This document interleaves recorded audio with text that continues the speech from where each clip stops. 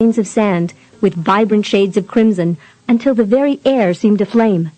An ominous portent, the reddish aura offered no promise of rain or respite for a parched and thirsty land. Excessive heat and a lengthy drought had scorched the plains and barren steppes, wilting the endless areas of grass down to densely matted roots. But here, in the mixed wooded region of Russia, bordered on the north and east by the Volga River, and on the south by the Oka, the thick forests appeared relatively unscathed by the lack of rain. Even so, amid the voluminous clouds of choking dust stirred aloft by the horses' hooves, the occupants of the coach and its escort of soldiers still suffered the same as they traversed the vast wilderness. In her full score years of life, the Countess Synnovea Zenkovna had seen a wide variety of faces her homeland could present. They were as unique as the changing seasons. The long, brutal winters could be a test of endurance for even the most hardy. In spring, the thawing ice and snow created deceptively treacherous bogs, which in times past had proven formidable enough to dissuade hordes of marauding Tatars and other invading armies. Summer was a temperamental vixen. Warm, lulling breezes and the gentle patter of rain could placate the soul. But when imbued with dry, scorching temperatures such as those that were presently hampering the land, the season served vengeance on anyone foolish enough to travel beneath its broiling sun, a fact which the Countess Synnovea had morosely considered prior to leaving her home. The conditions were intolerable for a lengthy trek through Russia, especially one that had been embarked upon with equal amounts of urgency and reluctance. If not for His Imperial Highness Tsar Mikhail Romanov requesting her presence in Moscow ere the week was out, and a full dozen mounted guards sent under the direction of Captain Nikolai Nekrasov to serve as her escort, Synnovea would never have ventured upon such an arduous journey until the heat had adequately abated. Given a choice, she would have remained in Nizhny Novgorod, where she'd have continued mourning the recent death of her father. It was useless, of course, for a mere countess to belabor the lack of options when the Tsar of all the Russias had issued a command. Immediate compliance was the only prudent choice for any loyal subject. But leaving her home had not been the worst of it. His Majesty's announcement that she would become the ward of his cousin upon her arrival in Moscow had dragged her grieving spirit into a darker gloom. She was, after all, the only offspring of the late Count Alexander Zenkov, and now, much to her chagrin, the recipient of royal attention. The Tsar hadn't elaborated on his purpose for assigning her a guardian, yet when one took into account her sire's notable performance as an emissary and the many honors that had been heaped upon him, the favor she was presently receiving was understandable. Still, Synnovea found it difficult to think of herself as a helpless waif in need of protection. She had passed an age when most maidens marry, and now, with her parents both dead, she had begun to assume the responsibilities of a mistress of vast holdings. Why, in heaven's name, did she need a guardian? Neither a youngling nor a pauper, yet treated like one, Synnovea mused morosely. Against her will, a more viable reason for Tsar Mikhail's dictate came to mind, causing her to cringe inwardly. Her elongated spinsterhood had in all probability influenced his decision, especially if he had become convinced that her father had failed to address that issue satisfactorily before his death. Despite the demands of protocol, Alexander Zenkov had refrained from forcing his daughter into marriage, having nurtured a hope that she would someday discover a love the likes of which he had shared with her mother, Eleonora. Though others might have been convinced that he had dragged his heels in procuring a spouse for Synnovea, Alexander had nevertheless made provisions for her far beyond the standard for female descendants, securing lands and wealth in her name while gaining guarantees from the Tsar that upon the demise of her sire, none of these assets would be stripped from her. Much earlier, Alexander had confounded tradition by arranging for Synnovea to be tutored by some of the most respected mentors in Russia, as well as abroad. Those who had once wagged their heads while lamenting the Count's lack of a male heir had been taken aback by his zeal to elevate his daughter to a status equal to any son. Then, after the death of her mother some 5 years ago, Alexander had enlisted Synnovea's assistance in the realm of diplomatic affairs and foreign dignitaries, entrusting her with significant responsibility in those areas, which had ultimately involved her in his extensive travels abroad. Having had an English mother, Synnovea could speak that language as fluently as she could her native Russian, and with a good grasp of French as well. She had been able to pen letters to officials in all three. No son could have done any better. Yet, here she was, being whisked to Moscow like so much chattel belonging to the Tsar, and she was loathing every moment of it. Wearily, Synnovea braced an elbow upon the corner armrest, and with a trembling hand clasped a dampened handkerchief to her brow as she sought to quell another attack of nausea, elicited no doubt by the writhing instrument of torture in which she rode. The wild gyrations of the coach remained unyielding as it swept around curves and jounced over deeply rutted roads. To some degree, the tinkling of harness bells and the jangling of horses' necklets mellowed the din of drumming hooves and a rumbling conveyance. Yet Synnovea was convinced that nothing short of the end of the journey would ease the pain throbbing in her temples. Even the late afternoon sun seemed puckishly bent on punishing her as it cast its blinding rays into the windows, forcing her to squeeze her eyes tightly shut until the coach passed into the cooler, mottled shade of the lofty trees that flanked the road. When she finally dared open them again, a spotted red haze obscured the interior and the other two occupants of the coach. "Can it be that you're distressed, Countess?" Ivan Voronsky inquired with a sardonic smile. Synnovea blinked several times in an attempt to focus her gaze upon the man who, through no design of her own, had become her traveling companion and temporary protector of sorts. For all of her schooling and travels, it seemed unthinkable that she was destined to be placed under the tutelage of strangers, and toward that end was being escorted by an individual who she strongly suspected was a Polish sympathizer and a leftover fanatic of Sigismund's Jesuits.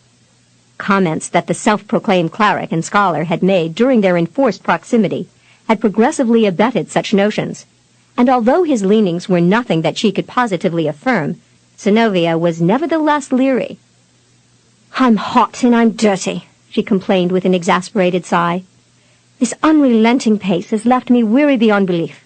At every station along the way, we've had to exchange horses because of their exhaustion. When we haven't been allowed a comparable time to rest throughout the whole of these 3 days, have I not cause to be distressed?" On the seat beside her, Ally McCabe shifted restlessly, offering mute testimony to her own fatigue. At the moment, the aging maidservant seemed far more fragile than her 62 years might normally have indicated. But then Synnovea was sure her own face evidenced a similar tension. "Princess Anna urged me to hasten back, lest her plans be set awry," their dour-faced chaperone haughtily informed Synnovea. "Out of respect for her bidding and the behest of His Imperial Highness, we've no choice but to obey." Annoyed by the man's Spartan logic, Synnovea whisked slender fingers over a puff sleeve and promptly wrinkled her fine, straight nose as dust billowed up from the fabric. She had acquired the dark green and black striped traveling gown in France at the cost of no small sum, and even if she were to find Anna Taraslovna more tolerant of her foreign fashions than Ivan Voronsky had thus far proven himself to be, Synnovea could only conclude that after such a grueling jaunt, the garment's continued usefulness had been seriously hindered. Lifting her gaze, Synnovea found herself the recipient of another derisive smirk. She could hardly mistake its import, but then the man's contempt was hardly surprising. Soon after establishing his darkly austere presence in the opposite seat, Ivan Voronsky had relentlessly subjected her and her aging Irish maid to rudely critical inspections. Even now, he seemed to wear piety like some accolade of well-deserved honor, and when he looked down his long, thin nose at them, Synnovea had the distinct impression that he had judged them and found them seriously wanting. "Perhaps you might enlighten us as to your reasons for insisting upon our manner of travel, sir," she prodded. "Had we journeyed by night, as Captain Nekrasov suggested, we might have been able to escape the worst of this heat, and perhaps even some of the grime." Ivan's dark eyes chilled significantly. "The night belongs to the devil, Countess, and the tender soul should be wary of treading where demons are wont to wander. Synnovea rolled her gaze upward, pleading for heavenly support to enable her to extend some kindly forbearance toward the highly opinionated individual. The fact that they had already suffered through many hellish torments apparently hadn't even entered into the man's consideration. "Since you were the one who insisted upon this pattern of flight, sir, I'm sure you understand the benefits far better than we've been able to." Her thinly veiled barb evoked a slightly more caustic tone as the cleric offered a more reasonable excuse than he had hitherto been inclined to do. "Before I left Moscow, I heard rumors of a band of renegades roaming this territory. Since it's usually the practice of murderers and thieves to pounce upon their victims in the stealth of darkness, it seemed prudent for us to travel during the daylight hours to escape the possibility of being waylaid." "A wise decision indeed, if we manage to endure the sweltering heat," Synnovea rejoined dryly. Ivan lifted his chin in pompous arrogance and considered her with frosty aloofness. "If you're uncomfortable, Countess, may I suggest that your extravagant attire is fully at fault? A simple sarafan would have better served your needs, while modestly adhering to the customs of a Russian maid." "I suppose you're right," Synnovea sighed, bridling the urge to argue. The conventional sarafan, with its loose lines flaring slightly from shoulder to floor, would have definitely disguised her form better, but the traditional layers worn beneath and over the sometimes costly, heavily ornamented gowns would have literally stifled her. "After sailing abroad so many times, I've become accustomed to the styles of the French and English courts, and have ceased to consider that anyone would find them offensive." "Then you do indeed err, Countess," Ivan Voronsky asserted with vigor. "Indeed, had I not the discipline of a saint, I would have detached myself post-haste from the duties to which the Princess Anna has assigned me, and sought other means of travel. Truly, I've never seen a Russian-born maid so partial to wearing such lewd foreign trappings." The man's unbridled fault-finding chafed Synnovea's patience no less now than when he had first voiced his aversion to her garments shortly after his arrival at her stoop. No doubt, had she matched his own stoic black garb, she'd have fallen into better favor with the man. "Oh, sir!" Ally McCabe's voice trembled with barely suppressed ire as she dared to enter the conversation. "I can understand that ye've no ken o' what's acceptable across the seas, seeing as how ye ne'er ventured beyond these climes. To be sure, sir, there's a whole different world o'er there. Why, ye'd be appalled at the license some highborn ladies take to walk and talk right out in the open with men what be neither monk nor close kin. Take, for instance, Queen Elizabeth, God rest her soul. Nary a soul ere entertained thoughts o' her being locked away in a tirum or secluded in a castle with only women and a few holy men in attendance. Can ye imagine all of them fine, high-ranking lords flocking round the late Queen, and nary a Brit thinking her depraved? Disgusting behavior!" Ivan rose to the bait with eager outrage. "Indeed, I have to wonder why I'm even here, after the many visits your mistress made to that realm. I fear my protection has come too late to be of benefit." Whatever humor Synnovea had felt over Ally's bantering discourse vanished abruptly at the man's slur. Bristling with indignation, she was considering how best to air her objection when Ally McCabe drew herself up sharply in a highly offended snit. "As if me own sweet lamb is anything less than the innocent she's always been." The old woman twitched on the seat, growing more irate with each passing moment. Having closely attended her charge from infancy, the maid was greatly incensed by the cleric's insinuations. "Whether it be here or there, sir, I can assure ye that no man has e'er laid a wayward hand to me mistress." "That remains to be seen, does it not?" Ivan challenged, a thin eyebrow elevated loftily. "When your mistress wears such close-fitting attire, I can only think that her main purpose is to attract male attention." "How dare you suggest such a thing, sir?" Synnovea gasped, taking umbrage at his slander. Ally's rancor deepened. "Seeing as how ye're riding in me mistress' coach and eating meals and staying in rooms what she's been paying for, sir, you might consider showing her the proper respect due a lady, just to show how grateful you ought to be." Ivan fixed the tenacious little maid with a disdaining sneer. You've been ill-tutored in the treatment of saints, old woman, else you'd know that charity is expected, especially from those who can afford it.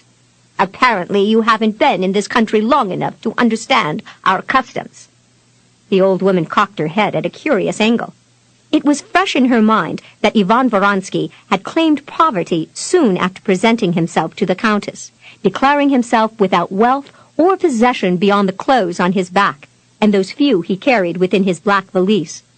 Thereafter, he had left the full burden of his subsistence upon her mistress, as if he had every right to expect her benevolence. Only the day before, he had voiced the belief that few were worthy of such charity, which had obviously been his way of trying to dissuade the countess from giving a generous purse to a young mother who had been left stranded with an infant at a coach station after the sudden death of her husband. Ivan's efforts to halt her mistress's largesse had seemed onerous enough, but when he had suggested the contribution be given to him instead, so he could carry the gift to the mother church, Allie had felt rankling spurs dig deeply into the flanks of her Irish temper. His solicitations had solidified her belief that he was far less concerned with the needs of the poor and the destitute than with his own wealth and circumstance. "Your pardon, your eminence." The address was greatly exaggerated, as Allie yielded to her unmeasured distrust of the man. "'Tis a simple fact that I've not laid me poor eyes on a real saint in some years now, though there be some what seek to convince folks o' their piety. Wolves in sheep's clothing, I'll warrant, but that's neither here nor there, seeing as how you're so fine and saintly yourself." The veins in Ivan's temples became darkly distended as his beady eyes pierced the servant. His stare was so menacing that he seemed on the verge of concocting some strange incantation to make the maidservant vanish into thin air. If he meant to frighten Allie, then in that quest he failed miserably. The fact that Allie had come to Russia with Count Zenkov's bride some 20-odd years ago, and since that time had been treated with kindly deference which a lord might bestow upon a favored servant, had instilled within the old woman an unshakable confidence in herself and in those whom she loyally served. "You dare question my authority?" Ivan demanded sharply. "I am of the church." "Oh, the church," Allie repeated in an inquisitive tone. "There be churches far and wide, sir. Which be the one that sanctioned ye?" His thin lips twisted in a repugnant sneer. "You wouldn't know the order, old woman. It was founded a great distance from here." It wasn't the first time that Ivan Voronsky had skirted around his affiliations and ordination, but his evasive answers only heightened Allie's curiosity. "And the direction, sir? Which way would it be? Up or down?" For a moment Ivan seemed ready to explode. "Were I to hold out some hope that you'd have knowledge of the province from whence I came, old woman, I might deem an answer worthy of being uttered. But I see no reason to discuss such matters with an old dullard of a servant." Allie squawked and flapped her thin arms in high-flying indignation as she twitched on the seat. Indeed, she seemed ready to catapult herself with claws bared upon the man. Synnovea laid a lightly restraining hand upon her servant's arm to forestall such a possibility. Nevertheless, the two combatants glared at each other as if tempted to duel to the death, leaving her bereft of any hope that a truce could be established between them. On the outside chance that their ire could be diminished by some slight degree, Synnovea turned a plaintive appeal to the pinch-faced man. "When our tempers have been sorely tested by the horrible conditions that we've had to endure these past days, 'tis understandable that we are wont to quarrel among ourselves. But I plead with you both to desist of this bickering. 'Twill only extend the ordeal." Had Ivan been of a gentler, more kindly or manly bent, he might have given pause to Synnovea's plea, for her softly cajoling expression was most engaging. He may have admired the translucent radiance of the large, thickly fringed eyes that slanted slightly upward beneath delicately winged brows. Those mesmerizing orbs were a curious blend of shades, variegated shards of jade flaring outward from pupils and darkening to a warm, clear brown. As a man, he might also have appreciated the fair skin, presently glowing with a moist, reddish sheen, or even savored her delicate features. Most assuredly, had he been cast from the same mold as others of his gender, he might have been held much in awe by her stunning beauty. But Ivan Voronsky was not like most men. He was more of a mind to think that feminine pulchritude was a finely devised tool of a darker realm, primarily invented for the purpose of diverting extraordinary men like himself from a path toward exalted greatness. You err if you think your benefactress won't hear of this, Countess. You've allowed your maid to insult me, and I shall be most specific in telling Princess Anna of your toleration for your hireling's impertinence. Synnovea made her own conjectures as to Yvonne's origins as his hissing whisper filled the confines of the coach.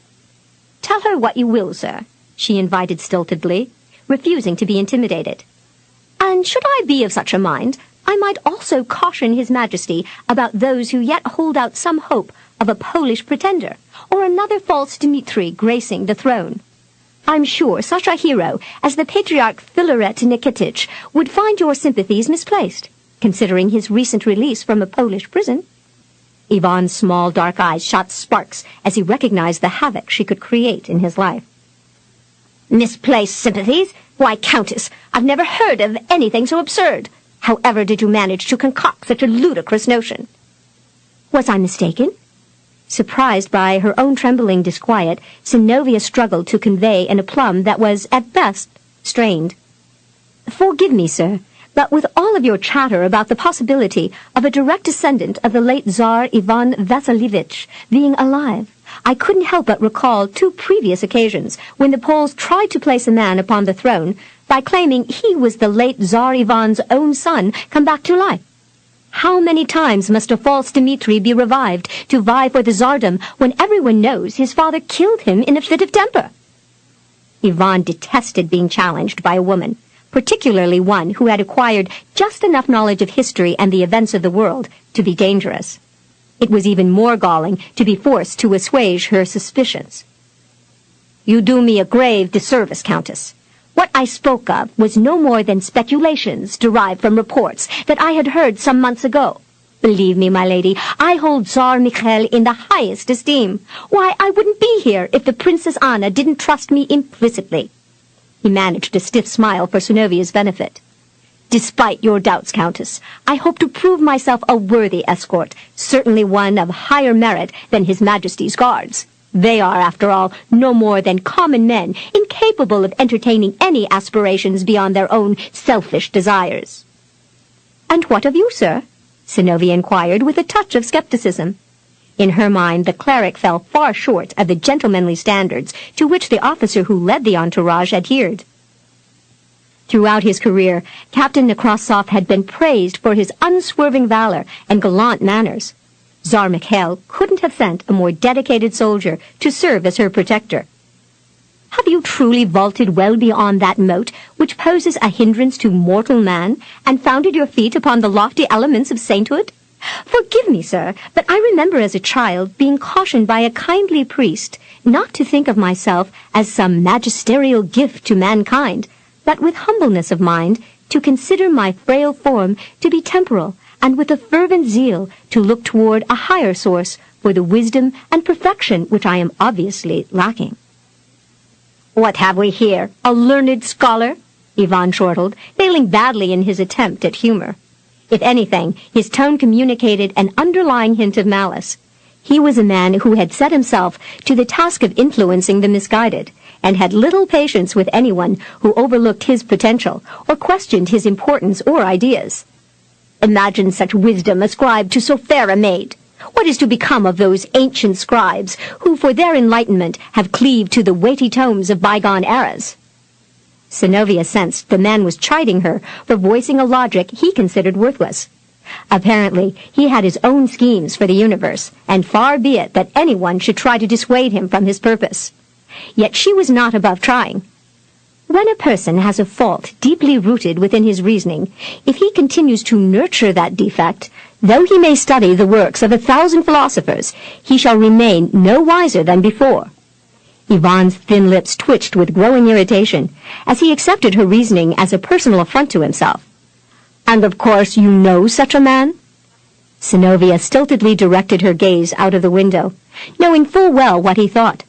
Considering the cleric's irascibility, it seemed advisable for her to retreat into silence and endure his company without further comment on any subject. She only wasted her breath trying to reason with the man. The four-in-hand swept past a thick stand of lofty firs, edging the road, and in its wake left widely spreading boughs swaying vigorously.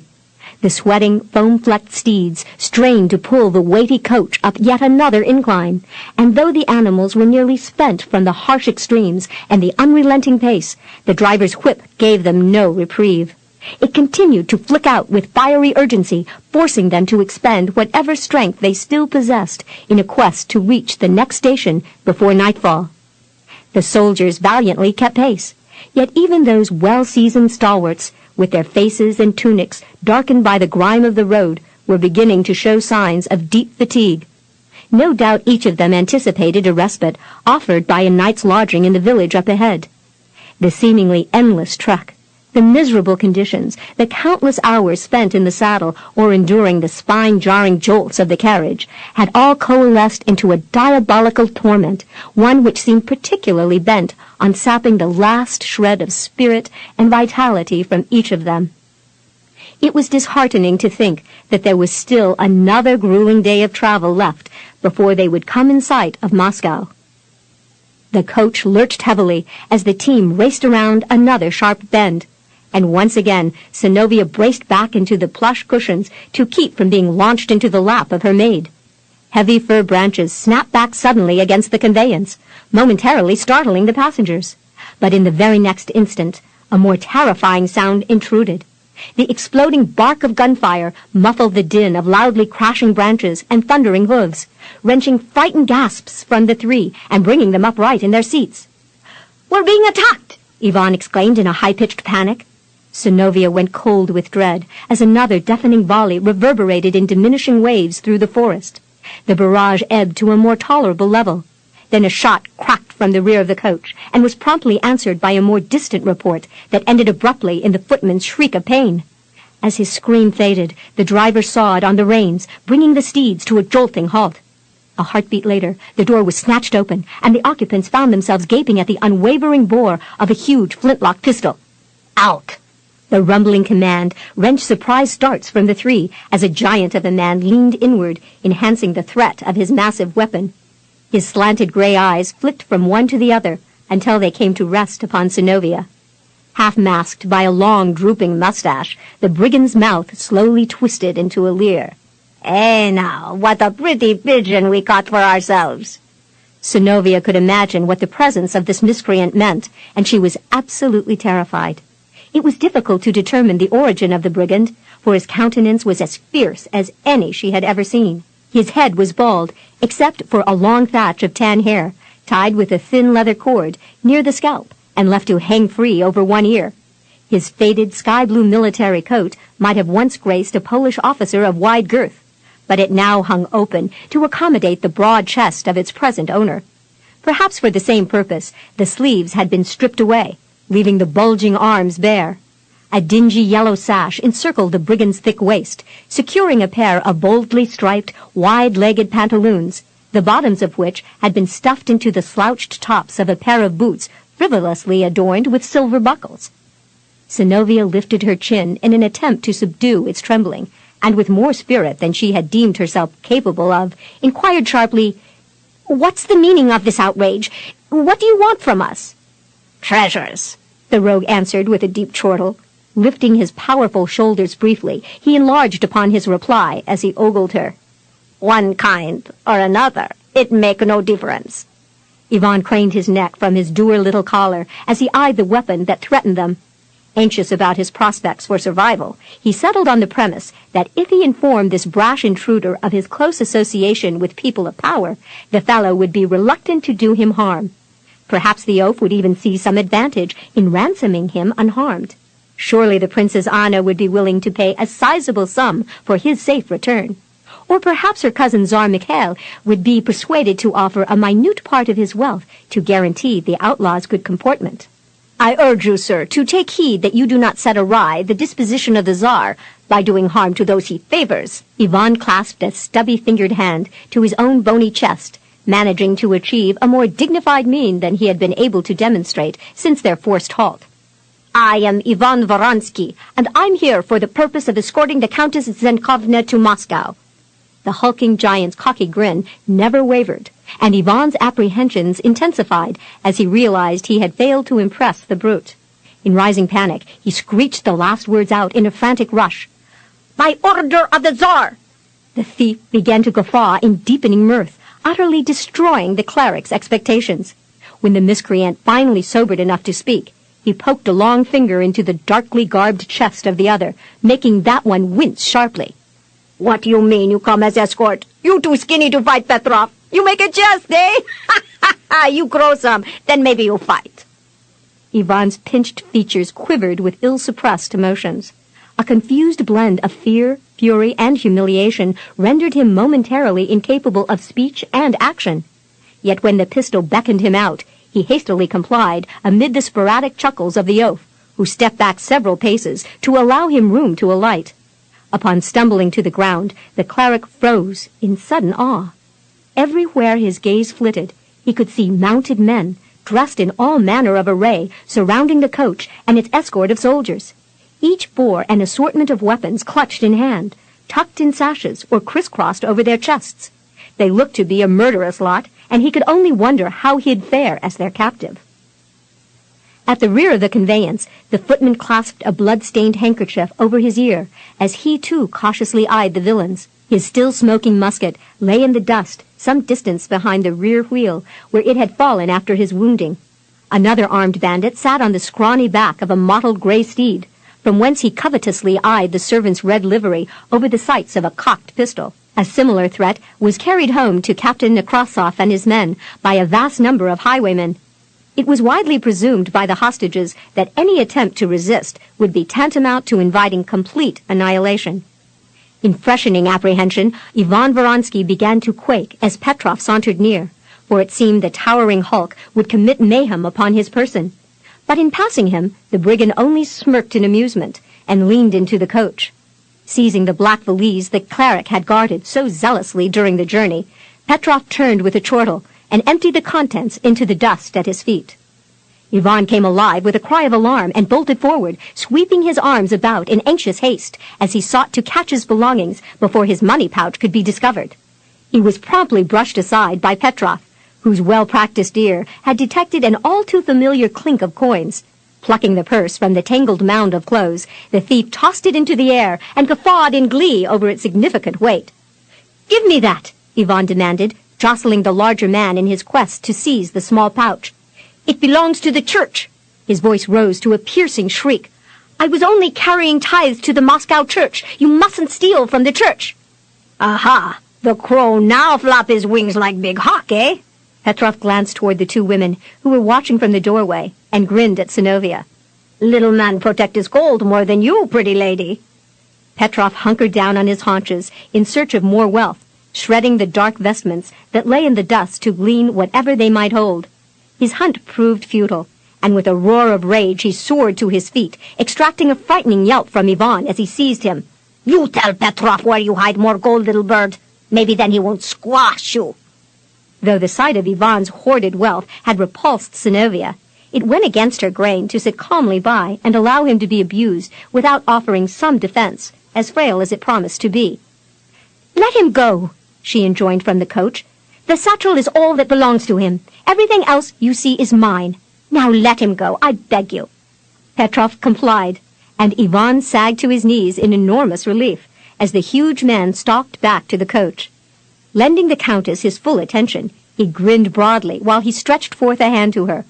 Reluctantly, Synnovea settled trembling fingers within the enormous paw and alighted as courageously as her shaking limbs would allow.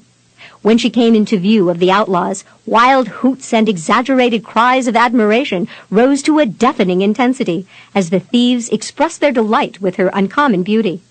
The thunderous din heightened Synnovea's trepidation, and she glanced around in deepening dismay as a dozen or more stalwarts rushed forward, shouldering each other roughly aside in their quest to be among the first to reach her, already anticipating the succulent sweet meat they would soon devour. Everywhere her frantic gaze darted, she saw a deepening wall of the lecherous leers and assaulting perusals.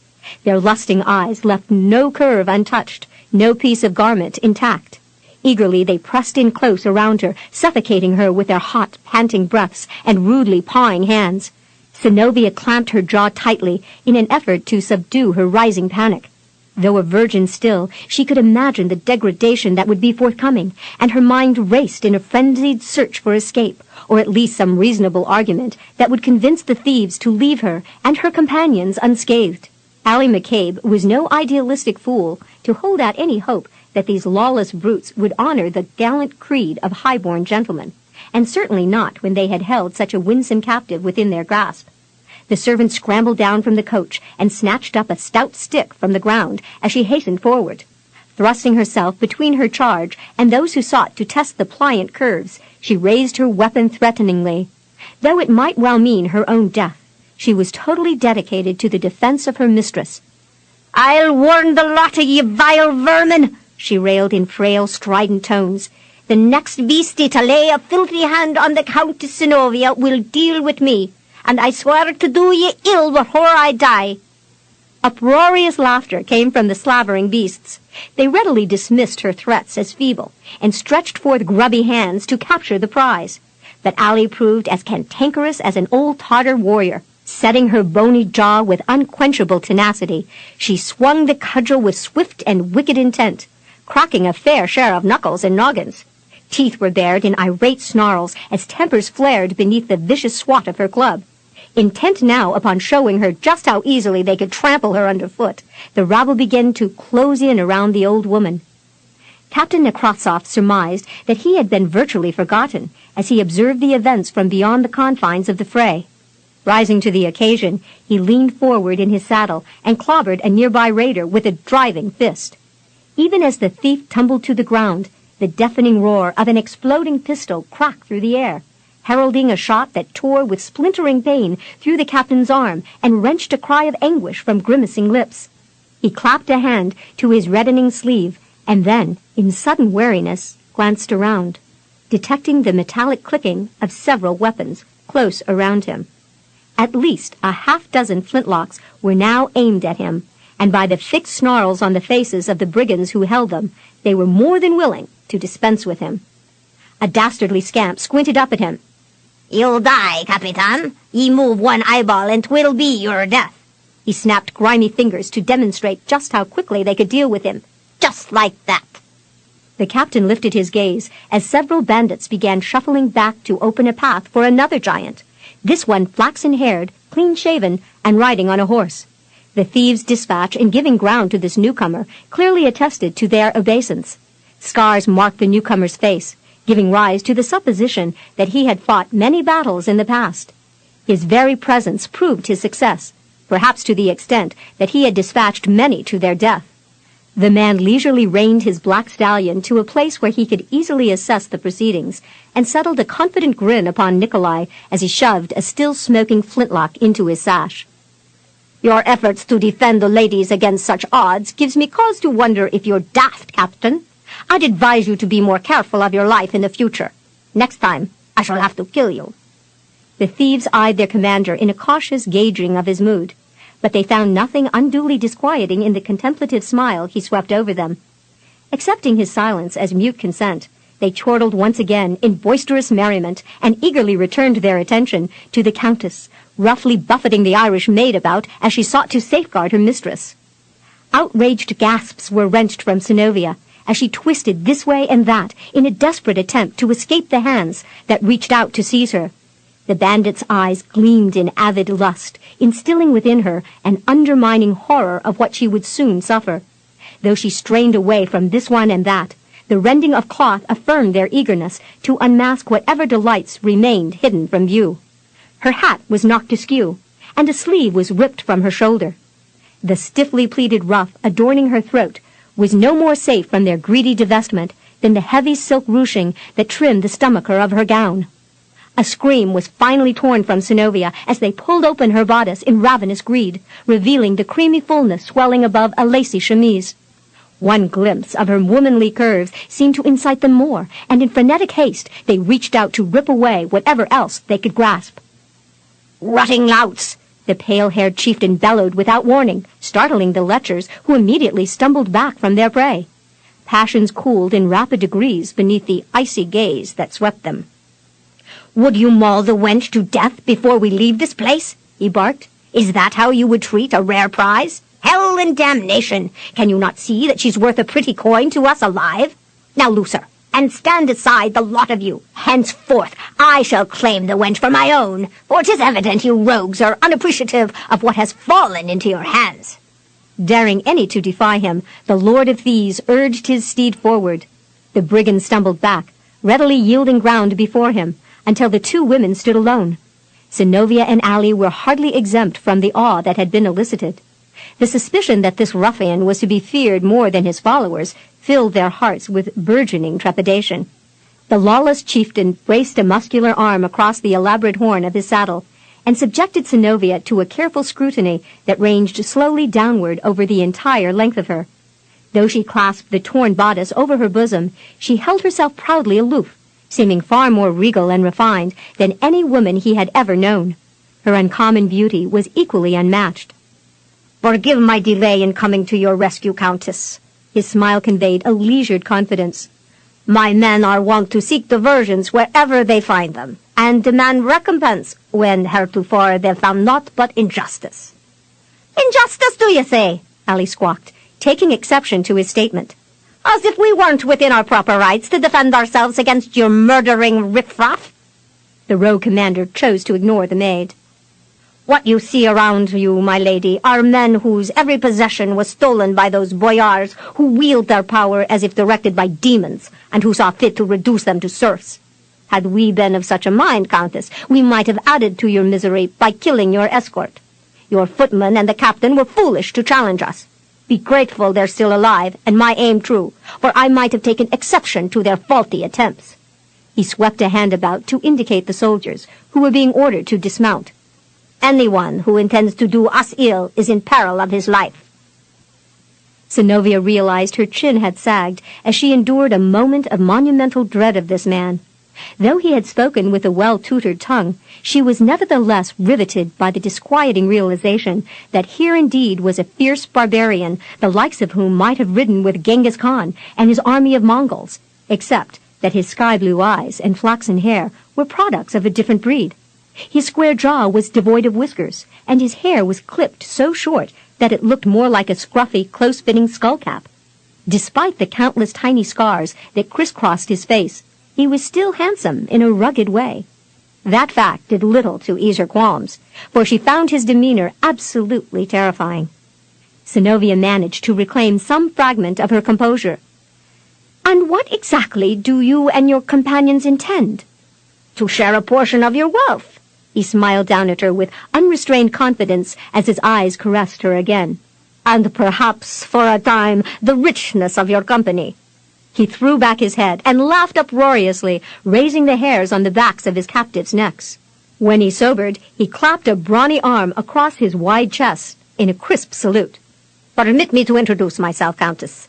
I am Ladislas, misbegotten son of a Polish prince and a Cossack wench, and these worthy hardies," he swept a hand in a wide arc to encompass his roughly garbed compatriots, "are my royal courtiers. They serve me well, do they not?"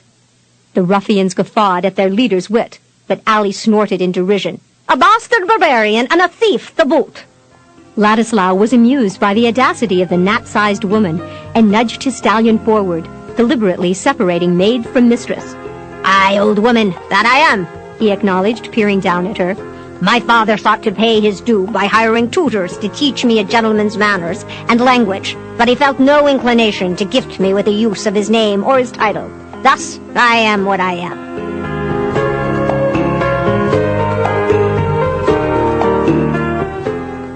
This is the end of Side 1. This program...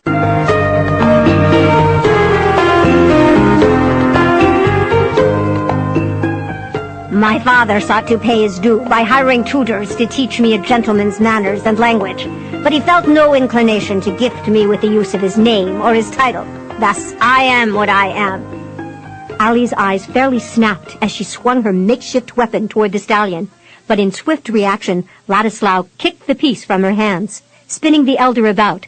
Struggling to keep her balance, Allie staggered back several steps, but she was fully alert a moment later and unwilling to relent when the man threw a leg over the horn of the saddle and slid to the ground.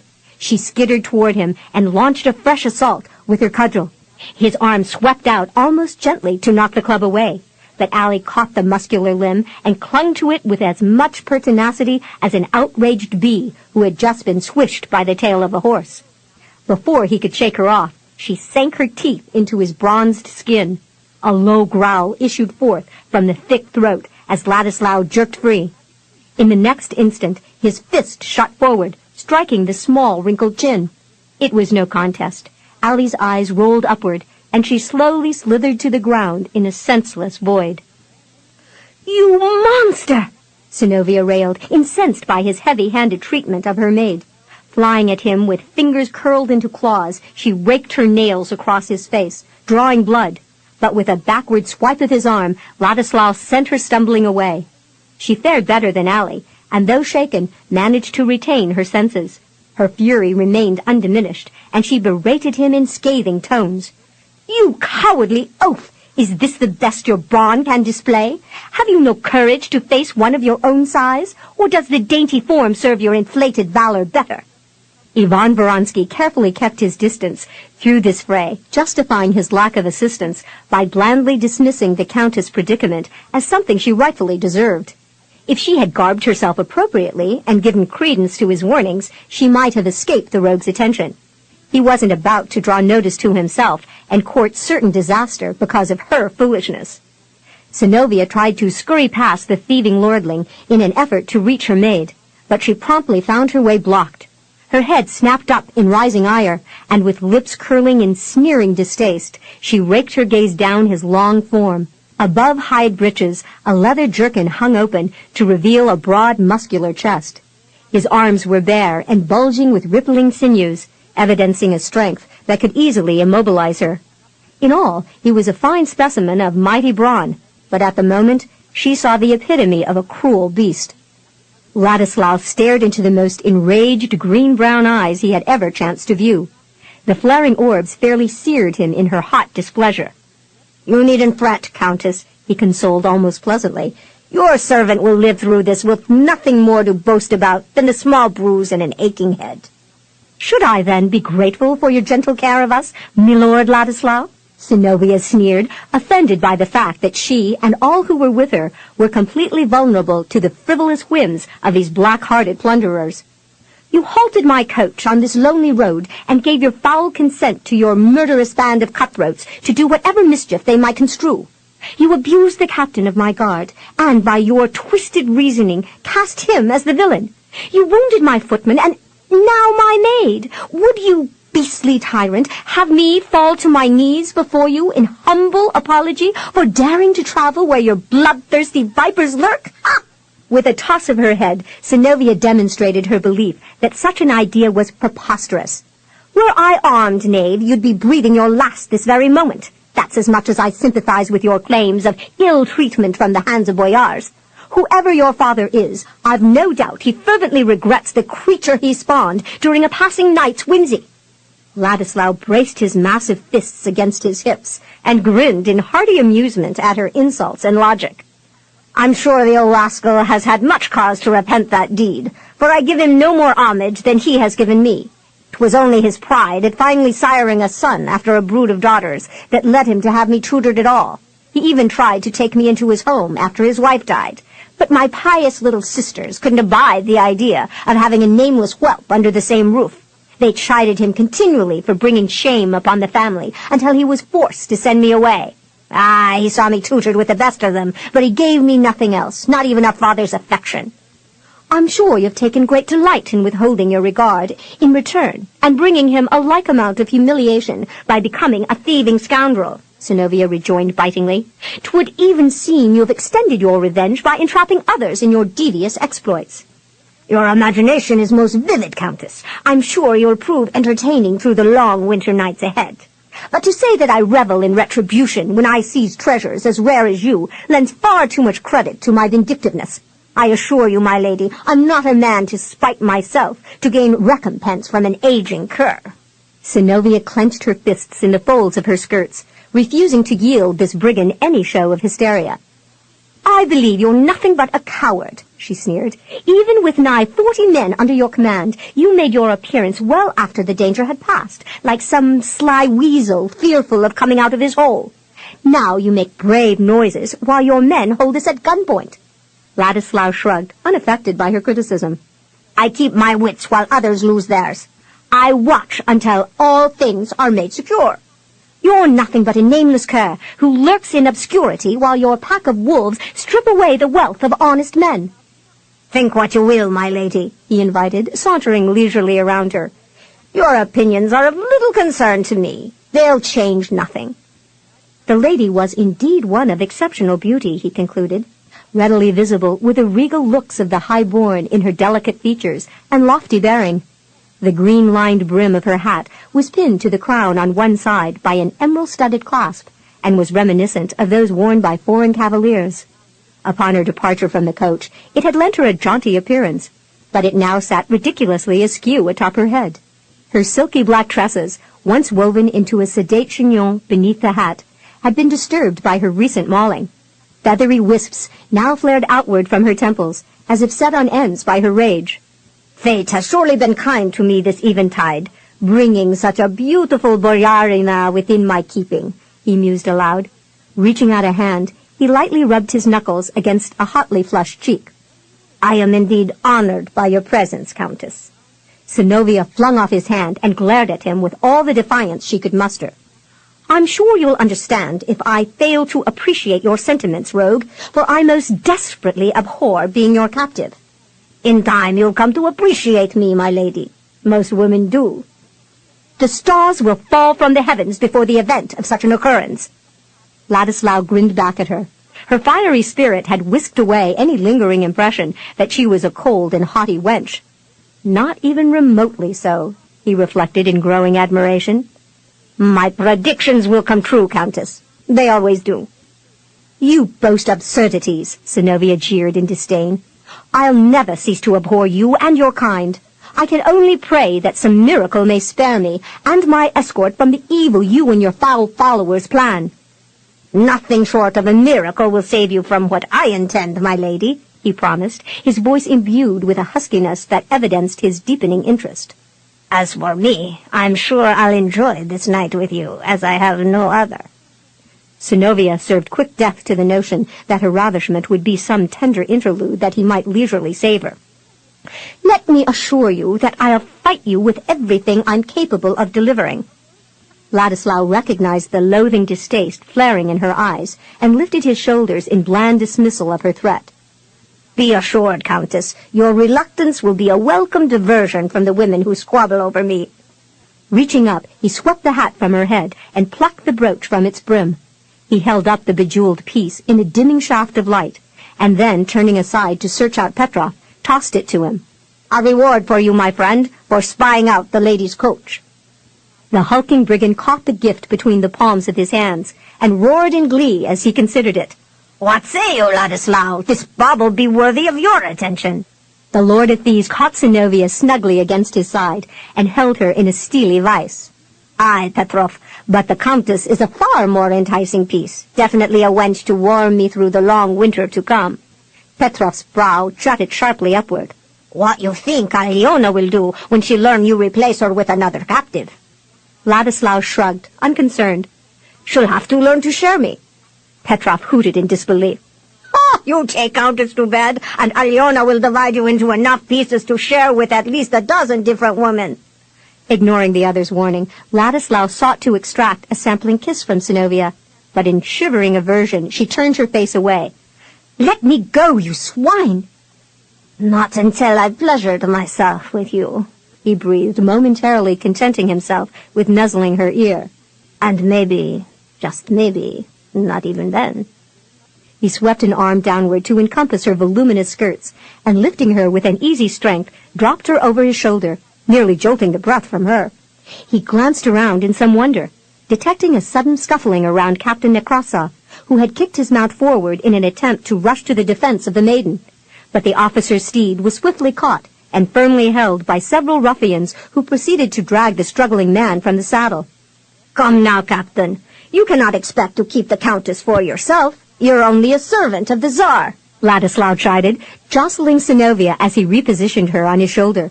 At her frantic struggles, he whacked her across the buttocks with a broad hand, eliciting an enraged shriek. "Let me go, you braying ass!" Reaching around, she clawed at his neck, only to have her hand swatted away like a pesky gnat.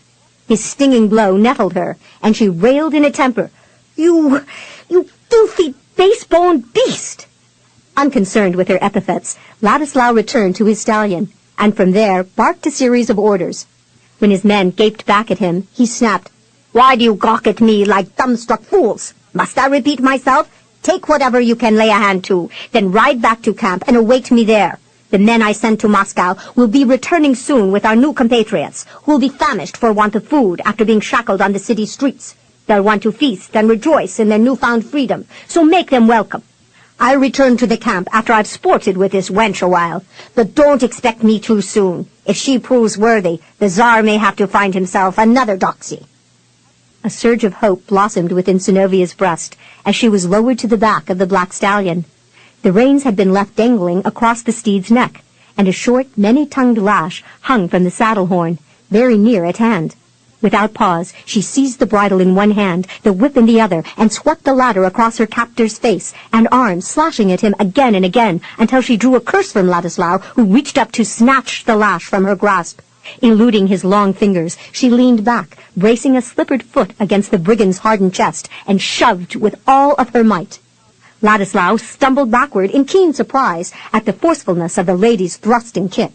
He was a man well seasoned in contests of brawn, but he had marked this winsome maid too delicate to make such a determined onslaught. Even so, she was no serious match for a man.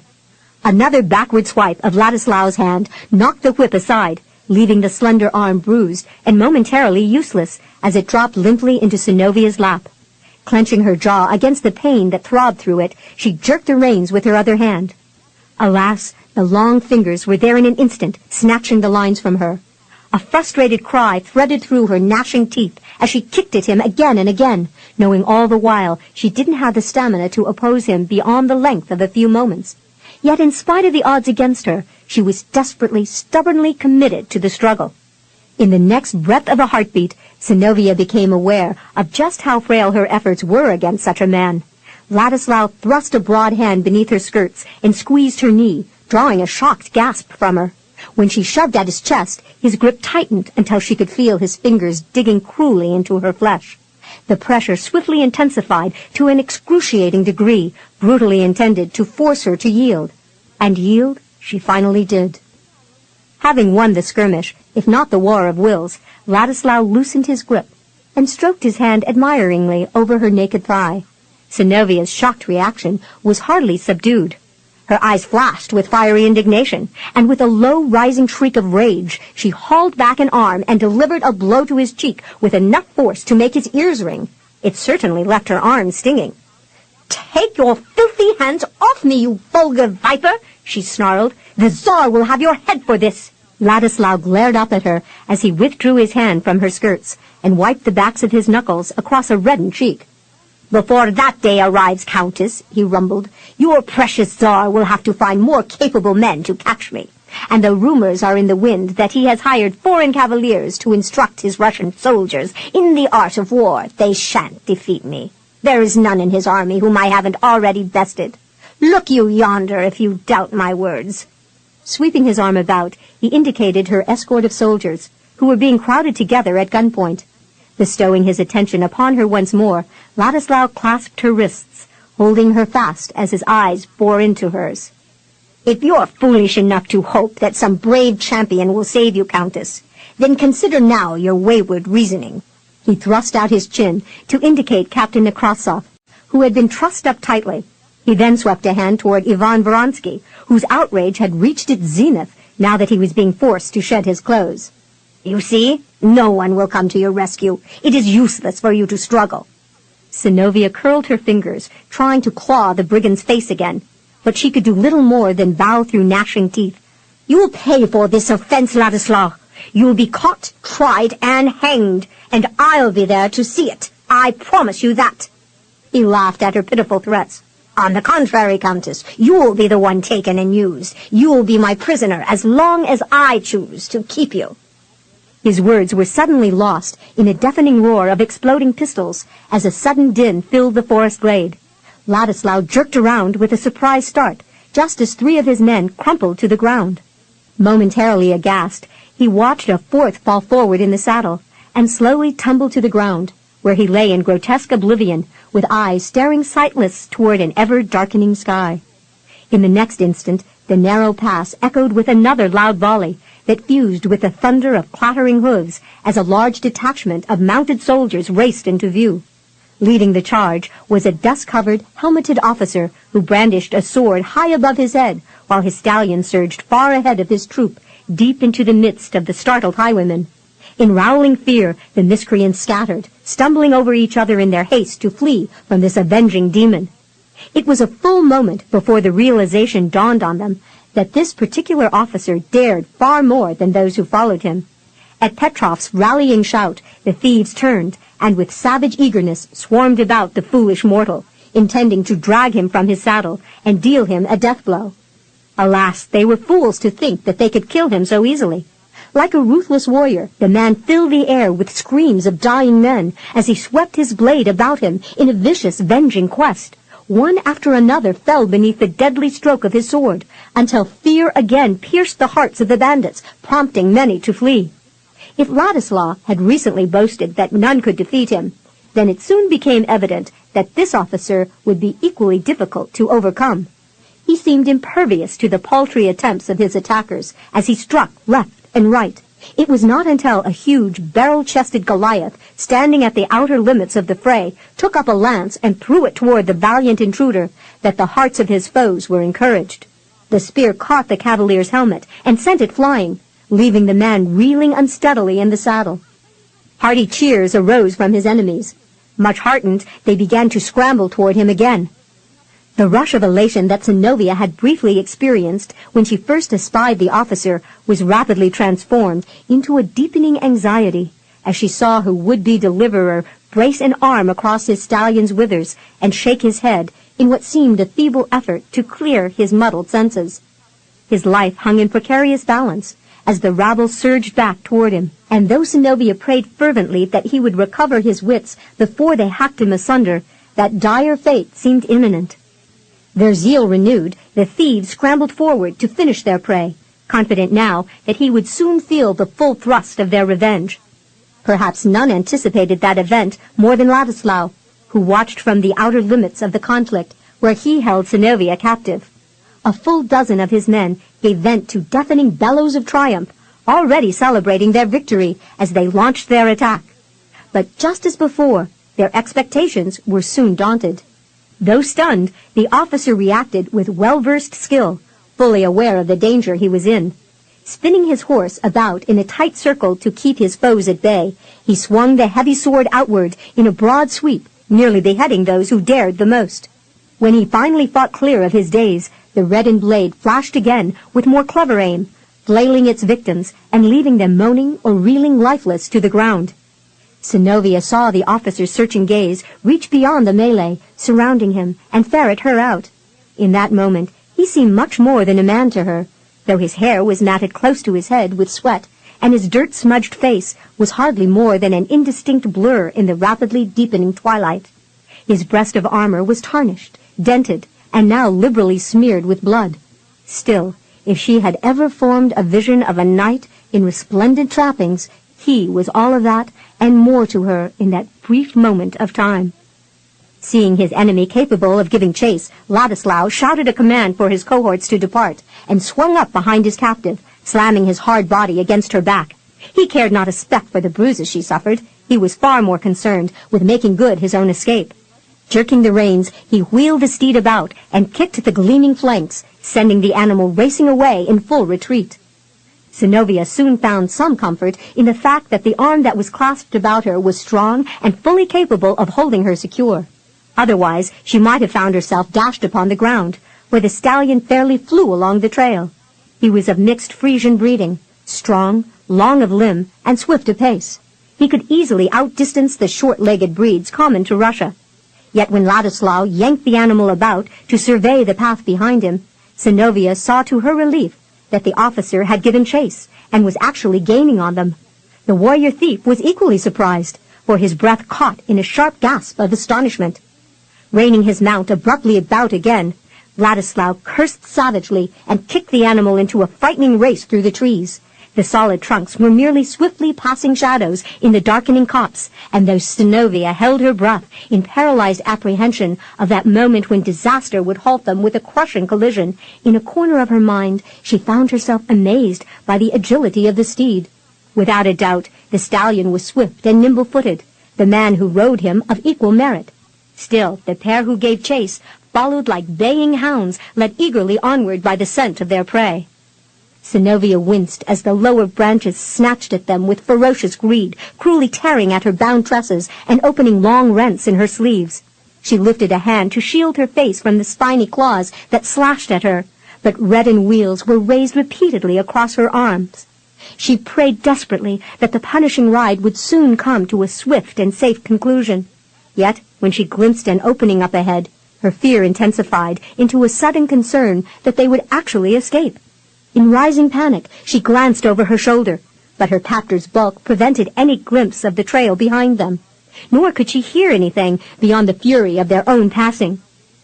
The stallion's thudding hooves, the whipping branches, and the harsh breathing of the man who held her seemed to coalesce into a numbing roar in her ears. Finally, they broke into the clearing, and Ladislaw once again turned his mount to apprise himself of the whereabouts of the officer. Heretofore, no steed had equaled the speed of his own beast. After the wild plunge through the trackless forest, Ladislaw fully expected to find himself far ahead of the other. It was indeed a shock to see just how little distance actually remained between himself and the one who gave chase. It was no more than the pause of a breath before the ominous shape of the dark chestnut stallion and its rider charged out of the trees nearly on top of them. Synnovea smothered a startled scream, certain the forceful advance would kill them all. She glimpsed piercing steel-blue eyes beneath sharply scowling brows, and with a sickening dread awaited the collision, feeling much akin to a helpless sparrow about to be broken by the swift assault of this fierce, hunting hawk. Ladislaw jerked his arm free and fumbled for his knife, but in the next instant the one who pursued launched himself from his steed. He slammed into Ladislaw, and by some strange miracle left Synnovea still mounted as he swept the thief out of the saddle. She heard an audible thud as the two men hit the ground. She glanced down over the horse's flank and caught the flash of Ladislaw's dagger as it was lifted high. Another hand shot upward to clasp the sturdy wrist and gradually forced the blade backward, away from its mark. A second later, the rustling of dry leaves and the thud of hard-clenched fists meeting solid flesh attested to the fierce struggle of the two men. While they grappled beneath him, the now skittish stallion pranced nervously and stirred up small clouds of dust. Faced with the imminent threat of the animal panicking and racing away with her, Synnovea tried to subdue not only her own deepening dread, but the steed as well. Slowly she stroked the black's neck and spoke to him in soft, cajoling tones, all the while cautiously searching for the dangling reins. Of a sudden, Ladislaw's head was launched backward from the force of a well-delivered blow. It thumped into the underbelly of the steed, and in the next instant Synnovea found herself fighting to keep her seat as the horse, shrieking in fright, reared on its hind legs and pawed at the air with his forelegs. Twisting her hands in the flying mane, she clung to it in desperation, fully aware of the danger of being swept off the black's back as the two men fought beneath her with a knife. The front hooves of the crazed horse struck earth briefly, hardly enough time for Synnovea to resettle herself before he took a bounding leap forward. Her heart matched the long, vaulting stride as she was nearly catapulted from the saddle. It was a terrifying, zigzagging flight through the same trees they had passed moments earlier. Though her pulse kept pace with startling jolts and frantic skips, Synnovea tried not to yield to the foolishness of panic. She knew she had to gain control of the stallion before she found herself the victim of her own unbridled hysteria. But it was nigh impossible to barricade herself against the cold, prickling fear that assailed her.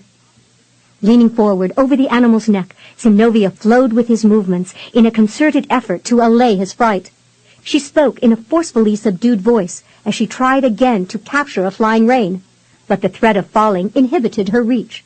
Again and again she was forced to retreat to the security of the flying mane. Then, as she stretched out a hand once more in the same fearful quest, a low branch flipped the rein upward, projecting it within easy reach.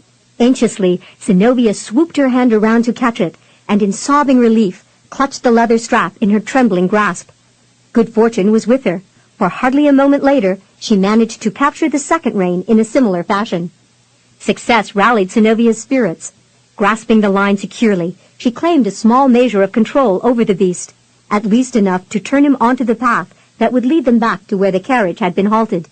Even so, the stallion was reluctant to slow his stride, and though she could see the dark shadow of the conveyance through the ever-deepening gloom, Synnovea could not establish enough restraint on the headstrong animal to lend her assurance that she'd be able to halt him once they reached the area.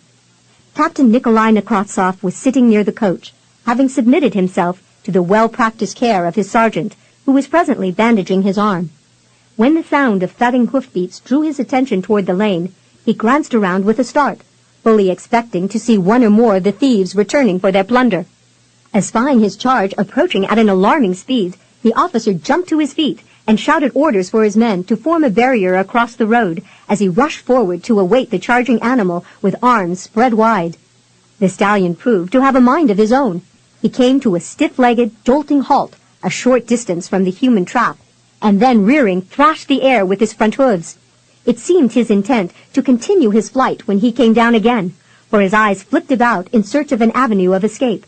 But as the sergeant jumped forward and seized the bridle, Captain Nekrasov whisked Synnovea from the saddle, ignoring the pain that shot through his injured arm as he swept her to safety. The stallion danced sideways in wild-eyed alarm, but the sergeant's soothing voice and reassuring strokes soon quieted the animal until he finally acquiesced to the gentle hand. Synnovea leaned in trembling relief against Captain Nekrasov as the strength ebbed from her shaking limbs. For a moment she yielded herself to the comforting embrace of the officer's arm, hardly realizing the full extent of his admiration as his gaze dipped briefly into her torn bodice. Gradually, the Russian officer released his constricted breath and regained control of his racing senses. The faint brush of his lips against her hair seemed accidental as he continued to lend her support. But when she caught the sound of Ali's weak, plaintive plea, Synnovea gave him no further heed. "Milam," the servant mewed as the driver stopped bathing her brow long enough to lift her upright. "Come here, and let me see for myself that no harm has come to ye." Synnovea ran to her maid and submitted herself to the women's inspection, while she made her own assessments of the elder's condition. A massive black bruise now marred the wrinkled chin, and even in the meager light, Ali's pallor was easily discernible. The exertion proved too much for the tiny maid. Mewling a fretful moan, she collapsed into the supporting arms of the coachman, concluding the worst as she considered her mistress's tattered condition. "Oh, me lamb, what did that foul beastie do to you?" Synnovea soothed the elder's fears as she sank to her knees beside her. "I've suffered a few minor scratches and bruises, Ali. Nothing more, thanks to the Tsar's officer who came to my rescue." Ali softly sobbed in relief. "Oh, thank the blessed heavens you've been spared, and thank Captain Nekrasov for coming to your aid." Synnovea squeezed the small hand reassuringly. "It was another officer who saved me, Ali. He led his men in an attack against the brigands. We're safe now." "If only I could have seen the event myself," the maid murmured weakly. "I'd have enjoyed seeing that big lummox getting his comeuppance." Barely had she said that, than the aging eyelids sagged closed. Heaving a weary sigh, Ali drifted off. Synnovea met the gaze of her gray-haired driver as she pushed herself to her feet. "You'd better carry Ali to the coach now, Stenka. She can rest there until we're underway again." In caring concern, Synnovea continued to fret as she walked beside them. "Gently now. Ali has had the worst of the fray." "Yosef and I will take care of her, mistress. Have no fear," Stenka replied kindly, and then coaxed, "You'd better see to yourself now, mistress, considering the bad fright you've had." "I will, Stenka," Synnovea murmured, and then noticed the bandage that had been wrapped around the footman's head. Laying a hand upon his sleeve, she claimed his attention. "Your wound, Yosef. Is it serious?" Yosef shook his head and grinned. "No, milady. but there's a hole in my ear large enough to put a cork through." "Some lady will find that convenient," Stenka remarked with a teasing twinkle in his eyes. "She'll lead him about by the ear instead of the nose." Synnovea patted the footman's arm in a conciliatory manner and managed to smile. "You'd better be wary, Yosef. In Moscow there are plenty of pretty maids who will take advantage and lead you astray." "I shall watch for them with great eagerness, my lady," Yosef promised her with a chortle. Satisfied that Allie was in capable hands, Synnovea lent her attention to their immediate departure. Nikolai's men had suffered only minor wounds and were hurriedly repacking the carriage. The detachment of soldiers who had come to their rescue had given chase to the band of thieves, and no member of either force could now be seen. A short distance from the coach, the ground was littered with the dead, and from what she could ascertain in the swiftly gathering darkness, the highwaymen were the only ones who had suffered loss, for she could see no Russian uniform among the dead. Anxious to be gone before the raiders returned to reclaim their booty, Synnovea faced Captain Nekrasov with a query. "Shouldn't we leave here before we're attacked again?" Nikolai Nekrasov was in full agreement and urged his men to double their efforts. "We must make haste to take the countess to a place of safety. Finish loading whatever is left, and let us be off, before we find ourselves once again beset by the brigands." Synnovea realized she hadn't seen the cleric since her return, and glanced around in some bewilderment. "But where is Ivan Voronsky?" Captain Nekrasov raised his able arm to point toward a shadowed area beyond a clump of tall trees in the distance. Frowning in bemusement, Synnovea stared in the direction he indicated, until a vague, pale blur became distinguishable as the leaf-shrouded form of a small, naked man. "They stole away his clothes, Countess, and every spare piece of clothing we had with us as well. We've nothing to share with him." Synnovea debated the alternatives. Ivan had been so critical of her European gowns, she didn't think he'd accept such frivolous finery, even out of necessity. Ruefully she advised, "'Twould seem there's no choice but to search for clothing among the fallen." "I've already assigned that task to one of my men, my lady," Nikolai informed her. "Though the selection may not meet with the cleric's approval, there should be enough to clothe him." Synnovea silently demurred at the idea of undressing the dead, and quickly excused herself. "I'll wait in the coach with Ali." Though night quickly overtook them, Synnovea and her small party of attendants were soon on the road again. The pace was more cautious now, as the moon cast ominous shadows far ahead of them. Each bend in the road was carefully approached. Still, the air was cooler, and far better tolerated than the oppressive heat of the day. Once again, Synnovea had to endure the presence of Ivan Voronsky. But this time, he wasn't at all inclined to argue after being so thoroughly humiliated.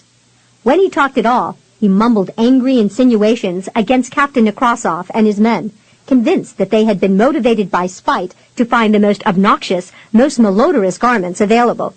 The outlandishly large breeches and leather doublet reeked of old sweat and garlic, a combination which made it imperative for the diligent application of a scented handkerchief.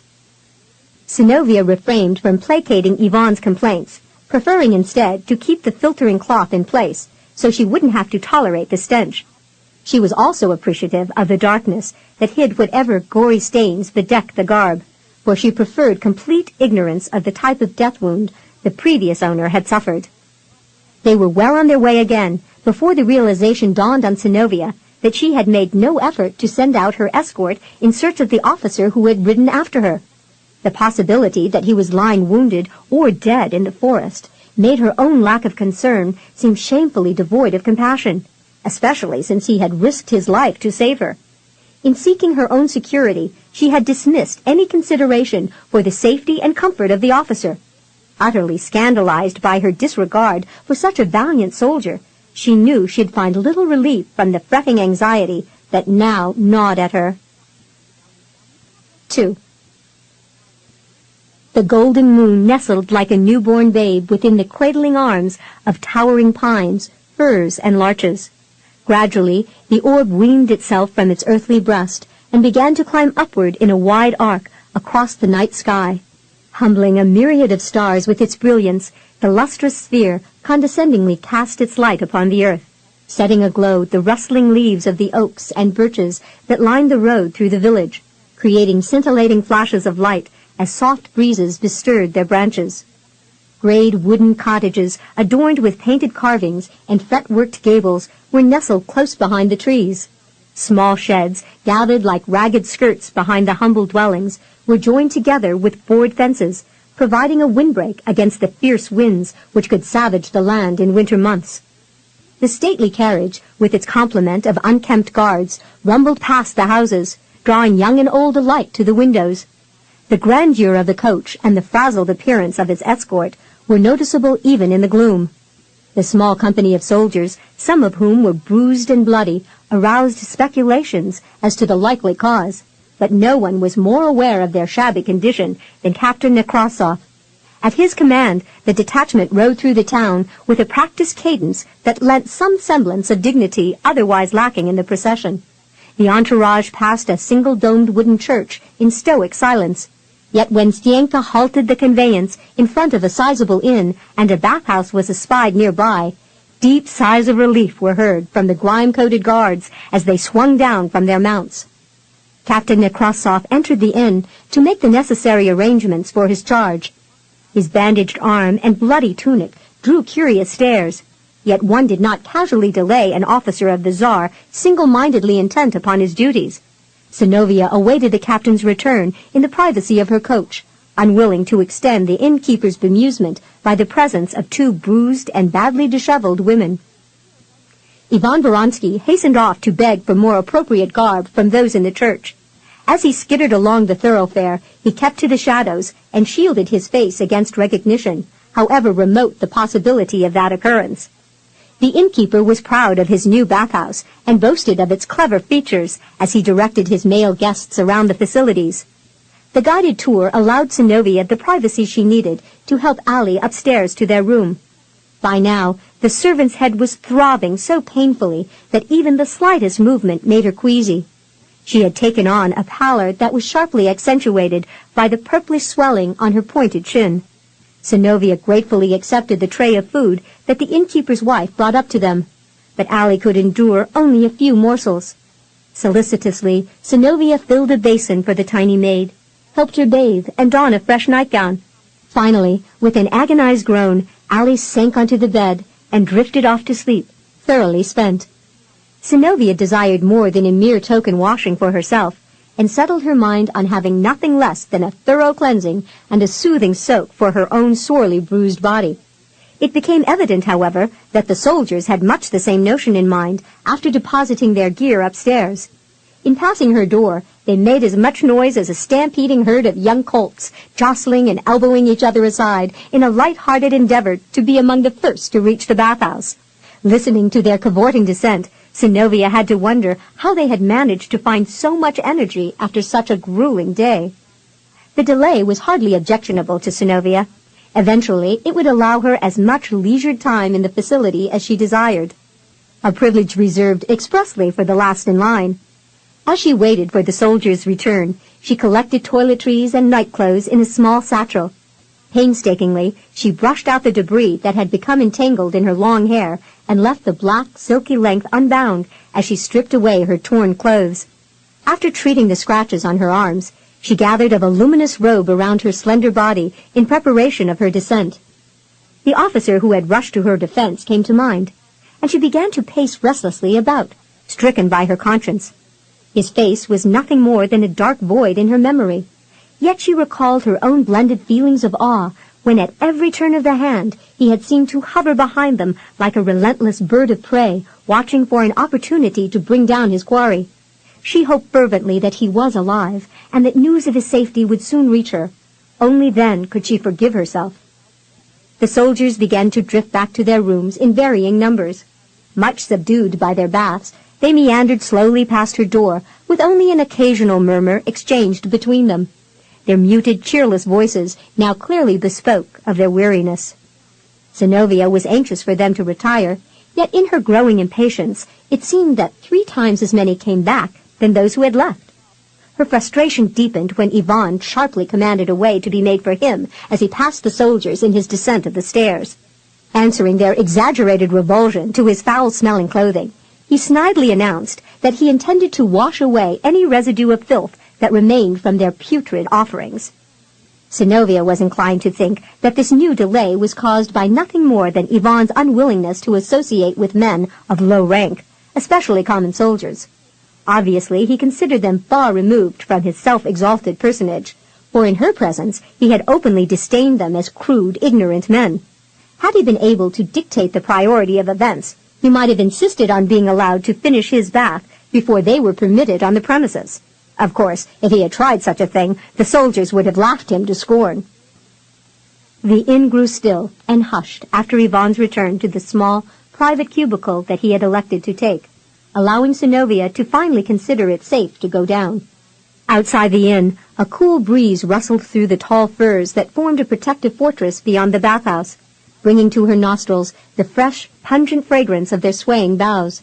The burbling of a swiftly flowing stream melded with other soothing night sounds, while high above the treetops the brilliant moon shone down from its lofty realm, holding back the darkness with a wondrous glow that clearly defined the path to the low-roofed structure. The door creaked in the hushed stillness as Synnovea pushed it slowly open and stepped within. At the far end of the room, a fire flickered in the large hearth, illuminating the shadowed interior with a shifting amber glow. A dim lantern offered a wan light from the rafter where it hung, suspended by a pulley rope. Its glow lent eerie life to the swirling mists rolling upward from the Stygian surface of the pool. The vapors twined aimlessly through the massive beams, buttressing the ceiling as if probing for a way of escape, and in their failure merged into a thickening, swelling haze that shrouded the interior. Water, shunted through tin flumes from the stream outside, flowed into a huge cauldron, which hunkered like some enormous beast on squat legs over a hearth of its own. A steady fire licked upward around its swollen belly, lending a blush to the curling vapors and the tenebrous gloom. Steaming water trickled cheerily over its funneled lip into the main bathing pool, on the opposite side of which the overflow dribbled into a shaft that returned the water to the rivulet. Synnovea paused at the portal and carefully scanned the interior, lest she find herself in error about being alone. The shifting flames cast dancing shadows into the mists.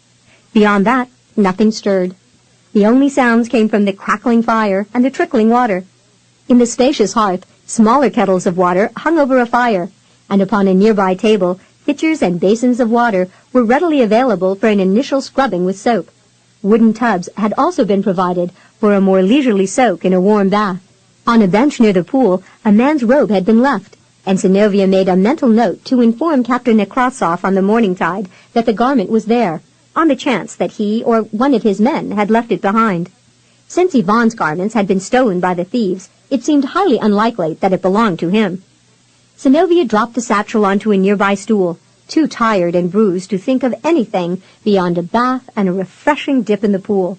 She prepared the former herself until a wooden tub brimmed with steaming liquid. From a small vial she had brought, she sprinkled droplets of scented oils over the surface and laid out a bar of fragrant soap and a large towel. She ran slender fingers through her hair to remove any lingering snarls, coiled the length into a heavy rope, and wound it on top of her head, where she secured the bulk with ornate combs. The top knot loosened a bit, allowing softly curling tendrils to plummet downward onto her brow and neck, but for the most part the dark mass was held ensnared. Freeing the ties at her waist, she sent the robe slithering downward with a shrug of her shoulders, until she caught it with a swirling motion of her arm and flung it aside. As the garment settled in a billowing cloud on a nearby bench, she paused in sudden incertitude and tilted her head aslant, wondering at the soft, breathless sighing sound the silk had made, much like the slow expelling of a deep breath. Nothing more was heard beyond the melding murmurs of a crackling fire and trickling water, allowing Synnovea to banish her doubts. Her nerves had been tested far beyond acceptable limits for her to give credence this evening to her own lurid imagination. Lifting a foot upon the rim of the wooden tub, Synnovea inspected the dark bruises above her knee, where Ladislaw had cruelly clasped her thigh.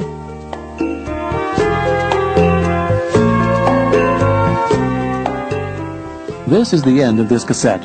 This program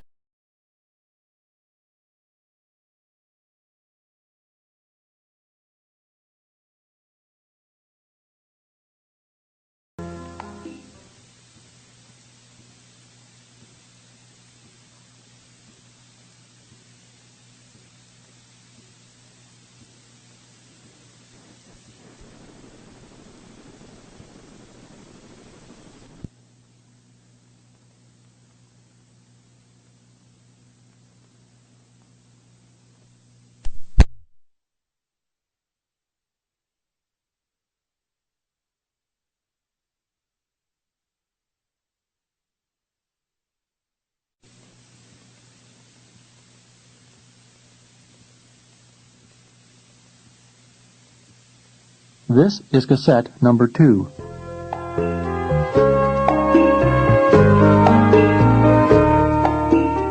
Lifting a foot upon the rim of the wooden tub, Synnovea inspected the dark bruises above her knee, where Ladislaw had cruelly clasped her thigh. Another bluish mark at her waist caught her eye, and she cupped her breast within her palm, pressing the fullness upward to examine the dark bruise more carefully. During their frantic flight through the woods, she had suffered much pain and trauma, where the rogue's arm had clutched her so tightly she had feared her ribs would crack. She dearly hoped the officer had delivered a suitable recompense for the brigand's crimes, especially after Ladislaw had boasted that none of the Tsar's soldiers could best him. She was exceedingly glad he had been proven wrong. Indeed, it suited her mood to envision that crude highwayman trussed up like a goose. But an intruding worry soon furrowed her brow, motivating her to repeat a silent petition for the safety of the officer. A long, pleasurable sigh wafted from Synnovea's lips as she lowered herself into the scented bath. A delightful interlude passed in which she allowed the steaming water to relax and soothe her aching muscles. After a time, she began to wash and lathered soap over her shoulders and bosom before progressing to her limbs. Lifting first one and then the other, she worked the suds up along their sleek lengths until she was nigh covered with a whitish foam. Dallying at the task allowed her tensions to fade to near oblivion. Once her hair was washed, Synnovea leaned her head over the edge of the tub and arched her back as she rinsed away the soap with fresh water from a bucket. When she relaxed again in the tub, she leisurely dribbled the contents of a dripping sponge over her shoulders. The dispersing runnels cascaded in eager channels through the white frosting until the rounded orbs glistened wetly in the rosy firelight. Synnovea indulged herself in the luxury of the bath until she realized the hour was growing late. But she refused to leave until she had sampled the relaxing pleasure to be found in the pool. Bracing her hands on the rim of the tub, she pushed herself to her feet with an energetic heave, momentarily setting her breasts a bounce. An odd sound, much like a watery gulp, came from the direction of the pool, and in deepening trepidation, Synnovea carefully probed the swirling vapors hovering above the water. A movement near the steps caught her eye, and she jerked her head around with a startled gasp, only to laugh in relief as she espied a frog that had squatted there. "You intrude, my little friend," she laughingly scolded, and tossed the contents of a bucket his way, sending him leaping away. Reassured that her privacy was secure, she finished rinsing herself, pouring warm water over her body, and sending the lather flowing back into the tub. By now, the heat of the room was enough to have drawn a fine mist of sweat from her pores, and she left the tub, eagerly anticipating the cooler water of the pool. Descending the stone steps at its edge, Synnovea nearly crooned with pleasure, feeling immediately refreshed by the cool liquid into which she sank. She deemed the innkeeper especially clever to incorporate a pool of such depth inside a bathhouse, when it was most often the practice of bathers, after steaming up in heavy humidity, to scamper outside and cool themselves in a nearby stream or banks of snow, whatever the weather and location permitted. In the coldest months, some would even dare the chill for such an experience. Her English mother, however, had instilled within her father the need for a private bath in their home, and throughout the years Synnovea had clung to the modesty of that custom. Whenever the occasion had warranted her making use of a public facility, Allie had always made the necessary arrangements and paid out coins to secure her solitude, while Yosef and Stenka had stood guard outside. Under the circumstances, Synnovea had been reluctant to disturb her servants, nor had she felt the need to do so, for Captain Nekrasov kept himself and his men well in line. Leisurely, Synnovea stroked through the water, letting the thickening haze envelop her as she swam toward the far side. Her long hair flowed behind her on the surface, much like an opening fan of ebony hue, the ends becoming lost in the shadows behind her.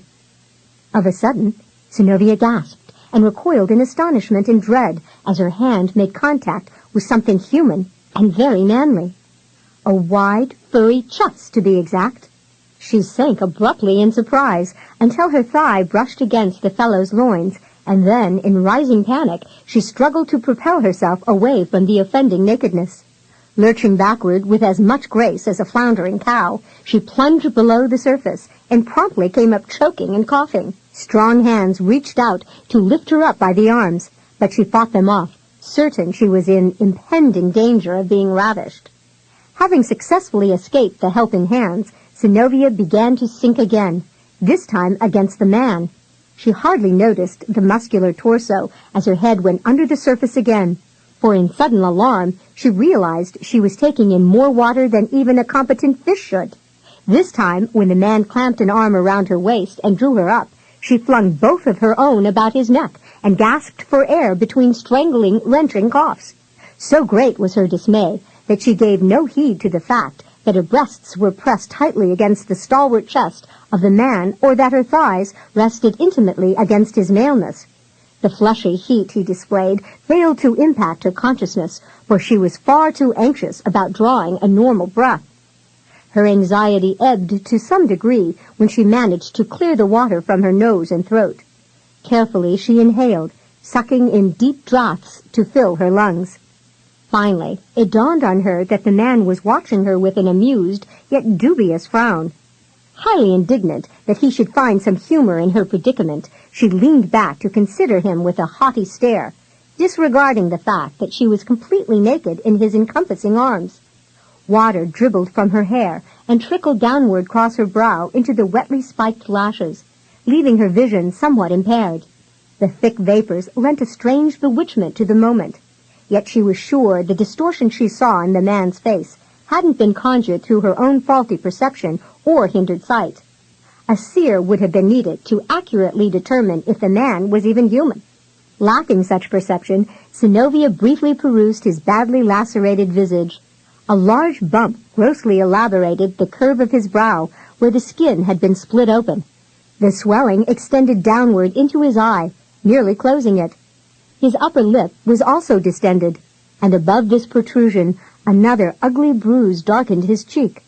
Providing some evidence that his face wasn't totally misshapen, his jaw appeared carefully hewn of granite, while his nose was shaped with a noble aquiline leanness. Short, wetly spiked strands of hair shaded eyes that seemed of a steel-gray hue, rimmed with a deeper blue. Even in the shadowed room, softer lights twinkled within the shining depths as a lopsided grin lifted the smaller corner of his lips. "Forgive me, Countess. I didn't mean to frighten you," he murmured, "nor was it my intent to cause you embarrassment. Indeed, my lady, I never in my wildest yearnings ever imagined that my bath would be interrupted by such flawless beauty. I was no less than bedazzled by the sight and reluctant to see it come to an end." Synnovea scarcely noted that he had spoken to her in English, but in a heated rush she replied in kind. "You spied upon me without making me aware of your presence," she accused. "Simple truth, sir. Why are you here? Should I assume that your intentions are to accost me for your own evil purposes?" "Banish the thought, my lady. I merely came here when my duties permitted it. Several of my men needed attention. By the time I had dressed their wounds, most of the soldiers had left the bathhouse, and after the departure of the cleric, I was certain I'd be alone, and was much amazed when you joined me. I fear I was momentarily confounded and struck dumb by your entrance. Then it became clear to me. Though I could see you, you were unable to see me." He lifted wide, sleekly bulging shoulders in a casual shrug. "I fear the sight of you proved too much of a temptation for an officer in need of feminine companionship." "Indeed, sir," Synnovea fairly flung the words at him. "I can understand why you're in want. Have you no ken that a gentleman would have informed a lady of his presence ere her disrobing?" His bruised lips twitched with amusement as his eyes glimmered back at her through the shadowed gloom. "Alas, Countess, I do not claim to be a saint. I greatly enjoyed the interlude and the perfection you displayed, and for the life of me couldn't bring myself to interrupt. Were I any less a gentleman, I'd surely take advantage of this most provocative embrace." He settled her a bit closer, as she, in some irritation, tried to push herself free again. Her thighs brushed hard against him, snatching the man's breath, and flicking a fiery brand across the fibers of his senses until he dared not move, lest he lose control of his hard-won poise. With some difficulty, he drew rein on his hotly flaming passions and continued in a warm, mellow voice, stilling her struggles as his words struck home. "Since I've already saved you from one ravishment this evening, 'twould seem I'm honor bound to carry you to safety again." "Saved me?" Synnovea's lips pursed in a silent "oh" as it came to her just who the man was. "You mean—" "You left ere we could be properly introduced, my lady," he reproved, distracted by the slick, wet feel of her soft breasts against his chest.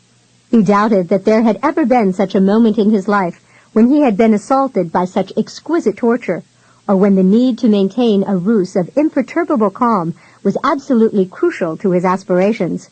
He was certain she'd have flown his embrace post-haste had he foolishly revealed the full extent of his admiration.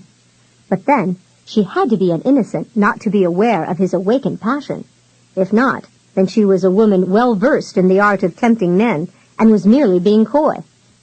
"And though you are a delicious sight to behold, and even more delectable to enfold, I must admonish you for your bad manners." "Sir, this is hardly the time to discuss bad manners, either mine or yours. Now let me go." Synnovea struggled briefly in the circle of his arms, and was surprised when he spread his arms wide. The imminent threat of going under once again made her throw her arms about his neck and tighten her grasp. She reddened profusely beneath his deepening grin, and with a stifled groan she dove away from him. Swimming back to the edge of the pool, she tossed a glance over her shoulder to find him stroking leisurely through the water behind her.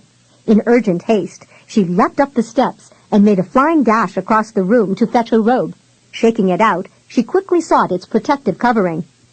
Thus armored, Synnovea faced the officer as he climbed those same stone stairs. Wondering what the next moments would bring, she watched him cautiously, lest she be taken by surprise. Though obviously far from handsome, the man was exceptionally well-formed.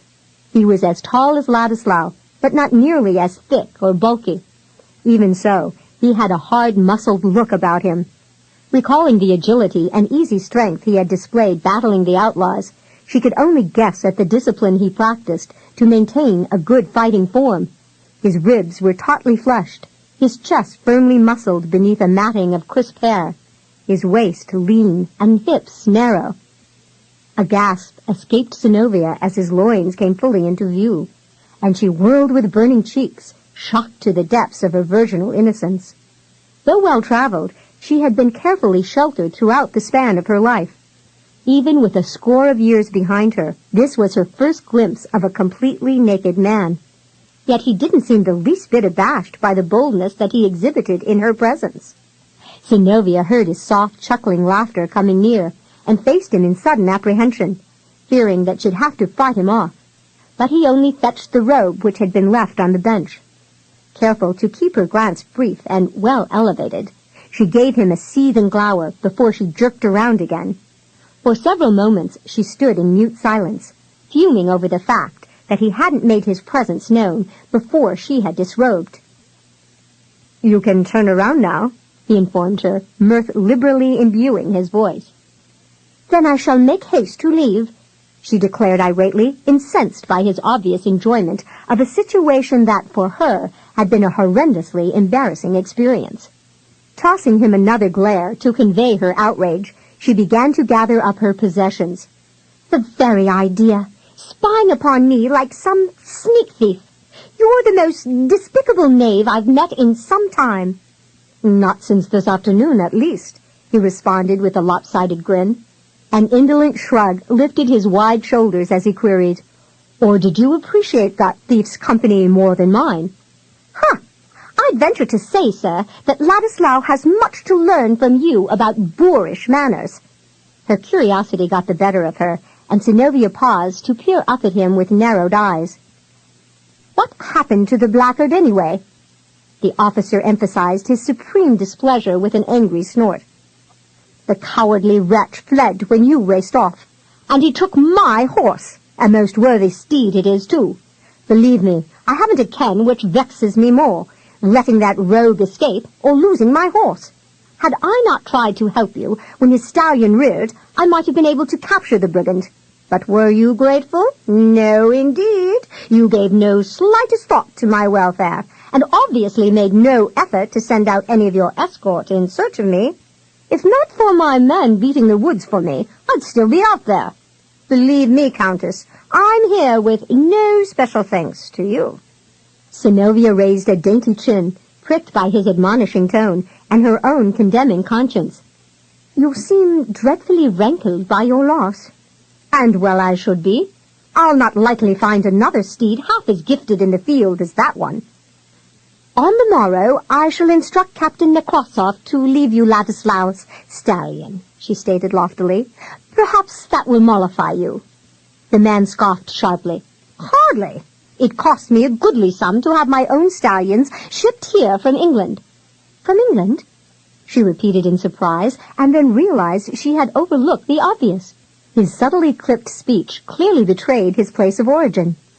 "You're an Englishman?" "I thought it might have been apparent to one who also speaks the language," he quipped with rampant sarcasm. "But you led a Russian troop." Synnovea began, clearly bemused. Then she recalled Ladislaw's comment about foreign cavaliers being hired to teach their fighting skills to the Tsar's troops. "You're an English officer in His Majesty's service?" Though he wore nothing more dashing than a long robe, the man gave her a debonair bow, a gesture which might have been accompanied by the clicking of heels had he worn something more substantial. "Colonel Sir Tyrone Rycroft, at your service, Countess, knighted in England, and now commander of the 3rd Regiment of the Tsar's Imperial Hussars." "And you are?" "This is hardly the place for introductions, Colonel," Synnovea replied hurriedly, reluctant to provide him with a name. She could imagine him spreading lurid tales of their watery meeting among his troops and friends, leaving her reputation hopelessly besmirched. A grin slanted across his swollen lips. "And you are the Countess Synnovea Zenkovna," he continued smoothly, "en route to Moscow, where you'll be under the tutelage of Princess Taraslovna, the Tsar's cousin." Synnovea felt her chin sagging in surprise and made haste to close her mouth. Breathlessly, she whispered, "You know a great deal about me, sir." "I wanted to know," Tyrone replied with an air of confidence that shattered her own. "When we arrived here this evening, and I found that you had also taken shelter in the inn, I made inquiries among your escort. Captain Rycroft refused to accommodate me, but his sergeant proved far more generous with the facts. I was relieved to hear that you're unmarried, especially to that pompous little upstart who serves as your companion, and who had the audacity to ask me to leave the bathhouse to him. He obliged me by his own departure. From his obvious contempt, I gathered he thinks much of himself or his station in life, or perhaps he sees some hope of elevating himself through his association with you." The colonel arched an unmarred brow as he looked at her pointedly, awaiting some declaration as to her relationship to the man. Though desirous of denying any attachment to Ivan Vronsky, Synnovea refused to appease the officer's curiosity. It seemed prudent to keep the man from gaining further knowledge of her, lest he prove bothersome or an embarrassment in the future. Gathering her satchel, Synnovea moved toward the door, but found her progress promptly thwarted by the colonel, who stepped in front of her. His uneven lips eased into a gentle smile. "Will you allow me to see you again, Countess?" "That's impossible, Colonel," she declined coolly. "I shall be traveling on to Moscow on the morrow." "But so will I," Tyrone assured her softly. "I'm here in this area only because I led my men on an exercise in the field. We're scheduled to return by the morrow's evening." Synnovea refused to give way to his arguments. "Princess Anna would hardly approve." "You're not betrothed?" Tyrone held his breath in anticipation of her answer. He couldn't understand why he should suddenly forget the ache of his shattered life and once again allow a woman to strike sparks in his mind, yet he could keenly perceive the depth of his disappointment if he had to give her up to some other swain. "Nay, Colonel Rycroft, of course not." "Then, with your permission, Countess, I'd consider it an honor to pay court to you." Tyrone was crushingly aware of his own impatience to settle the matter. In spite of his score, 10 and 2 years of life, he had been caught in a rutting heat over this beauty and was comporting himself like some eager young whelp. True, it had been some time since he had made love to a woman, yet he couldn't remember another, even that fair and comely Angelina, who had looked as ravishing, either clothed or completely devoid of raiment. "Your proposal overwhelms me, Colonel." Synnovea was more than a little astounded by his petition, yet she was grateful for the shadows that masked the heat flooding into her cheeks as she recalled how his warm, well-defined body had pressed against her own in the pool. His entreaty was out of the question for a variety of reasons, perhaps the most pronounced being her guardian's sharp aversion to foreigners. Yet for the sake of caution, Synnovea deemed it fitting to soften her rejection.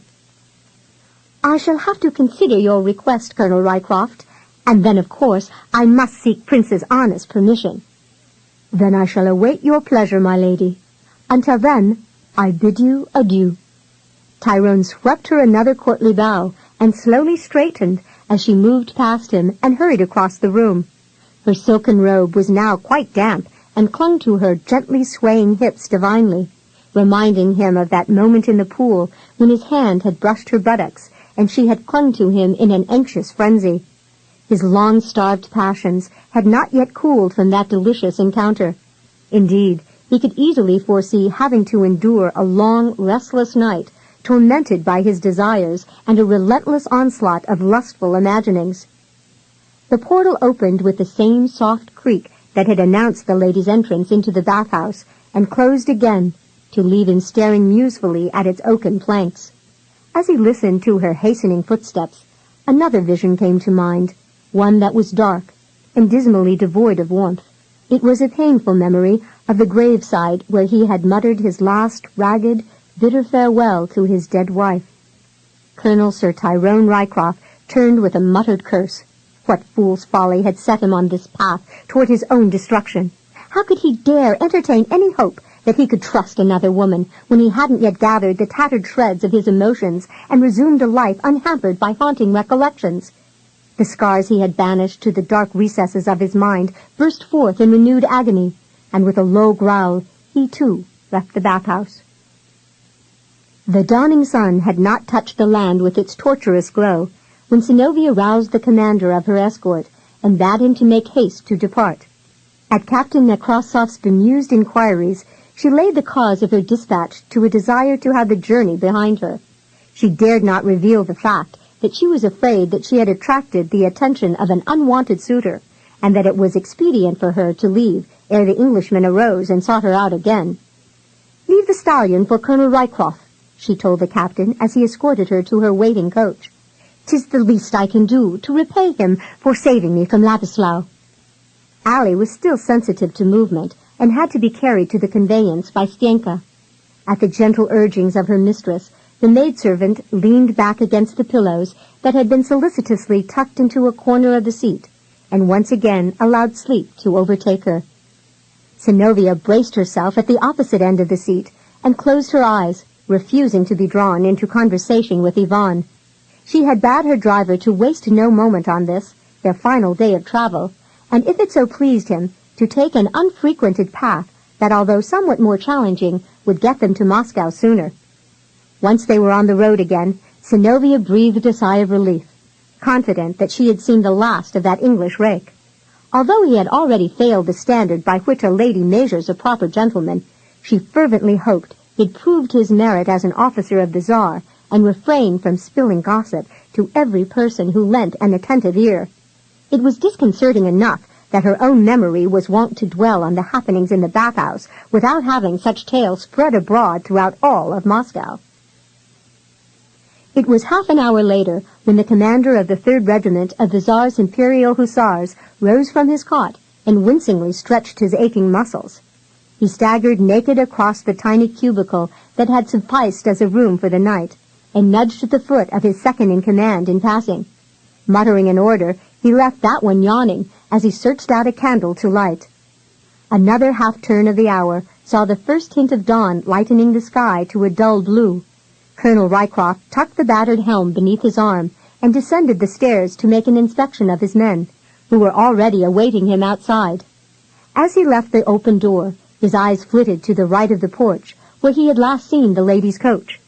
Alas, There was nothing there but Ladislau's black stallion tethered to a post. A muttered curse escaped his lips as he turned to scan the road, already aware that he'd find no evidence of the countess's entourage. She's flown. The realization sorely tested Tyrone's mood, and he ground out another expletive beneath his breath. He should have known he'd frighten her off with his confounded hot-blooded fervor. He had moved on her like a hound sniffing a bit in heat. In truth, he couldn't blame her much for having flitted off in an anxious quest to put some distance between them. Letting his breath out in long, slow draughts, Tyrone sought to curb his annoyance with himself and the lady. His men awaited him, and after he had driven them with an iron will the whole week long, they deserved better from him today, especially since they had put the outlaw band to rout. What did the girl matter anyway? He could buy the services of a wench easily enough. Indeed, he found himself ever pressed to reject the advances of those brazen trollops who followed the soldiers' camps or traversed that area in Moscow reserved for foreigners. Still, the idea of accepting the leavings of nearly every male in the Tsar's army left him totally uninspired. He was after something more than a sordid, feverish fondling of a passing harlot. Despite the fact that he was reluctant to be ensnared by marriage again, he yearned to ease his passion with an exceptional kind of woman with whom he could exchange a mutual affinity and perhaps even come to cherish. What he truly desired was a mistress who'd be content to stay with him and not be inclined to test the strength of her persuasiveness on some other swain.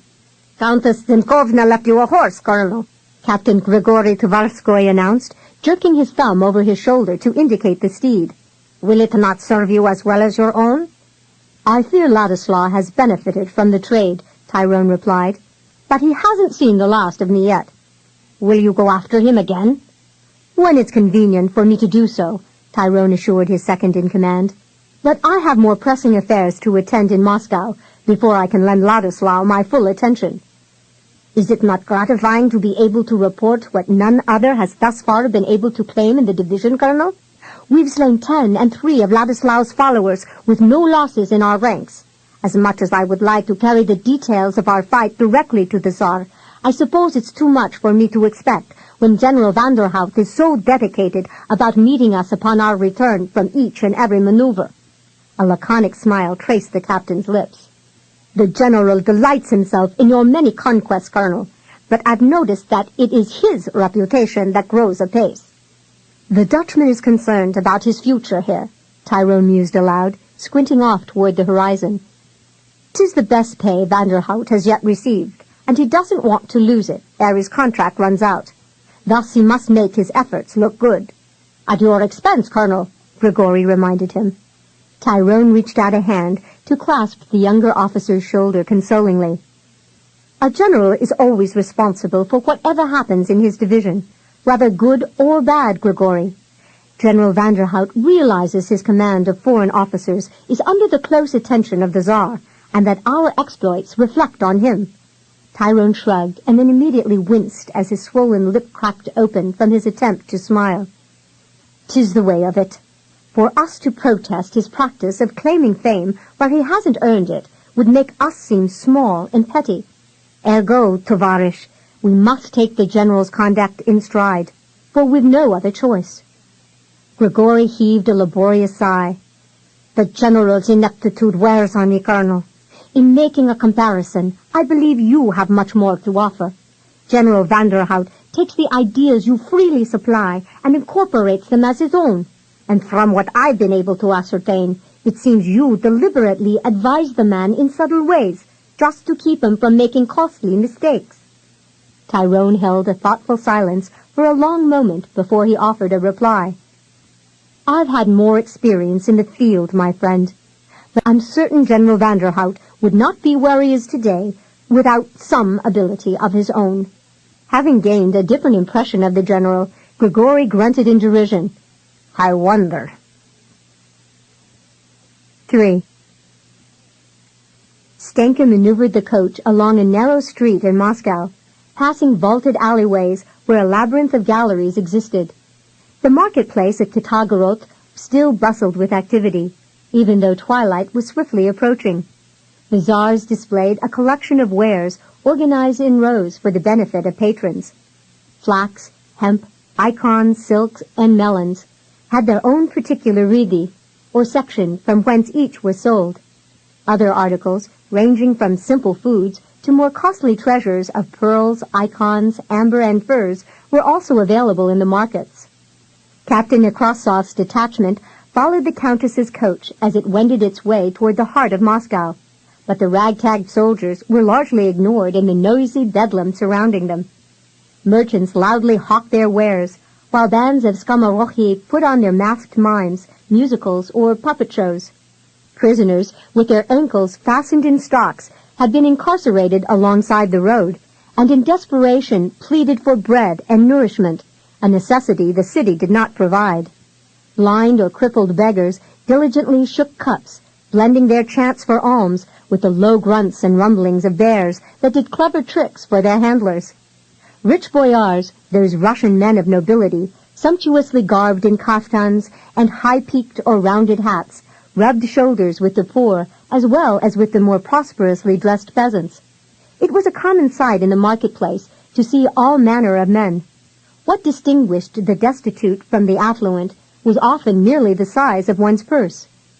The large traveling coach continued its painstaking progress over the heavily timbered road as Stienka cried, "Paidi, to urge meandering crowds to make way for them, or "Beregis, to warn others to take care of the approaching vehicle. The small, swift, elegant, open drozhki were drawn by a single horse and skirted around them with incredible ease. The summer sledges moved at a slower pace, forcing Stienka to haul the four-in-hand to the far side of the road whenever the conveyances converged from the opposite direction. In winter, the troikas would have halted their progress altogether, for the brisk sleighs raced down a lane with 3 horses abreast, throwing plumes of snow that blanketed everything they passed. Synnovea had visited Moscow on numerous occasions, and though no less sensitive to the beauty and excitement of the city, she was unable to disregard the fact that only a few moments remained of the freedom she had long cherished under her father's protection. For most of the day, she had been inundated by embarrassing details of her recent encounter with Colonel Rycroft. In spite of his misshapen features, she found something strangely fascinating about the man, at least enough to make her blush whenever she remembered his all-too-manly form pressing against her own nakedness. The lurid details she had disregarded in a time of panic, she now privately relished like some dream-bound chit with a penchant for salacious musings. The recurring, often graphic recollection of those moments when her bosom had been crushed against his stalwart chest, and her thighs had all but embraced the fullness he had exhibited, was so provocative in recall that her nerves were often a jangle with a concern that her companions would somehow detect her wanton thoughts. Whenever her cheeks darkened to a profuse shade, she found good cause to be thankful for the sweltering heat. For once she was glad that Allie hid her aching head beneath the folds of a cool, wet cloth, and Ivan thought only of Ivan. At present, the cleric was all but preening in the rosy aura cast by the lowering sun, as if he imagined the radiance as some well-deserved halo, or, more far-fetched, held aspirations of presenting a sublime visage to his audience. If that was truly his quest, then he failed to realize just how clearly the ugly pockmarks scarring his bony cheeks were highlighted. Though shabbily garbed in the only robe the priests of the village church had been able to spare, he seemed in much better spirits, and perhaps a bit puffed up on his own importance, as if delivering his charge to the custody of her guardians were some great feat that he and no other had accomplished. The coach left the narrow passageway and entered the open area of Krasnaya Ploshchad, or, as the English were wont to call it, the Red or Beautiful Square. The red brick wall of the Kremlin rose like a vast, many-turreted crown above the city, encircling among other structures several multi-domed cathedrals, the bell tower of Ivan the Great, the Palace of Facets, and the nearby Kierim Palace, where the future Tsarina would be housed. Beneath the brilliance of the late afternoon sun, the white facades and golden domes adorning many of the buildings gleamed like a sultan's treasure, while other bejeweled edifices, courtyards, and gardens clustered close about them, well protected behind the enveloping wall. The Forlovskaya Tower was heralded as the main approach to this mighty fortress, and near it another bauble of architectural brilliance glimmered. The exotic grandeur of the Pokrovsky Thabor, or as it was more frequently called of late, the Cathedral of St. Basil, had already bedazzled many a viewer with its many towers and bulging, uniquely shaped domes and spires that glistened beneath the sun like the multi-hued scales of a fish. Stienka clucked to the horses as they crossed the open promenade in front of St. Basil's and the squat platform of the Lubnoye Mesta, or the place of the brow, from whence the patriarchs bestowed their blessings on the people, or on a spot beside it, where rebels and felons were beheaded or tortured for their crimes. Stienka soon turned the team away from the Kremlin into another lane where wealthy boyars lived in large wooden mansions.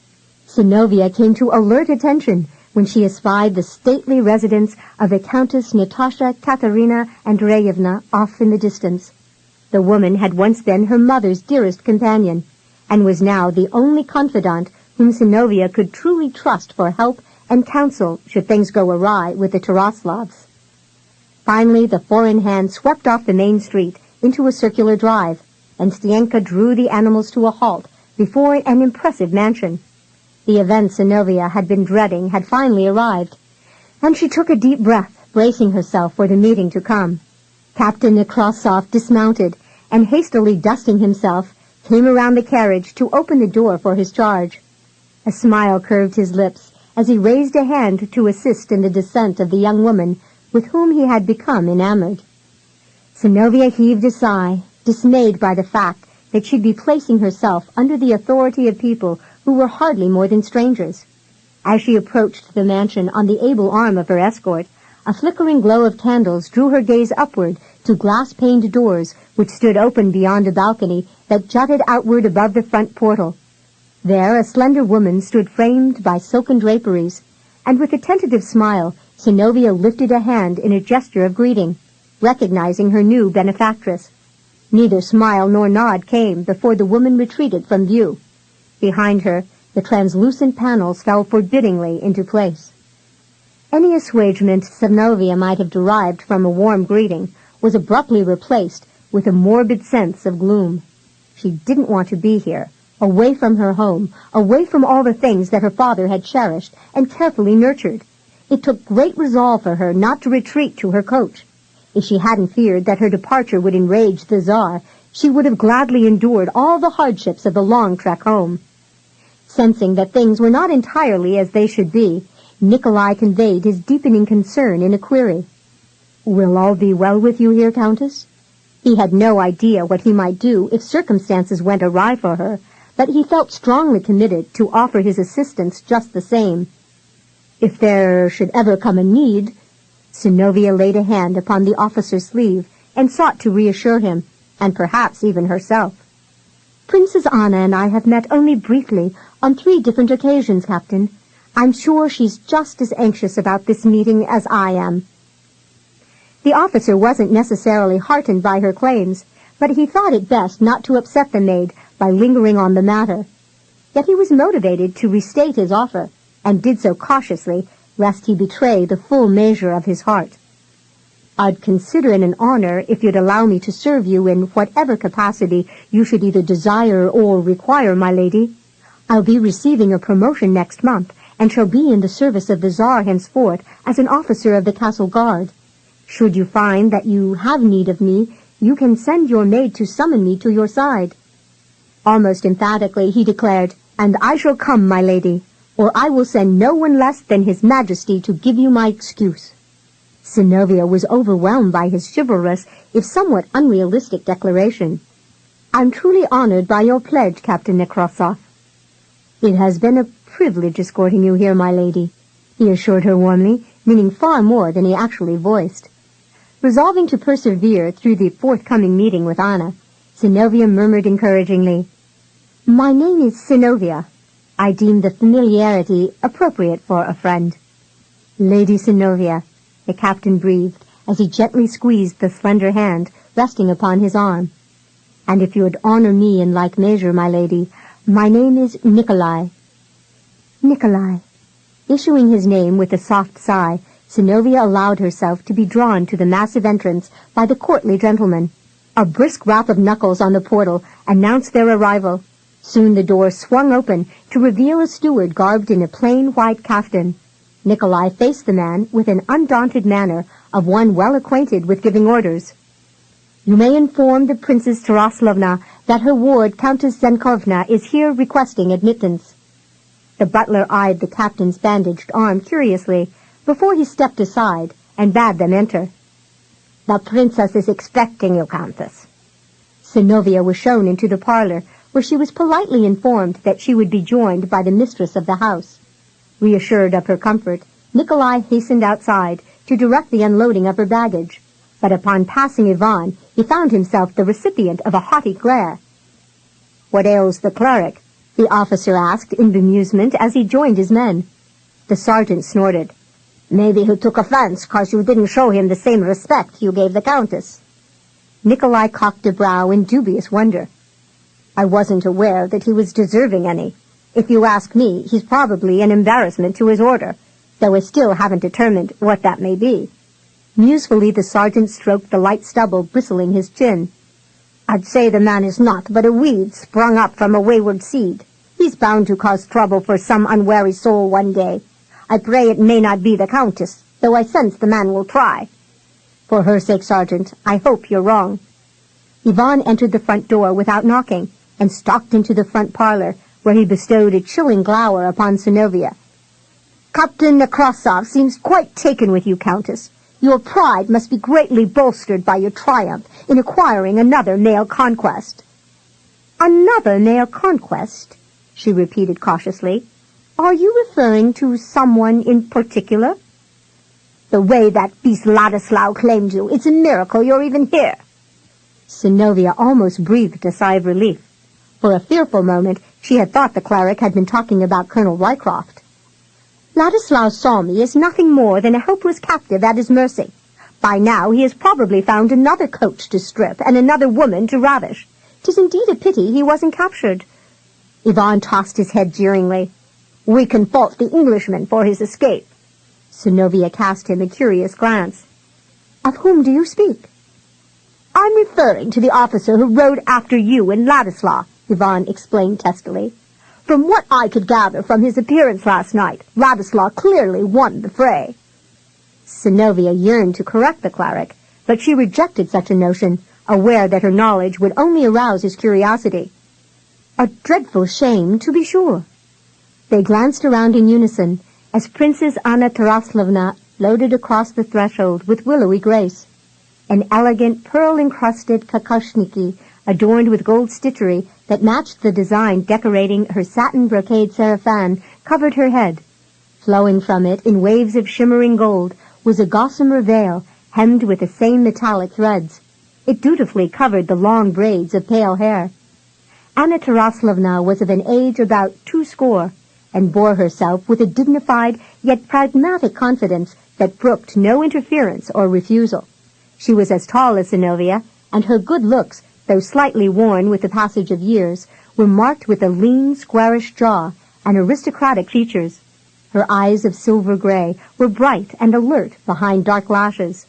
Above them, finely plucked eyebrows were thinly drawn as if by a single sweep of a quill. Small telltale wrinkles between her brows and around her lips bespoke of the heavy weight of concern and its consequence. The lightest evidence of a dewlap trembled at her throat, which was otherwise long and elegant. In spite of these tiny flaws brought on by aging, she was still a very attractive woman. "My dear Synnovea," Anna murmured, extending slender hands to the younger woman, who rose to her feet in response. "You haven't changed at all since we last met. You're just as lovely as ever." Synnovea dared make no reference to that particular event, but sank into a deep curtsy, acknowledging the loftier status of the other. In Russia there was certainly no dearth of princely boyars and their ladies, even after Tsar Ivan the Terrible had indiscriminately laid waste to so many during his reign of terror years ago. "Thank you, Princess. I'm grateful to have the journey behind me." "I trust everything went well, and that Ivan proved to be of great comfort and assistance to you. I was sure he would be." Synnovea managed a fleeting smile. We were waylaid by thieves, but I shall allow Ivan Voronsky to relate the details of the attack. He was offended nearly as deeply as Captain Nekrasov was wounded.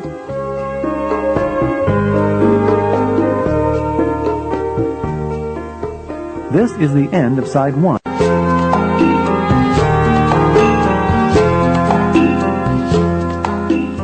We were waylaid by thieves, but I shall allow Ivan Voronsky to relate the details of the attack.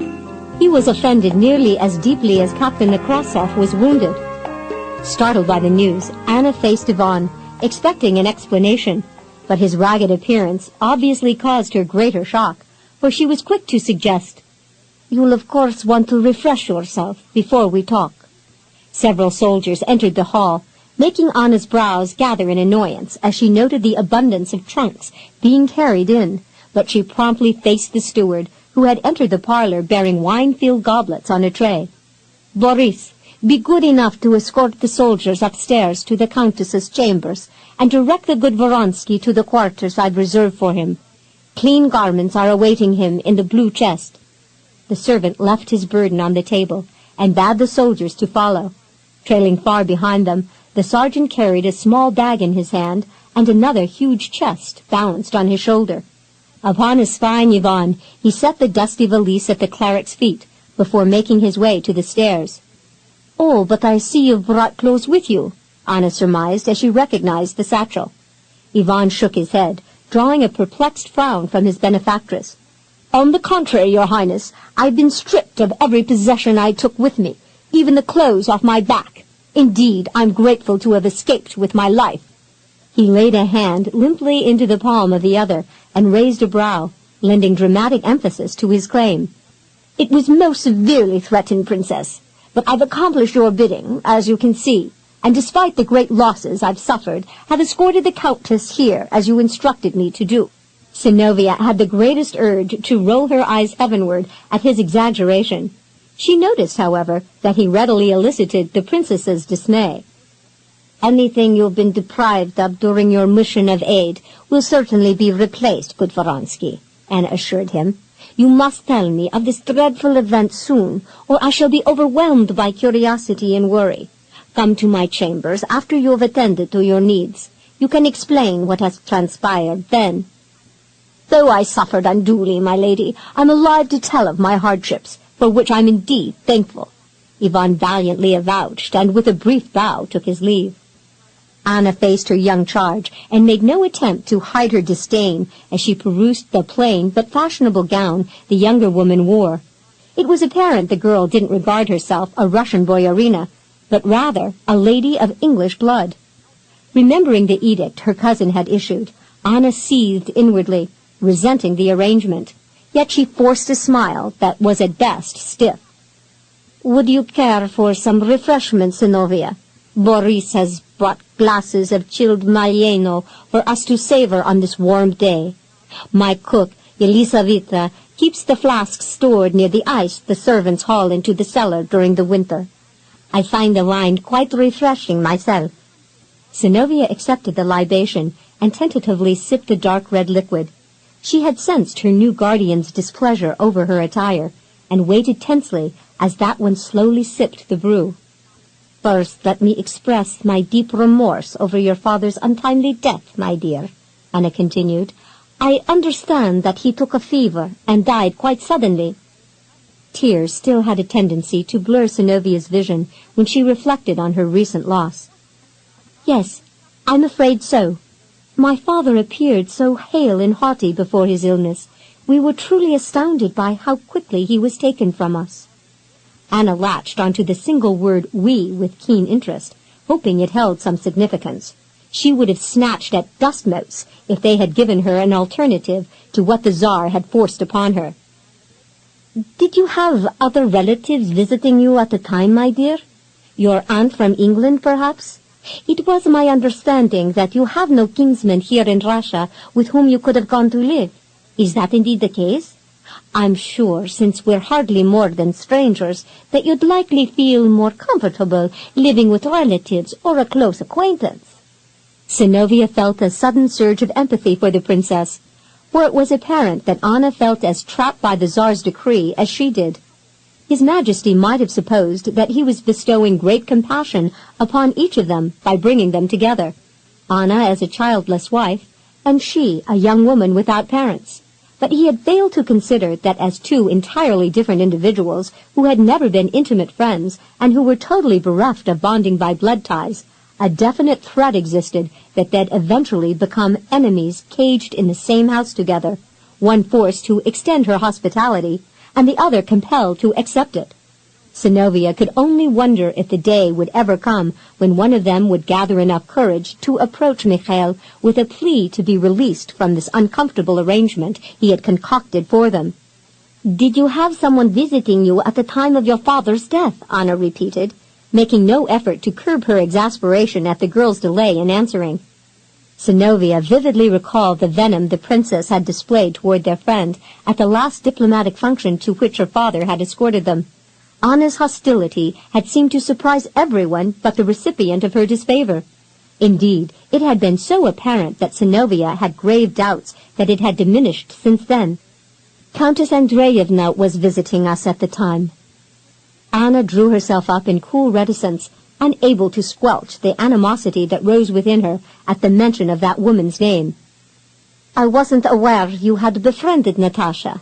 What with her stealing your father's affections from your mother and trying to take her place in your life, I had imagined that you hated her." Feeling her cheeks warm with rising ire, Synnovea stared into the swirling dark liquid as she twirled her goblet. "I'm afraid you misunderstood the relationship my father enjoyed with Natasha. It wasn't one esteemed by lovers, but a friendship based on mutual respect. The Countess was my mother's friend long before she became ours, and as far as I know, my father and Natasha were never lovers and never discussed plans to marry each other. They were simply good friends, that is all." Anna's lips twisted grimly as the girl defended a woman whom gossips had labeled immoral. A widow after 3 husbands and a whole host of other men chasing her, eager to be the 4th. Why, the very idea of a boyarina inviting men to her socials like some unscrupulous harlot was absolutely unheard of. "As far as you know," Anna goaded. Her tight smile barely disguised the malice churning within her. "But then, you may not have been aware of what was really going on behind your back." "There is that possibility, of course, but only a minute one," Synnovea responded, and considered her wine in an effort to hide her irritation. The princess was dragging up stale slander, talk which she had probably been instrumental in starting in the first place. To hear it again reawakened Synnovea's resentment. "How long did you say your mother has been dead?" 5 years, Synnovea replied in a strained whisper. "Speak up, please," Anna snapped, ignoring how trite and petulant it might seem for one of her standing to act in such an acrimonious manner. But she had never asked for the girl to come and live in her home, and she most certainly didn't want her there. "I can barely hear what you're saying, and I don't like being kept waiting for a reply either. You're not backward, so stop acting as if you were. In the future, I must insist that you pay heed to whatever is being said and be more punctual with your response. Is that too much to ask?" "No, Princess." Synnovea's reply came readily enough and was spoken in a clear tone. But the task of suppressing a freshening ire was a hard-won victory. Still, she knew the folly of being drawn into a quarrel with the princess. "That's better." Anna set her goblet aside and rose to her feet as Boris led the soldiers downstairs again. Synnovea followed her example, and Anna made haste to dismiss her. "I'm sure you'll want to refresh yourself before the dinner hour. Boris can show you to your chambers." Though the woman turned to leave, Synnovea saw the necessity in delaying her. "I pray a moment more of your time, Princess, if you wouldn't mind." Anna faced her again, with brows sharply elevated over cool gray eyes. "Yes, Synnovea, what is it?" "I brought some of my servants with me to attend my needs while I'm here, and I must arrange a place for them to stay. If you have room to house them here, that would serve my purpose as well. My coach and horses should also be stabled if there is enough space." Anna's thin lips twisted in vexation. "You've taken much upon yourself if you think to keep them here.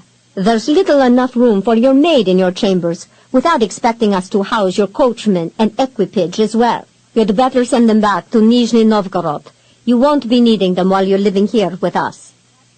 "That if you'd allow my coachman to rest here for the night," Synnovea replied with far more cordiality, "I shall make other arrangements on the morrow.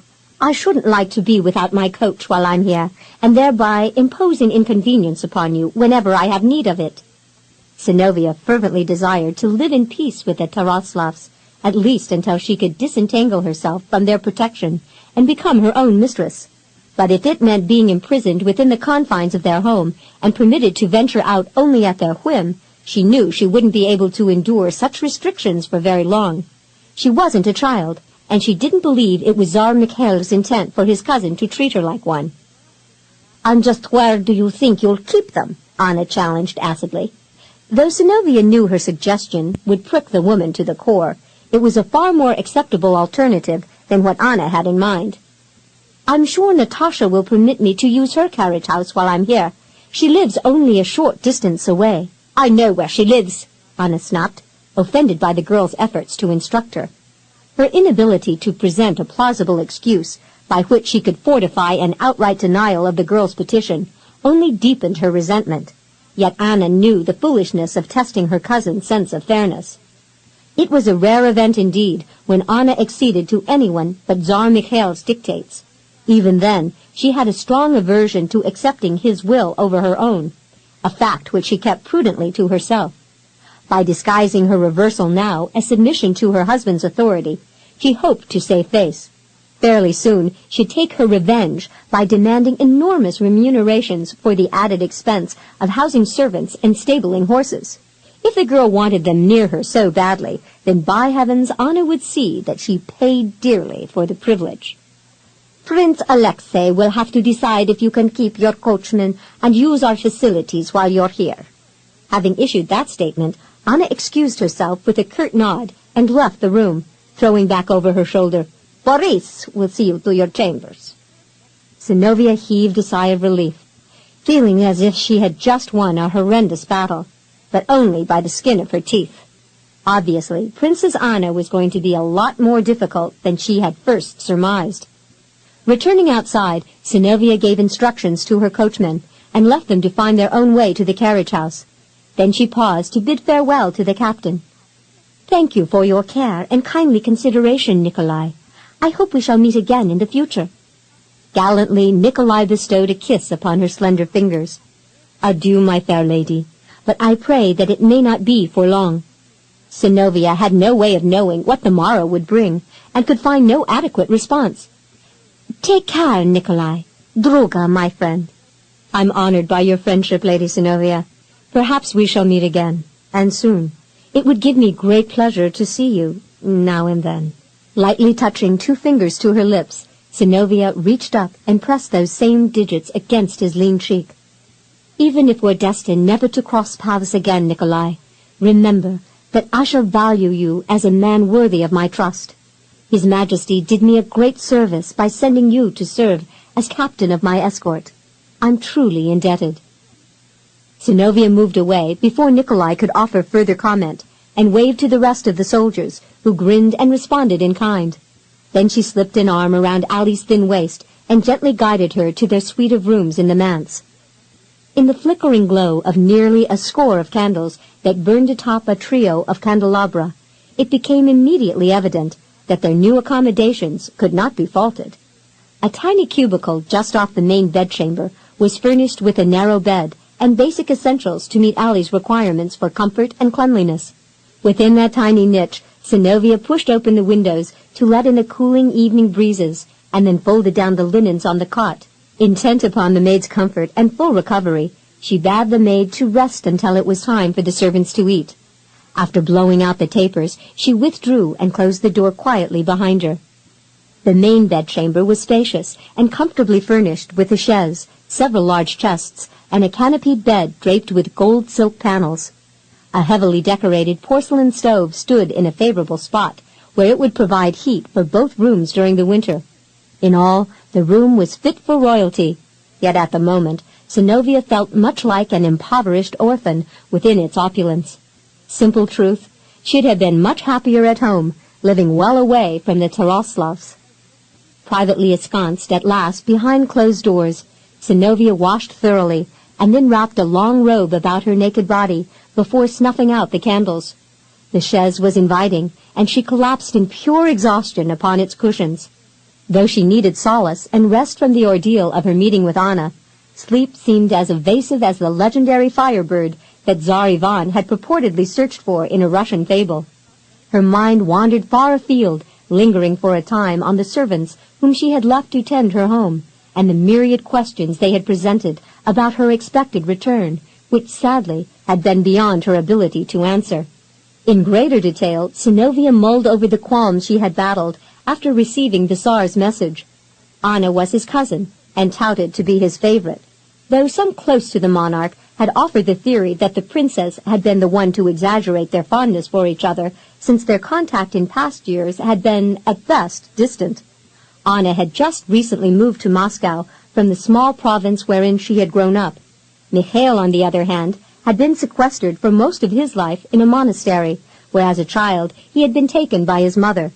Throughout his youth, it had been a safe haven from the dark plots, schemes, and intrigue of ambitious boyars. Considering the fact that they hadn't spent much time together over the years, the deep regard the cousins supposedly shared for one another didn't seem likely. No, their relationship really didn't bother Synnovea as much as Anna's aversion to Natasha. With the princess's most recent insinuations roiling in retrospect through her mind, Synnovea was hard-pressed to think kindly of her hostess. Indeed, if Anna continued to express her animosity toward Natasha, a sharp wedge would likely be driven between them, and they'd be ever at odds. Curling up on her side, Synnovea stuffed the pillows beneath her head as she probed the possible causes for Anna's intense dislike. Natasha had socialized with affluent boyars for many years now, having gained a substantial number of friends over the course of 3 marriages, but Anna stubbornly refused to recognize her as a person of any import. Earlier in the year, Natasha had reproved Ivan Voronsky for his gauche manners in insulting one of her guests, and had kindly advised him to be more considerate in the future. Having witnessed his overt contempt for anyone who wasn't immediately appreciative of his every thought and deed, Synnovea could imagine the scope of his complaints to anyone who would lend him a sympathetic ear. The princess certainly seemed a gullible candidate. As for Prince Alexei, it was widely rumored that he had a roaming eye that was wont to wander to maidens much younger than his wife. For years, the blame of a barren womb had been laid upon Anna, but of late, gossips were more apt to surmise the judgment against the princess had been unfair, since it was believed that Prince Alexei was scattering his seed among a whole battery of young women whose reputations had never been publicly compromised. When the Tsar had issued his decree, Synnovea had found such hearsay disturbing, for she had had no way of knowing what she'd encounter under the Taroslav roof. It was one thing to vie with Anna, but quite another to be ravished by the woman's lecherous husband. Sleep finally lent peace to Synnovea's troubled mind, but alas, it was only a brief respite. She came awake in slow degrees, her mind roaming in a detached search for the cause of her disturbance. She couldn't remember hearing anything, yet she was inundated with a feeling that something wasn't quite right in her universe. From beneath sluggish lids, the jade-brown eyes wandered in a drowsy inspection of the ceiling. A shaft of light stretched across it, reaching to the far wall to her right. Languidly, Synnovea lifted a hand to the luminous ray, and thought it strange that only the tips of her fingers caught the glow, and they, in turn, were cast in similar shape against the wall above a dark configuration that looked very much like the head and shoulders of a man. The shadow moved, and with a gasp Synnovea sat upright in sudden alarm, realizing that this was no figment of her imagination. She swung about to face the door from whence the light was flowing, and saw to her surprise that it had been pushed open. A tall man stood silhouetted against the candlelight filling the hallway. But as her gaze fell on him, the intruder moved beyond the doorway to the left, and with muffled tread disappeared from sight. Synnovea glanced down at herself, and realized that her silken robe had fallen open to reveal a goodly length of thigh and the upper curves of her bosom. Her cheeks fairly flamed with indignation as she snatched the silken robe closed and leapt from the chaise. By the time she reached the door, not even the shuffle of footfalls could be detected. Squat tapers burned in several sconces located along the corridor, dispelling any shadows that might have invited one to lurk there. Across the hallway, a door stood ajar, opening to a room that was as dark as the night outside. A wary prickling crawled upward along Synnovea's nape. If the man was waiting there, expecting her to follow, it seemed advisable for her to stay behind a locked door where she'd be safe.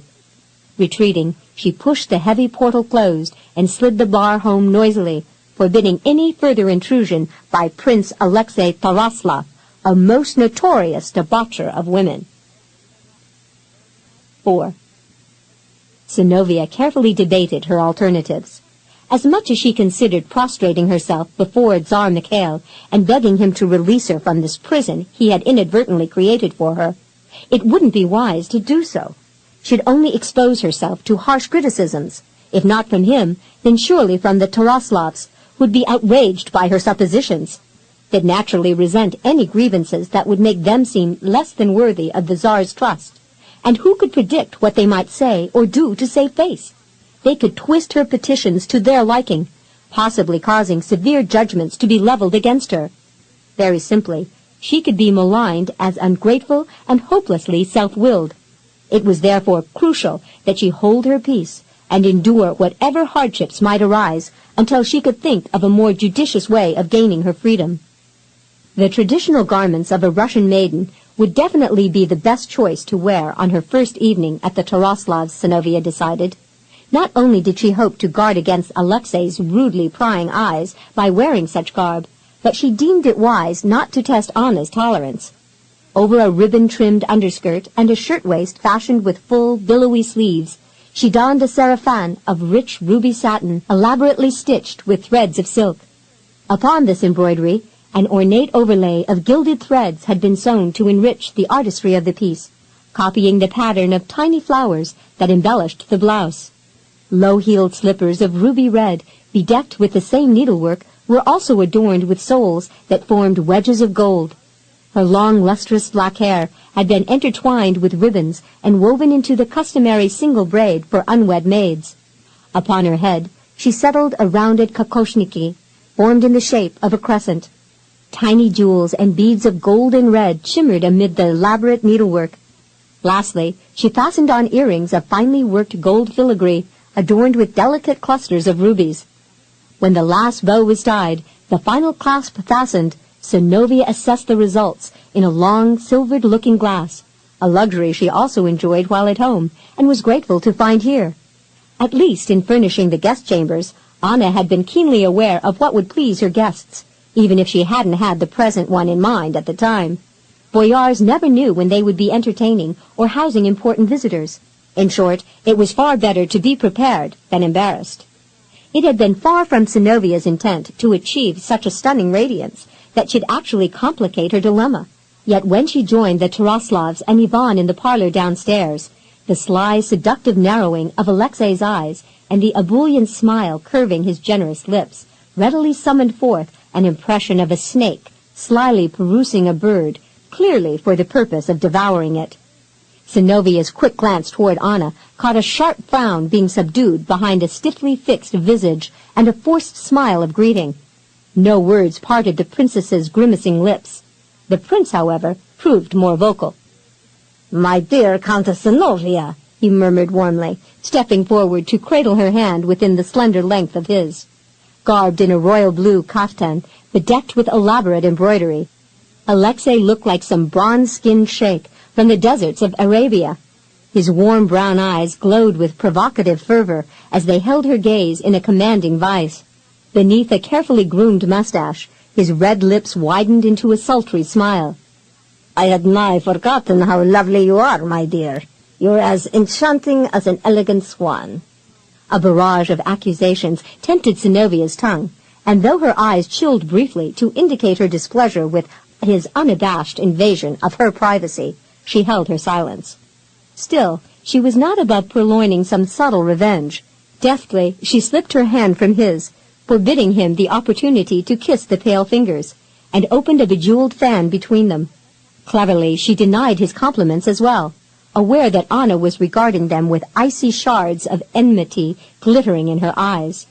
As the recipient of that chilling glower, Synnovea understood clearly what it felt like to be loathed by another woman. "I'm humbled by such words of charity, Prince Alexei."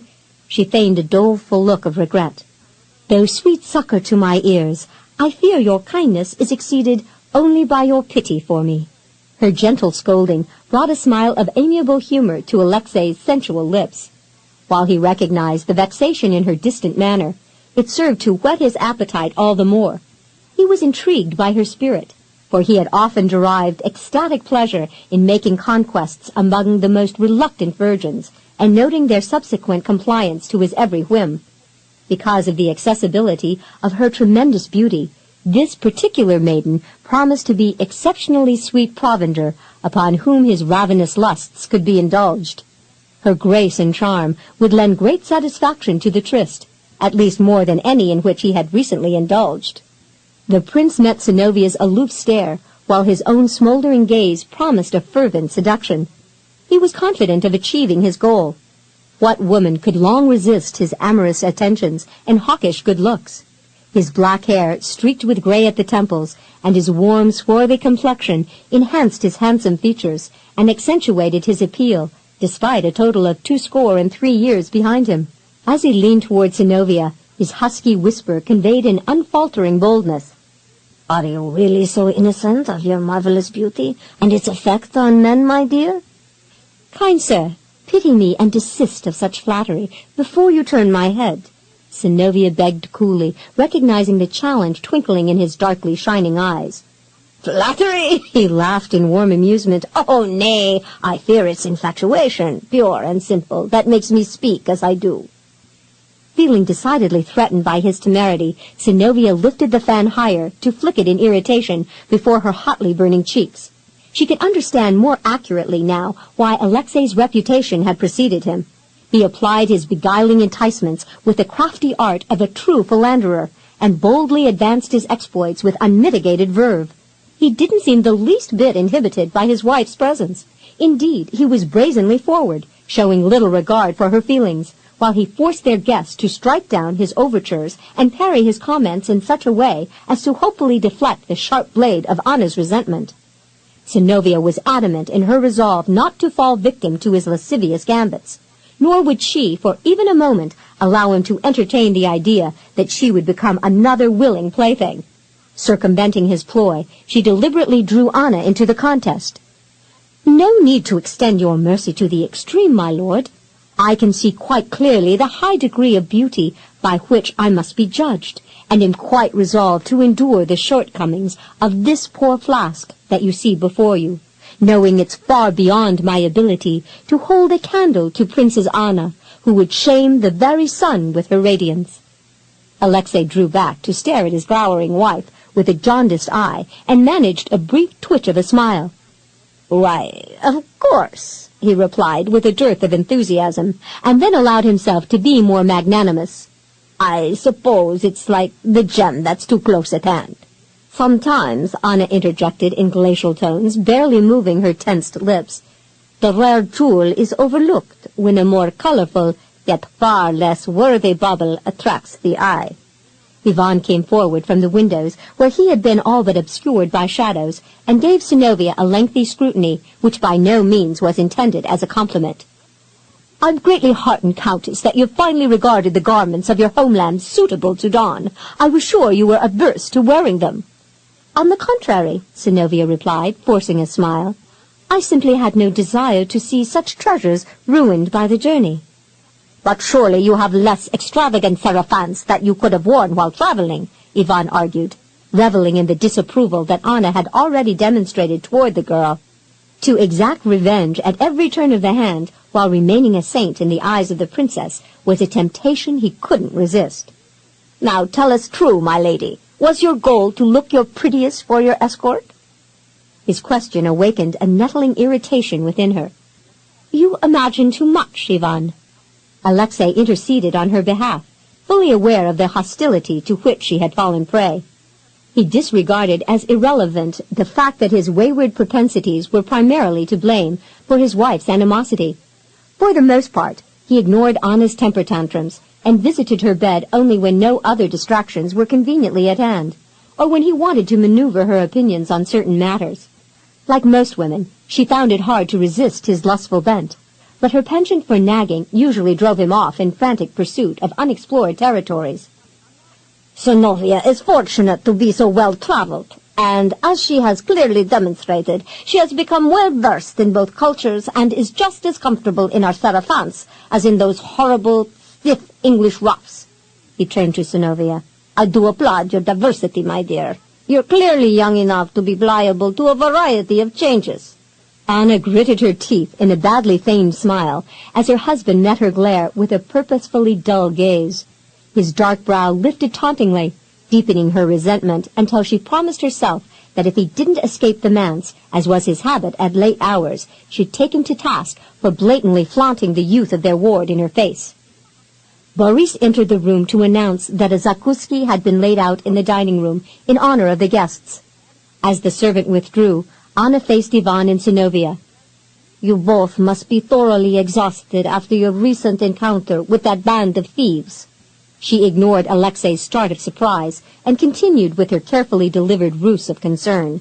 She was anxious to air her displeasure with her husband in the privacy of her chambers, and made the necessary excuses for their guests' speedy withdrawal. I shall endeavor to remember your great weariness, and not delay you overlong with my chattering. But for now, a little wine and a few delicious morsels will help assuage your hunger. Anna led the way into the dining hall, but not without directing a warning glower over her shoulder as Alexei fell in behind Synnovea. The princess was aware that from that angle he could appease himself with a closely attentive perusal of their young ward, a practice he had long employed with every beautiful young woman who had come into their home. The Taraslavs and their guests came together around the food-laden buffet to partake of the caviar, sardines, balik, ham, and other delectable selections often served prior to the main meal whenever visitors were present. In making his own way to the sideboard, Alexei deliberately passed near the girl to sample the elusive fragrance of English violets that drifted from her before he deigned to join his wife. Boris laid out an intricately woven bread basket filled with slices of freshly baked klevny and poured a lemon-flavored vodka for the men and a milder wild black cherry yanikina for the ladies. Alexei accepted the piece of bread that Anna had spread with a generous portion of caviar before stepping back with his libation and directing a question to their new charge. What is this that I hear about thieves, Synnovea? Am I to believe you were accosted by renegades on your journey here? Synnovea had actually opened her mouth to explain when Anna interrupted with her own version. In good manner, the younger woman could do naught but close her mouth and listen. A ghastly tale of murder and mayhem. The princess shook her head almost sorrowfully as a long, dismal sigh slipped from her. Poor Ivan was fortunate to escape with his life. And dear Synnovea, why, it's inappropriate for me to say what that wretched man claimed from her after he seized her and rode off into the forest. Synnovea gaped at the woman, feeling thoroughly victimized by her suggestive remark. The coy smile that came upon Anna's lips and the hard flint in the gray eyes openly conveyed the injury she had meant to reap with her insinuations. Her motives seemed simple enough to her young guest. Beyond a mere ruse to cause her undue shame, the woman obviously meant to frustrate her husband's hopes of adding yet another virgin to his collection. Synnovea didn't mind that at all, but she certainly resented her honor being besmirched. Alexei was clearly taken aback. What's this? Synnovea, dear child, were you offended by those ruffians? Synnovea tossed a covert glower toward Ivan, who was no doubt to blame for spawning this latest infraction. I fear the tale has been much enlivened by hearsay, my lord. There's no need for alarm. I was saved from ravishment by the timely appearance of an officer of Tsar Mikhail's hussars. Were Colonel Rycroft here, I'm sure he'd attest to my claims, which he'll likely have to do in a report to his superior. Alexei relaxed enough to smile. Though a self-proclaimed gallant, he had always prided himself in the care he took to avoid those grim maladies associated with indiscriminately lewd activities. His own father had suffered many ills and woes stemming from the disease, until finally, amid excruciating agony and frenzied hallucinations, the man had ended his own life. Even to this day, Alexei was haunted by the memory of that wild-eyed, slavering being slicing his own throat. Nearly overwhelmed as a young man by the horror of that ghastly sight, he had vowed that he would never let himself fall prey to that kind of dark pestilence. It was exceedingly more gratifying to mount the tender, pristine thighs of a virgin, and for a time dally with her until he grew bored enough to seek entertainment elsewhere. "And this colonel," Alexei directed his attention to his beautiful guest. "He was, perhaps, the one who escorted you here?" Captain Nekrasov was appointed that particular duty by His Majesty. The one who actually came to my deliverance is an Englishman in service to the Tsar. He was on practice maneuvers in the area when he and his men happened upon my halted carriage and put the thieves to rout. "How can a foreigner claim the rank of colonel in Russia?" Anna asked caustically. Synnovea felt her neck prickle as she took umbrage at the prince's obvious disdain. "I would assume that Colonel Rycroft had already acquired that rank before entering the Tsar's service." "But he's an Englishman!" the woman exclaimed, unwilling to dismiss that fact. "What is my cousin thinking of to incorporate an Englishman in his troops? Or is this more of his father's doings? Patriarch Filaret will have us all killed in our beds by bringing foreign mercenaries into the city." "My dear, how can you speak of the good patriarch like this?" Alexei mocked with a slanted smile. "If one can tell you, Filaret has assumed the powers of the Tsar through his son. His ambitions have asserted themselves beyond the duties of patriarch. Indeed, he'd be sitting on the throne today in place of his son, if not for the fact that Boris Godunov forced him to become a monk to save his own tsardom."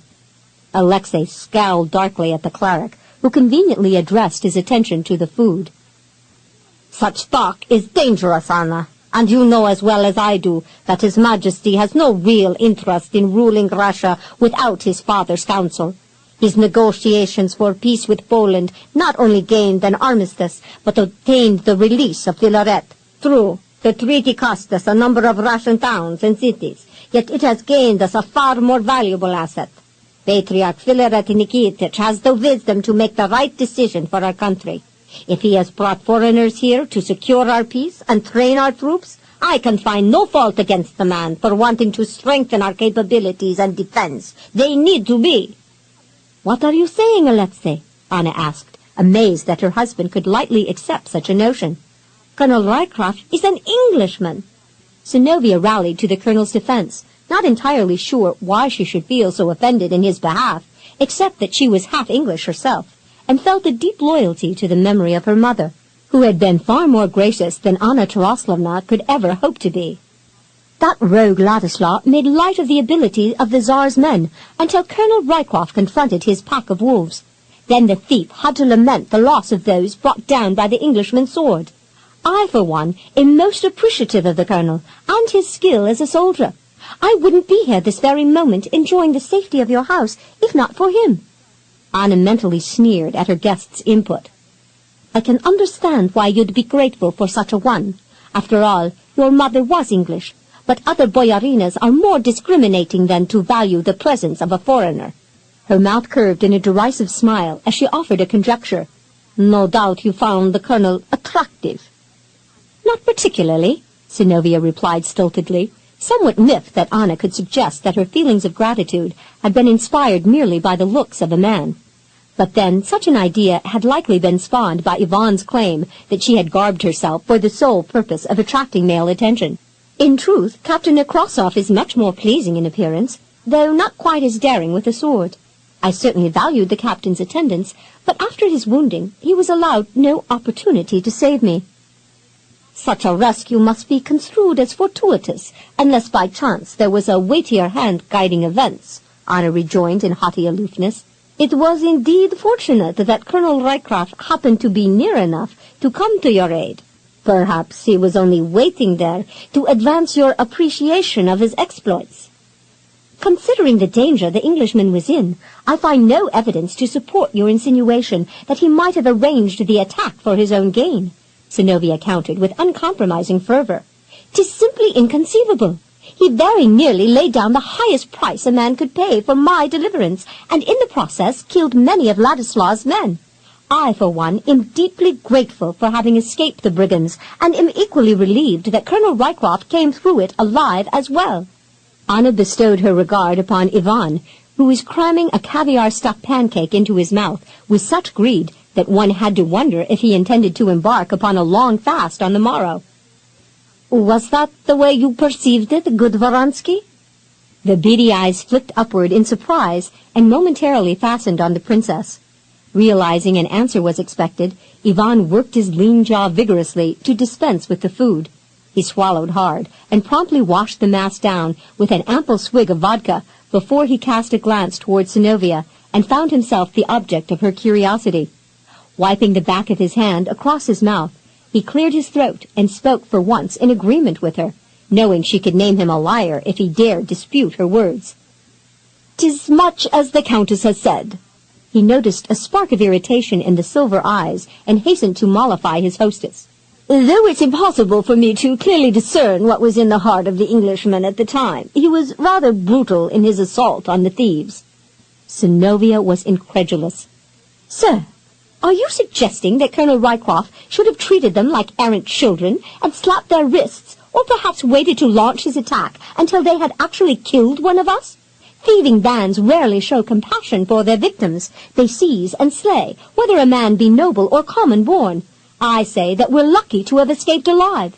And as for that, I'm sure you have cause to remember Petrov threatening you with dire consequences unless you gave him more coins to appease his greed." Seeing his chance to extract a greater measure of concern from his benefactress, Ivan validated her claim. "And quite violently so. The oaf would have thought nothing of taking my life." Alexei considered the scholar with a slyly malevolent smile. "I see no scars from your encounter, Ivan. Indeed, you seem in rare good health and of superior appetite. I dare say we shall be enjoying your company for many a meal yet." A deep blush stained Ivan's pockmarked face as he felt the sting of the man's sarcasm. The prince was immensely fond of casting aspersions upon his poor frame, perhaps because they were both cognizant of the one from whom he garnered protection. Being favored by the princess certainly had its reward. Her presence guaranteed Ivan impunity from physical aggression, which allowed him to enjoy a prideful arrogance. He was not above flaunting his position over the prince, or even needling him about it now and then. Actually, the idea seemed quite appealing at the moment. "As it stands now, my lord, you will be seeing more of me for some time to come."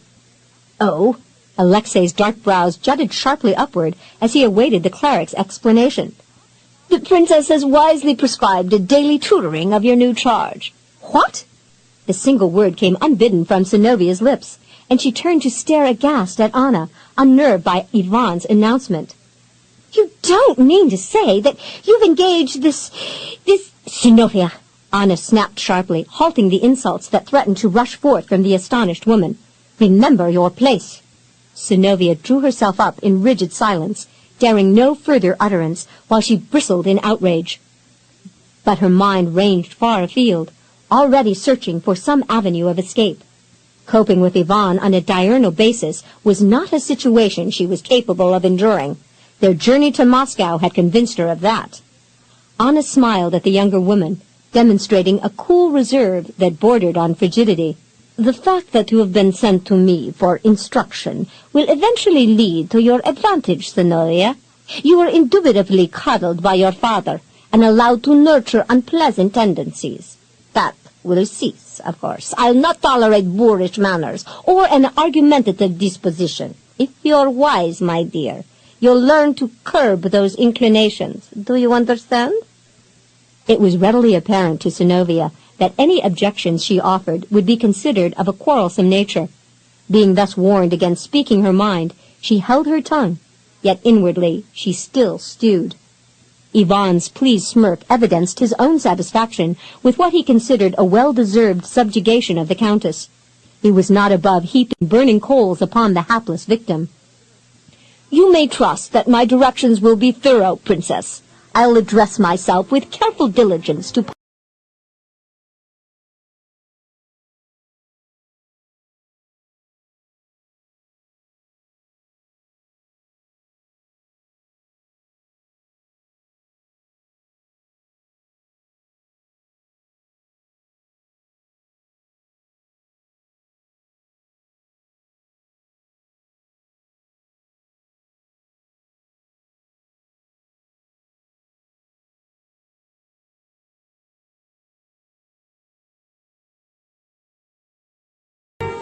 This is the end of this cassette.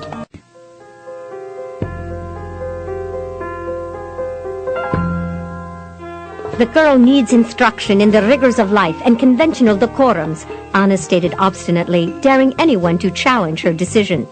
Damned nuisance, if you ask me, her husband retorted. Slamming down his glass, he turned with a harsh scowl, and offering no excuse or explanation, stalked to the pair of doors leading into the hall and threw them open. "Where are you going?" Anna demanded, sensing that she was about to be denied his company for yet another evening. "Out!" Prince Alexei flung back over his shoulder. Halting in the hall, he braced his arms akimbo and bellowed at the top of his lungs. "Boris!"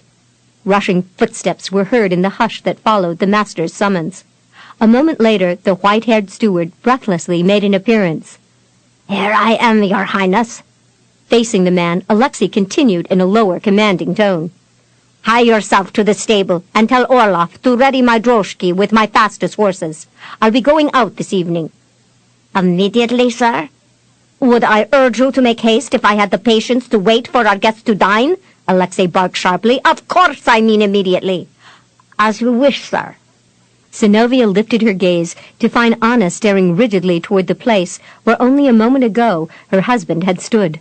The typically pale cheeks were now imbued with a vibrant shade of red, and except for a small tick at the corner of her mouth, she appeared to have taken on the quality of stone.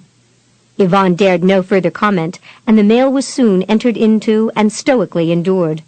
Synnovea was completely distraught over the idea of Yvonne becoming her tutor, and though under normal circumstances she would have savored each course, the roasted grouse with its cranberry sauce seemed as tasteless to her as the flaky pastry stuffed with steamed vegetables and dressed in a light sauce. Yvonne was profuse with his compliments to the cook and devoured every morsel with gusto, totally amazing Synnovea. His slight frame seemed much too frail to handle the amount he consumed, and she could only wonder how he accomplished such a feat without bursting open. When the meal came thankfully to an end, the two guests retreated to their respective chambers. Anna was left to make her own way to a suite of rooms she shared far too infrequently with Alexei. Even their arguments were more tolerable than the loneliness that greeted her, and the wild imaginings of her mind that placed her husband in the arms of another woman. The night proved as wearisome for Synnovea as the journey she had just endured. She found nothing within the stuffy shadows of her bedchamber to assuage her apprehensions, for she could foresee only doom descending upon her in the days and weeks ahead. How in the world would she be able to maintain a quiet, gentle manner under such conditions? She'd be defeated before she even began, for if there was one thing that Yvonne seemed proficient at, it was provoking her temper. Synnovea tossed restlessly upon her bed, unable to sleep, while her mind raged on in a state of turmoil. It was only when her thoughts drifted unbidden to Colonel Rycroft and the moment wherein he had held her close against his sleek, manly body that she was strangely lulled into a peaceful slumber.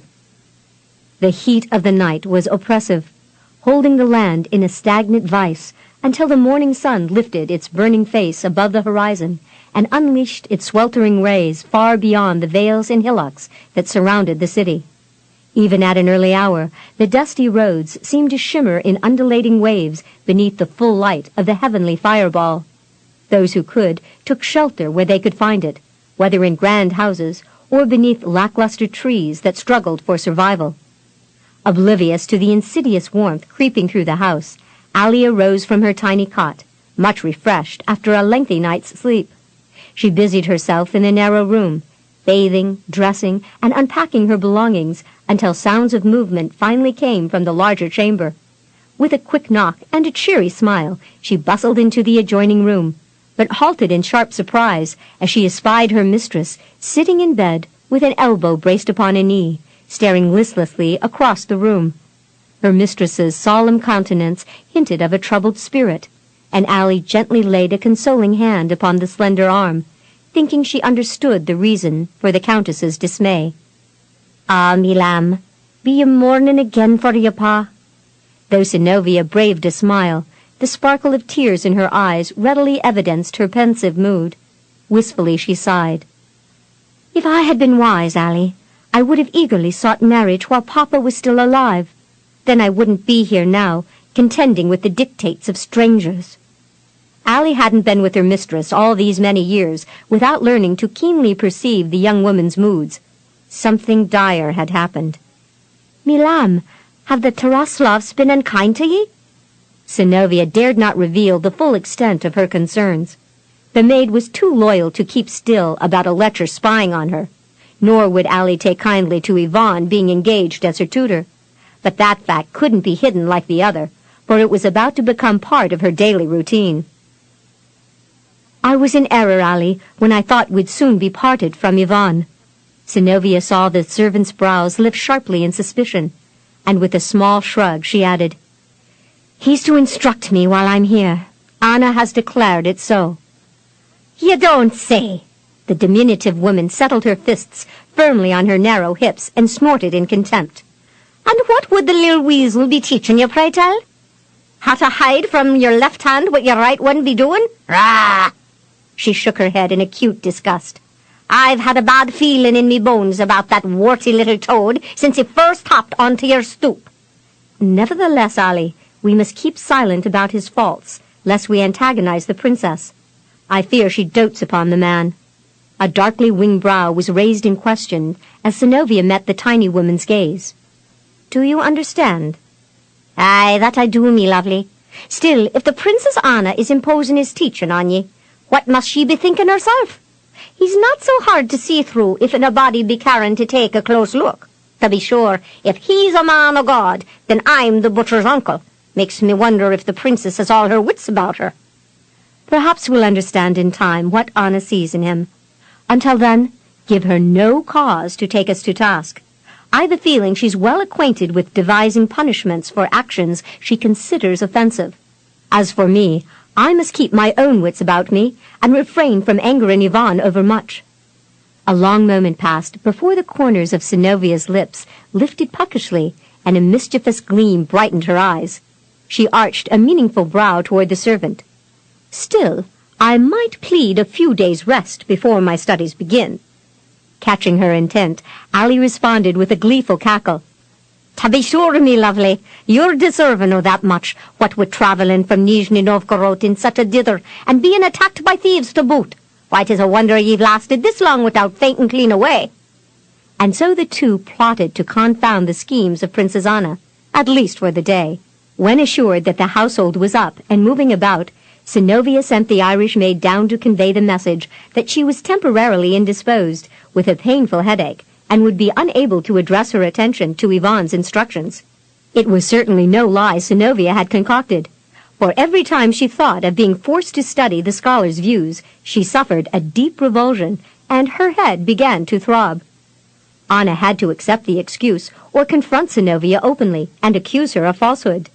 Though tempted to march up to her new charge's chambers and express her suspicions, upon further consideration, Anna decided to bide her time to see what the girl's manner would be on the morrow. It would indeed be a miracle if the girl managed to tolerate her chambers the whole day long. Ensconced upstairs, Synnovea remained oblivious to just how narrowly she had escaped Anna's interrogation. By mid-afternoon, however, she had started questioning her own wisdom in avoiding Yvonne's lectures. She couldn't be entirely certain if someone with a vicious bent had deliberately planned her torture, or if the location of her rooms had never been considered. But Synnovea soon became convinced that there wasn't another chamber in the whole manse as unbearable as her own. Situated on the west side of the house, the rooms became a sweltering oven soon after the day-star reached its zenith. In determining her alternatives, Synnovea realized there was none she cared to exercise. She couldn't escape from her chambers without drawing some inquiry or challenging remark from Anna, and she refused to give the woman that satisfaction. Thus, in an effort to cope with the heat, she lounged about in a thin shift that soon became a transparent film over her perspiring skin. Allie closed the heavy draperies on the west side to shade the chambers and pushed the windows wide on the front of the house, allowing the sultry breezes to flow through the room. Still, the cruel, flaming tongues of the summer sun proved unrelenting, and Synnovea sweltered in the heat. Seeking a way to combat her mistress's distress, the maid went down to the kitchen and asked Elisiavetta's permission to fetch ice from the supply stored in the cellar. She brought back a large chunk to the upper rooms, and after breaking it into smaller pieces, wrapped them in a linen towel. Synnovea heaved a grateful sigh as she rubbed the cooling towel over her bare skin, leaving refreshing, wet trails in its wake. But as the afternoon wore on, she found herself unable to bear the stuffiness of her compartment, and went to perch cross-legged on a windowsill, shaded and protected from the street by a large tree growing at the front of the house. There she lazily stroked the ice-filled cloth along her arms as she observed the comings and goings of passers-by, who seemed urgently intent upon completing their errands and finding shade. Too disturbed by their own discomfort to concern themselves with another's obscure presence, those who ventured forth quickly retreated from sight, leaving the broiling thoroughfare virtually empty. Synnovea draped the ice-laden towel around her neck and leaned her head back against the window frame. Closing her eyes, she allowed her thoughts to roam homeward. Her musings helped to assuage her loneliness, and seemed so real at times she could almost smell the breezes that wafted from the rivers near Nizhny Novgorod. She recalled the numerous times her father had ridden up the lane to their home, and even fancied that she could hear the slow clip-clop of the horse's hooves and the familiar creak of a leather saddle, which during the summer months had always accompanied his dismounting at the front of their house. Although her recollections were stirringly detailed, they were flawed to some extent. It was the custom of Russian gentlemen to bedeck their mounts with silver bells, necklets, and wealthy trappings, which allowed their approach to be heard from some distance away.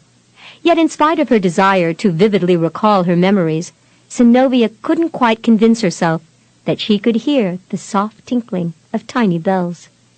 The muted click of booted heels on a stone walk caused Synnovea some perplexity as she continued to reminisce. It was clearly not the stride she had come to recognize as her father's.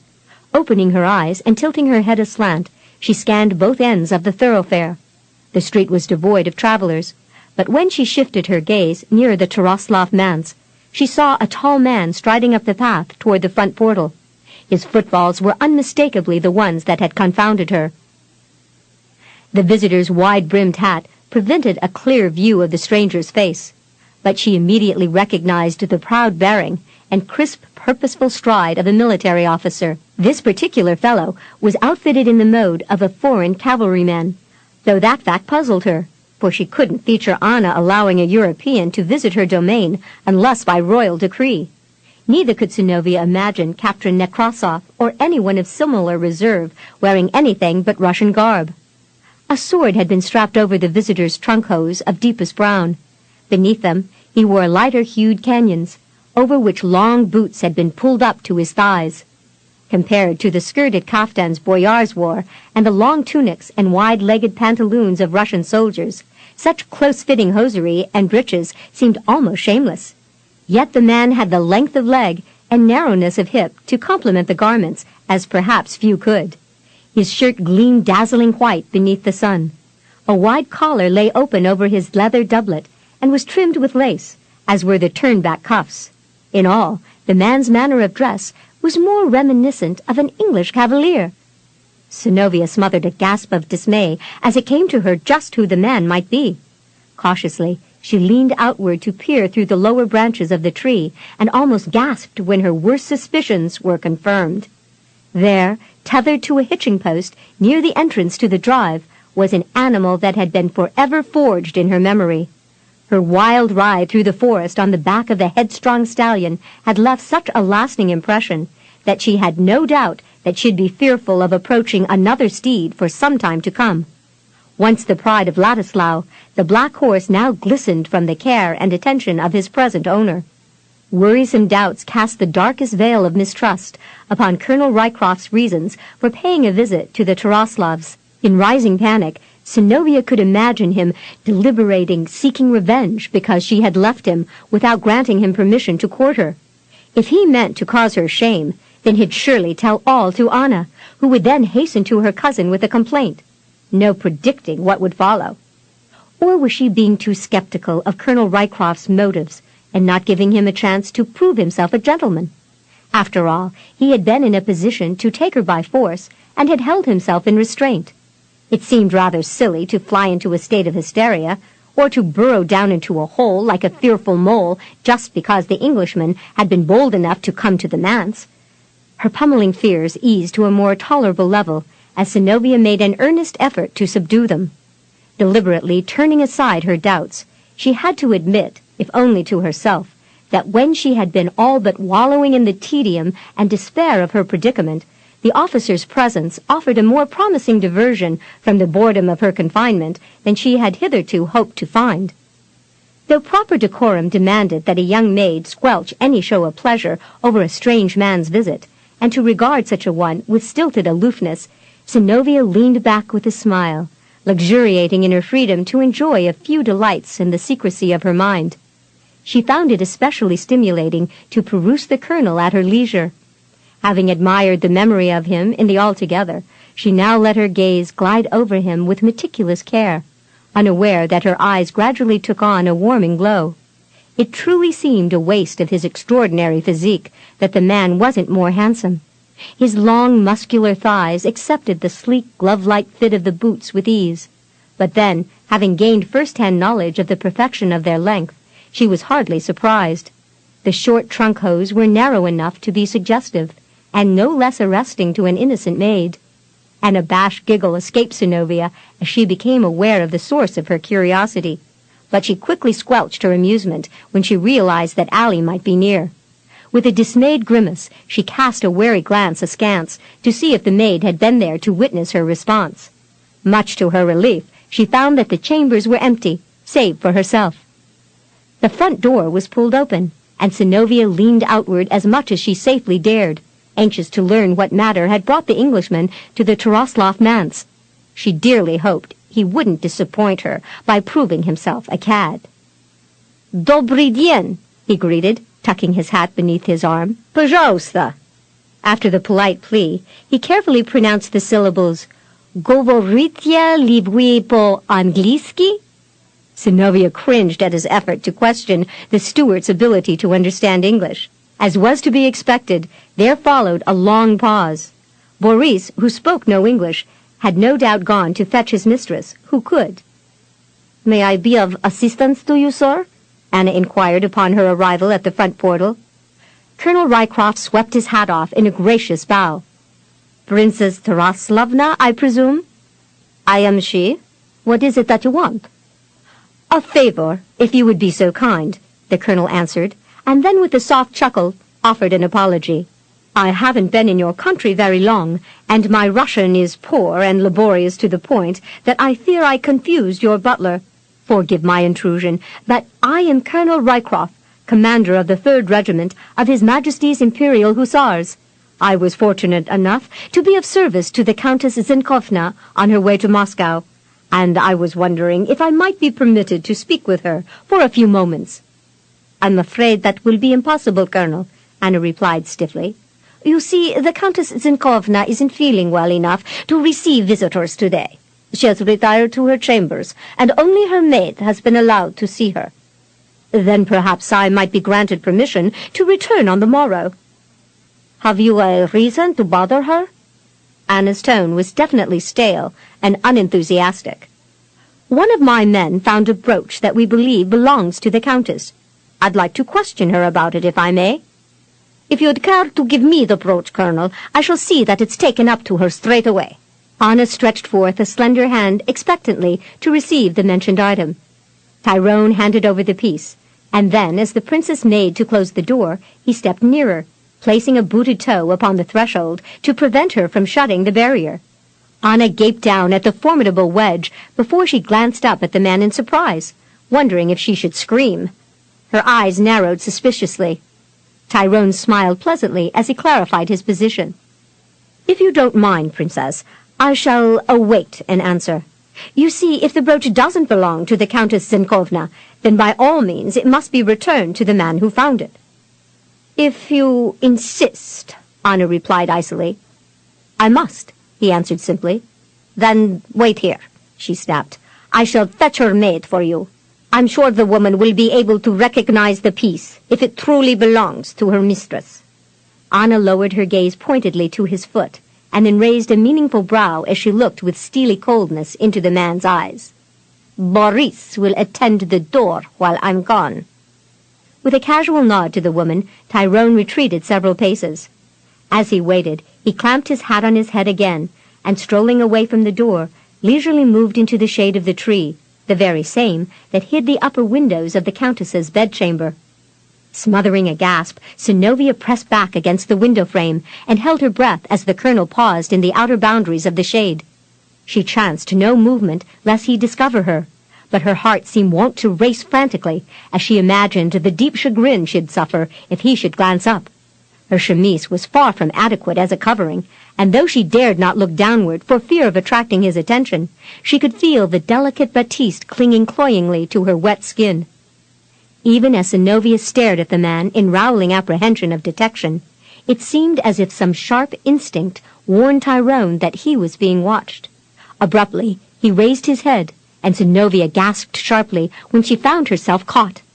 Frozen by the shock of her discovery, she could only gape back at him, while he, in so brief a moment, drank in every detail of her beauty, the mass of dark hair piled casually high upon her head, the soft tendrils curling wetly against her throat, the bare arms and the gossamer cloth that clung like a hazy film over her delicately hued breasts. The slow grin that came to his lopsided lips evidenced his deep appreciation of her beauty. Her appearance gratified his sharply honed curiosity and completely appeased his reason for coming. In truth, this vision of incomparable beauty assured Colonel Tyrone Rycroft once and for all that he hadn't conjured the Countess Synnovea in some wanton dream. Synnovea leapt from her perch with a muffled groan of despair and flung herself far from the window to stand panting for breath in the middle of the room. Her cheeks flamed more from the scorching heat of his perusal than from the sultry confines of her prison. Now her heart kept time with her racing mind. What must he think of her? What tales would he spread of her brazen exhibition? Had she not given him enough to stare at in the bathhouse without embarrassing herself a second time? Oh, if he'd just go away, back to England where he belonged, without humiliating her further. The front door creaked as it was pulled open, and Tyrone snatched his mind free of its entanglement, and sweeping off his hat, concentrated on presenting a cool-headed aplomb as he turned his gaze from the window. Whatever else came of the day, his brief glimpse of the Countess had been well worth the long, blistering ride from his quarters. Allie stepped out into the light and squinted up at the stranger, who stood head and shoulders above her. With some curiosity, she considered his badly bruised visage, before she cautiously asked, "He be the one what saved me mistress?" "'Tis my honor to claim that fame," Tyrone replied amiably, and winced as he tried to grin at the old woman. Peering down at the emerald brooch now nestled in the palm of her hand, Allie tapped it lightly with a gnarled forefinger. "This be the Countess Synnovea's all right. What be your reward for finding it?" "The reward is not mine to claim. The piece was found on the ground by one of my men. If your mistress so desires, she may lay such a favor upon him, but you need not trouble her now for a reply. I shall return on the morrow. Perhaps by then I may be allowed the privilege of addressing the Countess personally." "I see no need for you to trouble yourself," Anna interjected crisply over the small woman's shoulder. "We shall have the reward sent to your regiment." "It's no trouble at all," Tyrone assured her in good spirits. "I'd take great comfort in seeing the Countess again, to assure myself of her good health, of course." He met the chilling stare of the princess and deliberately ignored what it implied, having adroitly claimed an excuse to return. Tyrone glanced down to see the sparkling blue eyes of the Irish maid resting on him with smiling approval, and realized he had gained an ally. Despite the discomfort he embraced whenever he stretched his bruised, swollen lips, he gave the tiny servant his best attempt, displaying gleaming white teeth behind a crooked smile. "Would ye be needing your hurt stended, sir?" Allie offered, and then glanced around in disappointment as Anna cleared her throat impatiently. "I'm sure there are physicians to whom he can go," the princess stated, not even bothering to hide her annoyance with the pair. "I fear such attention is limited by the reluctance of your benefactress," Tyrone responded with another painful grin. "I must be on my way, but if you will, you may carry my solicitations for a quick recovery to your mistress. I hope she'll be feeling better on the morrow when I return." "Oh, she will be," Allie assured him. "I'll see to it." Tyrone swept the woman a brief bow, and settling his hat on his head, chuckled softly as he retreated down the walk. Even if he hadn't won the consideration of the countess, at least he had gained the support of someone very close to her, who might prove of great benefit in persuading the younger woman to think more kindly of him. 5. Synnovea's slender feet fairly flitted down the stairs the next morning. She had given up all pretense of being indisposed for another day, having come to the decision that she wasn't particularly fond of being roasted alive. She doubted that even the cleric's stodgy instructions could be as punishing as the hellish discomfort she had endured in the solitude of her chambers. Thus, with a light-hearted ambiance and a newfound tolerance for Ivan Vronsky, Synnovea swept into the dining hall and smiled cheerily as she extended a morning greeting to the man. Ivan had entered only a few moments earlier, but it seemed as if he had devised his strategy well in advance of her appearance, for he nearly stumbled over himself, skittering around to a place where he could bar her departure from the room, no doubt fearing she'd be tempted to escape like an errant child once he confronted her. When she picked up a plate and went to the sideboard, he followed with his own platter and heaped the morning fare upon it. "This morning, Countess, we shall address the value of humility and self-denial," he announced, licking the sauce from his thumb. Slanting a glance toward his overflowing plate, Synnovea couldn't resist a smiling query. "Self-denial in what respect, sir?" Ivan sniffed arrogantly. "Well, to begin with, in your manner of dress." Synnovea thought he looked very dour and supercilious in his dark vestment, which he obviously considered appropriate for the seriousness of his duties. But then, he probably would have conveyed an identical demeanor if he wore nothing at all. Not that she was at all interested in having her suspicions confirmed. If fate decreed that she should again be shocked by the sight of a naked man, then should just as soon he be a far more worthy specimen, someone with a physique as notable as Colonel Rycroft's, but with handsomer features. Synnovea lifted her own dish aside and looked down at her sarafan of turquoise silk, wondering what Ivan had found to falter for it this time. Considering the fact that she was adequately covered from neck to toe to wrist and clad in the traditional manner of her homeland, she had difficulty understanding the cleric's objection. "Is there something wrong with what I'm wearing?" she inquired, her curiosity piqued. She was beginning to suspect that he'd be averse to anything she wore. "Is this not the proper attire of a Russian boyarina?" "Somewhat reminiscent of a peacock, I would imagine. Indeed, a bit too colorful to be considered demure. No modest maiden should strut about like some pretty hen in her finery." Synnovea played the innocent, disinclined to accept his assessments with the same appreciation that Anna might have displayed, though she seriously doubted the man would have offered such criticisms to the princess. One did not wisely bite the hand that nourished him. "I thought peacocks were male birds, or do you mean peahens? They, of course, don't have much finery, not like peacocks." "That's strictly beside the point," Ivan snapped in an indignant huff. "And as a young maid, and now a student of mine, you'll have to learn to show proper respect to your savants and be humble of both spirit and mode. After all, the Tsar is looking for a bride, and who is to say what maid he will finally select?" Synnovea promptly rejected such a notion. "With all due respect to His Majesty, sir, I have no wish to be subjected to the intrigue and jealousies associated with that particular position. I'm quite content living my life outside the confines and stricture of Itirim, and avoiding the fear of what potion might be added to my food. His Majesty has suffered much in trying to find a bride, but not as much as his wife will have to once he marries." Ivan eyed her narrowly, trying to plumb her logic. "What do you mean?" Casually, Synnovea settled herself in a chair at the table.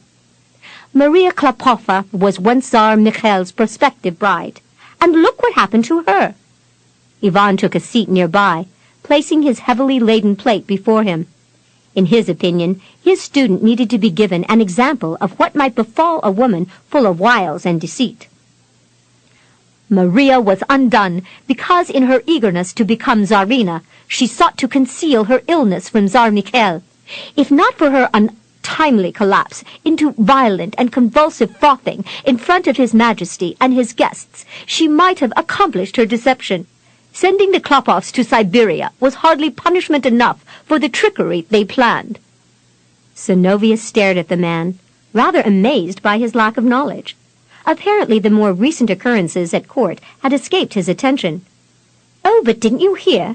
Shortly after his return from Poland, Patriarch Filaret uncovered a plot by the Saltykovs to discredit Maria Klopova and her family. It seems that several members of the Saltykovs family had doused Maria's food with an emetic and then bribed the attending physicians to spread the lie that she had an incurable illness. Patriarch Filaret learned of their subterfuge and told his son. That's why His Majesty has recently banished the Saltykovs from court and confiscated some of their lands." Synnovea heaved a sigh. "Though it's done poor Maria little good now." "But the Saltykovs are relatives of Tsar Mikhail's mother," Ivan argued. "Marfa would never abide such an edict against her kin, even from her son. You must be mistaken." Synnovea allowed him the benefit of a kindly smile. "That's exactly why Marfa now staunchly refuses to give her consent to her son's marriage to Maria Klopova. She was positively in an uproar over his treatment of her kin." Briefly, Synnovea addressed her attention to her plate before lifting her gaze to the dumbfounded man. Though wisdom pleaded caution, the opportunity to subtly suggest that her knowledge equaled or even surpassed his was far too tempting to resist. It would only be a gentle jibe. "Do you suppose you've had enough instruction for the day, Ivan? I do so wish to visit the Countess Andreevna this morning, ere it gets too warm. Perhaps we could continue our discussion on the morrow." Ivan's pockmarked cheeks reddened profusely as he lowered his gaze to his food.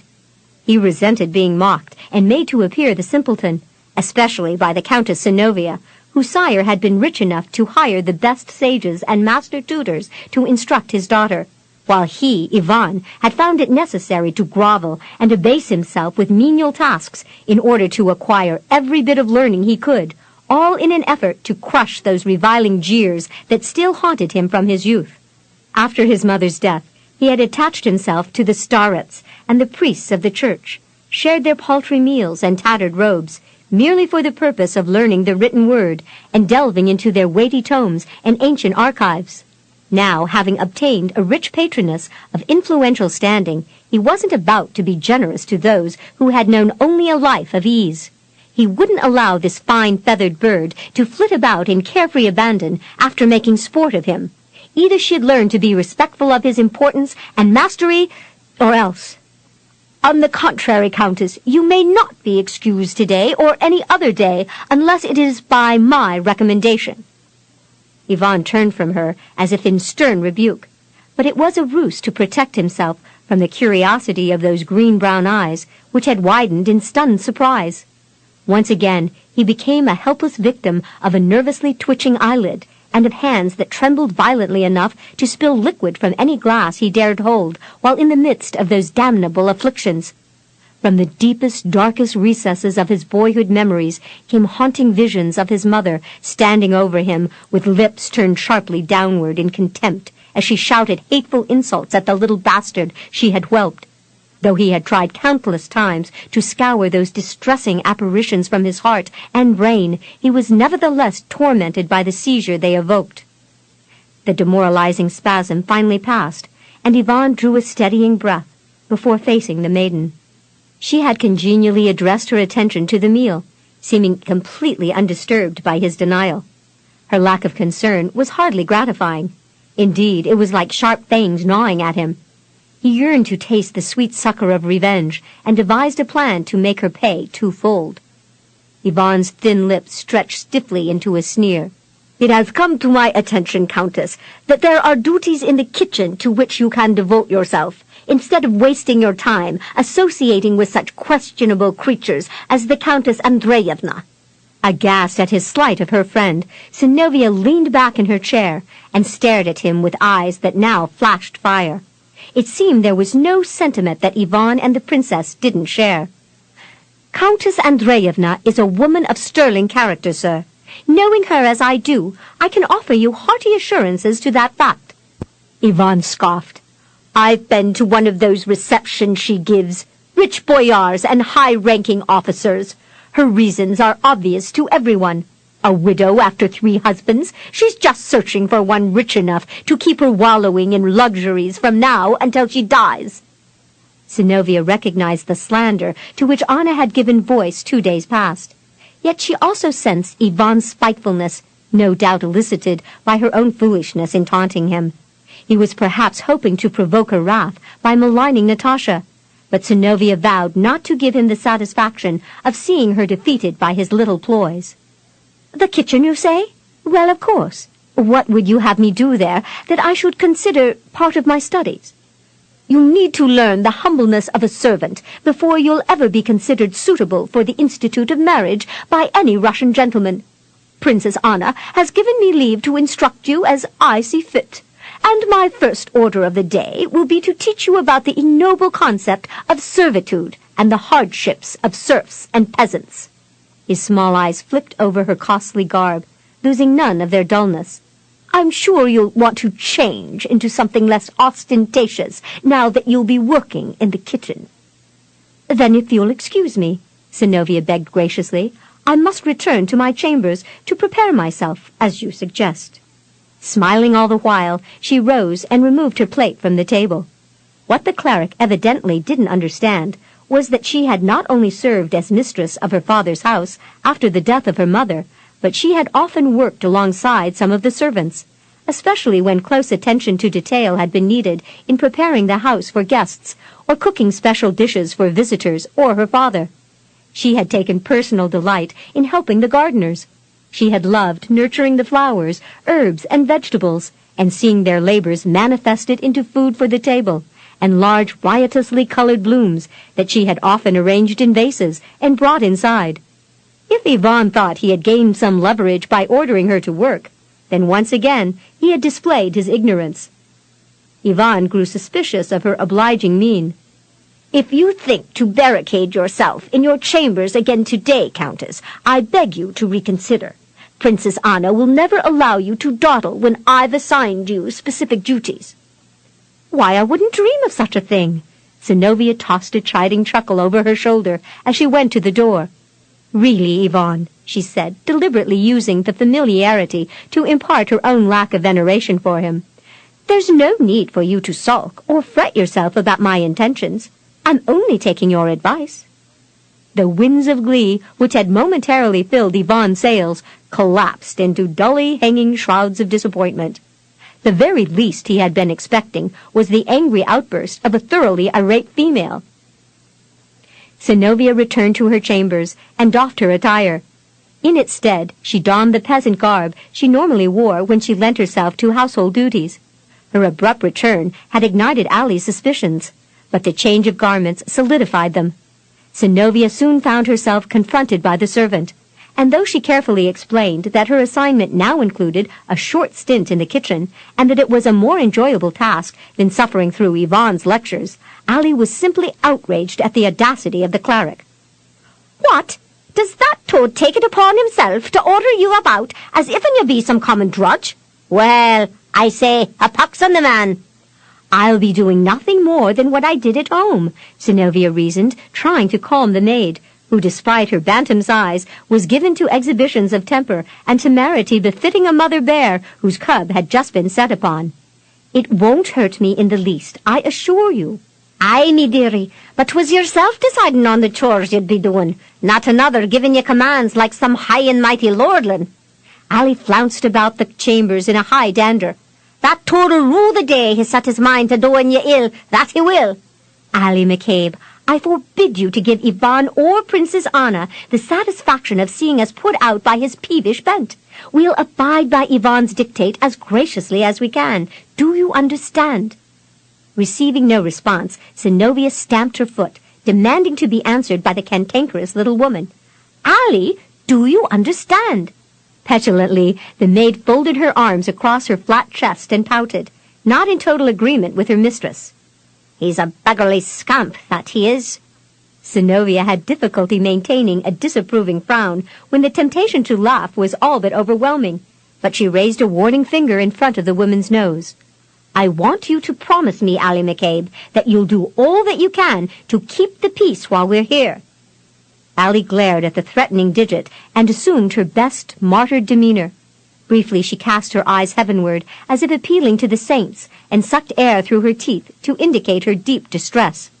Finally, with a wry shake of her head, she grudgingly relented.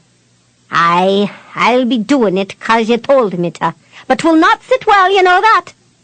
Synnovea chuckled softly as she laid a comforting arm about the woman's narrow shoulders and copied her brogue. I know that, Allie, my dearest, but 'twill be better this way. Mayhap by a bit o' kindness we'll be turning aside their resentment. That'll be the day for sure. Aye, though the priest assured me miracles have a way o' happening e'en today, I still have me doubts that ye can gather wool searching through a wolf's lair." Her eyes sparkling with amusement, Synnovea dared to point out the error in the tiny woman's thinking. "Perhaps you might, if that's all that's left of the carcass the wolf has dragged in." Allie paused with mouth aslack, considering the truth of her mistress's reasoning. Finally she heaved a sigh of lament. "But that bodes ill for ye, me lamb." "Help me finish dressing," Synnovea sweetly urged. "Then you can put away my clothes while I go downstairs and confront the cook." She paused to consider the wisdom of Yvonne's decree. "Poor Elisaveta, she may be in for a bit of a shock. She'll be so nervous with the boy Orina working in the kitchen, she might well burn the food." "'Twouldn't hurt none if she did," Allie rejoined tartly. "The way that crow Ivan's been filling his craw since he came to Nizhny Novgorod, it'll serve him right to have to choke down burnt victuals for a while." As predicted, Elisaveta, the sad-eyed cook, gawked in open astonishment when Synnovea entered her domain, dressed not entirely like a servant, but not quite like a noble lady either. Her apparel might have put even Yvonne's morose convictions on servitude to rout, for her white lace-trimmed blouse, bodiced of forest green, and wide white apron decorated with variegated rows of trim, and worn over a dark skirt lavishly embroidered with a colorful profusion of flowers, created a very fetching costume. Layers of lacy petticoats gave the skirt volume. Beneath the ankle-length hem could be spied slender, slippered feet and darkly stockinged ankles as trim and shapely as a man could hope to view. A large, lace-edged kerchief covered her dark head, and the single braid was left to hang unadorned to her hips. "Countess!" Elisaveta cried, clearly flustered. "What be ye doing here?" "I've come to help, Elisaveta," Synnovea announced cheerily. "Is there something I can do?" "Niet, spasiba."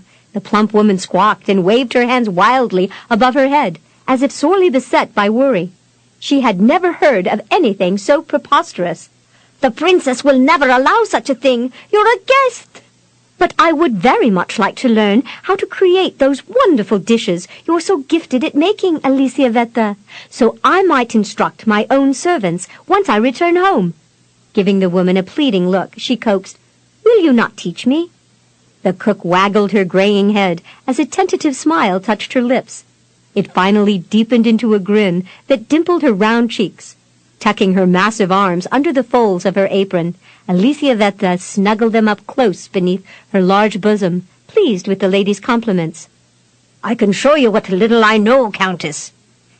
"Then I'll surely learn all there is to be taught about cooking," Synnovea smilingly surmised. "What will you show me first?"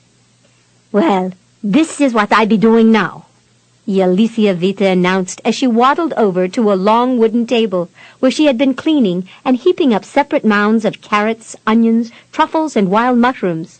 "When I finish chopping these, I'll be making piroshki. The master likes the little stuffed patties very much."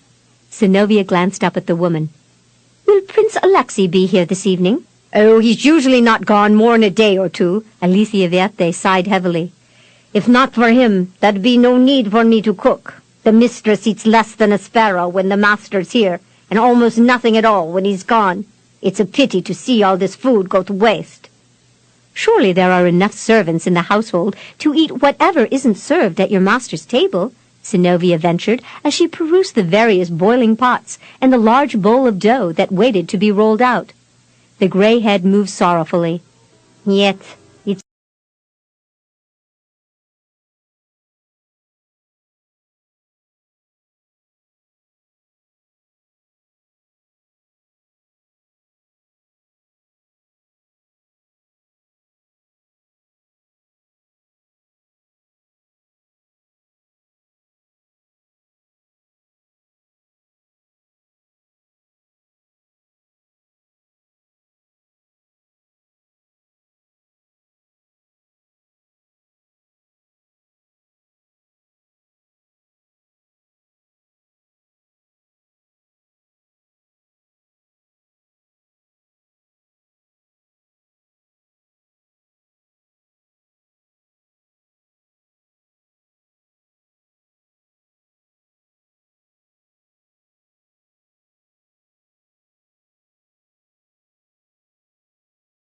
To the Taraslavs, a goodly number could be helped by it. Sharing in the women's misery, she laid a gentle hand upon the stout arm. "Do you know of someone in particular who's in need, Elisaveta?" The cook's chin trembled, despite her efforts to keep it firm. "It's my sister, Countess. Her husband died this past winter, and she's poor in health. She has a young daughter of 3 at her side, but she cannot work to make ends meet. They're wasting away to nothing. And here I be, in this fine house, cooking all this fine food, but I'm forbidden to take anything to her. I cannot even leave to help her." Well, Synnovea settled her hands on a waist that was narrow enough to be envied. If this was the state of affairs in the Taraslav manse, then she wouldn't sit quietly by and do nothing. "I have a maid. I can send to buy food and whatever else is needed, and a coachman to take her to your sister. Though I may not be allowed to leave without special permission," Synnovea gave a small shrug as Elisaveta glanced up in surprise, "they won't trouble themselves over much about the absence of my maid." "You mean you can't leave here without me mistress giving you the say?" the cook questioned in amazement. "I'm sure 'tis only for my protection," Synnovea responded with a comforting pat on the servant's arm. Elisaveta drew her own conclusions as she cast a glare toward the kitchen door, intending it for the woman who roamed well beyond it. She had once been employed by the family who had given birth to the Princess Anna, and long ago had formed definite opinions about the woman who had sent her own aging parents to live in a monastery because she preferred to live alone with her husband in the house in which she had grown up. Even when the princess had moved to Moscow, she had not allowed her parents to return home, lest they disturb the order of the home place. By late afternoon, Synnovea had finished her chores in the kitchen, whereupon Ivan, eager to demonstrate his authority over her, gave her a weighty tome to read. The garden behind the house offered a seat in the dappled shade of a tree, from which she could watch the return of Ali and Stienka, who had left some time ago on their mission of goodwill. Elisaveta came to the back door often to peer out, but Synnovea could only shake her head, having viewed nothing more than a few small carriages and a handful of mounted riders passing in front of the manse. Dismissing these, she returned her attention begrudgingly to the boring passages Ivan had lauded. The work seemed so full of absurdities, she had trouble believing the cleric had actually been serious about his praise. Dusk had tainted the sky with gloom before Synnovea finally espied the familiar coach. When she rushed into the kitchen to tell Elisaveta that Ali was returning, the cook chafed in frustration, unable to leave her duties. Hardly pausing, Synnovea swept through the dining hall and was hurrying across the hall when Anna turned from the front portal with a harsh frown gathering her thinly drawn brows. "You should have discouraged that pompous Englishman from coming here when you first met him," the princess rebuked, incensed that she had been called to the door again to answer his inquiries. The man apparently lacked the sense to know when he wasn't welcome, or was just too pig-headed to accept that fact. "Colonel Rycroft was quite adamant about seeing you this time, and had the audacity to inform me that he'll return on the morrow, as if another visit will do him any good." Synnovea's eyes flew to the portal. Earlier that morning, her spirits had been strangely buoyed by the fact that Colonel Rycroft had expressed his intentions to call upon her during the day. In setting her servants upon her benevolent quest to help Elisaveta's sister and young niece, however, she had allowed his planned visit to slip from the forefront of her mind. Regrettably, Anna's haughty outrage left no doubt that he had been treated rudely. Almost cautiously, Synnovea asked, "Is Colonel Rycroft still here?" "He was a moment ago, but he has gone now," Anna informed her caustically. She flung up a hand in the same angry manner with which she had banished the officer from her stoop. "I informed him that you didn't wish to be disturbed ever again by him. I gave him some coins for a reward to carry back to his man when he tried to use that again as an excuse for his return. Personally, I have grave doubts he'll be giving them to another. A simple trick for gain, if you ask me." Synnovea struggled to curb her irritation, resenting the fact that the woman had taken it upon herself to dismiss the man without first informing her. Even if Colonel Rycroft was an Englishman bent on courting her, Synnovea considered it entirely her prerogative to grant him permission to see her or send him on his way. Taking into account that the man had risked his life to save her from ravishment, or worse, he certainly deserved better treatment than Anna had obviously given him. "You say Colonel Rycroft will be returning on the morrow?" "He may, if he dares to ignore what I said, but 'twill do him little good," Anna declared emphatically. "I won't let you see him."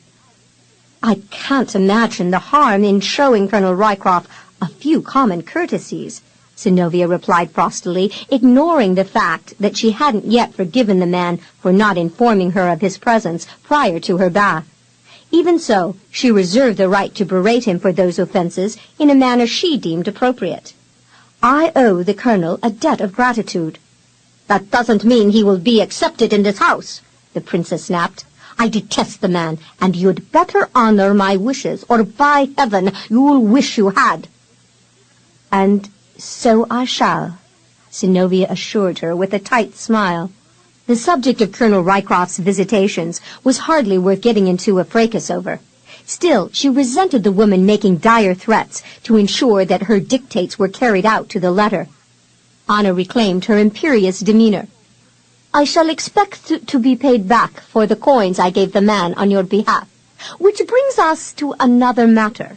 You have enough wealth to compensate us for the cost of your existence here, as well as for the servants whom you brought with you. It's only fair that you pay accordingly. I'll attach to your debt the rents I feel are due me, and write you out a notice of your weekly obligation. You'll be expected to pay such funds at the beginning of each week." "If you so desire," Synnovea replied, wondering if the woman's decision to charge her rents sprang from greed or from a growing resentment of her presence in the manse. "I'm pleased that you're so agreeable, Countess." Declining comment to the converse, Synnovea begged, "I should like to go and dress for dinner now." Rigidly, Anna inclined her head, granting permission, and watched as the younger woman crossed the hall. But when Synnovea passed the stairs and continued toward the back of the house, Anna hastened to follow her. "Where are you going?" she questioned with sudden suspicion, and stated the obvious. "Your chambers are upstairs."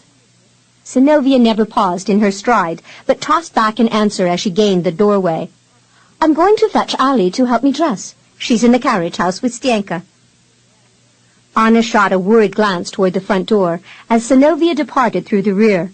She had no way of accounting for the time that had elapsed since she had sent the colonel on his way, but she refused to take any chances that he was still dawdling nearby. Lips tightly set, in an angry grimace, Anna stalked to the front portal and snatched it open, more than primed to chastise the man for his delay. Finding no one upon whom to vent her rage, she casually sauntered out onto the stoop, and from there glanced up and down the thoroughfare.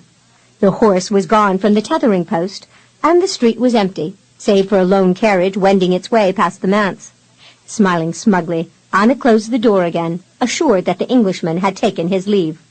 Perhaps she had managed to impress him with the fact that he wouldn't be received in her house. If not, then she'd find a more effective way of crushing his aspirations for winning the attentions of a rich Russian countess. Synnovea dashed along the narrow pathway that led from the house to the stables, and was in the process of rounding a hedge when she caught sight of the familiar black stallion tied to a hitching rail near the rear gate. She stumbled to a halt as her eyes flew in search of the indomitable colonel. He was standing near the coach with his leather helm tucked beneath one arm, his other hand casually resting on the hilt of the sword that hung at his side. He seemed quite affable as he conversed with Ali, whose eager giggles were mingled with sly looks and animated flourishes of her pale hands. Far-fetched as the idea seemed, the old woman gave every indication that she was flirting with the officer. Colonel Rycroft was garbed more in the mode of a working soldier than he had been the previous day. Somewhat rough, worn, but equally slender boots had been pulled up over tan canyons. Trunk hose of a taupe leather, discolored from much use, covered his hips, while a thick leather cuirass swathed his chest. Beneath the armored vest, he wore a full-sleeved blouse, absent of any adornment. Dark bruises were still visible around his eye and cheek, but the swelling, which had once distended his brow and lip, had dwindled in size, lending him more of a human, if not handsome, appearance. His hair had recently been clipped close against his nape, and was now smoothly combed, allowing sun-bleached strands to show amid the tawny brown. Allie glanced around, and espying her mistress, eagerly beckoned her forward. "Mistress, here be the officer what saved you from the highwaymen." Colonel Rycroft turned abruptly to face Synnovea, and though his eyes were shaded by the approaching dusk, they seemed to linger on everything they touched. Synnovea had no way of discerning the workings of the man's mind, but perhaps that was just as well, for her own peace of mind, for she had never felt so completely devoured in all of her life as when this Englishman looked at her. Tyrone Rycroft was momentarily of the conviction that he admired the countess garbed in clothes almost as much as he had when he had seen her wearing nothing at all. But then he wasn't being quite truthful with himself. Though they were strangers at best, vivid memories of her entrance and departure from the wooden tub swept with recurring frequency through his mind and had the ability to snatch him awake from the deepest sleep. Synnovea wasn't sure how to react when a suitor made no effort to disguise the intense hunger in his eyes. She felt the heat of a blush suffuse her cheeks as he considered every detail of her, from shapely ankles and the slender feet that brought her slowly forward to the wisps of hair that had escaped the kerchief and now curled softly against her face. "Colonel Rycroft, this is a surprise," she stated, astonished by the slight tremor in her voice. "Princess Anna just now advised me of your visit, but she also told me that you had left." "I delayed my departure when I saw Allie arriving by coach, and I came back to chat with her." Tyrone set aside his helmet and closed the remaining distance between them, giving Synnovea a grin that she was just beginning to suspect was naturally lopsided. "I'm greatly favored by your appearance and your apparent good health, Countess. I was afraid I'd again be forced to leave here bereft of an opportunity to see you. Now that I have, my heart has come alive again. The merest glimpse of you nourishes my very soul." His eyes glowed with such warmth beyond the thick length of his dark lashes, Synnovea was of a mind to think that no other smile bestowed upon her by a man had ever turned so quickly into a leer. The burning heat in her cheeks refused to abate when he fed his senses upon every minute detail of her and plied her with such silken words. The sudden suspicion that he had practiced the same cajolery on other maids abruptly accomplished a cooling. "I regret that you've had to come all this distance to fetch the reward, Colonel. I should have sent Stenka to take it to you." Tyrone thrust a pair of fingers into a small purse hanging from his belt and drew forth a pouch of coins. Taking her slender hand, he turned it over and pressed the soft leather bag upon her palm before closing her fingers around it. For a moment, he encompassed her small fist within the warmth of his hand. "I shall gladly pay the man myself, as evidence of the delight that I glean from your company, my lady," he avouched with warmly persuasive boldness. "I only use the reward as an excuse to see you again. If I hadn't wanted to come, I could have sent my man to fetch it." Synnovea cautiously withdrew her hand from his, fearing he'd detect her frantically leaping pulse and mistake it for something more than a growing uneasiness. How could she not feel a restive disquiet at his touch when his mere presence set her at odds with herself? "I cannot allow you to suffer the payment of the reward, Colonel." She earnestly sought to return the purse and was frustrated by his refusal to accept it. "I fear you can ill afford the loss of these coins." "The cost is of little consequence, my lady," Tyrone replied chivalrously, his tone subtle as silk. "The prize I seek is of far greater worth to me." One glance at Allie was enough to convince Synnovea that the petite woman was secretly applauding the man as a challenger for her heart. As much as she disliked disillusioning the old servant, the Englishman was definitely not in her plans in the near or the distant future. Even if she had thought him handsome, which didn't seem quite so far-fetched now, he was still a roaming adventurer who apparently called no country his home, not even England. She wanted something more. At the very least, a husband who would be close at hand for most of their marriage. "Your sacrifice is pointless, Colonel. Princess Anna would prefer that you did not return at all." Synnovea felt a prickling of her conscience as she laid the full weight of rejection upon Anna, but she ignored the prodding as she stated what was near to being the truth. "I'm under her guardianship and must respect her wishes. You must also." Raising a querying brow, Tyrone searched the variegated orbs until they fell in nervous confusion. After a long pause, he released a pensive sigh as he contemplated her blushing cheeks and downcast lashes. He peered briefly askance at Allie and saw the servant's troubled frown and the disappointment clouding her eyes. Had he been of such a mind, he might have offered the tiny woman some hope to rally her spirits.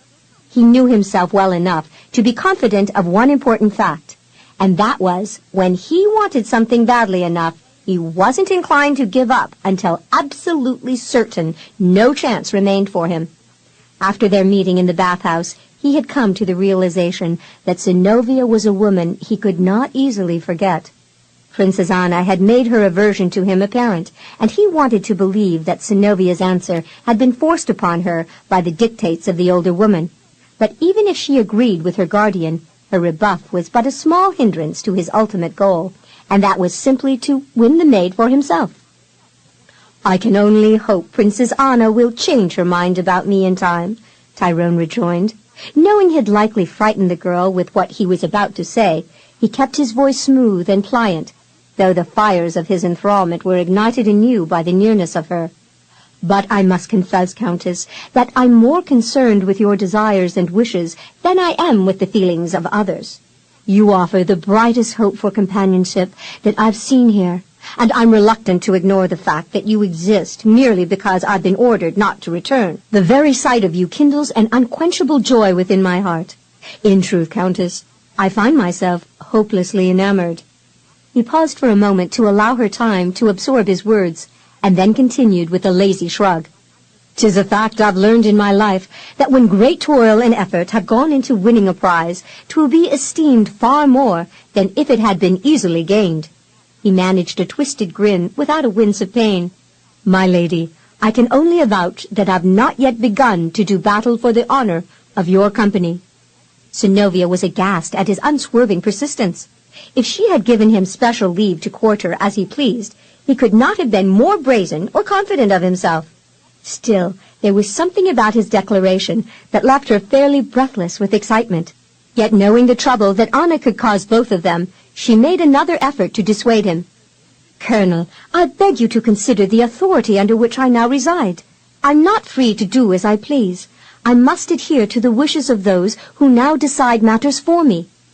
"Would it help if I petitioned the Tsar for his favor?" Tyrone queried with a hint of humor shining in his eyes. He closely observed her reaction. If truly cold and haughty, then he'd have his answer soon. The lovely mouth dropped open in astonishment, and Synnovea stared at him, astounded that he could suggest such a thing. The initial shock of his question eased only slightly as she hurried to deny the possibility. "Indeed, no, sir. Gracious, no, I mean, the whole of Moscow would be aflutter with the news. Oh, you mustn't, I forbid it." Allie coughed behind her hand as she fought a private battle not to cackle in glee. She had been an eager witness to the colonel's pleas, and had found it hard to contain herself in her desire to give encouragement to her mistress. She was absolutely ecstatic with the Englishman's determination to fight for what he wanted. As evidenced by his deeds and words, this was no weak-willed swain who could be tossed about with every conflicting wind. This man knew his own mind and zealously sought to gain what he desired to have. And with a name like Tyrone, he had to have a fair amount of Irish blood in him somewhere. It certainly would account for his unfaltering fortitude. "No need to worry, my lady," Tyrone assured Synnovea with a grin. Her response had not cooled his ardor in the least. "I'll win his favor first, and then make my petition." Synnovea pressed a hand to her throat in horrified dread that he'd actually take his suit all the way to the throne. Surely he was jesting. Surely she had nothing to fear. Surely he would not. "As much as I am loath to leave you, my lady, I must return to my duty now," Tyrone informed her in a warm murmur. "I have a late drill, and on the morrow, a full day on the training field. Even if Princess Anna hadn't warned me away, I rather doubt that I'd be able to break away long enough to visit you. But never fear," he added with a wink and a promise, "you'll be seeing me again fairly soon." He gave her a brief bow, and then, retrieving his leather helm and settling it on his head, strode back to the stallion. After swinging up into the saddle, he reined the steed about to face the two women, and casually touched 2 fingers to the brim in a salute of farewell before turning from them and nudging the stallion with his heel. "He's a bold man," Allie declared happily as she watched him ride away. A grin teased the corners of her wrinkled mouth, and in the silence that followed, she cast a brief glance toward her dumbstruck mistress and smugly folded her arms across her chest. "You know, he reminds me of your pa when he came courting your ma. He wouldn't take no for an answer either. He persisted till he finally persuaded your ma's kin to give her to him in marriage.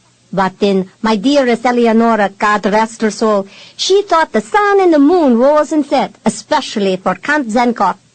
"Well, I don't think the sun and moon rise and set for Colonel Sir Rycroft," Synnovea declared in a huff, regaining a fair measure of her tenacity.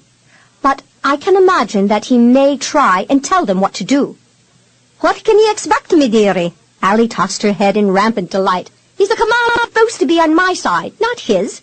The way you were eyeing him, a body would think you were measuring him up for an appointment as my husband." Now, me lamb, there's no reason to get yourself in such a snit," Allie soothed. "I be liking the man, that's all." A vexed sigh, definitely related to a snort, accompanied a glower of genuine distrust. "I know you only too well, Allie McCabe, and I've no doubt that you'll be discovered as an accomplice to the Colonel should he persist in this foolhardy endeavor. You're not to be trusted around such a man." "Can I help it if I have a keen eye for picking a prime man?" Synnovea settled her hands on her waist and groaned in mute frustration. The occurrence was rare indeed when she could out-argue Allie McCabe. "I don't suppose, after your delight over the Colonel's visit, that you remember what I sent you out for?" Allie squawked at the idea that she was growing addlepated. "You know I do." Her temper mellowed as her mood changed to one of compassion. "And the poor sight I saw, too. Elisaveta wasn't far wrong. Her sister is in a bad way. I cooked and tended for her and the little girl, Sophia. Then I gave them a few coins and promised more to a neighbor woman, so she'd look after them till I come back. With a little care, they'll be fine, but Danica will be needing to find work to support herself and her child once she's up and about. I doubt that Princess Anna will allow her to come to work here, not with the child hanging onto her skirts."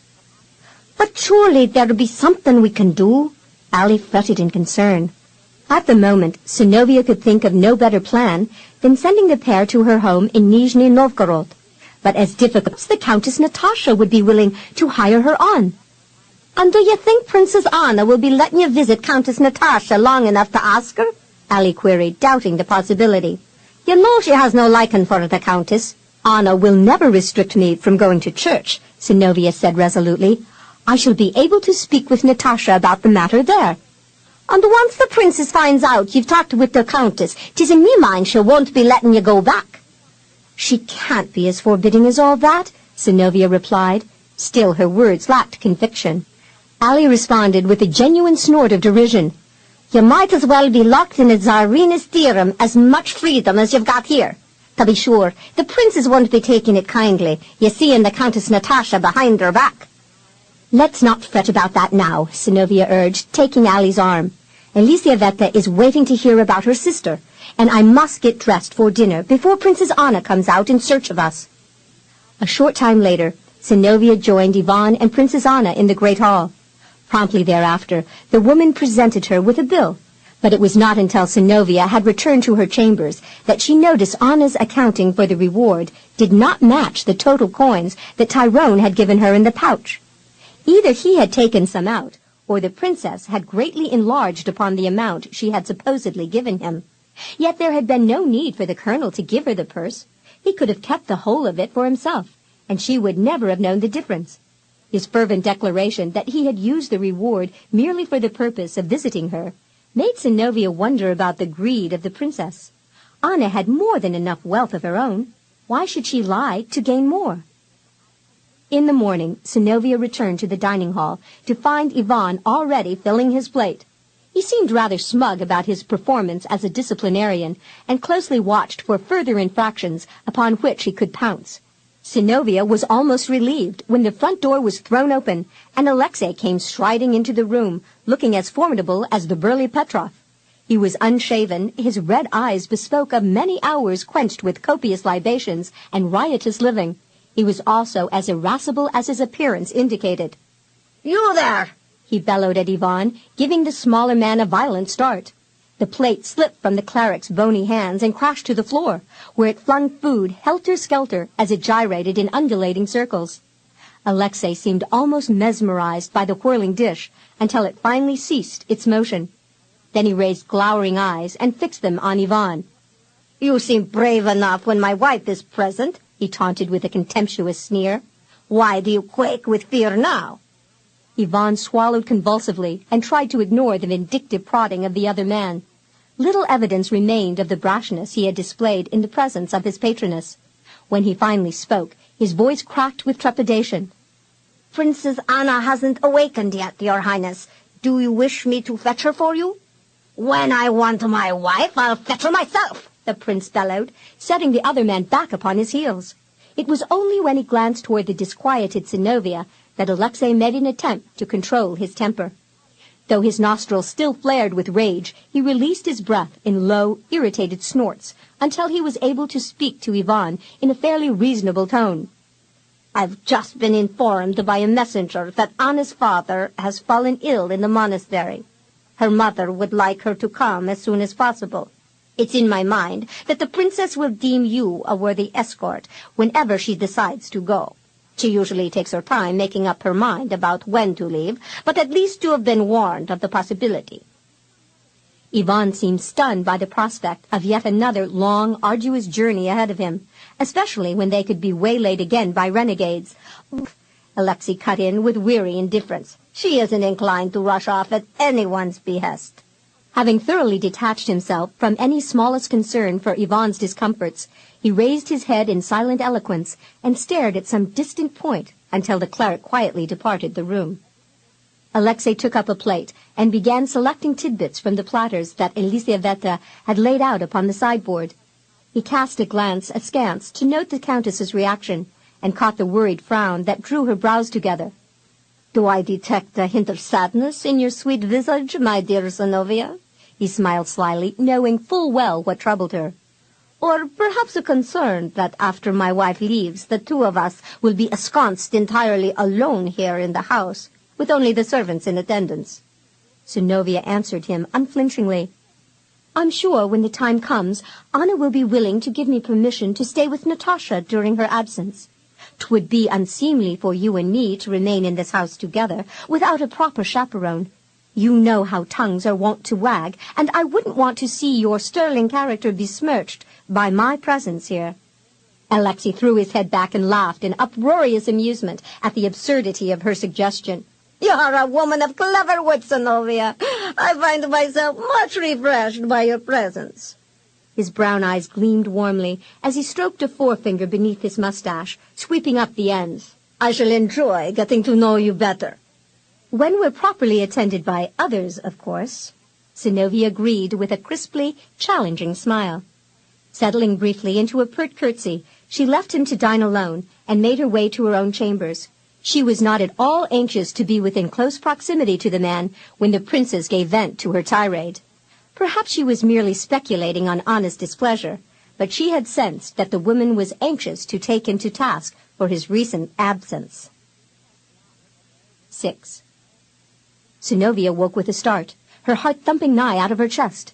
Anxiously she searched the shadows of her bedchamber, hoping fervently that she had been dreaming, that she wasn't really locked in a dungeon somewhere, and the strange rattling sound she had heard hadn't been the tip of Alexei's sword tapping tauntingly against the iron bars of her cell. Frightening images of the prince standing before the locked door of her dungeon cubicle still hovered before her, like some dreadful ghost left over from her dreams.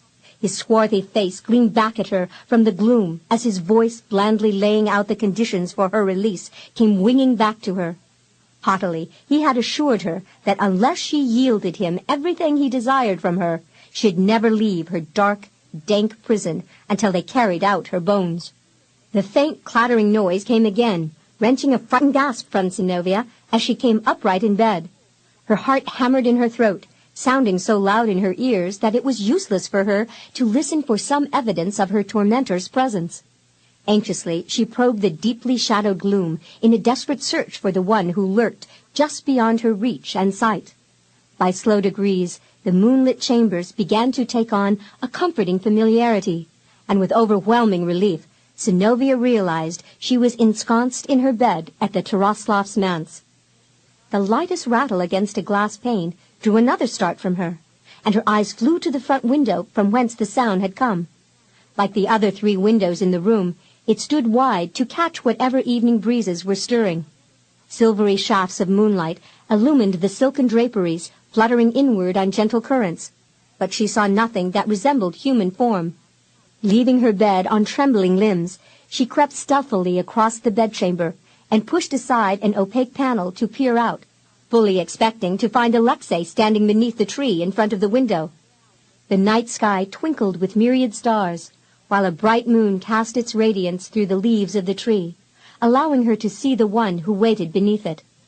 A strange blend of relief and surprise flooded through her when she saw that it wasn't Alexei at all, but Tyrone Rycroft. Feeling no hesitancy now about brushing aside the draperies, she leaned out to confront him, aghast at his boldness in seeking her out in such a manner. "What are you doing here?" she queried in a carefully subdued whisper.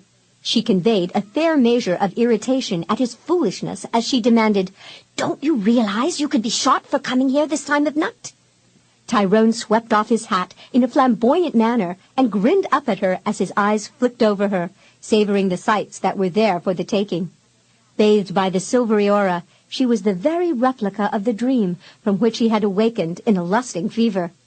The soft gossamer gown molded the wanton fullness of her breasts divinely, seeming eager to reveal what they barely concealed. Such a vision of loveliness made his dreams appear almost lackluster. "My lady," he called in a hushed tone, "how wondrously fair you look." Suddenly abashed by her lack of modesty, Synnovea crossed an arm in front of her, allowing the long billowing sleeve to mask her scantily garbed bosom. "Prince Alexei's chambers are on the opposite side of the house," she hissed, frustrated by Tyrone declare, dismissing her warning. "I had to come and assure myself once again that you're indeed real and not a figment of my imagination." "If you won't take heed of the danger you're in, then I urge you, Colonel Rycroft, to consider what my punishment may be if you're caught here. Princess Anna will likely think I encouraged you and will order my windows nailed shut. These rooms will become my prison, but she won't stop there. She'll see you arrested, and you'll spend the rest of your life in a dungeon, never seeing the light of day again."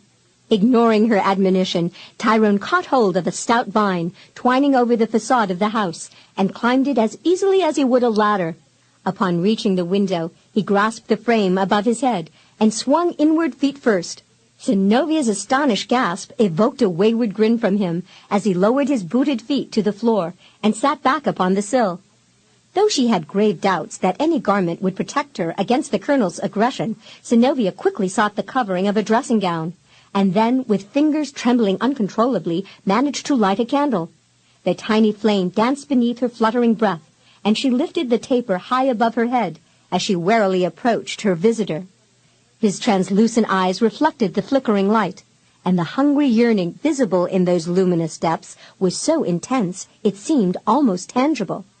Tyrone released his constricted breath in halting degrees.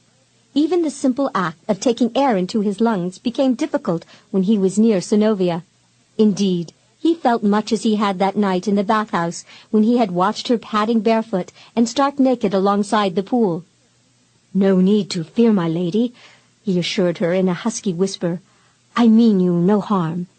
"I believe you said that in the bathhouse, right after I caught you spying on me like some unprincipled libertine," Synnovea whispered chidingly. She couldn't meet those flaming orbs without sensing the depth of his hunger. Never before had she been looked at with such tangible longing. "Did I not make my presence known to you tonight?" Tyrone asked her softly, avoiding the subject of his past guilt. "Had you been of such a mind, you could have closed the window and kept me out." "I was too astonished by your nerve," Synnovea protested with a blush. Even so, she suffered no uncertainty that she would have barred Alexei's entrance by whatever means proved necessary.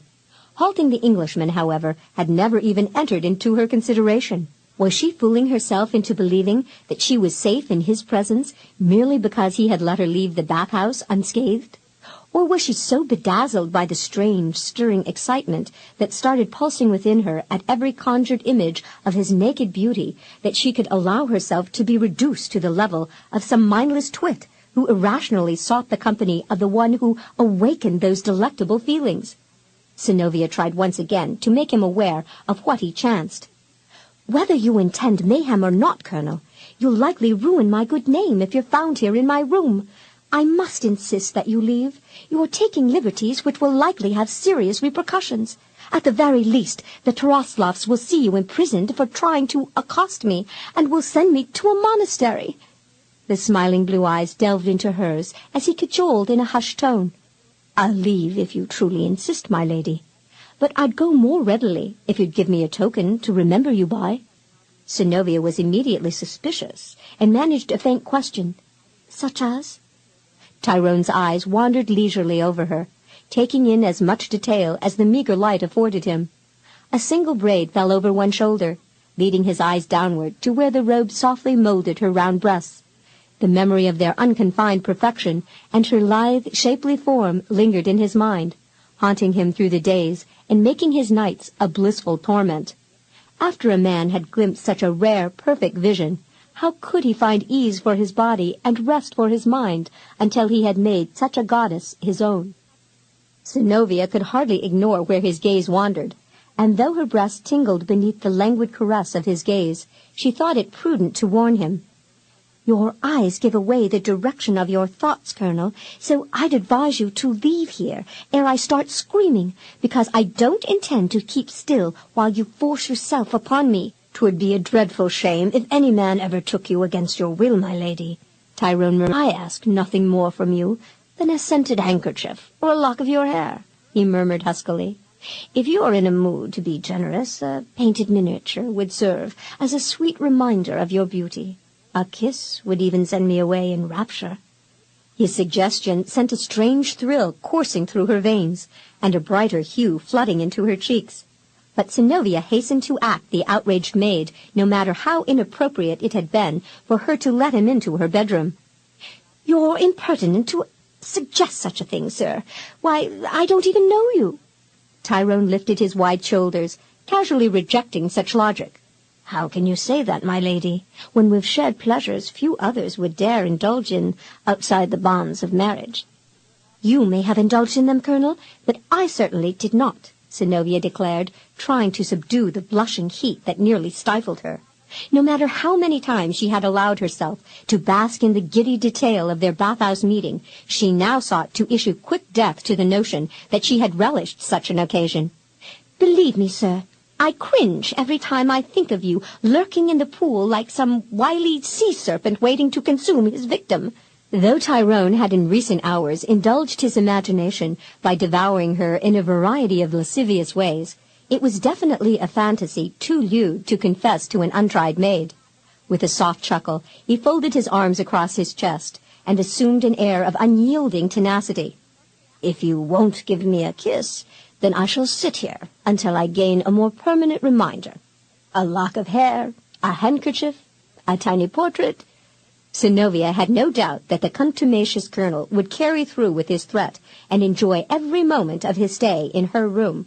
He had already proven his dedication to visiting her in spite of Anna's attempts to dissuade him. If she didn't give him the gift he sought, she'd never get any peace or sleep.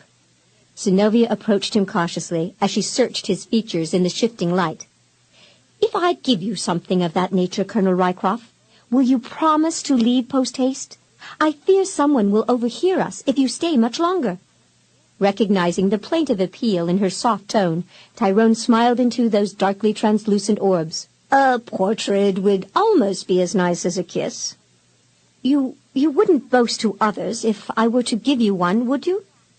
"I would keep it close against my breast to hasten the beat of my heart," he promised warmly. "No one would see it but me. That much I swear as a knight and an officer." Synnovea dipped her head, accepting his word. "Then I shall grant your request, but only because you saved me from Ladislaw." Tyrone's eyes caressed her softly lit face. He was no less amazed now by the regal beauty of her delicate features than he had been that night in the tenebrous gloom of the bathhouse. No maid had ever ensnared his mind as firmly as she had, and though he sought to pass his infatuation off as simply a fleeting fancy awakened by his lengthy celibacy, she was the only one with whom he yearned to appease himself in the months and years to come. "I'd treasure the gift far better if you'd give it with some tender sentiment, Synnovea." "I dare not encourage you," she demurred. "You've evinced your gall by entering my bedroom in the dead of night, without concern for the danger you might be in." "The few moments I spend with you are worth whatever dangers I invite," he breathed warmly. "You mustn't come back like this again," she insisted. "Your persistence in visiting me will see your life forfeited ere you're aware of the jeopardy. If you have no care for the danger you're in, then I must discourage you in taking similar chances by assuring you that in the future I will ignore your clandestine summons, though you throw large rocks through my windows. Do you understand me?" I do." "Good!" Heaving a sigh of relief, Synnovea set the candle on a nearby table and went to rummage through the upper compartment of her largest trunk. Upon finding the miniature that had once belonged to her father, she clutched it near her heart, remembering that her parent had always taken it with him whenever he had gone away. In a way, it seemed a betrayal of his affection to give it to a man who was hardly more than a stranger. Yet when the Englishman had saved her honor, and possibly her life, by risking his own, was he not deserving of such a gift? Synnovea could feel the blue eyes feeding upon her every movement as she returned to the window. Those shining orbs gave her cause to wonder if the man could see through her dressing gown, for they appeared to dwell overlong on her soft curves. Handing him the portrait, she watched for a long moment as he admired the image. Finally he raised his head and smiled at her. "I shall treasure it always, my lady." "Please be careful that you don't awaken anyone making your departure," she urged cautiously. "Most boyars are suspicious of foreigners, and with your English garb, they'll likely shoot you for the sheer pleasure of it." Slipping her gift inside his doublet, Tyrone tucked it into the pocket resting over his heart. "I'm encouraged by your concern for me, Synnovea," he replied in a husky whisper. "It gives me hope that you like me well enough to at least consider my courtship once I've gained proper approval. Perhaps you'll even come willingly into my arms one day." "Princess Anna will never allow it," Synnovea stated emphatically. "She hates foreigners, and your audacity has only intensified her dislike for you." "My heart bleeds with remorse." Tyrone heaved a sigh of regret, but his lopsided grin completely nullified his claim. A smile stretched across Synnovea's lips. I can see that you're terribly grieved by her lack of veneration. Be much heartened if she'd take a long voyage across the ocean, so I could court you without her interference." Synnovea dared not tell him that a similar occurrence might well be in the offing. If he had ignored Anna's efforts to get rid of him before, then Synnovea could imagine how bold he'd become once the path was clear. "No more of that now," she admonished, and with an outward flick of her fingers urged him to take his leave. "Hold to your promise and go before I lose patience with you." "Only a moment more of your time," he murmured, settling his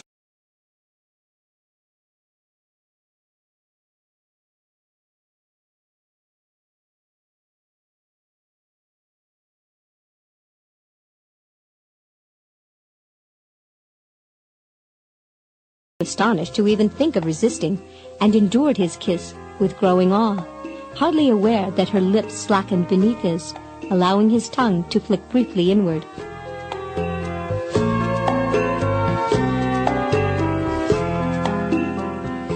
This is the end of this cassette. This program is continued on...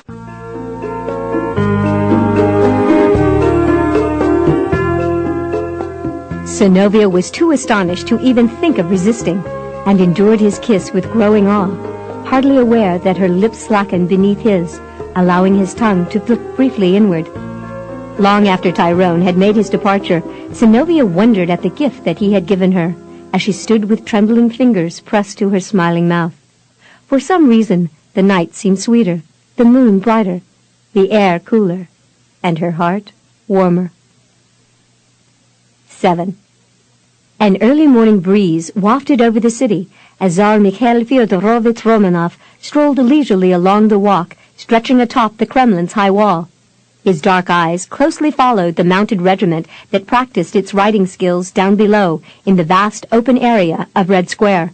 The horsemanship of the commander of the elite cavalry unit easily claimed his attention. Except for perhaps the Cossacks, who could mesmerize the casual observer with their daring equestrian skills, Mikhail had seen few riders that equaled the talent of this Englishman. But then, it was not the first time the colonel had been brought to his attention. In speaking to several Russian generals, General Vanderhout had boasted of his own successful accomplishments in devising the tactics that had supposedly directed a detachment from his foreign-led division in a foray against a large band of thieves a day's distance from the city. But Mikhail had been much enlightened when he had asked the newly promoted Major Nekrasov to report on Countess Zenkovna's journey to Moscow. He had heard a tale of highwaymen, led by a bastard of Polish and Cossack descent, attacking the young boyarina's entourage, and then, without prior design, being put to flight by a certain English colonel and the Russian hussars he had trained, part of the same regiment which, unbeknownst to them, performed for the Tsar now. The crisp performance and pulsing cadence of the mounted horsemen struck Mikhail's heart with fervor as he watched from his elevated position. The helmeted heads turned in unison at the sharp count of their commander, and beneath the gilded rays of the morning sun, their swords flashed in dazzling brilliance as the men lifted those weapons high for a moment and then snapped them blunt-side against their shoulders. It was a presentation Mikhail had not previously witnessed, but an exercise he would in the near future, he decided. Obviously, the officer had a flair for organizing flamboyant exhibitions in an open field, as well as effectively proving his military prowess in actual combat. Mikhail cocked his head thoughtfully and peered askance at his officer of the guard, who stood just beyond the field marshal. "Major Nekrasov?" At the summons, the officer approached forthwith, and with a briskly executed salute, paid a soldier's obeisance to his sovereign. "Yours to command, great Tsar of all the Russias." Mikhail clasped his hands behind him as his eyes lightly skimmed the neatly uniformed officer. "Major Nekrasov, do you speak English?" Nikolai was somewhat taken aback by the question, but answered without hesitation, "Yes, your exalted worship." "Good. Then you may kindly inform the commander of the regiment which we're now viewing that I would like an opportunity to address him within the next several days. Tell him to make a request for an audience in the petitioner's box. He'll be informed some days hence of my reply. Do you have any questions?" "None, Your Excellency." "The man is a foreigner," Mikhail stated thoughtfully. "Instruct him on the diplomacy of the court, so he may not embarrass himself, or cause me to see him unduly punished because another has been offended." "Yes, Your Excellency." "That is all." Nikolai abruptly clasped an arm across his breast and went down on a knee before the Tsar, who with a casual gesture granted him dismissal. The major took his leave with great dispatch and descended to the ground level through the closest tower. Hastening across the field toward the tightly maneuvering riders, he hailed the commander of the hussars. "Colonel Rycroft!" he called, and after failing to gain a response a second time, advanced another lengthy space before trying once more to be heard above the clattering hooves and sharply barked commands. "Colonel Rycroft!" Finally, the summons penetrated the din, and Tyrone reined his mount around to face the one who approached. Recognizing the major, he gave a nod to Captain Tverskoy, temporarily yielding the drilling of the cavalry unit to his second-in-command. As he waited the rapidly approaching officer, Tyrone pushed back the leather helm and wiped a knuckle across his sweat-dappled brow. "Colonel Rycroft!" Nikolai cried again with great excitement as he halted beside the Englishman's steed. "His Majesty the Tsar would like to see you." He raised an arm and, half-turning, pointed toward the high wall, directing the colonel's gaze upward to the men who stood there.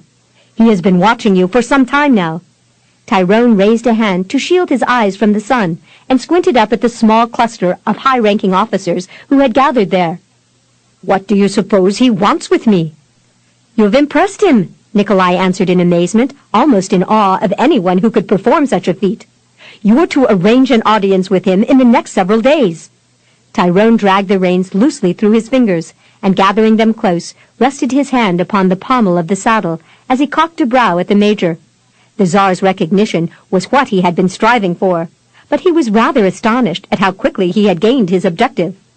"And how should I go about accomplishing that visit?" I've been enlisted to instruct you on what will be expected, Colonel. If you're free this evening, we can meet at my quarters. The sooner you respond, the better you'll be showing respect for His Majesty." "Of course," Tyrone agreed, giving up his plans to ride out to the Taraslav house later on in the evening. In the past fortnight, he had drilled his men with unswerving diligence, allowing himself no time to appease his desire to see Synnovea again and plead his cause through Ali. That was not to say that the dark-haired beauty hadn't occupied his mind with singular persistence since he had last seen her. If anything, his moonlit visit to her bedroom had intensified his dilemma. Now more than ever, he'd wake from a fitful sleep with her face before him, a sense of her naked softness lingering hauntingly against his skin. The difficulty in banishing those persistent yet delectable memories robbed him of sleep, and though he'd paced the length and breadth of his bedchamber in an effort to settle his mind on something less disturbing, his failure left him painfully tormented by his growing desire for her. Staring at her miniature only increased his longings. Though he had once teased her about claiming an audience with the Tsar, he had been far more serious about his quest than he would have admitted to anyone. Finding favor with His Majesty was essential in getting what he really wanted, and only in that respect did he deem the meeting with Major Nekrasov more important than a visit to the Taraslav manse. Without a doubt, Tsar Mikhail could open any door in Russia that had been slammed in his face. More than a fortnight had fled since Synnovea's arrival in Moscow, and in that time she had been forced to endure Ivan's phlegmatic instructions, Anna's harsh criticisms, and Alexei's zealous pursuits, the latter always well out of earshot and eyesight of his wife. Synnovea was beginning to feel as jittery as a tiny bird beneath the sharp, watchful eye of a raven. It seemed in every shadowed area she passed there lurked a danger of being surprised by the prince, and even more disturbing, a threat of being fondled in either a feigned or a more deliberate manner. It was maddening to find herself the prey in his game of chase, but Alexei seemed intent on taking advantage of every opportunity that presented itself, while Anna devoted most of her time and attention aiding Ivan Voronsky in his ambitious climb to fame. Anna had postponed her visit to her father's bedside, having decided her plans to honor Ivan at a reception were of greater importance. The princess and the cleric had become all but inseparable.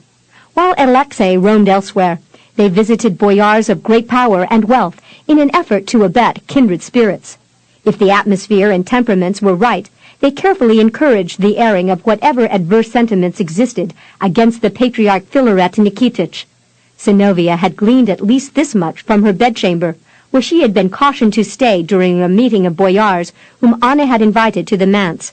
It had certainly not been Synnovea's intent to eavesdrop, but the outraged shouts which Ivan seemed to liberally provoke with his suggestions were impossible to ignore even upstairs.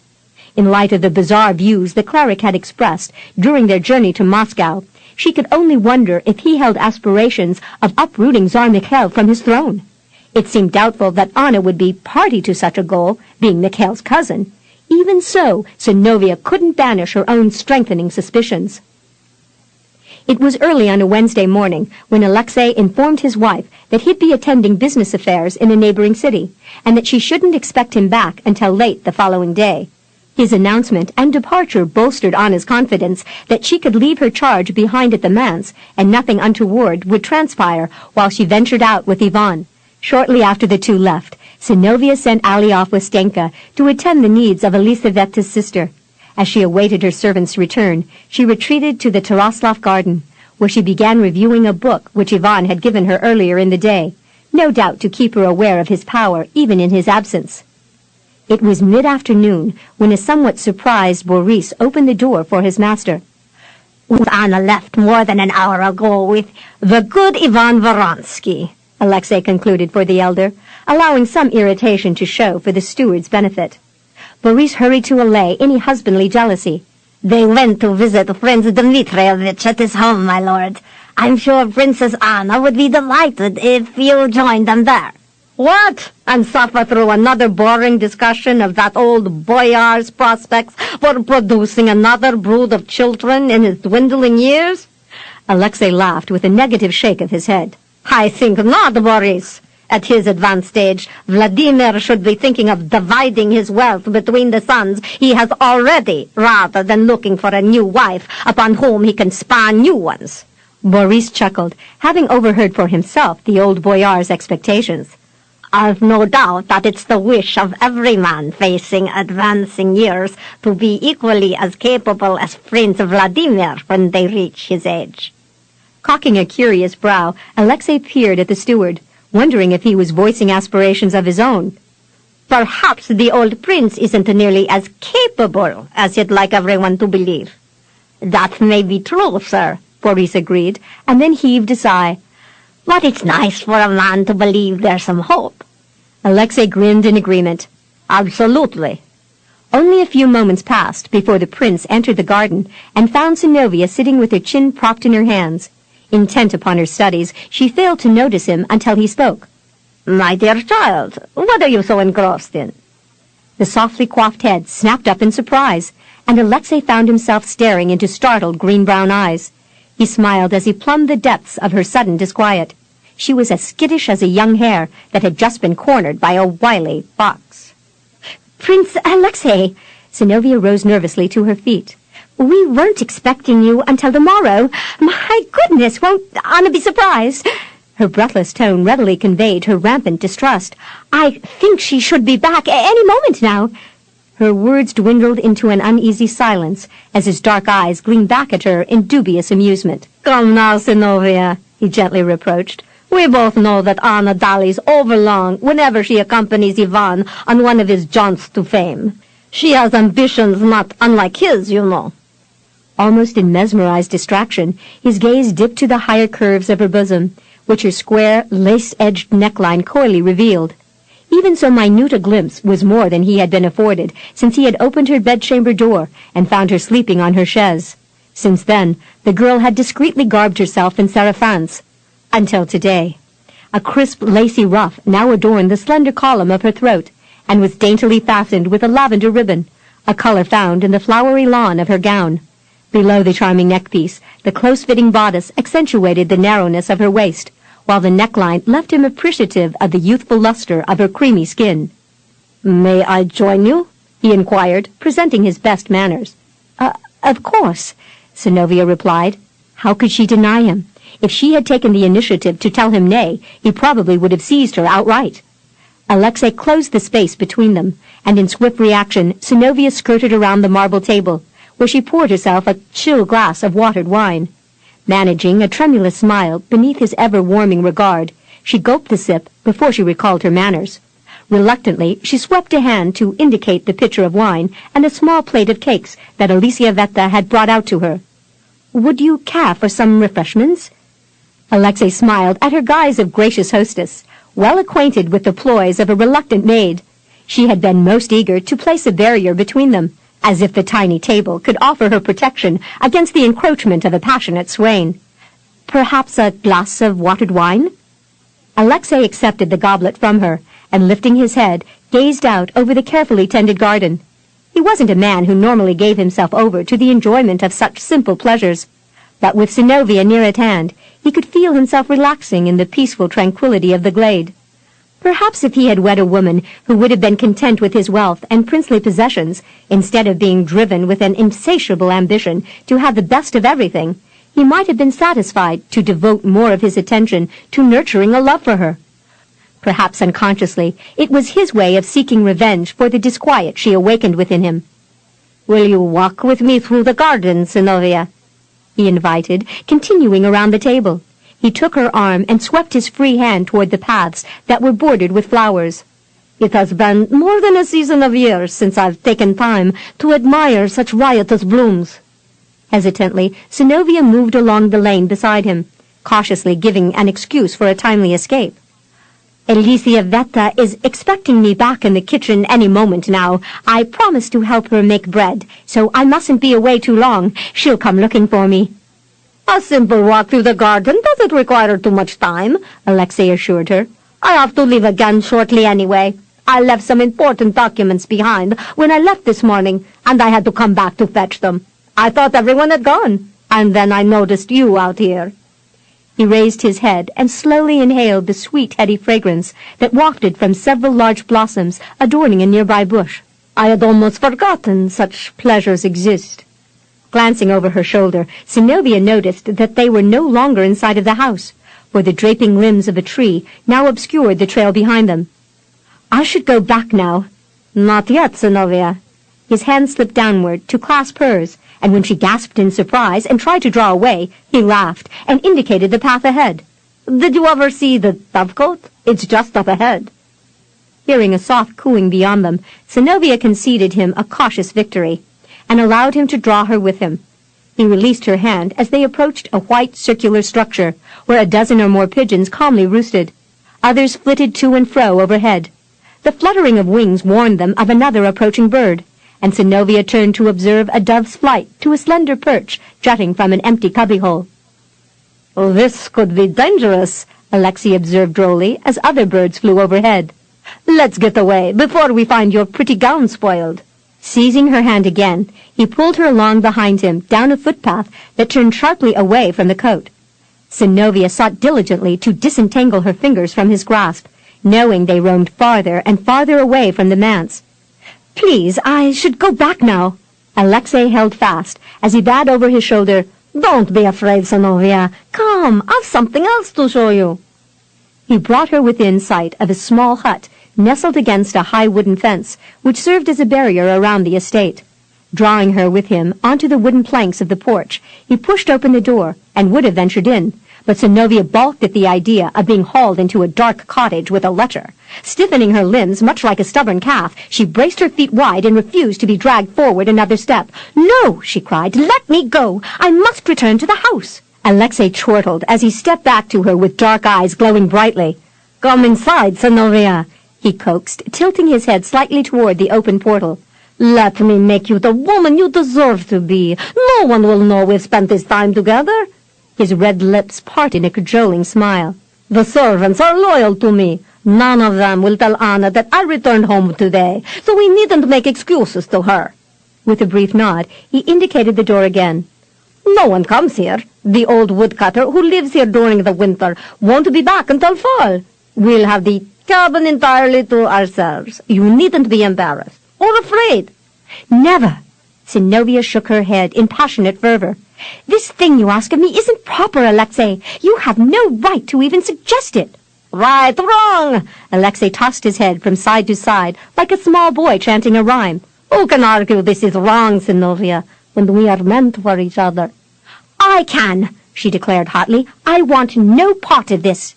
His shoulders lifted in a languid shrug, evidencing his lack of concern for her reluctance. "I'll take you as I will, Synnovea. It's of little consequence to me if you struggle. I know in time you'll come to enjoy my caresses." Alexei slipped an arm around her waist, but Synnovea snatched away and glared back at him with eyes flashing with virile intensity. "If you force me against my will, Alexei," she warned in a low, ragged tone, "I swear you'll reap my revenge. I'm not one of your little trollops whom you can seize and take at your whim." If Anna won't live, displayed his contempt for her threats. Still holding her wrist, he smirked with unswerving confidence. "Do you actually think you can threaten me and dance away to your delight, my girl? Nay, let it never be said. Your words will fall on deaf ears, for I shall make of them a lie, and pledge my troth that you speak falsely. Anna will hear no slander from you. So you see how shallow your threats are. Truly, Synnovea, there's no advantage in fighting me." Smiling in haughty arrogance, he seized the front of her bodice, and with a downward jerk that startled a scream from her, ripped the stomacher free, leaving naught but a chemise to hide her bosom between the rent. Alexei stretched forth a hand to test the delectable fullness, but with an infuriated shriek, Synnovea whirled away. Alas, her attempt to flee gained her nothing, for he caught his fingers in the cluster of curls on top of her head, and hauling her back, lifted her struggling form into his arms. Shouldering the door aside, Alexei pushed his way into the cottage, and kicked the portal closed behind him. With nary a pause, he crossed to a narrow cot in the corner, and dropped her upon it. As she lit, wolf pelts seemed to enfold her, and threatened to smother her as they flew over her face. Fighting her way free, Synnovea scrambled to her knees, and quickly apprised herself of her surroundings. she glimpsed an opening between Alexei and a small table standing near the head of the cot and lunged for it, intent upon slipping through the breach. Promptly, he stepped to block her path, but she eluded his reaching hands and sprang to the opposite end of the bed, from whence she crawled hastily toward an open niche. He was there to meet her, and thwarted her attempts again and again. Finally, she sat back upon her heels, gasping air into her lungs, and glared up at him. Casually, Alexei began slipping out of his kaftan. "You see, there's no escape for you, my beauty." Tossing aside the garment, he faced Synnovea, garbed in nothing more than a thin shirt and leggings that clung closely to his scrawny legs. His wide shoulders and the roomy kaftans had made him seem heavier and more muscular than he actually was, for he bordered on thinness and was rather straight from his chest downward, hardly the sort of physique she had been admiring lately. Alexei watched his captive carefully, as her eyes flew about the cabin in an anxious quest for escape. She darted toward another opening, but again he caught her, and this time shoved her back upon the pelts. She gnashed her teeth in frustration and tried to claw him, but he chortled in amusement at her attempts and batted her arms away. Holding her thus, he jerked the cot away from the wall and settled astride the narrow bed, pinning her beneath him and stilling her wildly thrashing limbs. Synnovea was hardly subdued. When he lifted himself to tug up her skirts, she was bent on wiggling out from under him. Alexei expected as much and immediately resettled himself across her legs. In his eagerness to drag her petticoats out from under him, he failed to notice the slender hand closing around a honing stone that had been left on the table beside the bed, nor did he see her fist swinging upward in an arc away from the nightstand. Synnovea forced every bit of the strength she possessed behind the blow, catching her would-be debaucher squarely against the side of his nose with the edge of the stone, setting it abruptly askew. Alexei's pained yowl seemed to shake the hut right down to its foundation as he reeled backward from the blow. He clasped his hands to his face, a vivid array of colors bedazzling him as an unbearable agony blinded him to everything else. Several red droplets splattered onto his white shirt, and as his sight cleared and he spread his hands, he gaped down in slack-jawed awe at the splotches. He could hardly believe his blood had been spilled by so slender a maid, yet the anguish was too intense for him to doubt the fact. Emitting a groan, he pressed a finger beneath his nose and tried to curb the dribbling flow, but alas, it could not be stemmed. The slightest touch sent sharp, splintering shards of excruciating pain shooting upward from his nose into his brow. From there, his torment expanded and seemed to reach to the very ends of his nerves. The anguish was too great to bear, and losing all desire to fulfill his lustful cravings, he lifted himself from the bed and stumbled in an agonized stupor to the washstand, where he snatched a towel and pressed it tightly beneath his nose. Synnovea dared not pause. Amid a flurry of flying skirts, she leapt from the bed and raced through the door. No one witnessed her frantic entrance into the manse, but it wasn't until she had locked the door of her bedchamber firmly behind her with bated breath, until at long last she heard his carriage rumble away. Then she went to the window to watch and saw his stallion trailing behind at the end of the tether. That fact lent her some hope that he wouldn't be back for several days. It was the third Sunday after Synnovea's arrival when cooling breezes finally brought a welcome respite from the hot, sweltering days of summer. Scudding gray clouds chased across the early morning sky and gave some hope to hearts yearning for rain. In only a few weeks, the weather would begin to take on a chill, and the intense heat would be but a memory. Alexei had returned 2 days earlier, giving the lame excuse that he had broken his nose after a fall from his stallion. For the sake of his handsome profile, he had endured the torment of his nose being righted by a physician, but by now it could be determined that a definite lump would mar the previous sleekness of it, and no doubt serve to remind him by whose hand he had acquired the wound. A dark purplish swelling around his nose and beneath his eyes tarnished his handsome visage, evidencing the depth of his injuries, and he was wont to liberally indulge in strong intoxicants to ease the pain that still plagued him. He was no longer doubtful of Synnovea's ability to do him ill, and for the time being was reluctant to challenge her stilted reserve, fearful that another such blow would see him completely undone. On this particular Sunday, Alexei had announced that he would remain at home, for his vanity prevented him from pursuing other lighter loves until his swollen nose dwindled in size and the bruises faded. Earlier, Anna had made arrangements to go with Ivan to a private chapel belonging to the immensely wealthy boyar, Prince Vladimir Dmitrievich. The ancient widower had his heart set on another marriage, and since neither Ivan nor Anna wished him to be distracted from their discourse by the presence of a comely young maid, the possibility of Synnovea accompanying them to the Chasovnya was simply out of the question. Yet while her husband remained abed, Anna didn't trust Synnovea to stay behind either. Thus she was left with no other choice but to allow the girl to arrange her own sabbatical, as long as it was well away from the Taroslov manse and the invalid Alexei. Whatever reasons Anna had for letting her go, Synnovea was relieved to have finally been granted some freedom. Even the woman's dire warnings to return before dusk couldn't diminish her enthusiasm. She even went out early to wait for Stenka to pull the coach around into the drive, and wasn't at all unnerved by the fact that Alexei came to stand near the windows of his upper-story bedroom. He couldn't do much harm to her today. For the outing, Synnovea had outfitted herself in a sarafan of ice-blue satin, liberally adorned with seed pearls and delicate appliques of white lace.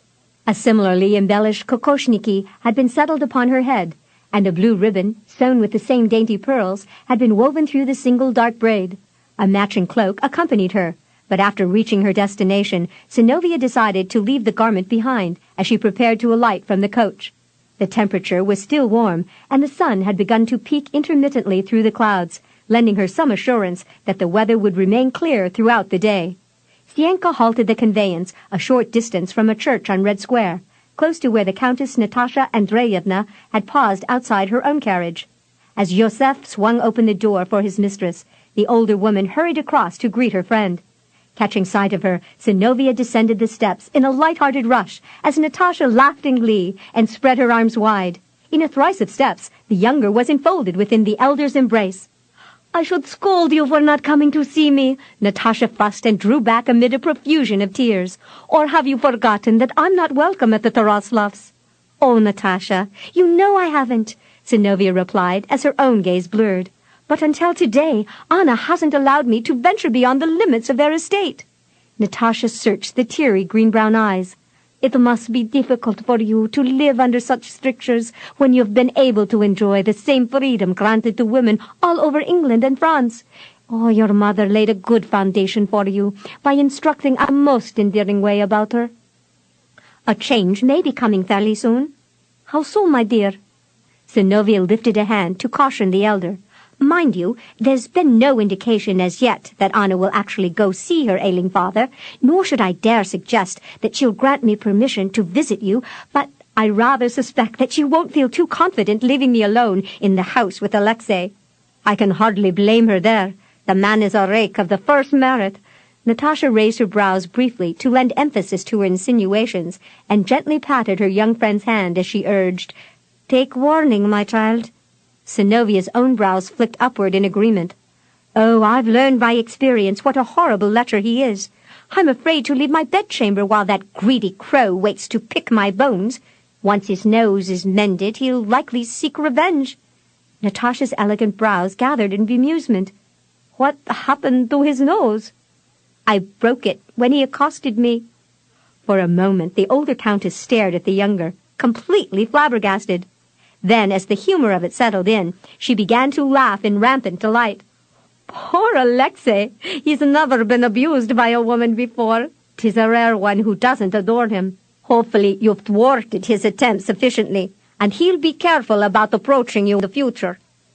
"I really don't think he'll let my affront slip past without demanding some sort of restitution. The uncertainty of how and when it will come leaves me positively skittish." Natasha heaved a sigh, extending her sympathy toward the girl. "'Twould ease your situation if you could leave their house fairly soon. Do you have any idea when Anna might depart?" "If she goes at all, it certainly won't be until after Saturday next. That's when she intends to honor Ivan Varansky with a grand celebration." "Ivan Varansky?" Natasha repeated the name incredulously and looked at the younger woman with growing sympathy. "Oh, my dear Synnovea, I do pity your plight. I only wish His Majesty had seen fit to send you into my care, but I'm sure he had no idea we were close friends, especially if Anna told him that I was only interested in your father. There's no question that Tsar Mikhail thought he was doing you a favor by sending you to Anna. After all, she is his kin, and under normal circumstances it would be deemed an honor to be the ward of the Tsar's cousin. He greatly admired your father, And now that Alexander has been taken from us, I know His Majesty would like to be assured of your welfare. So please, try not to judge him too harshly, my dear." "I shan't, of course." He proved the depth of his concern by sending Major Nekrasov to escort me to Moscow. "But tell me, Natasha, if Anna does go to visit her father, will you allow me to stay with you during her absence?" "Oh, my child, need you ask?" Natasha laughed gaily. "Of course you may. Indeed, I won't tolerate the idea of your staying with anyone else." The bells in the belfry began to clang, and as the last grew silent, a lilting hymn drifted from the church. The two women turned their attention to the sweet, melodious voices that beckoned, and walked arm in arm into the magnificently embellished interior. A rosy aura, softly cast from the mica windows, seemed to infuse the very air around them as they stood together in a section reserved for women and children. There they murmured prayers, sang songs, and listened to the oration of the priest and the angelic hymns of young boys dressed in white vestments. It was a peaceful time, like so many others they had shared in the same church, except that now there would be only the two of them after the services. The memory of Alexander Zenkov remained sweet to each, and with tears misting their eyes, they clasped fine dark clouds looming over the city. Lightly splattering raindrops brought sweet respite and stirred forth a refreshing essence, but Synnovea was averse to seeing another gown ruined, and stood in the shelter of the portico, worriedly viewing the seemingly endless breach that lay between the church and her coach. Conveyances had already become ensnared in a tangled maze created by drivers intent upon picking up their passengers without delay. Whatever open spaces remained were quickly filling with people hurrying from other churches located in the same area. "I never expected this," Synnovea said forlornly. It seemed like a century had passed since she had felt such freedom, and after so many weeks without rain, she couldn't believe that it had started this very moment. "Stienka is nearer," Natasha declared. "We won't have to wait as long for him to get through." Synnovea cast a dubious glance upward at the dark clouds. "Yes, but it may be another hour before the path clears, enough for him to get through. But then, the way the sky looks, we'll get soaked in any case." "I guess our only option is to run for it." Natasha lifted her cloak and spread it wide as a shelter for them. "We'd better leave now, before we're caught in a downpour." Synnovea huddled beside Natasha under the costly tent as they left the protection of the portico. They had barely ventured forth when a heavy torrent was unleashed upon them, dispersing the crowd ahead of them. Synnovea caught sight of Yosef scampering down from the footman's seat in his eagerness to be at the door when they arrived. Presently Stienka was leaning down from his lofty bench, talking with another man who had halted beside the coach. As the driver lifted an arm to point, the one to whom he spoke twisted about to search the crowd for her. Though garbed in an enveloping cloak and a wide-brimmed hat, the man was unmistakable. It took no more than a glimpse of that male visage to bring Synnovea to a sudden, disconcerted halt. The dauntless Colonel Rycroft had ventured forth in search of her again. Synnovea had no opportunity to retreat as he came at a run toward her, not even a chance to react. Without warning, a force from behind struck her solidly against her back and sent her sprawling forward onto her hands and knees. The culprit, a huge, simple-minded lummox who had panicked after finding himself separated from those who led him, glanced down briefly as he plowed past her. In spite of the blinding torrent that washed down upon them, a group of strapping youths raced for their mounts, all but treading on the heels of the oaf. By the time they saw Synnovea, it was too late for an orderly evasion. They leapt over, around, and finally upon, as one fell short of his goal and came down on her foot, startling a cry of pain from her lips. Frantically, Natasha pushed against those who came dangerously near, but her strength was far too flimsy against such stalwart forms. "Begone with you!" she railed from beneath her cloak. "Can't you see where you're going?" In the next moment, a dark shape loomed over Synnovea, abruptly discouraging the progress of the youths, at the same time causing Natasha to stumble back in some awe. The cloaked form momentarily provided a protective screen around the girl before the man bent and gently lifted her to her feet. Synnovea was keenly aware of Colonel Rycroft's arms slipping around her waist and of his hard body pressing near, lending her both shelter and support as she took a limping step forward. A piercing pain shot through her ankle, causing her to wobble and smother a cry. In the next instant, she was being whisked off her feet by arms that were iron-thewed and completely capable, the very essence of the fantasy a maid might create for herself. Her pulse leapt rather strangely as he clasped her to him, and she slipped her arms around his stalwart neck with the same intensity that she had once employed when faced with the threat of drowning. His hat offered some protection from the pelting bombardment of rain, and she pressed her brow against his cheek, giving no regard for the impropriety of her actions. Tyrone lifted a shoulder to cradle her more securely against him, and ran with long sprinting strides toward her carriage, bearing her as easily as he would a child. Utterly amazed by the boldness of the chivalrous man, and in no smaller degree by Synnovea's willingness to accept his aid, Natasha Andreevna gaped after them for one short, astounded moment before she, too, scurried toward the coach, albeit at a much slower pace than that of the one who had spirited away her friend.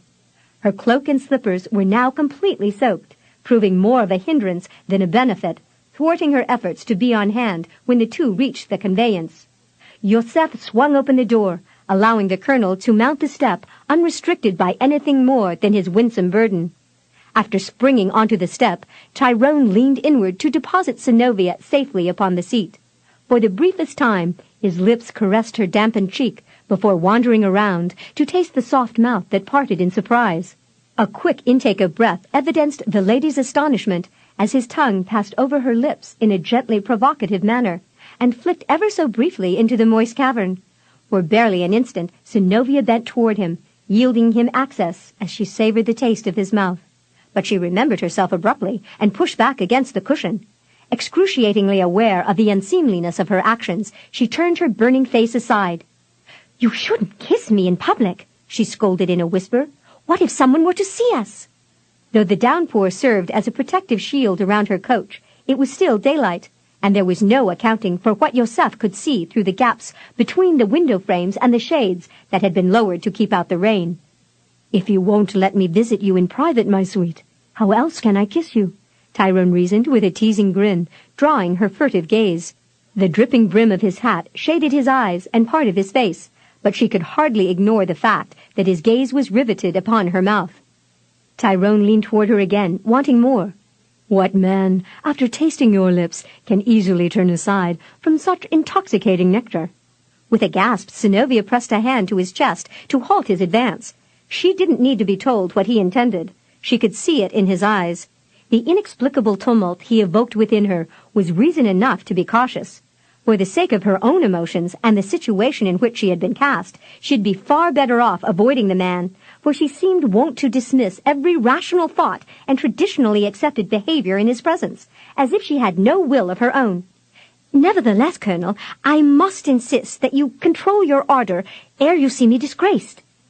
"Halting the sun in the sky might prove an easier task, my lady," he murmured warmly as his fingers stroked along the inside of her arm, quickening the rhythm of her heart as his lean knuckles brushed the sodden cloth adhering to her breast. Synnovea was amazed at her own breathlessness and struggled to convey an indignation appropriate for an offended boyarina. "You're too familiar in the way you handle me, sir, and if you do not desist, I shall be forced to scream." "Before you alert others to your cause, my lady, feel how swiftly my heart races." He captured her hand and pressed it to his breast. "Is this the heartbeat of a frivolous suitor?" Touching him was like being near a lightning bolt when it plunged into the ground. Synnovea could feel the force sizzling through her and every nerve standing at attention. Thoroughly unsettled by what she was experiencing, she sought to disentangle her trembling fingers from his warm grasp. "Please unhand me, Colonel," she whispered. "You'll have my coachman wondering what we're doing." Sensing her rising panic, Tyrone complied, yet he watched her yearningly, until she had to turn her face aside from the heat his eyes conveyed. She made every effort to slide across the velvet seat, but her sodden clothes hindered her, and as she braced cautiously upon the edge of the cushion and tried to rise, he saw her wince. In growing curiosity, he lifted the muddied hem, revealing an ankle that was now swollen and darkly bruised. "Why, you've been hurt." "Truly, Colonel, it's nothing," Synnovea insisted, blushing at his forwardness. When he sought to take her ankle within his grasp, she quickly dragged her foot away and once again saw a need to advance her escape to the far corner of the seat. "'Tis but a small bruise, nothing more. 'Twill heal quickly enough." Tyrone was thoroughly perplexed. After seeing and holding far more of her than just a shapely ankle, he couldn't understand why she should be so abashed by his inspection. But Yosef still stood near the door, and it seemed advisable not to question the lady, lest the man hear them over the deluge beating down upon the roof. A cold compress may help reduce the swelling, Tyrone suggested, having dressed a variety of wounds in his years as an officer, including many of his own. You should stay off the foot for at least a day or two, just to give it time to heal. 'Twould seem I'm indebted to you once again, Colonel. Synnovea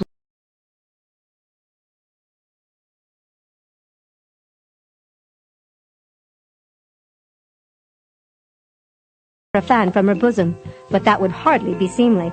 She waited wide-eyed as his gaze delved into hers, having no idea what he searched for. Is something the matter? Self-consciously, she dragged her headdress off and wiped the dribbling moisture from her brow. I know, I must look a sight.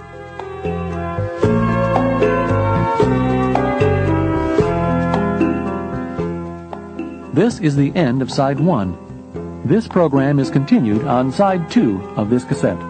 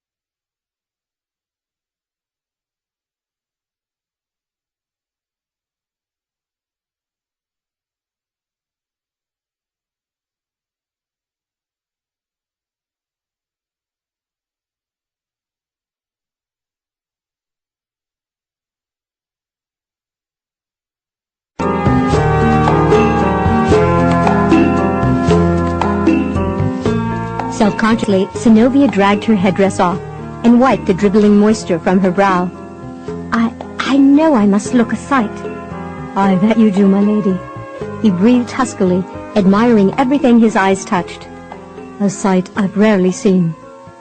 Do I look as horrible as that? Synnovea asked in some chagrin, mistaking his words. Tyrone chuckled softly. As beautiful as that, you should ask, my lady. You tease me, sir, she chided, unable to subdue the subtle curving of her lips. His grin was warmly cajoling. The beating of my heart would surely affirm the truth of my words, if you'd but give me your hand again.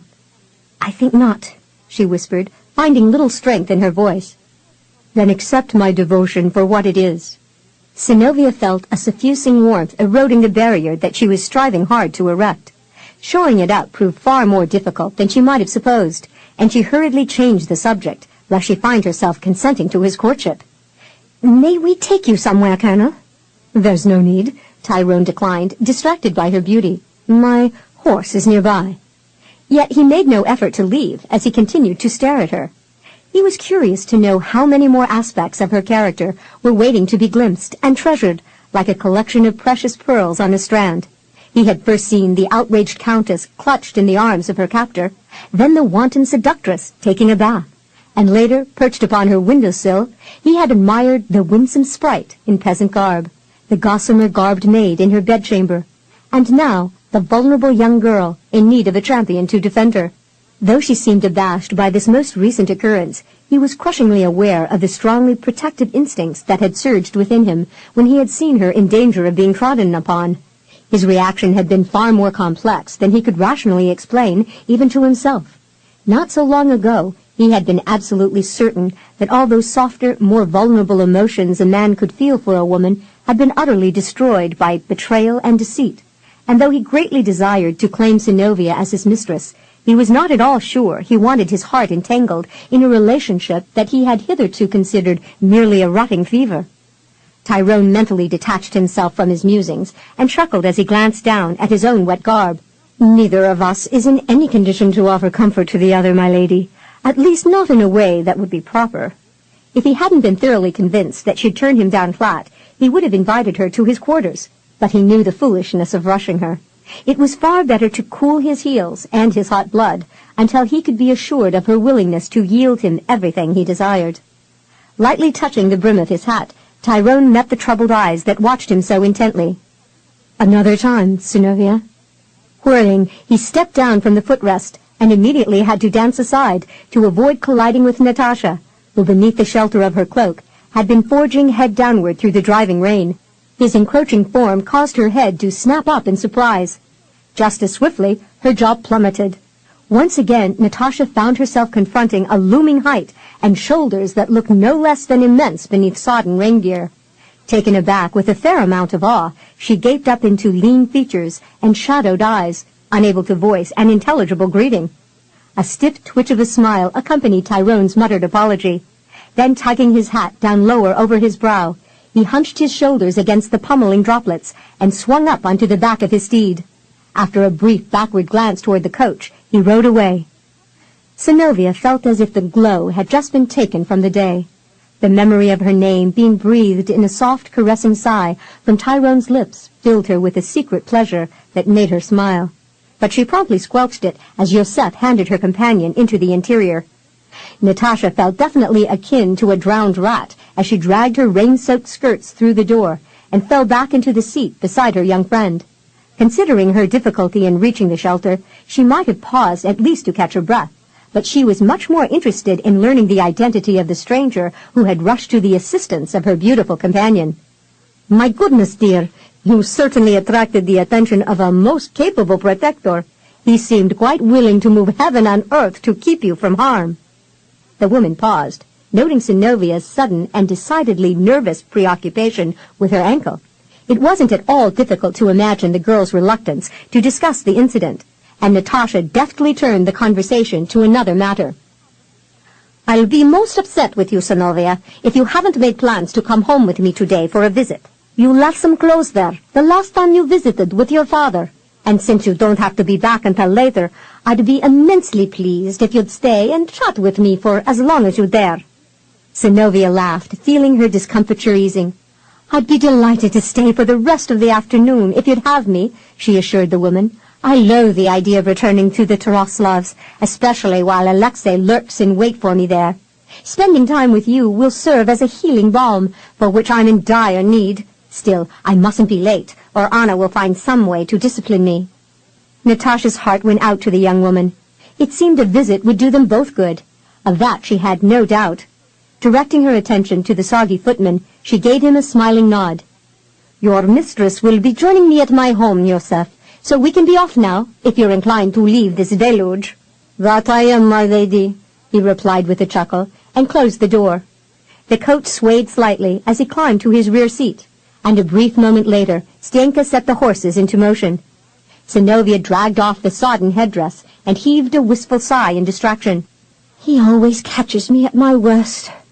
In spite of the pelting rain, the softly whispered complaint reached Natasha's ears, kindling her curiosity to a roaring flame. "Oh, dear." Realizing she had been caught thinking aloud, Synnovea tossed Natasha a glance askance and lifted her shoulders in an evasive shrug. "No one, Natasha, no one at all." "Oh," the elder muttered glumly, slumping back against the seat in disappointment. She knew the girl would never tell when it was a matter she held dear, and evidently the topic of the stranger was a subject Synnovea preferred keeping to herself. If the maid's reaction served as an indication, then Natasha was inclined to believe that whoever the tall man was, he had already made quite an impression on her young friend. Natasha sighed forlornly. "I suppose I must remain ignorant of the identity of the gallant gentleman who carried you to the coach, for it's clear you have no intention of confiding in me." In restive unease, Synnovea dismissed the matter. "'Twas no one of any import, Natasha, really." The elder countess responded with a sublime smile. "Nevertheless, I can see that you have been thoroughly unsettled by the man." A deep blush stained Synnovea's cheeks, and in an attempt to turn aside the other woman's curiosity, she feigned distress over her sodden gown. "Ruined, absolutely ruined, and it was one of my favorite gowns." "You did look exquisite in it," Natasha reflected aloud. "But then, my dear, you look exquisite in anything you wear. I'm sure that's why you attracted your friend in the first place. He seems quite taken with you." "He's not my friend," Synnovea insisted. Natasha smiled smugly. "Well, my dear, from what I could see of the two of you through the rain, he certainly wasn't your enemy. Tell me, what does Anna think about him?" "He's an Englishman. Need I say more?" Some understanding dawned as Natasha considered the other's flushed cheeks. "Then Anna has forbidden him to visit you." Synnovea nodded mutely and desperately scoured her thoughts in search of another subject upon which they could comfortably converse. She almost relaxed as she recalled the reason she had wanted to see her friend in the first place.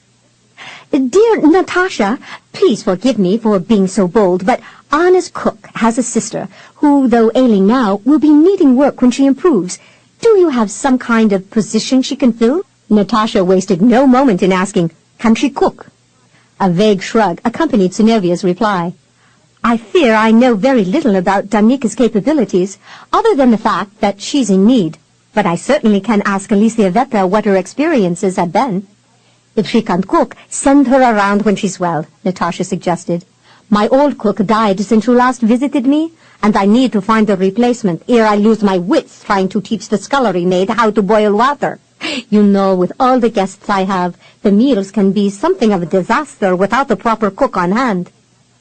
"The woman has a child at her side," Synnovea cautioned her friend, "a daughter of 3. Natasha smiled at the idea. "'Twould be delightful to hear the laughter of a young child around the house. Sometimes I get so lonesome in that huge place, in spite of all the company I have. The house needs a little sparkle to brighten its dark mood. And if you're kept from my side, dear Synnovea, then I must find another little girl to cherish." Her lengthy sigh hinted of a nostalgic mood. "I wish I could have had children of my own.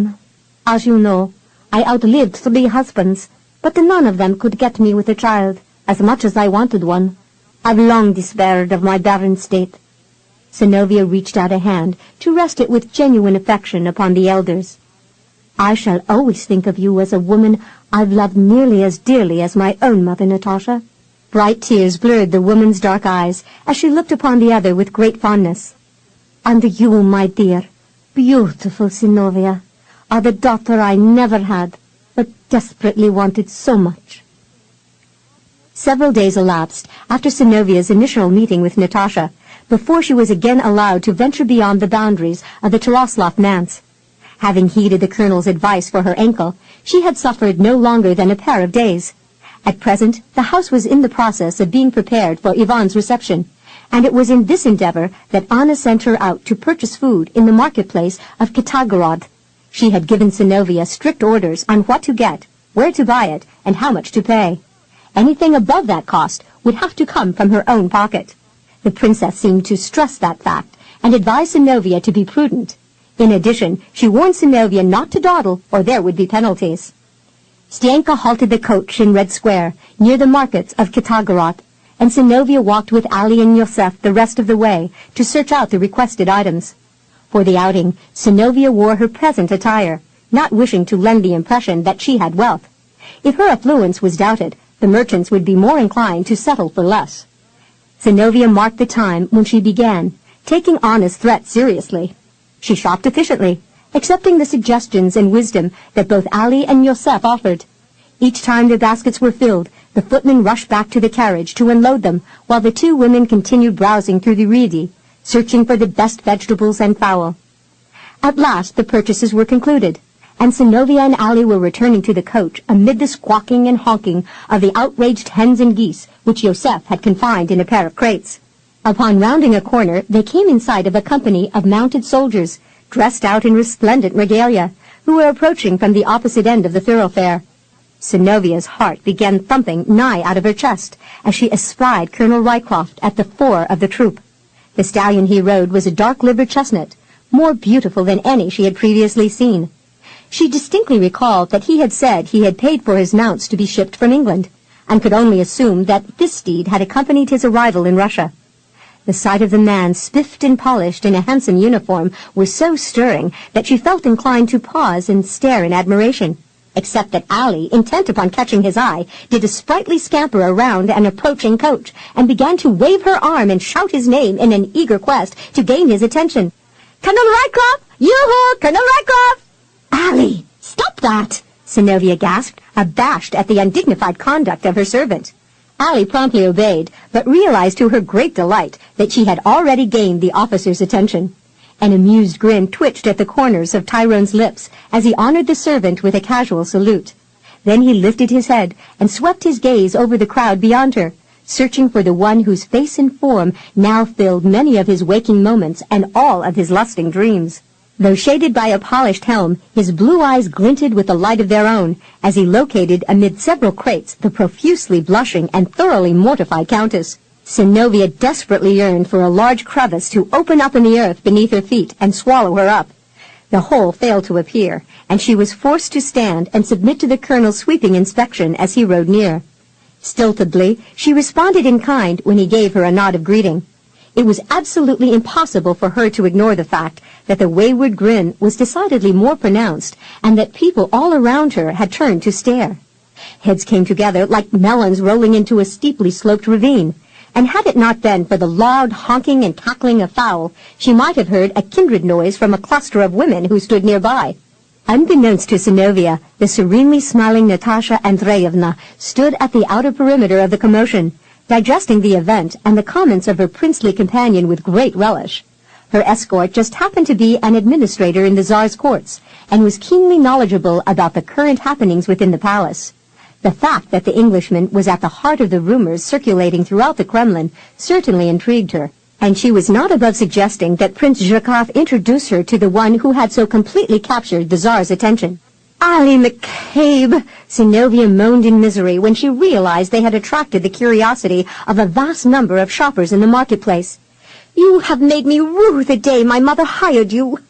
Stienka and Yosef choked back their laughter and deliberately devoted themselves to loading the purchases into the coach as the Irishwoman wiped away a giggle behind the back of a scrawny hand. Feigning the innocence of a saint, Ali met the accusing stare of her mistress and shrugged her thin shoulders in confusion. What did I do?" Everything worthy of damnation, Synnovea groaned and lifted a hand in plaintive appeal to the sky. Oh, for a plain, simple maidservant who knows when to keep her silence! Lowering a sinister glare upon the woman, she addressed Allie with a chiding finger once more in evidence. You have caused me tremendous distress this day, Allie. Do you not ken how imperative it is that I avoid the attentions of Colonel Rycroft? But what do you do but hail him from afar at the top of your lungs like some tavern wench, and to the glee of every long-winded gossip within range of hearing? Do you understand what you've done to me? This is sure to get back to Anna's ears ere we even arrive home. Believe me, I'll never hear the last of it. Humph! Allie folded her thin arms petulantly. As if me own dear self near swaddled your backside from the day you were born, and I've no wits in me poor noggin to know what you've been eating. Ye carp about me manners when it's yourself you should be looking to. Tyrone is a right fine gentleman, e'en if I say so myself. And if ye had eyes in your fine head, me pretty darling, ye'd be thinking so too. Tyrone, is it? And pray tell, who lent ye permission to be using his Christian name? Synnovea mimicked sassily. Are ye so in league with the man that you're now his cope-mate? Tyrone, indeed. 'Tis a right fine Irish name it is, Allie argued. A proud name, to be sure. Colonel Rycroft is an Englishman, Synnovea stated obstinately. Knighted on English soil, he is not an Irishman. Ah, 'tis the good Sir Tyrone, is it? Well, the word from his skirts is ma were a proper colleen to win a man's heart. Synnovea threw up her hands in disgust. I've neither the patience nor the time to argue with a woman of your temerity, Allie McCabe. We must return to the Taroslovs before their servants are sent out to bring us back. Aren't ye a wee bit curious about where the Colonel might be taking his men, bedecked in all their finery? Allie asked, hoping to incite some interest. Couldn't we follow a ways just to see? Never. Synnovea served quick death to the notion. She wasn't about to allow the Colonel the privilege of thinking she was chasing after him. Why, the very idea of lending him encouragement made her quake. He had proven himself quite tenacious as it was. She could only wonder how assertive he'd become with a little encouragement. 8. Prince Vladimir Dmitrievich was a barrel-chested, white-haired, mustached boyar with a total of 70-plus years to his claim. He had been married and widowed twice, and in those unions had sired a total of 7 sons. It was well known that he was keeping a discerning eye out for a third possibility upon whom he could spawn a new crop, and though many a father was willing to present his daughter as a potential bride in hopes of somehow gaining access to the prince's wealth, the old man was as cautious and discriminating as an ancient dowager afraid of losing her titles and assets to some unscrupulous rake. Despite his white hair, Vladimir was as virile as many men half his age, and decidedly more adamant about proving himself capable of exercising his manly functions. He was evidently proud of his unfaltering prowess, and when met with encouragement, waxed gleefully and openly suggestive on the subject of his abilities, especially when a young, winsome maid caught his eye, and he gave himself over to his boastful tendencies. Vladimir's offspring were all strapping young men, with a penchant for excessive carousing and heavy brawling. Their tempers were short, even with one another. From the simplest source, they could usually glean some excuse for competing against other rowdies.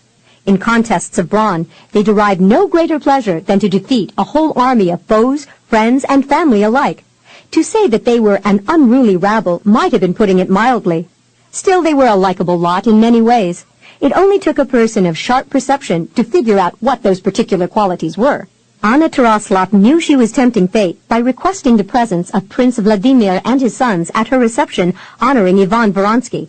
If provoked, the contrary family was aggressive enough to reduce the whole affair to shambles, but she could think of no viable way to separate kith from kin, or more pertinently, father from offspring. Indeed, it would be an enormous miracle if the pugnacious family managed to get through the entire evening without resorting to fisticuffs, which in the main comprised her greatest worry. The only reason she considered inviting them at all was out of regard for Ivan and his desire to replace the priest whom Vladimir had hired for his private chapel and then dismissed a pair of months later.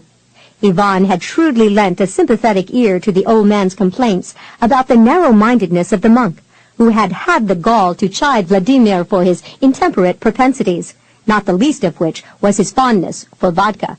In light of the ancient's vast wealth, Ivan was totally dedicated to the idea of Anna inviting the whole family, lest their sire be offended by the exclusion of his sons. As much as Anna chafed over the hazards of inviting the rambunctious clan, she was even more concerned about the risk of allowing her ward to attend. Had she been able to ban Synnovea from the festivities without arousing the curiosity of the guests, who either knew the girl personally or were aware of her through an association with her late father, Anna would have done so without hesitation, just to avoid the havoc that her ward could cause. Many who were acquainted with Synnovea would have considered her an unlikely source for trouble, but Anna was contemptuous of such logic. She could foresee her aspirations being sundered before her very eyes, and her rival unwittingly becoming the victor in this evening's affair. Not only could Synnovea's beauty attract the ardent attentions of Alexei, but the unwavering admiration of the ancient Vladimir as well. Extremely reluctant to allow the girl any leeway in either area, Anna made a point of seeking Synnovea out in her chambers before the guests began arriving. Her intent was to prescribe the proper decorum that would be required of the girl throughout the evening. But upon barging into Synnovea's chambers without knocking, Anna was momentarily taken aback by the vision that greeted her. In that brief moment, all of her apprehensions congealed into a cold lump of dread. Arrayed in winter white, Synnovea looked as dazzling as any fabled snow queen of Russian lore. If it were at all possible, Anna's resentment of the girl increased tenfold as she stalked across the room to confront her. "If I see you cavorting like some mindless little twit among my guests, or hear one whisper of complaint about your actions, I swear you won't be allowed to leave this house until you've realized the full import of your folly in provoking me. Though you may have enjoyed your freedom under your father's lax authority, I'll expect you to conduct yourself with acceptable humility and be as demure as any proper Russian maid. Do I make myself clear?" Synnovea took exception to the woman's intimidation. "As always, Anna, you take special pains to make me cognizant of your demands." A spark of irritation ignited the gray eyes. "Do I detect some sarcasm in your reply?" A stiff smile curved Synnovea's lips. "My mode of behavior is normally rather reserved, so it seems rather pointless for you to advise me how a lady should conduct herself. I have managed to attend such functions without causing my family or other acquaintances undue embarrassment." "I'm not referring to your comportment while attending French or English courts, but what it must be here in my house," Anna retorted. "I won't tolerate any of your sly cavorting while you're with my guests." "If you're so afraid I'll humiliate you, Anna, why don't you just lock the door and be done with it?" Synnovea struggled to curb her own fermenting indignation as the princess glared back at her. "I'll be quite content staying here in my chambers." Anna straightened her thin form imperiously. "Unfortunately, I've found it needful to invite several of your acquaintances who've gained recognition as attendants to my cousin. Your presence would be missed." Anna sniffed in imposing arrogance. "I understand you're a close friend of Princess Zelda Pavlovna. Since her husband was unable to separate himself from the duties assigned to him by the field marshal, she'll be attending tonight's social with her parents. I'm sure you know them better than I do." At the heartening prospect of being able to converse with her young friend, Synnovea relaxed and graciously accepted the woman's directives. "Be at ease, Anna. I shall comply with your desires." "I'm glad you've decided to be reasonable," the princess retorted haughtily. Synnovea was tempted to tell the woman that it was her conduct in serious need of refining, but knowing all too well that her accusations would involve them in another altercation, she refrained from voicing her opinion. Anna heaved a tedious sigh. "Against my better judgment, I've extended an invitation to Countess Natasha." She ignored her ward's sudden smile of delight and deliberately avoided any mention of her reasons, which mainly centered on her hope that Natasha would be able to occupy the major portion of the girl's attention, and thereby reduce the chances of her associating with other guests and creating disaster in sensitive areas. "I see that you're pleased, and well you should be. The two of you generally seem to be of one mind." Synnovea knew the princess meant her comment as a slur, but that certainly wasn't the way she chose to accept it. Smiling, she dipped into a curtsy. "You do me great honor, Anna." An unladylike snort clearly defined the princess's contempt as that one stalked to the door. There she paused to look back at Synnovea. The rich, pearl-encrusted sarafan and kakoshniki were beautiful beyond anything Anna had ever seen, and though she had expended the contents of an enormous purse on her own gold-and-yellow creation, she was struck by her failure to even come close to matching the other's radiance. Yet, as much as she wanted to, she couldn't order Synnovea to change her attire. Such a directive would reveal the full extent of her jealousy. The best she could do was delay the girl and hope she wouldn't be noticed overmuch when she finally joined the soiree. "You needn't hurry down, Synnovea. The guests are just now beginning to arrive, and it will be some moments before they're all here. Natasha said she wouldn't be coming until later anyway." Anna took her departure before further comment could be made. She dreaded Natasha's arrival and wondered if she'd be able to find it in herself to set aside her hatred long enough to offer some semblance of a gracious greeting to the woman. Synnovea stayed closeted upstairs for another hour, having clearly perceived that her tardiness was what Anna desired.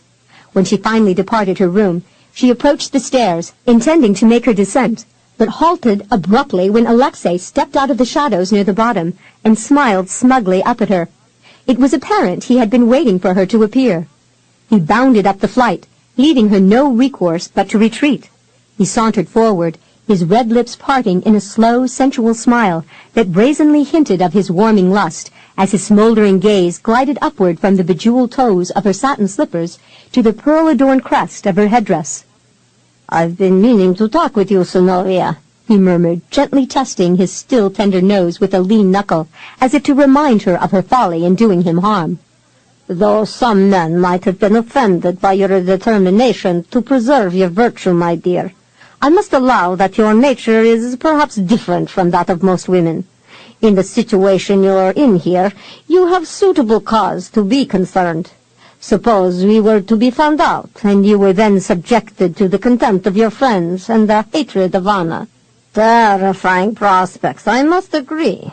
Still, the pain of discovery seems far more remote than the consequences you'll definitely suffer if you continue to deny me." Synnovea was resolved to hear no more threats. She had already heard enough from Anna to set her temper on edge. In angry reticence, she brushed past him, but her flight was halted when he caught her arm and yanked her around to face him. Though her heart quickened with trepidation, she lifted her gaze with all the dignity that she could muster, and with a brittle gaze met his silently taunting smile. Her cool poise seemed to incense him, and with an angry jerk that nearly snapped her head from her shoulders, he sent her reeling to the far wall, where she crashed with a mind-jarring jolt. Momentarily stunned by the force of her collision, Synnovea staggered unsteadily, holding a hand to her head as she tried to halt her spinning world. Alexei followed, and with a smirk caught her almost gently by the throat, only to shove her back brutally against the wall. "You needn't hurry away, my lovely swan," he mocked, and lowered his face toward hers until she could feel his hot breath searing her cheek. "You won't be missed downstairs for some moments yet. You see, Anna is completely engrossed in making Ivan known to her guests, which leaves us freedom to enjoy ourselves." Synnovea clawed at the long fingers that gradually tightened around the bejeweled band of her collar, seriously restricting her ability to breathe. In rising alarm, she tried to free herself. Her efforts only encouraged him to tighten his grip. The hall darkened progressively around them, and she heard his soft, ridiculing laughter as if it came from a great distance away. "You see, Synnovea, I've reserved this little demonstration to show you just how futile it is for you to continue to deny me. Until you yield to my demands, my beauty, I shall be forced to instruct you in the hazards that you'll invite by resisting me." Of a sudden, Alexei loosened his grip and stepped back, allowing Synnovea to crumple in weak-kneed relief against the wall. Gulping for air, she clutched a shaking hand to her bruised throat and found no strength to draw away, as her tormentor braced a hand against the wall behind her head and leaned near. "I would have been gentle with you in the woodcutter's cottage, Synnovea, but I've grown impatient and yearn to settle the matter quickly." Lifting her upright by the arms, he captured her wrists and pinned them to the wall on either side of her head, as he slowly perused her face.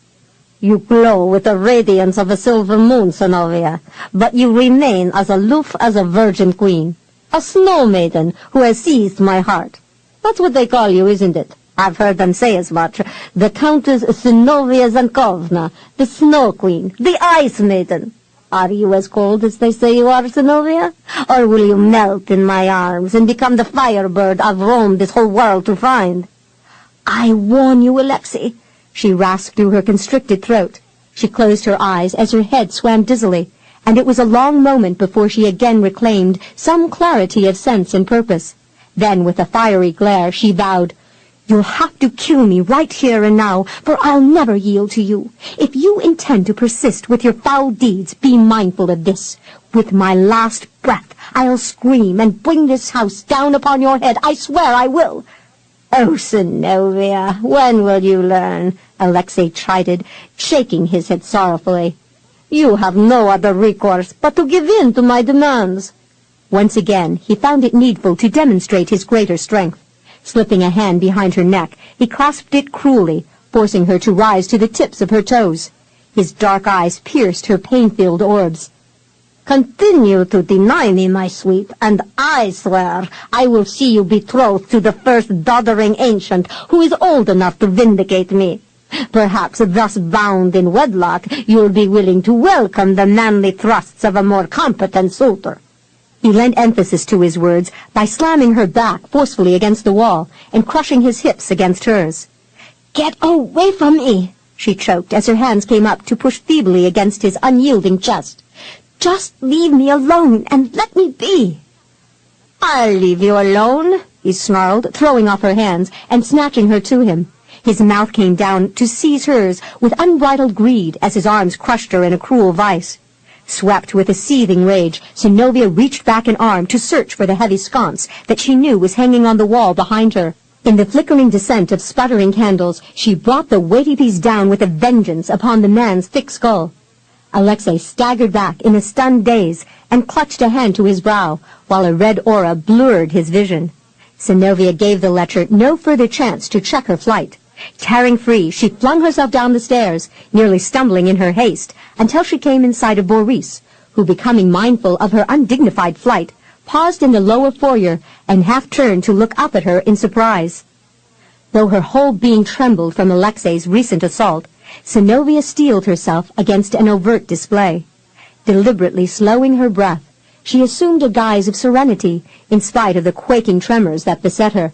She continued her descent with more leisured grace, and smiled serenely at the steward, even as she listened intently for the warning descent of thundering footfalls behind her. Upon gaining the lower level, Synnovea went to the kitchen, where she knew she'd be reasonably safe from Alexei and far removed from the curious stares of Anna and her guests. There, with her back to Elisaveta, she brushed at the tears that continued to well forth, and blew her nose in the handkerchief the woman had kindly supplied. The cook dared no questions, but pressed a glass of wine into her shaky grasp. Gratefully, Synnovea sipped the brew, needing its soothing qualities to quell her violent quaking. Finally, her trembling disquiet ebbed, and Synnovea lent her attention to repairing her appearance. She found that feat much easier than mending the damage done by the stranglehold Alexei had placed upon her neck, for she now suffered a burning rawness in her throat and a rasping hoarseness in her speech. Much later than she had ever supposed, Synnovea made her entrance into the great hall, where Ivan, bedecked in a black silk kaftan, seemed to preen in the admiration heaped upon him by Anna and those who were not above indulging the Tsar's cousin with ingratiating adoration, no matter her particular bent. Others, who were more reserved and reticent about offering the man praise, watched and listened stoically from a distance. Synnovea paused at the outer circle of guests, and from there cast her gaze about for Princess Zelda. She espied the young woman standing with her parents near the far end of the room. By the studied formality of the three, it was evident that they weren't at all enchanted with what they were hearing. Synnovea realized the reason when she too gave heed to Ivan's statements. Prince Bazhenov had served as one of the envoys for the Tsar in the negotiations that had taken place between Russia and the realm that Ivan currently spoke out against. "I tell you, my friends, our country is at an impasse," he declared with unusual passion. "We've lost our access to the Baltic by way of a treaty with Sweden, and even now they're usurping our trade in Novgorod and other important cities. Mysteriously, they've been granted fishing rights on White Lake, and I'll wager we'll soon be outnumbered by Lutheran extremists here in our own country. If we don't resist fairly soon, they'll likely be fathering your grandchildren. Mark my words." A confused blend of voices arose from several of the guests, but none dared voice any disapproval of the authority which had allowed the Swedes to infiltrate their country so insidiously. Prince Bazhenov, however, was bold enough to speak out in valiant defense of it. With Sweden's aid, Tsar Mikhail has managed to bring us the first peace we've known with Poland after many years of conflict. What would you suggest we do now? He queried caustically. Take up arms against Sweden? Ivan was cautious about answering, having perceived the loyalty the old prince felt for the Tsar. Above all, we must never alienate anyone against the Tsardom, for there beats the heart of our very lifeblood. He paused briefly for effect, as he pressed the tips of his stubby fingers together in a contemplative pose. Perhaps if we seek the advice of another accomplished strategist who is knowledgeable about such affairs, we can gain some insight as to the diplomacy and tactics we should employ against the Swedes. Besides the Patriarch Filaret, you mean? Prince Bazhenov jeered. Ivan spread his hands in sublime innocence. Are not two heads better than one? The elder was immediately suspicious. Are you suggesting, sir, that you would be a worthy candidate for that position? I am only a loyal subject of the Tsar, my lord, the cleric replied with suitable humbleness. Still, if I were pressed into service, I think I'd be able to offer satisfactory solutions to ease the plight of our countrymen. No doubt, Prince Bazhenov retorted tersely. You seem to have all the answers. But I wonder where your suggestions would lead us as a nation. Who doesn't wonder what the outcome will be, Ivan countered. Even now we're being led as a nation by one man's wisdom. Does that give you confidence? Can you offer solid guarantees of the Patriarch Filaret's goals for this country and our future? The prince harumphed loudly, displaying his displeasure over the discussion. Begging Anna's pardon a moment later, he excused himself and his family from the reception, giving the excuse that he had to attend an early morning inspection with the Tsar and needed his rest. Trailing behind her parents as they prepared for their departure, Princess Zelda glanced around in search of Synnovea, and smiled in sudden pleasure when that one finally emerged from the press of people. I thought we'd have time to talk, darling, Zelda whispered regretfully in her friend's ear as they hugged each other. My husband has been telling me things that I was sure you'd be eager to hear. Vasily was wondering if you knew about the rumors making their way around the Kremlin and wanted me to find out. I wish we could talk about this, but as you can see, we must leave. Papa is nearly beside himself. Whoever this Ivan Varansky is, he hasn't endeared himself to Papa. I'll see you as soon as I'm able, Synnovea promised in a softly rasping murmur. We can talk then. Take care, Zelda bade, brushing her lips against the other's cheek. Watching from the doorway, Synnovea waited until Prince Bazhenov had handed his family into their carriage, and the conveyance had pulled away before she retreated into the house, allowing Boris to close the door behind her. She paused at the entrance of the great hall, listening to Ivan's voice drone on incessantly. But his views were disconcerting, and she withdrew to the dining room, where she hoped she'd be able to find something soft to eat that wouldn't irritate her throat. No sooner had Synnovea entered than several boyars gathered close around her. They numbered 7 in all, and resembled one another in height, brawn, and visage, with 3 of them having light brown hair, and the youngest 4 black. Even their quickly widening grins hinted of their kinship. "Enchanting," one of them murmured, and then heaving an exaggerated sigh, fell back in a mock swoon into the arms of a companion. "Captivating, completely dazzling," another one avowed exuberantly, closely eyeing her. "Permit me to introduce myself, Boyarina," the tallest one bade. "I'm Prince Fyodor Radimirovich, eldest son of Prince Vladimir Dmitrievich. And these," he swept a hand around to indicate his cohorts, "are my brothers, second-born Igor, then Peter, Stefan, Vasily, Nikita, and Sergei, the youngest." As he introduced them, each man responded with a broad grin and clicked his heels in a brief clipped bow. As the eldest, Fyodor assumed the part of spokesman, while his brothers crowded close around him. Together they awaited her response to his inquiry. "And your name, Boyarina?" Smiling graciously, Synnovea sank into a deep curtsy, as she strained to keep the hoarse rasp in her voice softly subdued. "The Countess Synnovea Altanai-Zenkovna, recently arrived from Nizhny Novgorod." Sergei swaggered around his older siblings to eagerly ask, Do you have any sisters? Then, with a shrug, he complained, There are so many of us, but only one of you. For the first time that evening, Synnovea was able to smile with light-hearted gaiety, and she gave them a pretty shrug. I fear not, Prince Sergei. As fate would have it, I was an only child. And your husband? Curious, he cocked a dark brow and asked with bated breath, Where is he? Soft, husky laughter preceded her answer. Your pardon, most gracious prince, but I have none. A pity, he lamented with a happy chortle. Smoothing his kaftan in a confident manner, he stepped before her and executed a flamboyant bow. Upon straightening, he begged, Permit me, Countess, to express an avid appreciation of your beauty. In all my score of years, I've never seen a maid so wondrously fair. You would bestow upon me a great honor if you would allow me to court you. Immediately he was shoved aside by the dark-eyed Stefan, who offered a warm smile as he took the place formerly occupied by his brother. Sergei is but a boy, Countess, a youth of no experience. I, on the other hand, have 10 years to my claim, and though 'tis also true that I've seen none to equal your radiance, I'm sure you'll agree that I'm better looking than Sergei. Ha! The hulking Igor scoffed and swung an arm backward to send Stefan stumbling in retreat. Stroking his handsome beard, Igor settled in a bold stance before her as his blue eyes twinkled back at her. None of my brothers can equal my experience. With a challenging brow raised, he cast glances from side to side at his siblings as he boasted, or my good looks. Hearty guffaws accompanied his statement, attesting to the skepticism of his brothers, who commenced to argue among themselves. Amid all of their squabbling, an excessive amount of rough jostling and painful nudging ensued. Not so, I'm the best looking. Oh, come now, would you have the Countess believe such lies when I'm here for her to see? It's a shame you haven't taken a good look at yourself lately. I'll warrant I've seen better faces on the hind end of a bear. Synnovea was about to giggle, but gasped instead, as the offended one doubled his fist and bashed the nose of the one who had insulted him.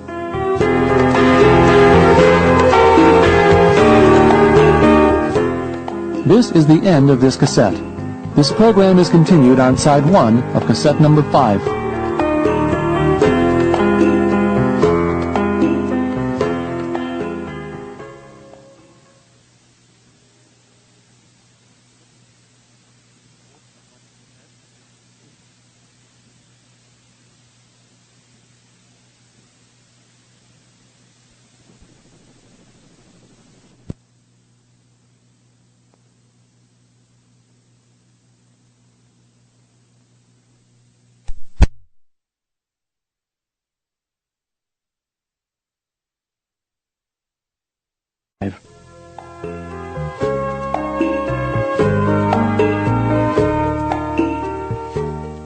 Synnovea was about to giggle, but gasped instead, as the offended one doubled his fist and bashed the nose of the one who had insulted him.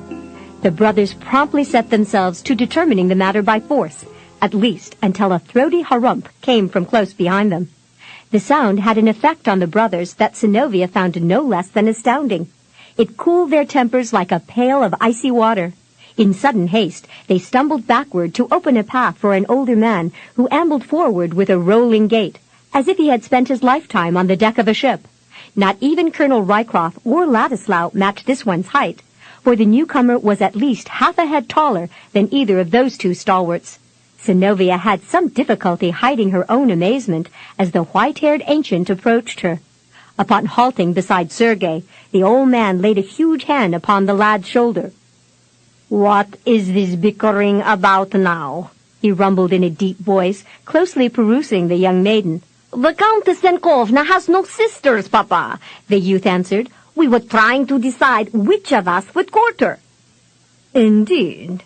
The comely maid had already aroused the old man's interest, and he was much encouraged by his son's comment.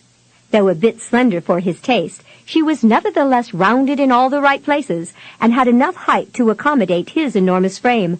The idea of such an event appealed to him, and with a brightening gleam in his eyes, he swept a forefinger beneath his heavy mustache, flickering up the curving ends. He offered his most ardent smile, displaying a full set of white teeth. "If you'll allow me to introduce myself, Countess, I'm Prince Vladimir Dmitrievich. And these, as I'm sure you've already ascertained, are my sons. Have they introduced themselves? Most capably, my Lord Prince. Channeled through a collection of guests who had meandered to the doorway to watch the antics of the princely brood. What's going on here? The princess demanded, trying to sound gracious, but failing badly. Whatever disturbance was transpiring, she marked Synnovea as the source of the trouble. A sidelong glare clearly conveyed that fact to her ward, giving that one cause to wonder what punishment would be forthcoming. My sons and I were making the acquaintance of this fair maid, Vladimir explained. Might I ask why we were not informed of the Countess Zenkovna's presence sooner? Anna opened her mouth several times while she struggled to find some viable reason, and finally, with a feeble smile, replied, I wasn't aware that you wanted to meet her. Nonsense. Any man would be interested in making the acquaintance of a beautiful woman. At the least, she doesn't bore me to tears. His comment carried the full weight of his rejection of Yvonne's discourse, as well as a firm rebuff for Anna's attempts to sway his considerations in favor of the cleric. Though he might have been deemed an ancient by the standards of some, Vladimir hadn't yet lost his wits. What he had heard tonight led him to wonder just where Yvonne's loyalties were rooted. In spite of her temporary defeat, Anna fixed a smile on her lips, and with as much graciousness as she could convey, faced Synnovea. I believe I saw Natasha's carriage coming up the lane in front of the house. Would you care to greet her, my dear? Yes, of course. Once again, Synnovea sank in gracious obeisance before the elderly prince. If you'll excuse me, Prince Vladimir, my friend has arrived, and I'd like very much to see her.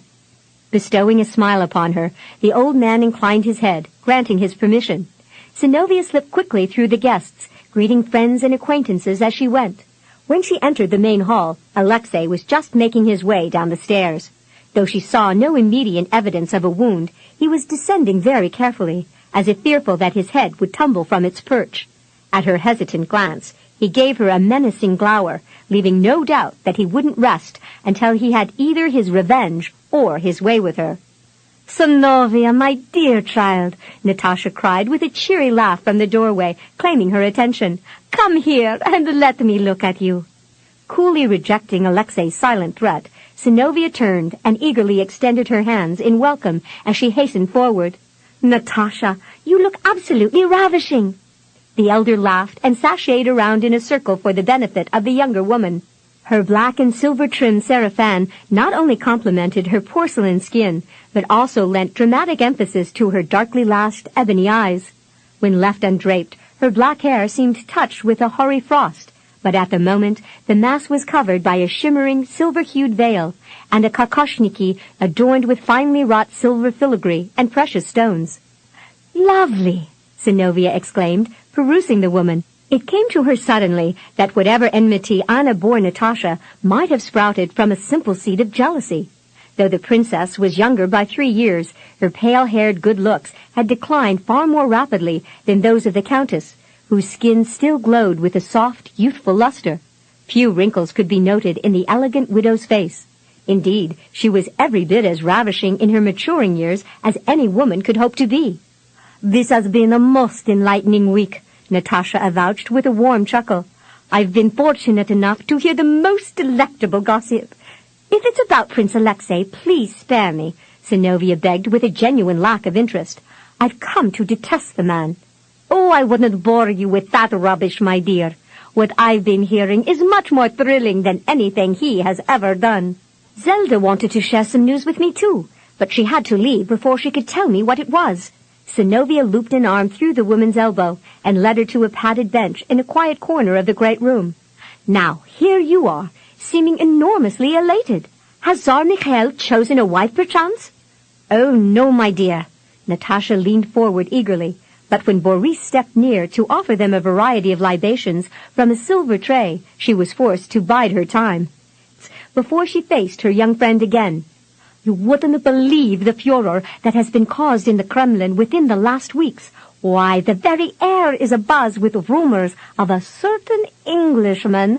Synnovea's lovely mouth parted in surprise, and in spite of the quickening pace of her heart, she managed to quell the nervous trembling in her voice as she asked, Do you mean Colonel Rycroft? Gathering her brows into a semblance of perplexity, Natasha inquired, Isn't he the same officer who rescued you from that Polish renegade? What was his name? Ladislaw? A delicately winged brow arched in sharp suspicion as Synnovea studied the woman. Natasha looked very pleased with herself, as if waiting for the right moment to spring a surprise. Where did you hear about Ladislaw? I don't recall mentioning anything about his attack on my carriage. The silver veil glimmered in the candlelight as Natasha shook her head woefully and heaved a dejected sigh. To think that I was the last to be told. I'm crushed to think how little regard you have for me. Synnovea was growing increasingly apprehensive. I only spoke of that brigand when I had to. Oh, I've been hearing rumors about him, too, Natasha assured her.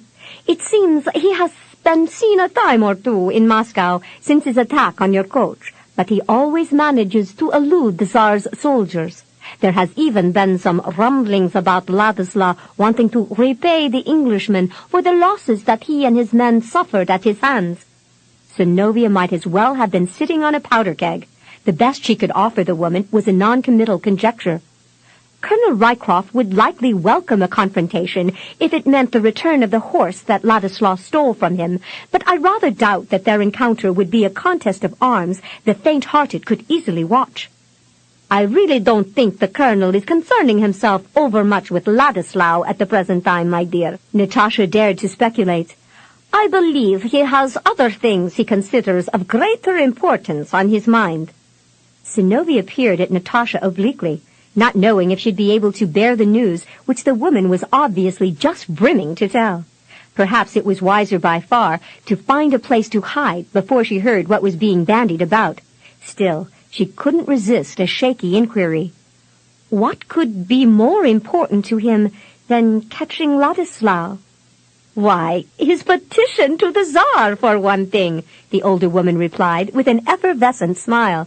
Synnovea gulped and repeated in a tentative tone, Petition to the Tsar? Natasha curbed a smile of amusement, taking unusual delight in prolonging her friend's discomfiture. I'm utterly amazed, Synnovea, that you of all people haven't heard about Colonel Rycroft's request. She shrugged blithely. But then, I must remember that Anna has been keeping you prisoner, hasn't she? A pity. Why should the colonel's entreaty be of interest to me? The older countess flicked her fine eyebrows upward as she looked at Synnovea in feigned amazement. Why, because he has been making petitions to the Tsar to court you. Synnovea clutched a trembling hand to her throat, feeling the heat of a blush suffuse her cheeks. He didn't actually dare. It was rare to see the cool poise of the younger woman so thoroughly disrupted, especially by reports of the suitor's bold intentions. But such an occurrence awakened some hope within Natasha's heart that there was indeed a man who could thaw the blood of this beautiful ice maiden. Oh, but he did, she eagerly assured you from the band of thieves, and then asked if there were any Russian laws that forbade him from paying court to you. The rapid racing of her pulse prompted Synnovea to fan herself. Breathlessly, she concluded, I am ruined. On the contrary, my dear, Mikhail told Colonel Rycroft that he would seriously consider his petition after reviewing the facts. But of course, since then, there has been no evidence to indicate His Majesty's decision, for it seems that shortly after Colonel Rycroft made his plea, Major Nikolai Nekrasov also entreated the Tsar for the same favor. If I dare venture a guess, I'd say Nikolai heard about the Englishman's plea and decided to establish his own claim on you. Indeed, it seemed the two men were on their way to becoming fast friends until they found themselves at odds over you. Synnovea groaned in abject misery as she thought of the two appealing to the Tsar for permission to woo her, as if he didn't have better things to ponder. How dare they drag my name before the Tsar without asking my consent? Natasha contemplated her young friend in dubious wonder. Have you become so accustomed to the mores of other countries, Synnovea, that you've forgotten how such affairs are handled here? You should know that asking a maid first for permission isn't the way an arrangement of courtship is accomplished here in Russia. Besides, if either Colonel Rycroft or Major Nekrasov had been confident of Prince Alexei granting them approval, they'd have gone to him. But Anna made it apparent, especially to the Englishman, that he wasn't welcome in this house. So he went to a higher authority. Her brows shot up briefly as she chuckled. The Tsar himself, no less. Major Nekrasov only followed his lead. I've given Colonel Rycroft no encouragement, Synnovea declared in swift defense of her own actions, but as soon as the words were uttered, she knew they weren't necessarily the truth. Hadn't she cast the full blame on Anna when she had told Tyrone that he shouldn't come back to the Taroslav manse? Hadn't she allowed him entry into her room without alerting others of his midnight visit? And hadn't she given him a miniature of herself and yielded her lips to his kiss before his departure? If she had casually dismissed the probability of his beseeching the Tsar's favor when he had declared that he'd do that very thing, why was she so upset now? Why was she all aflutter? Was she angry at him, or with herself for being less than fully dedicated to the task of discouraging him? Natasha had noticed that Synnovea hadn't offered similar assurances of her conduct with the Major. Either the girl had encouraged Nikolai and didn't care to reveal that fact, or she had never considered the Major a serious contender for her affections. Natasha was curious to know the full extent of the truth. "And did you encourage Major Nekrasov?" Synnovea was scandalized by the idea. "Of course not. He's a friend, nothing more." Natasha smiled smugly. "A man like Colonel Rycroft needs no encouragement, does he? He simply seeks out what he desires to have, and now has made it evident that he desires to have you, my dear." "I don't even know the man," Synnovea insisted in a frail attempt to banish any blame for his efforts to win her. "Now what are you saying, child? Wasn't he the one who saved you from that rogue Ladislaw? Wasn't he the one who carried you to your coach in the rainstorm?" Natasha's lips curved into a sublime smile as her friend's cheeks took on a bright glow. "You certainly seemed to know him then, for you made no protest when he lifted you in his arms. Would you have willingly allowed a stranger to pick you up?" "No, of course not," Synnovea admitted lamely. "Then the two of you have obviously met." "Only briefly." Synnovea emphasized her words, struggling to convince her friend. "Never formally." The older countess slowly nodded in smiling serenity. "Apparently it was enough to spark the colonel's interest." "I intend to discourage the man," Synnovea announced emphatically, as she sought to convince herself that that was exactly what she should do.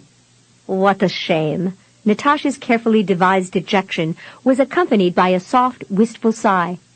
"I must admit that I'm among the ladies who are simply agog over the officer. There hasn't been this much excitement over a man since the first false Dmitri tried to claim the Tsardom a good 20 years ago, and his remains were blown out of a cannon.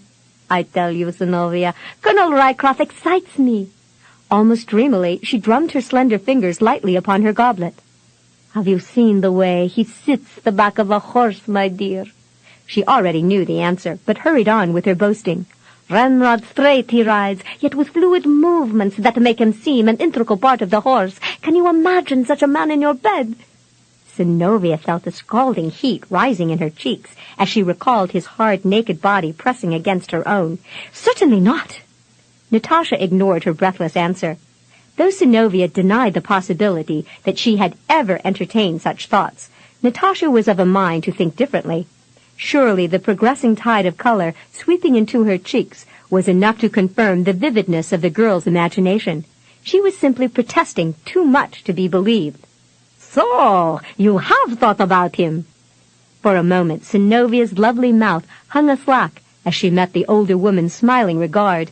Then, ever so slightly, the pearl-encrusted headdress dipped forward in acknowledgement. Briefly. "Oh, Synnovea," Natasha sighed in a gently chiding tone. "Were I a score of years younger, I'd certainly see that such a man was adequately distracted by my attentions." Synnovea looked at the woman in some wonder. Natasha was barely 10 years older than the Englishman, and attractive enough to be able to ensnare his attention if she so desired it. A younger, less experienced maid would have cause to worry if she found herself hopelessly smitten with the colonel and he had eyes only for Natasha. There would likely be no contest. "If ever I should relent and admit the colonel into my presence, I shall make haste to introduce him to you," Synnovea gallantly proposed. "No need for that, my dear," Natasha assured her with an amused chortle. "That event has already taken place. Prince Zherkov introduced us after Colonel Rycroft put on an exhibition in the Kremlin the other day. It was magnificent, my dear. You should have seen it. I was completely enthralled with the horsemanship of the colonel and his troop.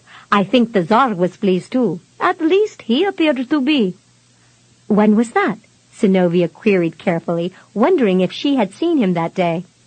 Natasha's lips twitched faintly as she fought a small battle with her composure.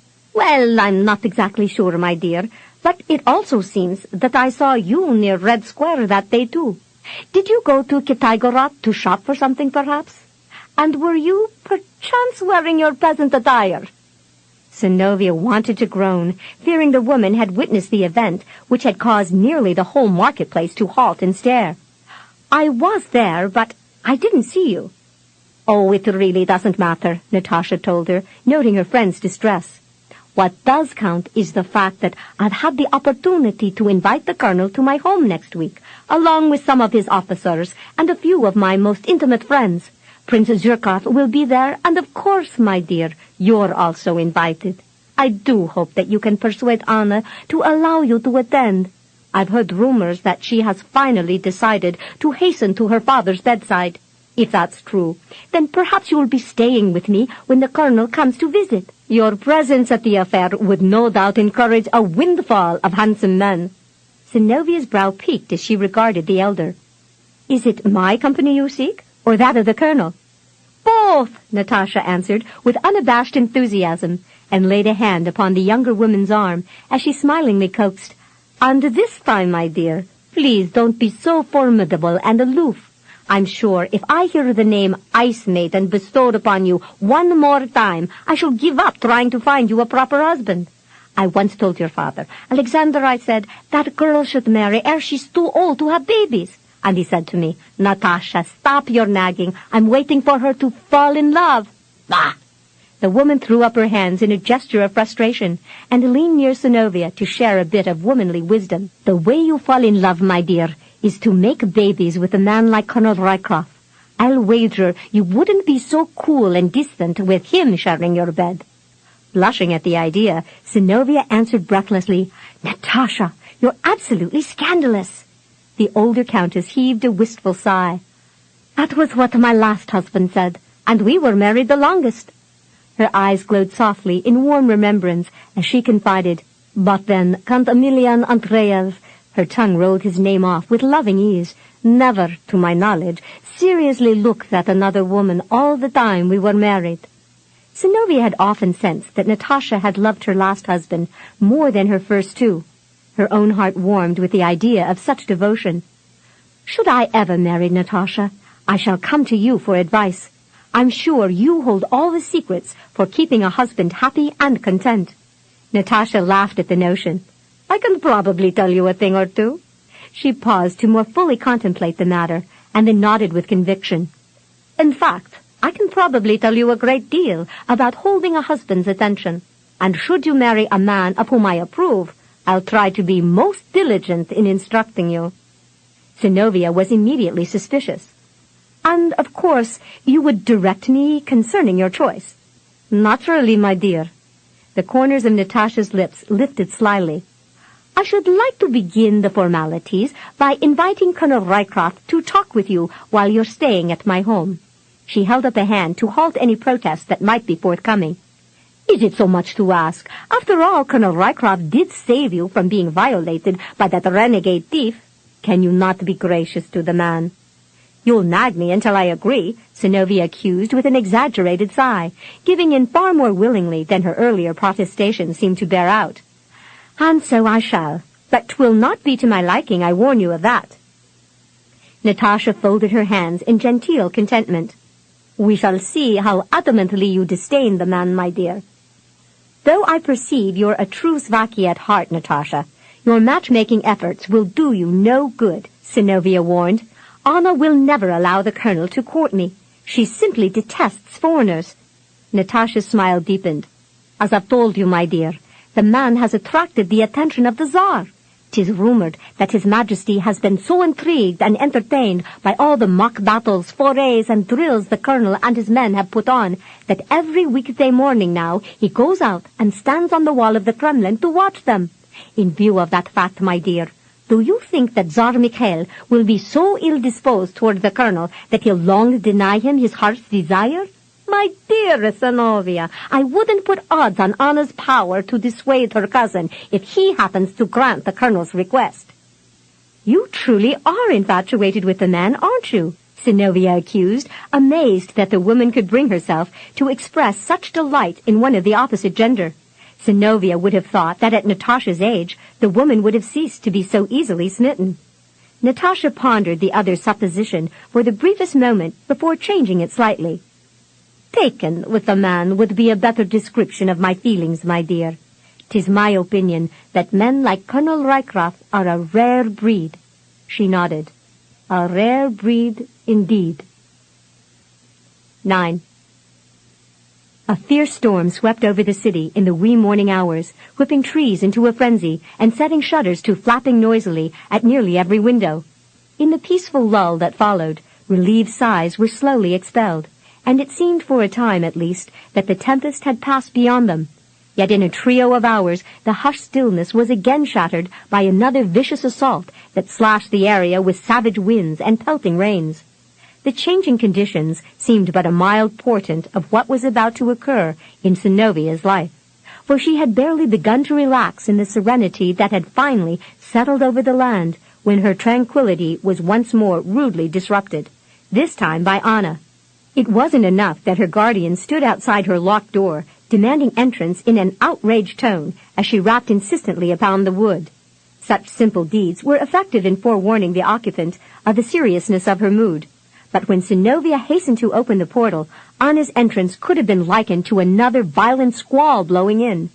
No dreaded harbinger of doom could have derived as much satisfaction from the delivery of an ominous omen as the princess clearly did when she announced her reasons for intruding. Since you've managed to lure Prince Vladimir from more noble interests, I can only agree with what Alexei has suggested.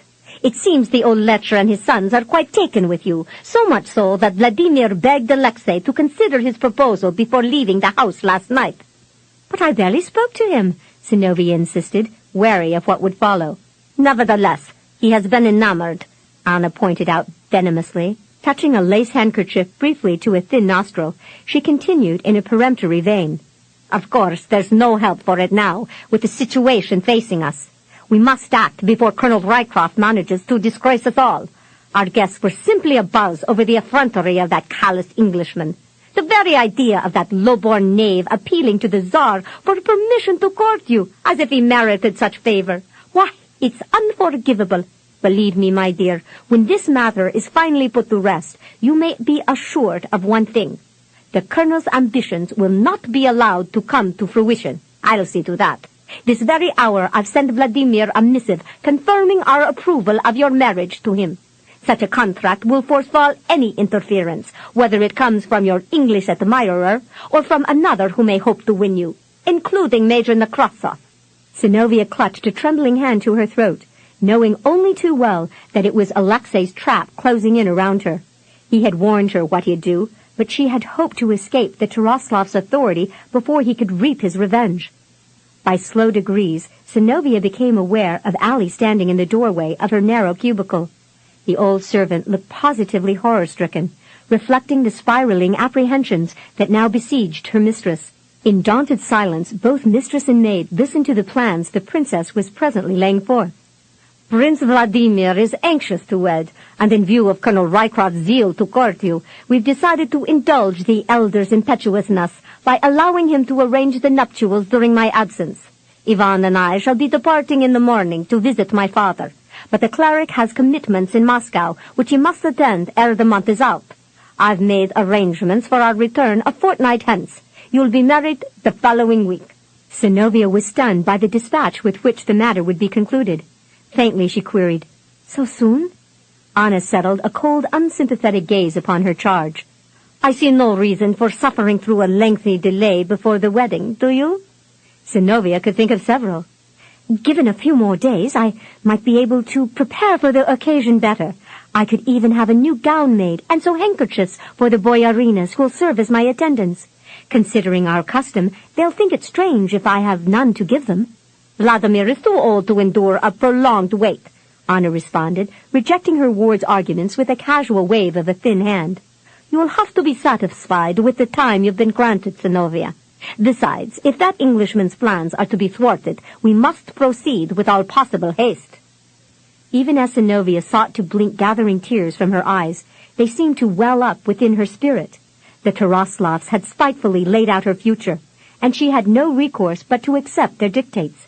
She wouldn't even be allowed enough time to enjoy the usual celebrations and festivities associated with a betrothal or a forthcoming marriage. Stoically, Anna strolled to the front windows and gazed out upon the thoroughfare. Mulling over the previous night's events, she watched coaches pass at a brisk pace and boyars riding steeds still frisky from the early morning chill. Even after the departure of their guests, she had still been hopeful of Ivan's ability to recoup the ground he had lost among the more influential boyars. His ambition to become ensconced in Vladimir's chapel wasn't nearly as important to Ivan as gaining support for his recommendation that a second advisor be appointed to assist in counseling the Tsar, a position for which he intended to offer his own qualifications. Certainly in the days and weeks ahead, she had thought the boyars would come to understand the wisdom of what Ivan was suggesting. Her heart had even quickened with optimism when Alexei had entered her bedchambers, and with his usual persuasiveness demonstrated a husbandly passion. In the glowing aftermath of her bliss, she had lain in his arms, feeling thoroughly content with the world, but those softer emotions were completely sundered by a raging need to seek retribution when Alexei voiced complaints about Synnovea accosting him before the soiree. Suddenly, the suggestion that they consider Vladimir's proposal of marriage had seemed acceptable. Not only would Synnovea be out of their house and away from Alexei, but she'd likely be utterly miserable married to the old prince. However, in agreeing to the nuptials, Anna had also realized that she would be destroying any hope of Vladimir funding Ivan's rise to power, thereby frustrating her own aspirations to share in the benefits of that authority. "Natasha begged me to let you stay with her while I'm away," Anna announced blandly over her shoulder. "I was certain you'd agree and have given my consent. I'm sure Natasha will be delighted to help you prepare for your wedding." "There's not enough time to consider even a few frivolities, much less see anything actually accomplished," Synnovea rejoined dismally. Outwardly, Anna ignored her charge's lackluster statement, but inwardly she smiled in contentment. By dictating the events in Synnovea's life, she had clearly demonstrated the power she wielded over the young countess. The forthcoming evening would serve to intensify the girl's awareness of that fact. "Prince Vladimir has invited us to dine with him this evening to discuss preparations for your betrothal and forthcoming marriage. I've assured him that you'll be joining us." "How kind of you." Detecting a break in the other's voice, Anna smirked, feeling totally gratified by the girl's distress. "You may be relieved to know that Ivan is busy preparing for our departure and won't have time for your lessons today, Synnovea. He's convinced that you deliberately set out to thwart his plans to become Vladimir's priestly mentor, and is extremely annoyed with you. If I were you, I'd avail myself of the opportunity to make amends with him ere we meet with your intended tonight. 'Twill help the evening pass more congenially, inasmuch as I've granted the cleric permission to accompany us. It may be his last chance to redirect the old boyar's attention to a more admirable goal, instead of appeasing his rutting instincts with you." "I wish Ivan good fortune in his endeavors," Synnovea responded with morose sincerity. "I wouldn't fret in the least if he managed to turn Vladimir's attention away from me." Anna turned in a guise of surprise. "Why, Synnovea, can it be that you're upset by the idea of your betrothal?" "You said I'd be allowed to stay with Natasha during your absence," Synnovea interrupted, fully cognizant of the woman's smug satisfaction. "When may I anticipate my departure?" Anna offered a blasé shrug. "In the morning, if you really desire to leave." Synnovea wondered what tedious insinuation the princess was alluding to now. "Why should I not? If I'd been sent to a monastery, I doubt that my freedom could have been curtailed any more than it has been here." Anna's lips drew up in a disdaining sneer. No doubt, under your father's authority, you had many admirers visiting your home in Nizhny Novgorod, and indulged in liberties that would shock most boyarinas. Your conduct here has certainly demonstrated your license with men. I've no doubt that if you had received some kind of encouragement from Alexei, you would have found cause to stay here during my absence." Synnovea grew visibly incensed by the woman's suggestion. "Forgive me, Anna, but I wouldn't dream of compromising my reputation by staying here with that—" The word debaucher was on the tip of her tongue, but upon recalling that Allie was listening to everything that was being said, she refrained from calling the wily fox what he definitely was, simply to save herself the ordeal of having to later explain her choice of appellations to the old servant. She smiled crisply as she corrected herself. "I mean, with Alexei." The gray eyes were hostile above a sneering turn of thin lips. "No, of course not. You wouldn't do anything unseemly behind my back." Synnovea canted her head as she tried to understand the rationale behind the other woman's disdain. "Have I offended you so much by attracting Vladimir's attention, Anna? Or is there another reason for your resentment?" Anna strolled away, deeming it wise to avoid a discussion that would lead them into an ugly fray. Already she yearned to claw those green-brown eyes from their sockets. If she really unleashed her hostility upon the girl, no telling what she'd be tempted to do.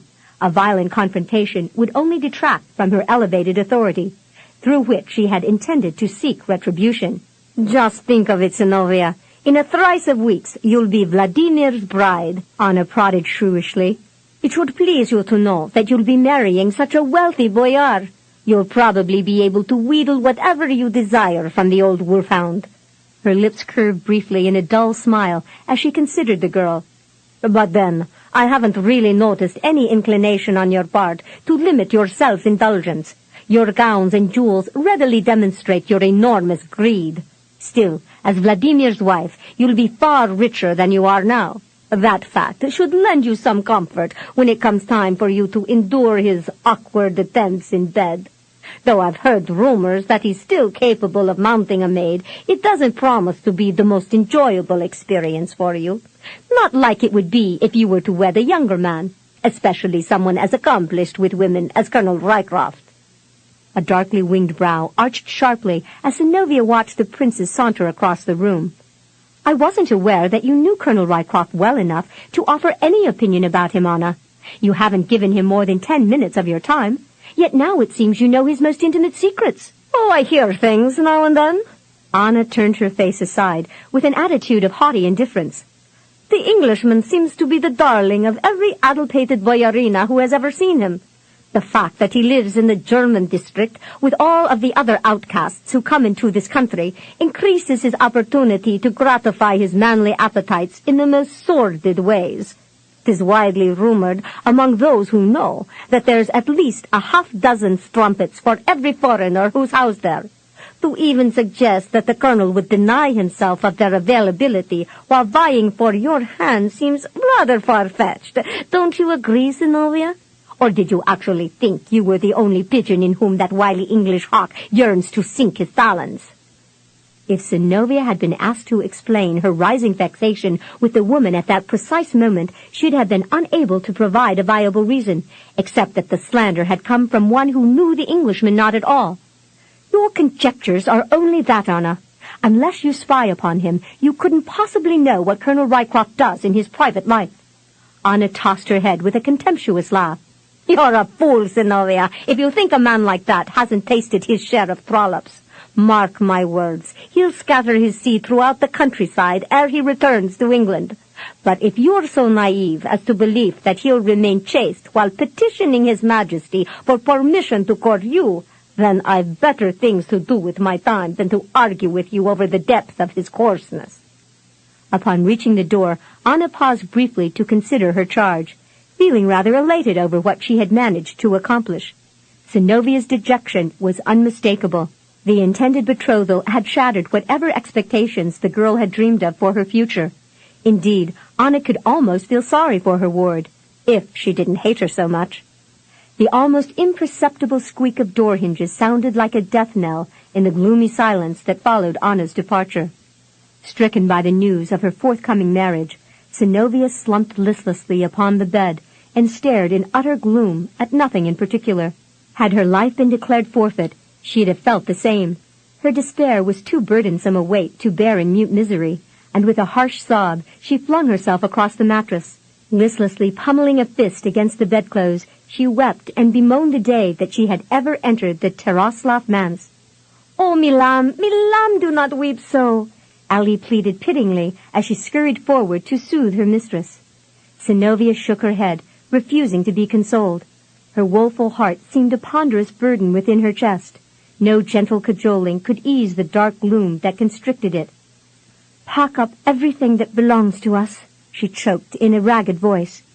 "If I fall under heaven's mercy, I'll never darken the door of this house after my departure on the morrow."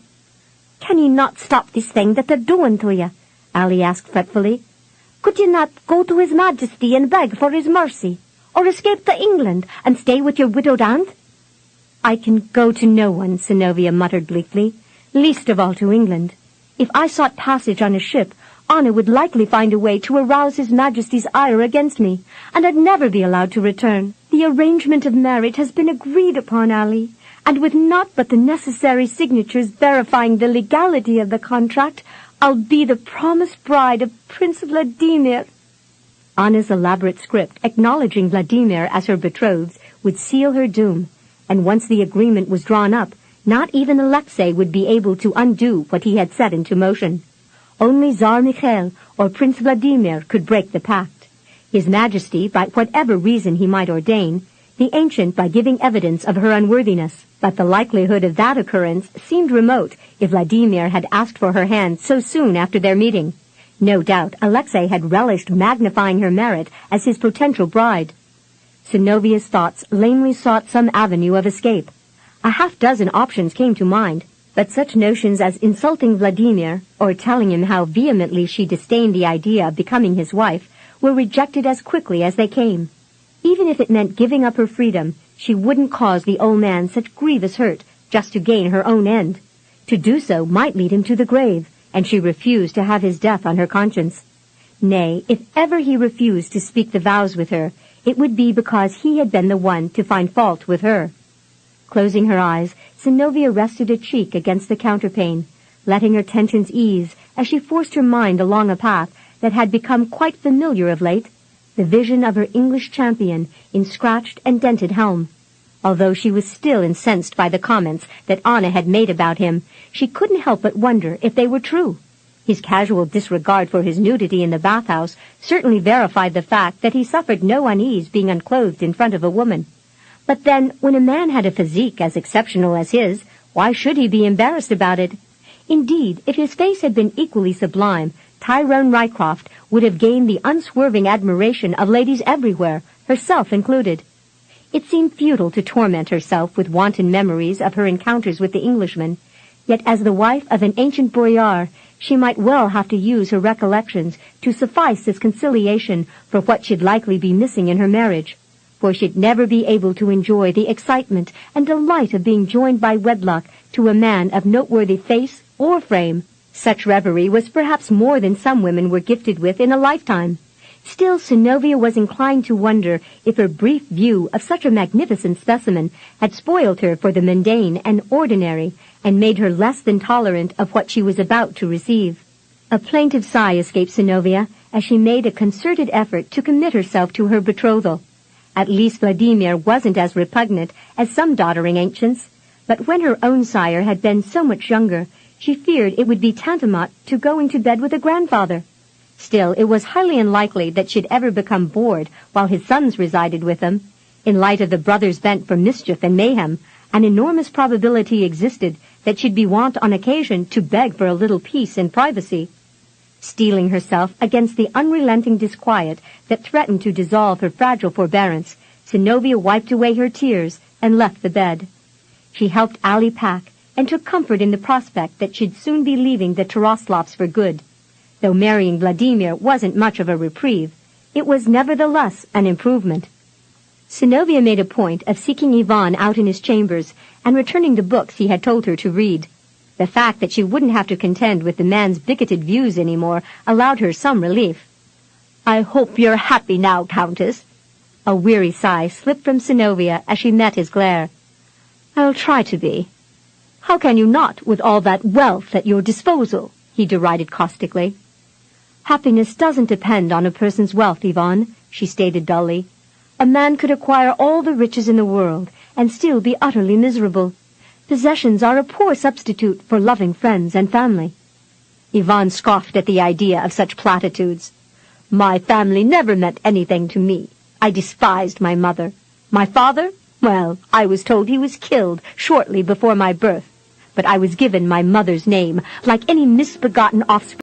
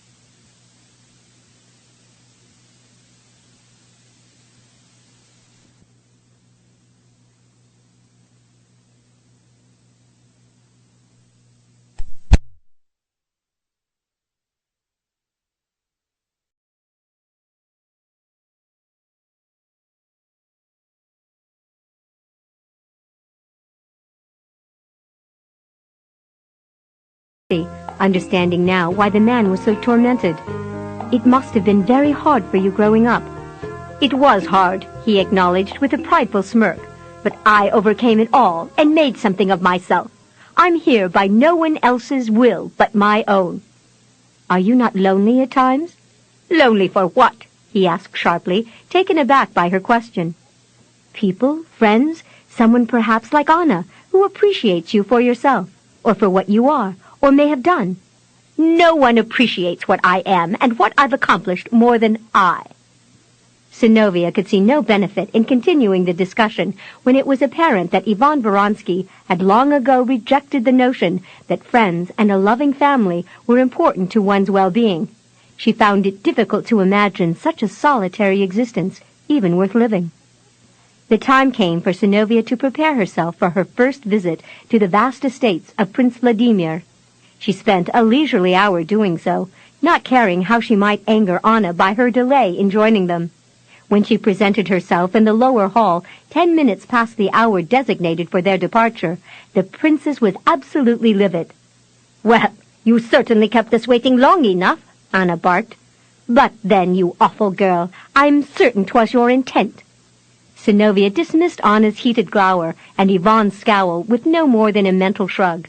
Alexei's rude appraisal of her curves, however, thoroughly outraged her. Even after wreaking havoc in her life, he seemed unable to keep his eyes from sliding down her iridescent green silk sarafan, as if he still considered her a potential paramour. Curbing an urge to slap his swarthy face, Synnovea displayed a stilted decorum as she faced Anna. "You had wanted me to look my best for Vladimir, did you not?"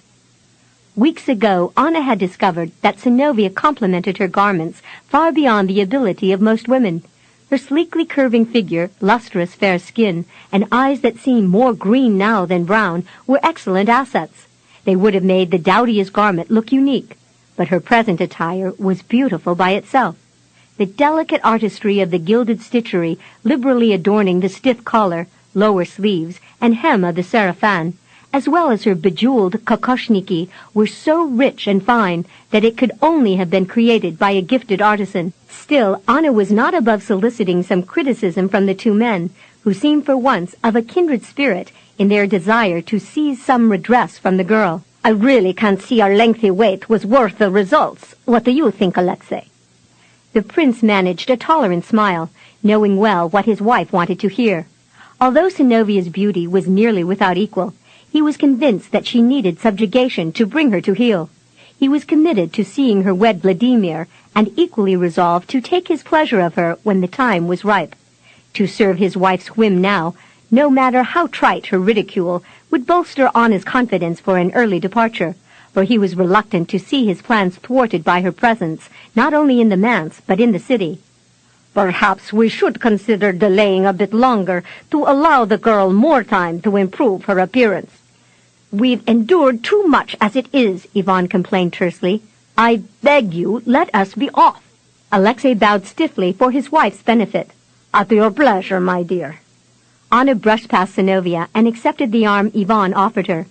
As they led the way through the front portal, Alexei waited to claim his usual place at the rear of the procession, where he could freely ogle Synnovea.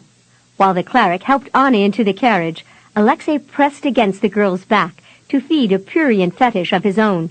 He remained unfazed by her smoldering glare, but her small heel bearing down painfully upon the toe of his soft leather boot convinced him of the wisdom of retreating to a more respectable distance. Vladimir came out to greet their carriage upon their arrival at his mansion, and eagerly pressed an exuberant kiss upon Synnovea's slender fingers as he handed her down. Liberally expounding upon her beauty, he drew her into the great hall, where his sons stood arrayed in rich kaftans, and their best manners on display. Ivan and the Taraslovs were left to follow in the couple's wake, and as the ancient proudly escorted Synnovea to a cushioned chair beside his own, the three were left to find their own seats nearby. Ivan's blood nigh boiled. Before he had been arbitrarily demoted by the girl, he had tasted the rare sweet meat of success as Vladimir's guest of honor. Now his attempts to draw the man's attention were, at best, randomly given heed to, and only then with a modicum of interest. In sharp contrast, the old boyar doted on every word that issued forth from the gently smiling lips of his intended. Synnovea chose to make the best of her unfortunate fate, and deliberately ignored Ivan's irate glowers and Anna's sharpening frowns as she laughed and chatted with her future family. For a time, the Taraslovs retired with the elder to discuss the nuptials, the dowry Alexander had set aside for his daughter, and to sign their names to the betrothal agreement. While the three were absent, Vladimir's brood of sons entertained her with hilarious accounts of their many kindred. Upon their return, Ivan's ire reached its zenith, for it was then that the old man presented Synnovea with a necklace set with large diamonds and emeralds, earrings to match, and a betrothal ring impressive enough to stagger the wits of the three, who looked on with a strange blend of rancor and awe. My dear Synnovea, please allow me to present these meager offerings as tokens of my affection, Vladimir explained with a buoyant smile. Once you've become my bride, I'll dress you in robes of gold and precious jewels of every color. You'll want for nothing. That, Prince Vladimir, Anna chided through a stiff smile, knowing her revenge would be better served if she could believe the old boyar meant to abuse the girl. You'll spoil Synnovea with such extravagant gifts. I'd advise you to pamper her less and keep her more submissive if you wish a well-ordered marriage. Her comments caused Alexei to lower his libation and stare at her in amazement. But Anna ignored the implication of his dubious regard, which silently challenged her own compliance to his husbandly authority. Admittedly, she had always been more ambitious than he. Even as a child, she had learned to be assertive to get what she desired. Now she yearned to see her rival vexed by hardships, not elaborate gifts. Nonsense! Vladimir rejoined, blustering a bit at the notion that he was being counseled by a woman whose husband, according to frequent hearsay, roamed far afield. If I've gleaned anything from my earlier marriages, it has been the fact that women can learn to be content with an old rascal like myself much more easily if they're coddled and pampered. In showing their gratitude, my wives nurtured me with their affection, keeping me quite content to stay at home.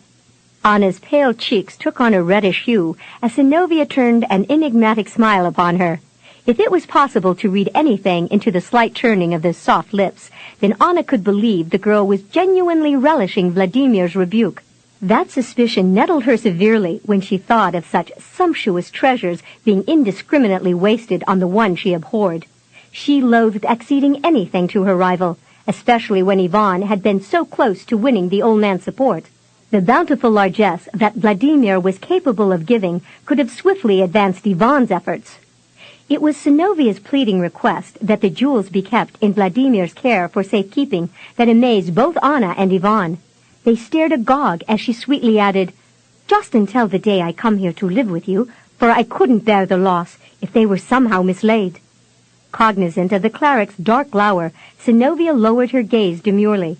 Though his profession embodied all the honorable attributes one should possess in dedicated service to a higher order, she was wont to suspect that Ivan used his robe as a sham to bilk whatever lucre could be gained from those generously disposed toward accepting all clergymen as humble and honorable men. Vladimir gladly deferred to Synnovea's wishes when she laid a gentle hand upon his sleeve and looked up at him beseechingly.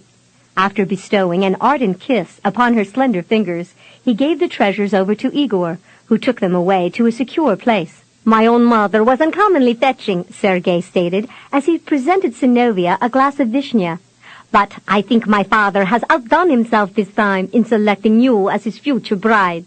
"Oh, Sergei, what a beautiful sentiment," she replied graciously. "And may I suppose, since you look nothing like your father, that you inherited your handsomeness from your mother?" With an amiable laugh, he kissed her fingertips. "Even my father has said as much, Countess. But if your beauty is an indication of the offspring you'll bear, my father, then I shall be put to shame by your children." Synnovea dipped her head briefly in gratitude for such a compliment, pleased that Vladimir's sons were so willing to accept her into the family. As Sergei looked on, she sipped from the silver goblet. The libation reminded her of a red wine she had always enjoyed in France, and was definitely pleasing enough for her to savor another taste. "Delicious?" Sergei queried. "Indeed." As the youngest of the brood stepped back with a chuckle, Fyodor came forth, and after a sweeping bow, delivered a large bouquet of flowers to her. "Like these cherished blooms, my lady, you grace us with your beauty and fragrance." Feeling at odds with herself because she was unable to summon anything more than a hollow display of pleasure, Synnovea gathered his gift within her arms and lowered her face to the blossoms, inhaling their sweet essence. When she lifted her head again, she offered him a gentle smile. "You do me great honor, Prince Fyodor, to compare my unworthy looks to such glorious marvels of nature." Her eyes grew misty with tears as he, too, took her hand and bestowed a light kiss upon it. It was the deepening anguish of feeling totally undeserving of their esteem that made Synnovea long to escape through the nearest door. She was painfully aware that in comparison with her own reluctance and foreboding, their gifts of words and tender treasures came forth with sterling sincerity. As the eldest moved back, Stefan came near to lay a garland of green around her neck.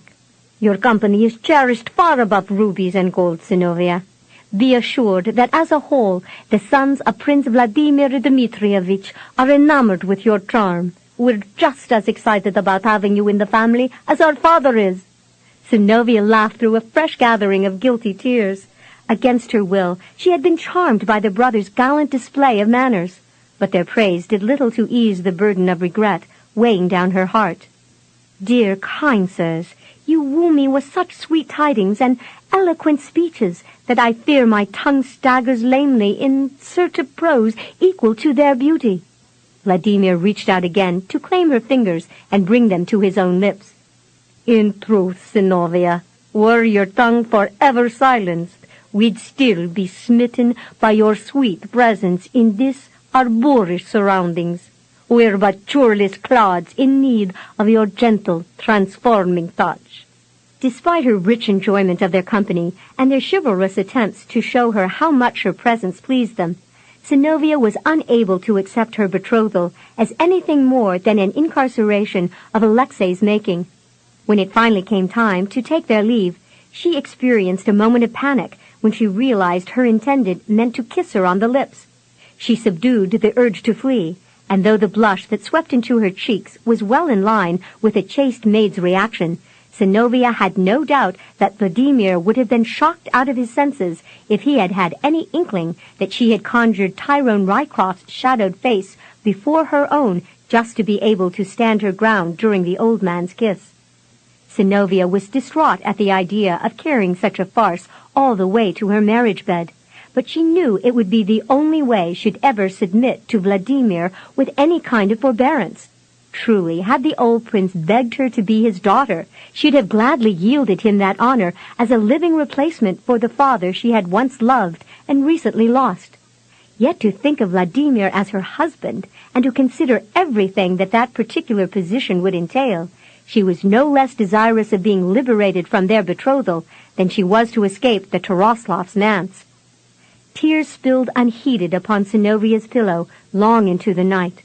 Staring at the moonlit canopy above her head, she begged wearily for some sweet spirit from heaven to bring peace to her frazzled brain, and to somehow impart a way she could be set free without wounding the old man. It was a troubling dilemma in which she found herself, for in spite of their cantankerous reputation, she valued the friendship of Vladimir and his sons, though regretfully not enough to rouse her eagerness to be bound by an oath of wedlock to the elder, and certainly not until that time when widowhood finally came to release her. She didn't covet Vladimir's death, nor did she ever want to yearn for such a fate for him in a marriage in which she'd be unable to find solace for her dreams of love and contentment. The first rays of the dawning sun were just stretching out across the land when Allie came to her mistress's bedside and awakened her. Not long after that, Synnovea left the chambers and made her final descent. Anna had remained upstairs to attend to some last-minute details which affected her own departure. In her absence, Alexei had taken up a waiting stance just beyond the front portal. He was there when Synnovea emerged, and was bold enough to halt her with a hand on her arm, but he frowned wincingly at the sun that shimmered brilliantly in the eastern sky, definitely pained by the presence of that particular sphere. To see Alexei suffering after a long night of copious imbibing that had begun at Vladimir's manse was small recompense for the animosity Synnovea was presently feeling toward him. Tempted to give him a fair piece of her mind, she grudgingly allowed him a moment of her time. At least no further acts of aggression could be made against her person while they stood in clear sight of Ali, Yosef, and Stienka. "Allowing you to leave here was Anna's idea, not mine," Alexei informed her bluntly. "I recognize your intent to keep me in your lecherous lair the day you announced that Anna would be leaving," Synnovea acknowledged coolly. It was only for the sake of her servants that she made an attempt to appear civil in his presence. "Still, I don't know how you might have hoped otherwise. Anna is no fool, you know. That's why she's so anxious to see me married off to Vladimir. She wants me out of the house and well away from you." A slight upward movement of her shoulders prefaced her next comment. "Of course, she has just cause, with you as her husband." "Anna has even more reason to hate you now," Alexei taunted. "After I told her how you solicited my favors the other night, she was most eager to see you wed." A lovely brow lifted. "Well, I see you're not above making up ludicrous stories to suit your purposes, Alexei. But your little ploy to discredit me will have no bearing on my actions, so be warned." "You'd best be warned, my girl," he snarled, gnashing clenched teeth. "I've no intention of letting you escape what has already been decreed, despite the fact that Natasha has a nasty habit of confounding proprieties to meet her own whims." The peak of Synnovea's eyebrow sharpened challengingly. "And what of you, sir? Have you not done the same?" Alexei ignored her intrusion as he continued cynically. "I'm sure Natasha will try to undermine your betrothal by inviting men who can tarnish your reputation." Synnovea stared at him in growing amazement, never having considered the ruination of her honor as a means by which she could avoid marriage with Vladimir. Such a ploy would be a serious price to pay for her freedom, and a sacrifice she was not entirely sure she wanted to make. The very idea went against everything she had been taught about sterling principles, but she was desperate. All she had to do was determine just how desperate. "I can see that you might be worried about my honor, since Vladimir would be reluctant to attach himself to a maid whose virtue has been besmirched," she answered disparagingly. "But for the life of me, Alexei, I cannot imagine that you'll be content to see me married off to another without trying to extract some further penance from me. Which leaves me wondering how you intend to claim me as your conquered victim. It has been widely rumored that you have a preference for virgins. But then, so has Vladimir. Are you willing to allow him first taste of the unblemished fruit?" "I'll make an exception in your case," Alexei promised, with a hint of a sneer. "So good of you," Synnovea derided. She glanced away as she sought to regain control of her quickly flaring temper, then turned on him again with renewed vigor, wanting to shatter his cocksure arrogance, if only for the moment. "If it falls within my power to frustrate your purposes, Alexei, let me assure you that I'll use whatever wile within my capability to see your plans thwarted, even if I have to take Colonel Rycroft into my bed to see the deed done." The dark eyes flared with ill-suppressed rage. "Do you honestly think I'll allow such a thing to happen while I yet breathe, maid?" he hissed. "You do err in conjuring such deceptive fantasies for yourself, for I'll never let another man have you. Not even Vladimir? Through him I'll claim my revenge for the injury you've done me.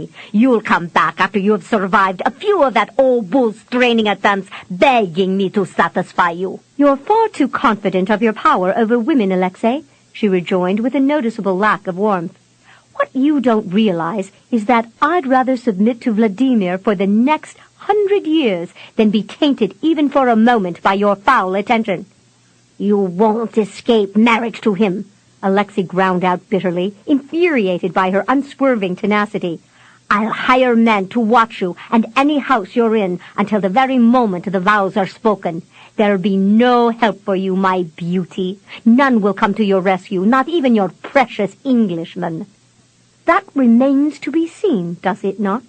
Synnovea gave him an ungracious smile as her lashes hovered over a glare. Reaching out, she tapped a forefinger lightly upon his sleeve, as if chiding a naughty student.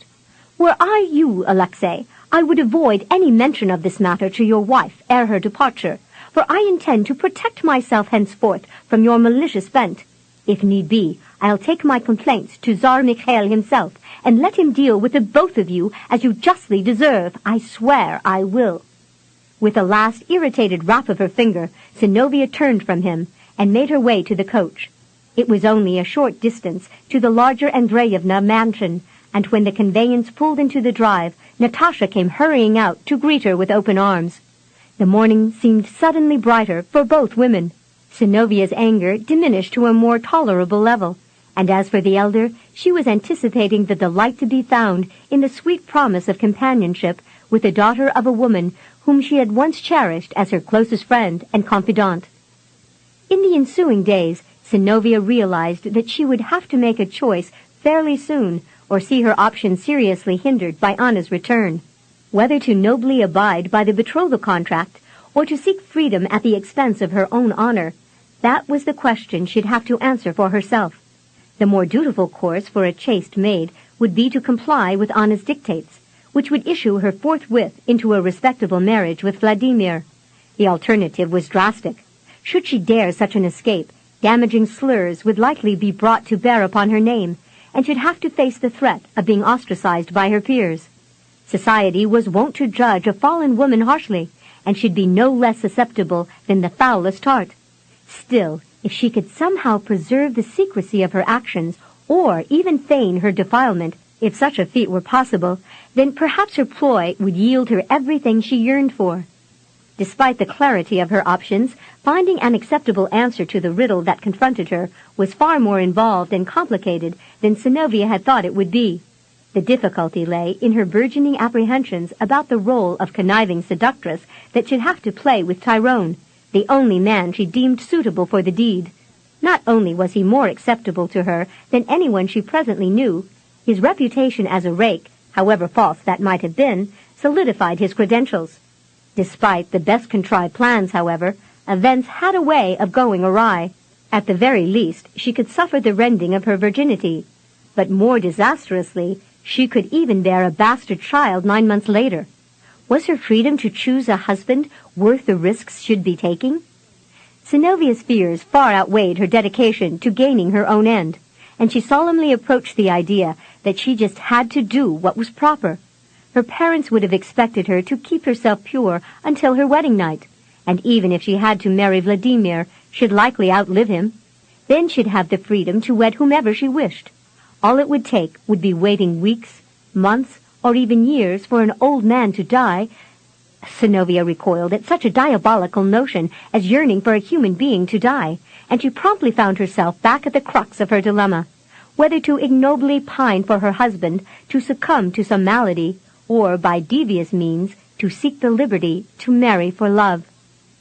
It was not until Synnovea ventured out with Natasha and Allie to a small rough-hewn chapel located beyond the outskirts of the city that she actually became cognizant of just how persistent Alexei was to see her wed, and in that endeavor how closely he and others observed her comings and goings. The three women had set aside other duties to help a kindly old monk who devoted himself to acts of charity. Whether old, blind, wretched, decrepit, or lame, those in want were never turned away from the humble, tumble-down sanctuary where the kindly Friar Philip labored to serve their needs. His main concern was tending his flock, which included anyone who came to him lacking sufficient food, clothing, or peace for the soul. The afflictions of the poor were often decreased to a more tolerable level by his compassion, or by those who assisted him in his selfless struggle. To his following, he was known as Saint Philip, though he wore shabby robes and denounced the acquisition of wealth for the church, which many of the Josephites had insisted upon. A number of the more powerful members of that particular sect had demeaned his attempts as self-serving, and claimed that his real motive was to destroy a higher order of ordained servants to appease his own vindictive bent. They continually sought evidence to convict the man of his crimes. Natasha was just as adamant to rally her friends to his cause, and found Synnovea to be a willing participant. Upon their arrival early that morning, the women addressed themselves to the task of preparing a meal in the kitchen, located in a lean-to behind the chapel. Even though their coat evidenced their wealth, they wore plain garments made from a common cloth to ease the apprehensions of the poor, who had reason to be wary of the nobility. Soon after the food had been cooked, Synnovea busied herself handing out loaves of bread and ladling a hearty stew into wooden bowls held forth by ragged peasants who shuffled past. Natasha sorted apparel from several bundles that she had either sewn or collected from friends, while Allie entertained the younger children with mimes and craggy-voiced songs, allowing their mothers to search through the donated clothing in an effort to fortify their families for the approaching winter. Into this gathering of destitute humanity, Alexei came swaggering arrogantly, bearing himself like the mighty prince he obviously envisioned himself to be. Forcing the more unsightly commoners to scurry out of his way, he strode up to the two countesses, and with flamboyant mockery bowed before them. Upon straightening, he glanced around in lofty disdain. "How generous of you, ladies, to devote your time to serving these paltry beings. Ivan Varansky would be impressed." If Alexei had declared that only one sun existed in the sky, Synnovea would have found some argument to refute his claim. "I doubt that Ivan has any real perception of charity other than what goes into his own pockets." Synnovea realized the peasants, who had been waiting in line for food, were now hanging back, fearful of moving past the elegantly garbed prince. "Begone with you, Alexei!" She swept a hand about to indicate the ones who were shuffling away. "Can't you see what you're doing? They're afraid of you." "Afraid of me? Why so?" His astonishment was badly concocted. "I've only come to witness your compassion toward these foul-smelling oafs. What has set you on this path of benevolence anyway? Are you seeking to pay penance for your sins?" Synnovea's eyes narrowed menacingly. "My greatest sin has yet to be committed, Alexei. That's when I'll hire henchmen to string you up. Just why are you here, may I ask?" "I've come as you have, as a benevolent lord to give ease to the poor." He turned and addressed the friar. "See here, Philip, or whatever your name is. I've come to give my dues to your cause." He drew forth a few coins of meager worth and scattered them at the elder's sandaled feet. "I will thank God for your kindness, my son." The white-haired monk murmured graciously as he knelt to pick them up. Though he sensed the boyar wanted to see him groveling at his feet, he couldn't ignore the insufficiencies plaguing his small ministry. "You'd do better to thank me, old man," Alexei sneered, staring down his less-than-perfect nose at the elder. "I've power here on earth to see you imprisoned for consorting with thieves." He indicated the tattered folk who huddled in growing apprehension of the boyar's intentions. "Have I not seen the likes of these rogues stealing bread?" "Oh, but surely if they have, it was only a morsel or two, and you would forgive them for such meager offenses," the monk hurriedly entreated as he struggled to his feet. "Many would starve without the bit of food they're given here. Have I not also seen you feeding those foul prisoners locked in stocks in Kitaygorod, Perhaps you're also in league with the rogues who come to stealthily seek their release. I heard it said that the felons who escape flee the city to take up with bands of raiders and highwaymen. Perhaps they even stop here for sustenance to aid them on their way. The holy man spread his hands in appeal as he begged for understanding. It's true that you may have seen me helping the convicts fettered there, but the law makes no provisions for their needs. Whether guilty of pitiful deeds or those declared unworthy of reprieve among more worldly judges, they grow equally famished for a piece of bread or a cup of water. I don't question them about their crimes when I distribute food. I only try to assure them that there is love and forgiveness for whatever they've done. But your pardon, my son, are you so perfect and pure that you are able to cast the first stone at these poor wretches? Alexei's face took on a ruddy hue as he lifted his head in haughty arrogance. I'm a prince, an aristocrat by birth. A kindly smile curved the wrinkled lips of the elder. Do you seek to impress God with your aristocracy when all are equal in his sight, my son? None are perfect, whether prince or pauper. Tossing his head in contempt, Alexei confronted the holy man with a sneer. Is God blind to the faults of thieves and murderers? God sees all, my son, but he also forgives. We need only ask with a contrite heart. Alexei scoffed. If there is a God.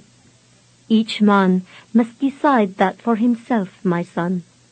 The prince's brows lowered darkly. It's foolishness to believe in something you cannot see. The kindly priest spoke gently. I'm sorry, my son, but I don't understand why you've come here, if that is your belief. Do you seek counsel from a fool? Oh, I've heard of your kind, Alexei derided.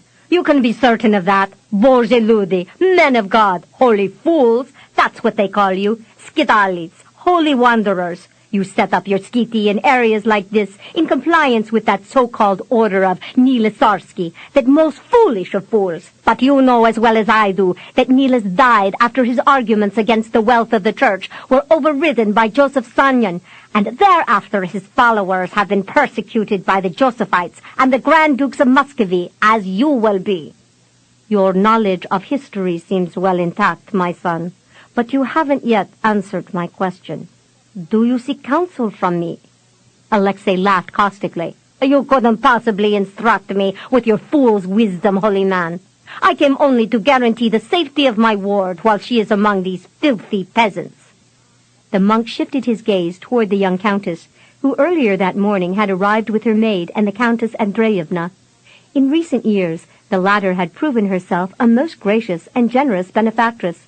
Though he tended a garden and a small flock of sheep to enable him to serve the needs of the poor, he was grateful when such kindly and charitable workers as these offered their assistance.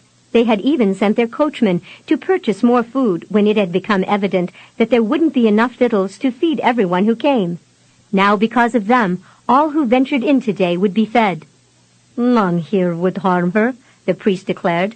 These people are appreciative of what the boyarina is doing for them. Alexei responded with a snort of derision. It's beneath the countess's station to consort with these vile vermin. What kind do you suggest she consorts with? The holy man asked, beginning to understand the prince's motives. Do you mean to persuade her to go back with you, perhaps? Synnovea cast a pointed glare toward Alexei, gaining his attention. Without a word, she strode to the front door, luring him away from the old man. There she turned on him with fire in her eyes. If you're capable of any decency at all, Alexei, then I beg you leave here and let us be, she ground out in muted tones. 'Tis obvious what your real concerns are. Even St. Philip now sees through your ploys. You must heed my words, Synnovea, the prince insisted, and I won't let you thwart my plans. And I warn you, Alexei, you had better heed mine. I've had enough of your lies and your filthy attempts to bed me. Now get out of here ere I take a lash to you, and don't ever come back.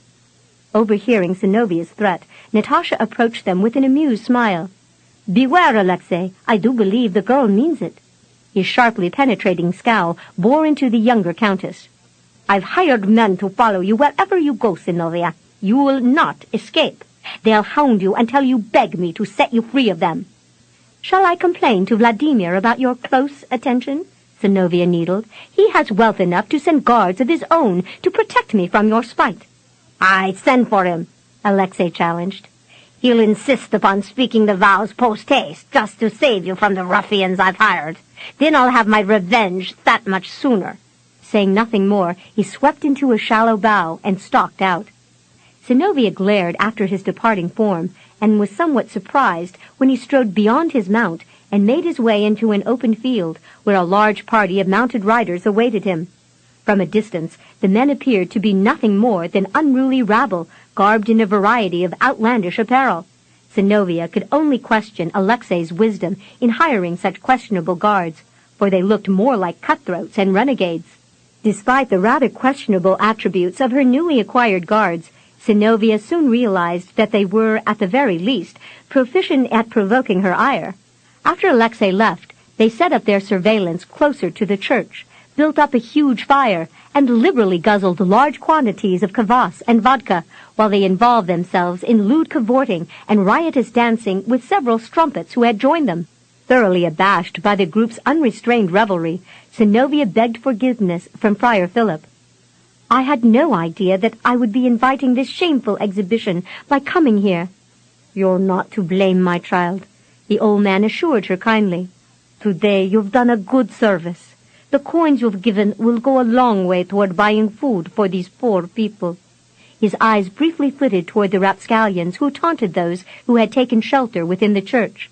"Don't let the presents demean the good deeds you've done here this day." Synnovea took his rough, work-hardened hand and pressed a kiss upon it. "I'll come back when I'm free of them. Until then, my servant will bring a regular stipend to enable you to feed those who come to you. Bless you for your kindness, my child." Kneeling before him, Synnovea accepted his prayers for her safety and well-being. Then she and her companions returned to Natasha's coach. As it rumbled off down the road, the rowdies climbed into their saddles and followed, deserting the harlots, who shook their fists in disappointment and screamed profanities after them. The coachman recognized the need for haste and cracked his whip often, urging the steeds to their fastest gait. But the band of ruffians only grew bolder and came alongside to hoot and chortle in glee as they performed dangerous stunts in and out of their saddles. Once the coach reached the safety of the Andreevna manse, the rabble gathered in front, sending servants scurrying to bolt portals and windows against the possibility of a forced entrance, while the housemen took up arms and stood guard to ensure the miscreants kept their distance. The occupants of the mansion faced another quandary when the steward heralded the approach of Vladimir and his sons. Natasha quickly instructed her servants to arm themselves with whatever tool, weapon, or implement they could find to lend support to the princes if they were attacked. Considering the willingness of the princes to brawl, it promised to be a serious altercation. Mere moments passed before a maid called her mistress's attention to the fact that the riffraff had left. When Natasha and Synnovea flew to the windows to see for themselves, relief rallied their spirits when they found the announcement to be true. The doors were promptly flung open to welcome the boyars. Still, no one made mention of the callous oafs who had escorted the ladies home, lest the princes give chase. In the next several days, the disorderly band made its presence known the few times that Synnovea ventured out in her carriage. The men followed along behind, forcing her to return without even leaving the conveyance. Had she dared visit friends, she feared the scalawags would create a scene similar to the one in which they had been involved outside Friar Philip's chapel, no telling what the results would be.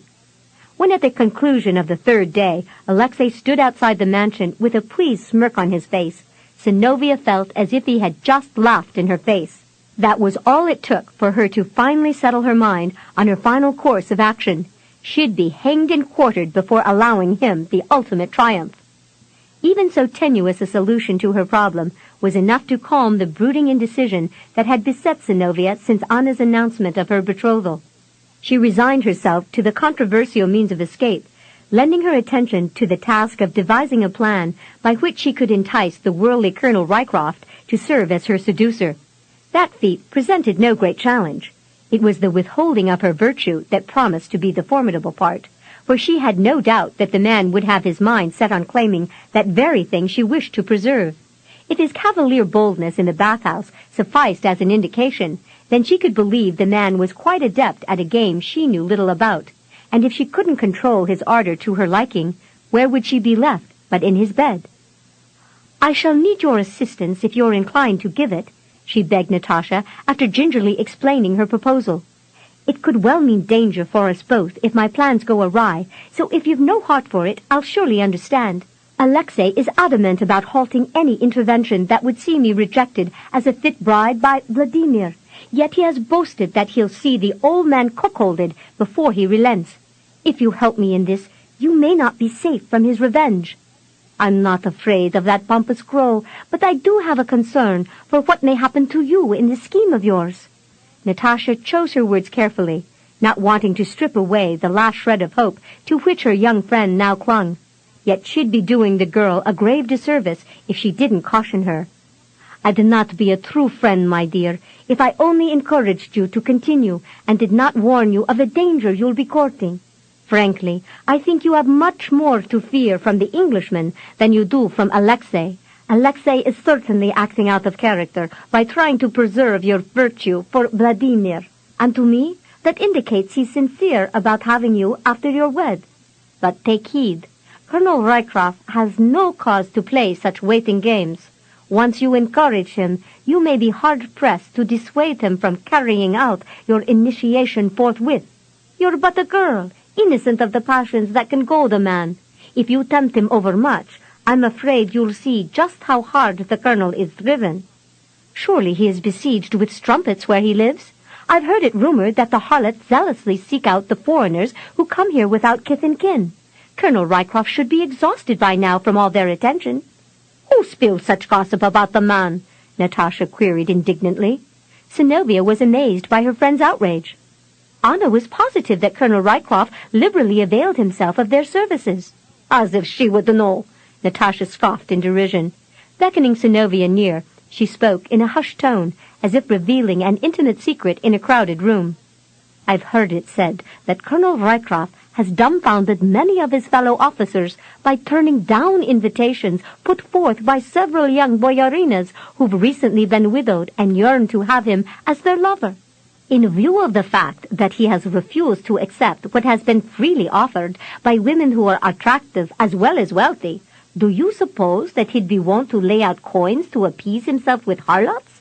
He seems intent upon his work and winning you, so if it's your plan to trick him, you should be warned. He won't consider it kindly if you tempt him unduly and then torment him with a refusal." Synnovea felt strangely placated by Natasha's news, yet she searched the woman's face wonderingly. "Are you suggesting that I choose another to serve as my so-called debaucher?" "Are you really so bent on going through with this farce?" Natasha countered in amazement, but she waved away any answer when she searched the translucent orbs and recognized the depth of the girl's metal. "Never mind. I can see for myself that you mean to have your way in this matter, and although I'm reluctant to see you sacrifice the affections of the Englishman in your wild scheme, I cannot imagine anyone who'd serve your purpose as well as Colonel Rycroft. At least, if you cannot hold him off, you'll likely be gifted with a beautiful child to remind you of him long years after he's gone." Synnovea frowned petulantly. "You're not being at all encouraging." "No, but I am being truthful," Natasha pointed out. "If the thought of bearing a child outside of marriage frightens you, my dear, then you should at least consider the difficulty you'll have holding off the colonel's advances. He has made it clear that he wants you enough to petition the Tsar for an opportunity to court you. He hasn't done that for any other woman. How can you even dare believe that he'll keep his britches in place once you've lured him to his quarters? If you ask me, you haven't taken into consideration the harsh consequences you'll suffer if things go awry." "I have, night and day. I've also imagined the horror I'll likely feel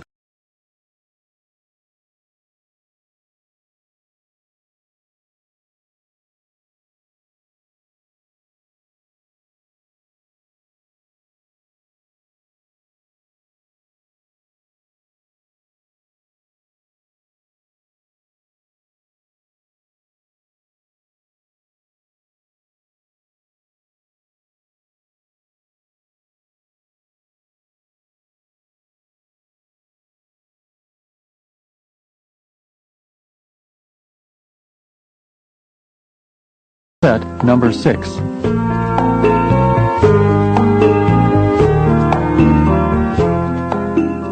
Synnovea thoughtfully set forth the requirements needed for the success of her plan.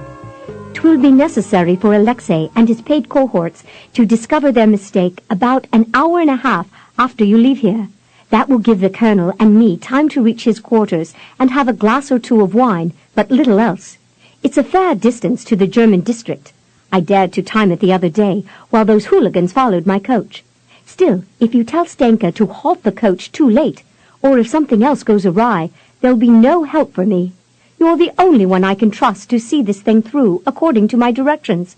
I won't be able to hold the colonel at bay forever.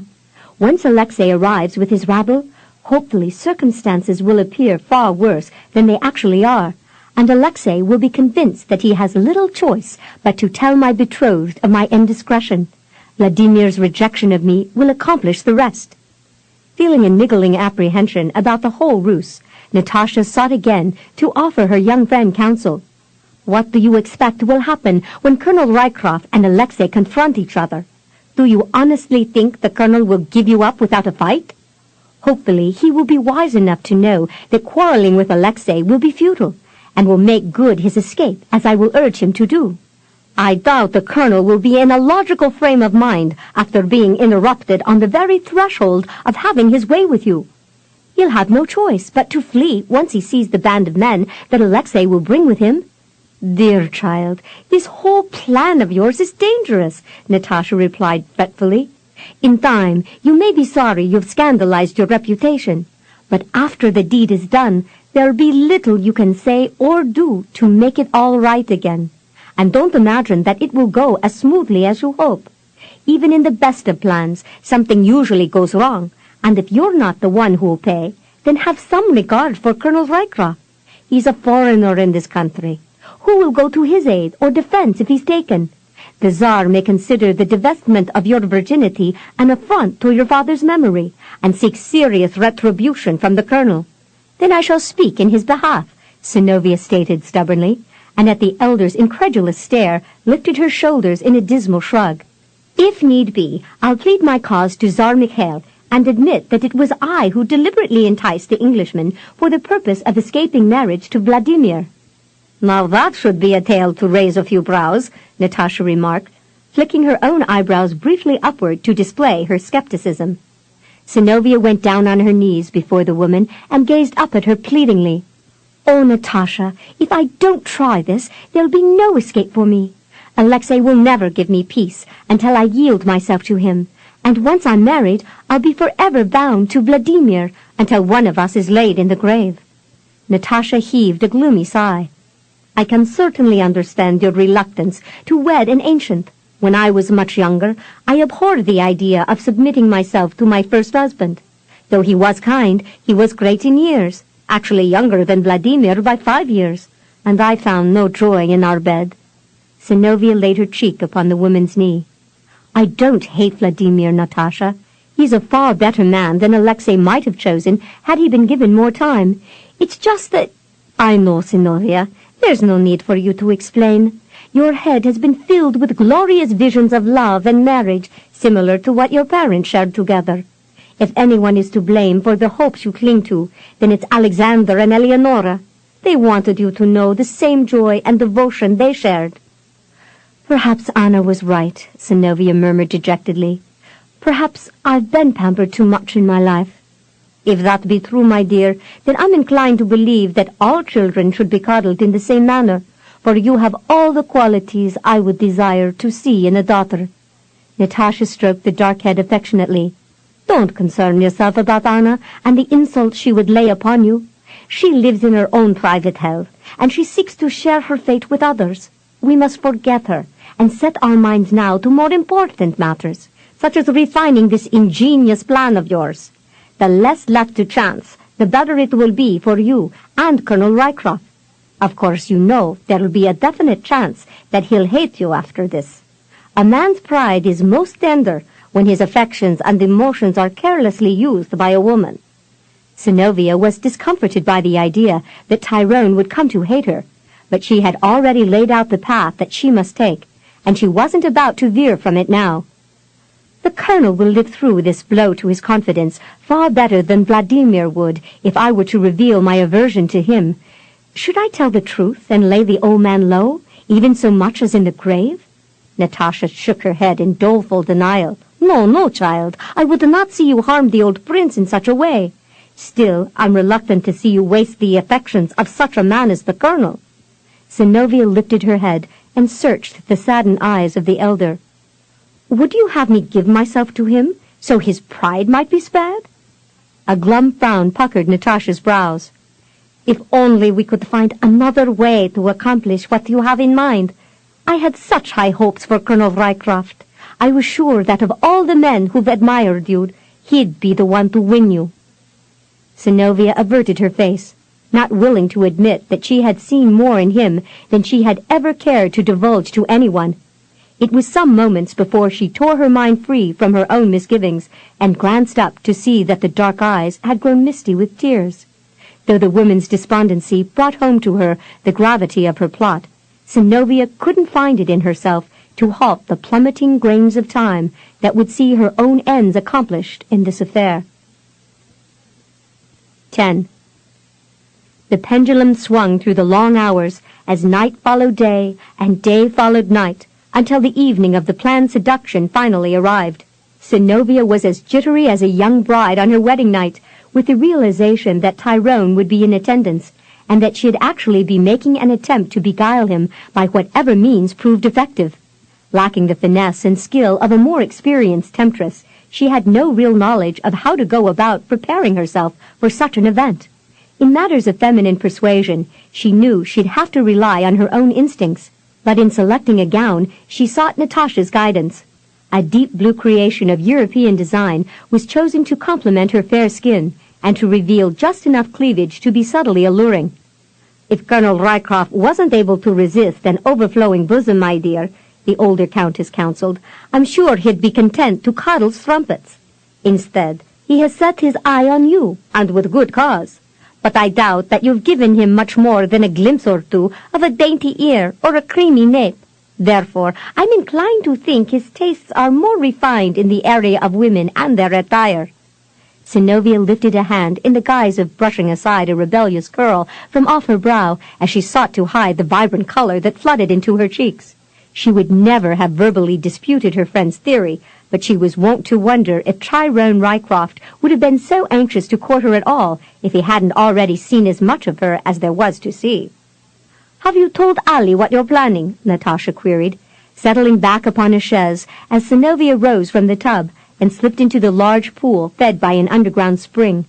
The Irishwoman had left some moments ago, having forgotten the violet balm to rub into her mistress's skin.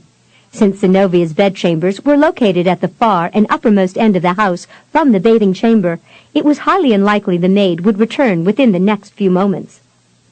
"Ali's simply beside herself over the idea that Colonel Rycroft will be coming tonight. In light of her infatuation, I've been wondering if she has any idea what you're going to do to the man."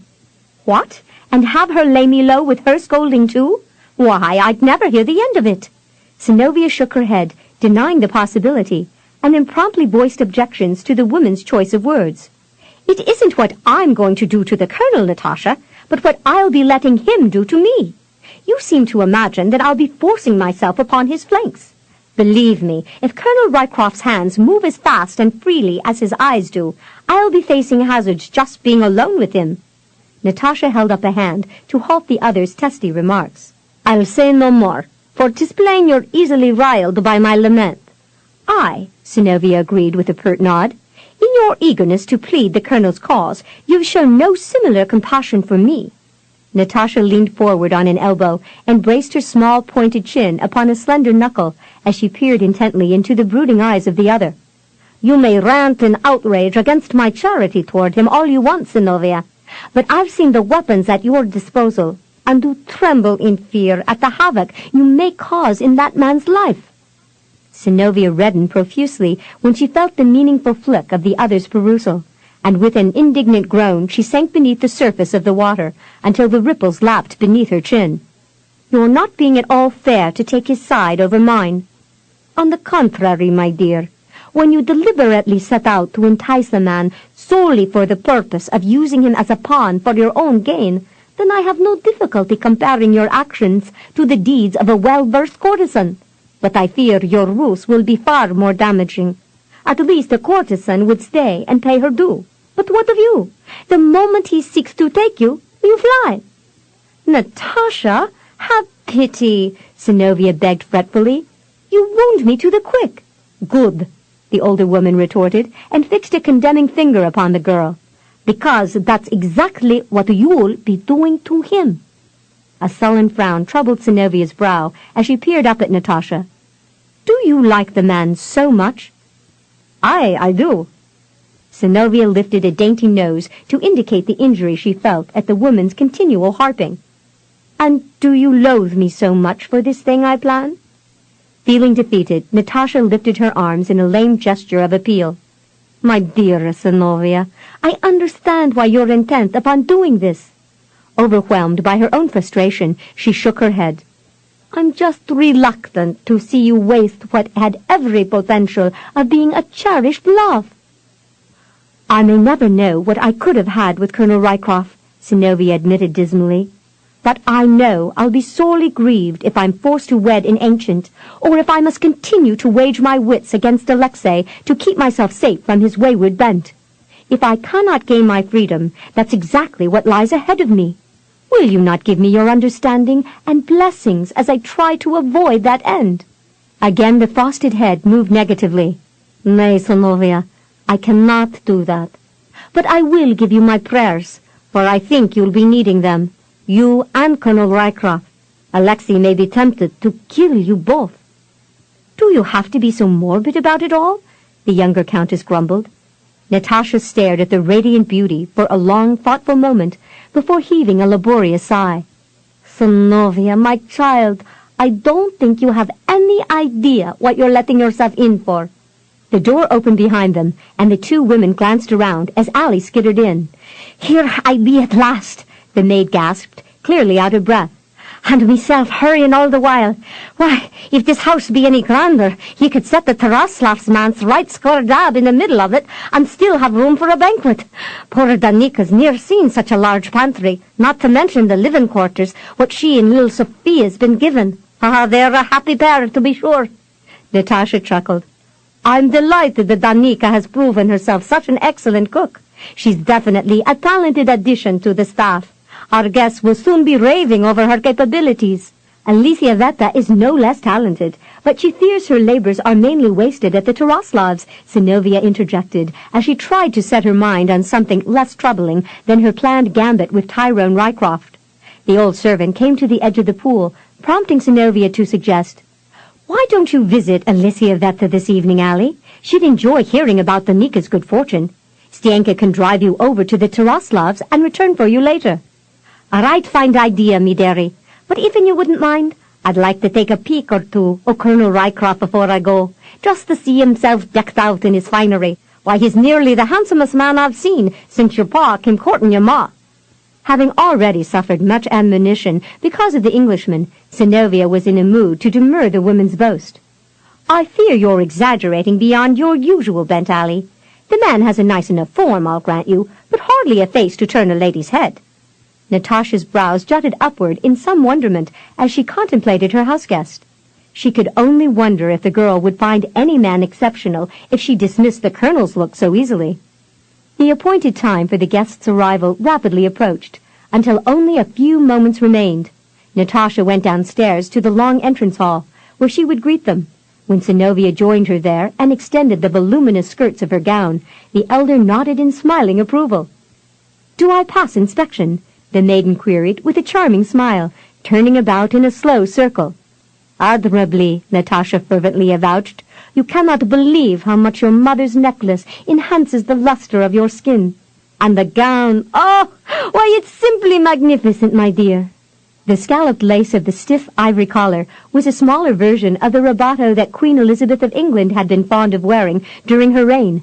Lightly seated with tiny pearls, it fanned outward from the neckline, much like the ornate petals of a flower, complementing the dark blue hue of the gown and the girl's elegantly upswept coiffure. The lace insert covering her bosom seemed quite demure at first, but upon closer inspection the piece proved most provocative, allowing minute glimpses of the round bosom swelling above the shallow blue bodice. The necklace was a massive creation, studded with large sapphires, interspersed with diamonds, and adorned around the lower edge with a collection of pearl teardrops.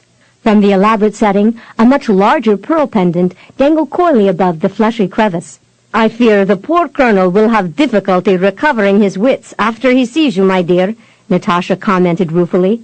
"He'll be as vulnerable as a bleating lamb being led to slaughter." "Natasha, please," Synnovea implored. "Have done with your nagging, ere I'm rent asunder." From beneath gathered brows, she peered up at the woman, sulking like a beautiful child. "The way you hop at me, a body would have reason to think you're my mother." Natasha flung back her head and laughed in hearty amusement. When her mirth finally ebbed, she met the solemn green-brown eyes with a warm radiance shining within her own.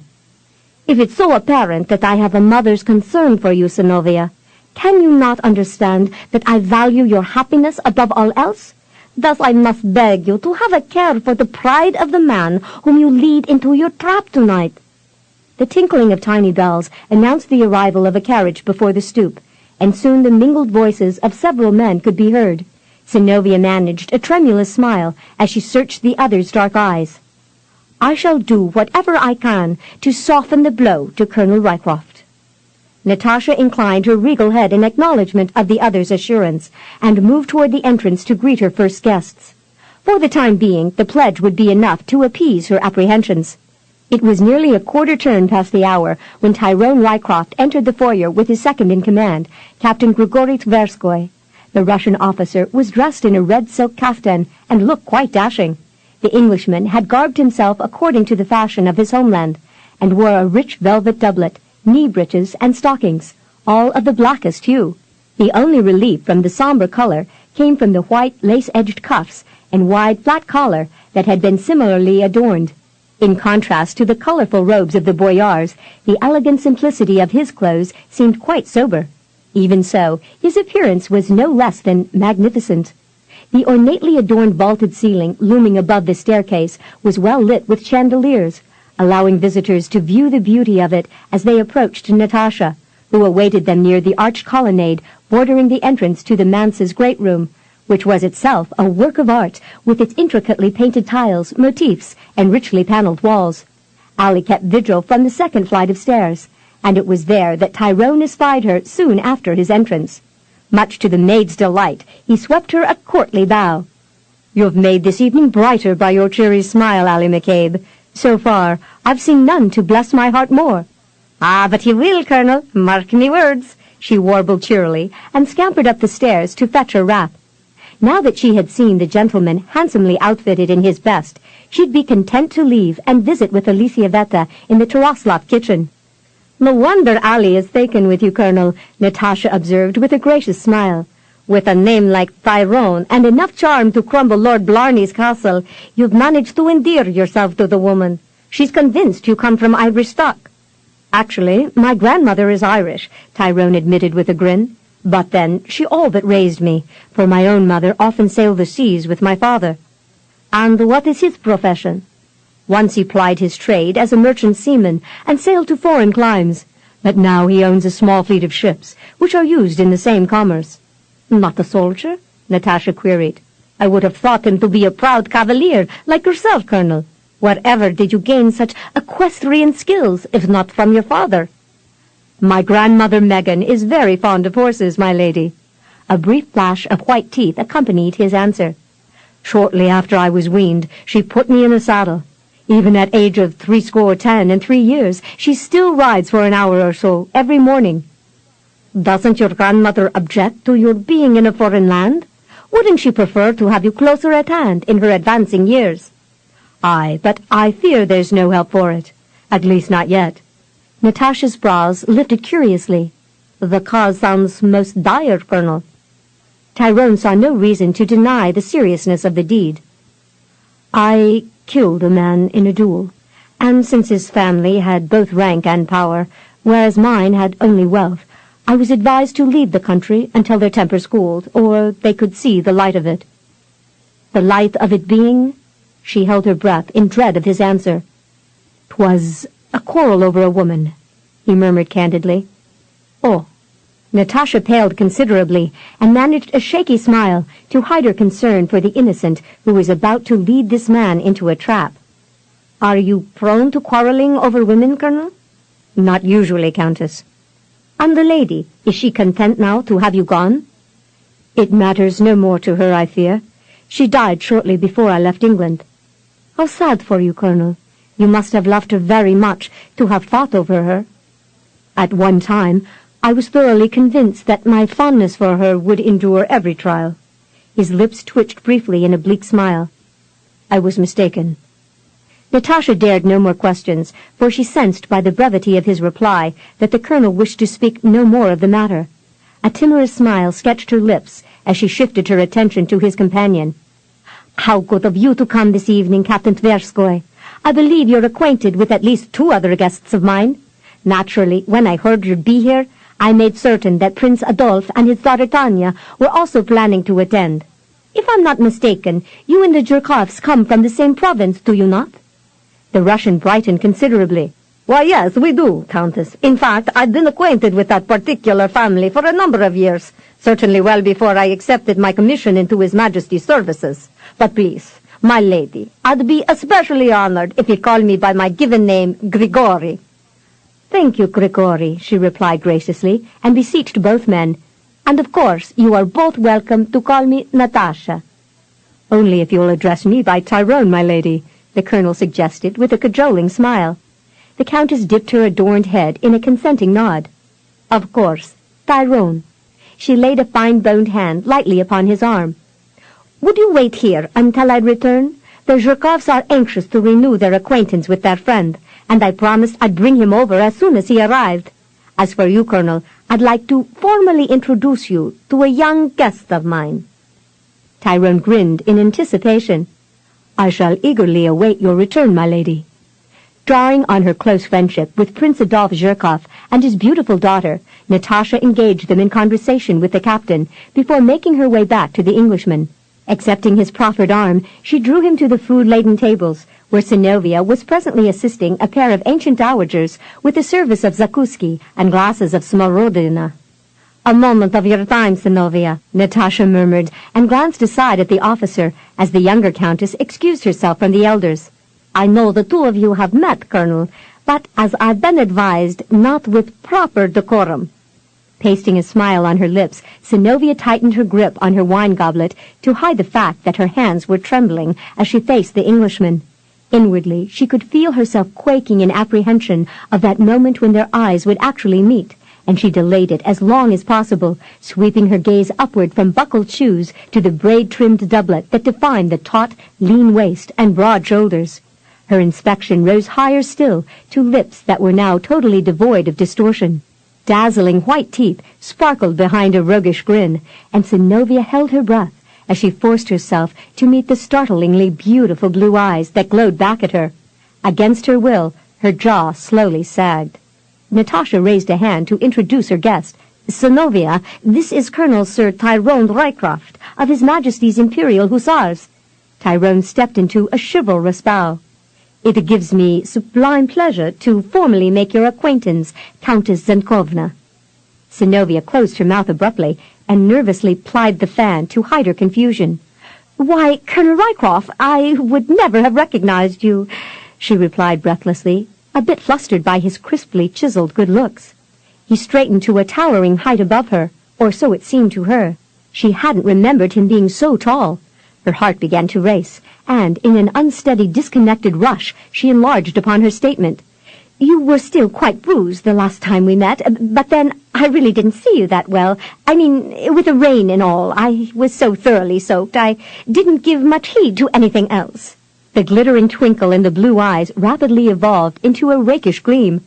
"The last time we met, Countess, I fear we were both rather sodden, though perhaps not quite as wet as I've had the pleasure of seeing you." "Oh." Though the syllable was barely audible, Synnovea wielded the fan with disconcerted haste, heedless of the chill in the air. Indeed, she was nigh suffocating from the hot blush sweeping over her. She chanced a sidelong glance at Natasha to see what the woman might have garnered from his comment, But even after being reassured that nothing untoward had been noted by her friend, the nervous rhythm of her heart refused to slow. "Well, no matter," she hurried to add in disarray, filling the empty space of their exchange with shaky comments. "That seems so long ago now. Weeks have flown." "Have they?" Tyrone's voice was warmly hushed as his eyes plumbed the depths of hers. "I was sure it was only yesterday. But then, I relive the experience daily, nightly, and every hour of my waking." Synnovea would have fled in whatever direction had allowed for an easy escape, but when she looked in frantic appeal to Natasha and found the woman smiling in smug satisfaction, it required no mean mental feat for her to realize their hostess was absolutely delighted by the colonel's ability to scatter her wits and dismantle her defenses. Gathering her sundered poise by the grit of her teeth, Synnovea tapped her fan lightly upon Tyrone's forearm to rebuke him for his brazen reminder. "Perhaps you should give your imagination a rest, Colonel. It seems to be caught in a definite rut." Tyrone's lips twitched with humor as his eyes lightly caressed her. "I assure you, Countess, my imagination ranges far afield, but usually well within the confines of the same subject." Synnovea struggled to subdue the fiery heat that continued to surge upward into her cheeks. She could perceive the particular quintessence of the man's dreams if he allowed his mind to dwell on what he had already seen. No doubt she had been mauled and ravished a score or more times in his fantasies. Whipping up her flagging will, Synnovea won a small battle with her composure, and lightly stroked the fan back and forth along his arm.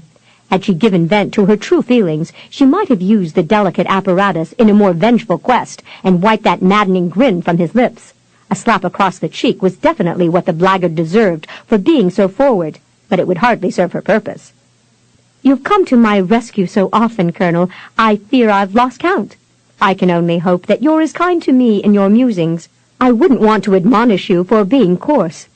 Tyrone chuckled softly at her reproof, allowing that she had just cause to blush, for his fantasies were indeed sensual, and not meant for sharing with the young innocent. "I sometimes find myself a victim of my dreams, Countess, but may I assuage your worries with a pledge of my devotion?" "A pledge will hardly suffice," Synnovea responded, managing to tease him with a bewitchingly winsome pout. She didn't feel the least bit vindicated by his feeble excuse, and was tempted to extract some further revenge. "I'll need proof of your claim, Colonel, and since I haven't seen you of late, you can probably understand how I might think you're only toying with my affections." Natasha restrained the urge to roll her eyes in disbelief as she witnessed the sassy flirtation. She was now reasonably confident that the Englishman could take care of himself. But when the cannons of Synnovea's warfare were loaded to the hilt and primed to blow the man's heart right out of his chest, she found it difficult to remain distantly detached.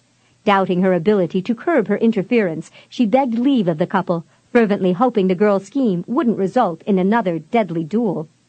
"You'll watch after Synnovea, won't you, Tyrone? I promised Princess Anna that I'd keep her well guarded." Natasha smiled as she gave a little shrug. "I just never committed myself to doing so entirely alone." A lopsided grin once again made an appearance, nearly bedazzling Natasha, who had seen a goodly share of handsome men in her lifetime. She just hoped that when the fray ended, this prime specimen of the male gender wouldn't be so outdone with her young friend that he'd sail back to England on the first ship available. "'Twill be my greatest delight to devote myself entirely to the task, Lady Natasha," he declared magnanimously. The woman patted his arm almost in sympathy. "Take care of yourself, Tyrone." He gave her a clipped nod that sufficed as a bow. "I can assure you, Lady Natasha, that I've tried my best to do that for most of my life." "Please continue," she said encouragingly, and tossed a meaningful glance toward Synnovea. Turning from the couple, she joined the pair of elderly ladies, who were now giggling like adolescents as they sipped wine and reminisced on days of old. Tyrone was fully conscious of the long-coveted gift he had just been granted. Having been restricted from Synnovea's company until now, he found himself feasting upon her stirring beauty. "'Tis true enough that you've held my thoughts in dreams entangled, Synnovea," he breathed softly. "Any man would be hard-pressed to forget what I have seen." Synnovea groaned inwardly at his audacious reminder. I'm not accustomed to flaunting myself in front of men, Colonel, and I would take it much amiss if you were to speak to anyone about the incident in the bathhouse, or anything else that would cause me shame, including your visit to my chambers. No need to fear, Synnovea. I shall continue to guard our secrets with utmost diligence, he averred softly.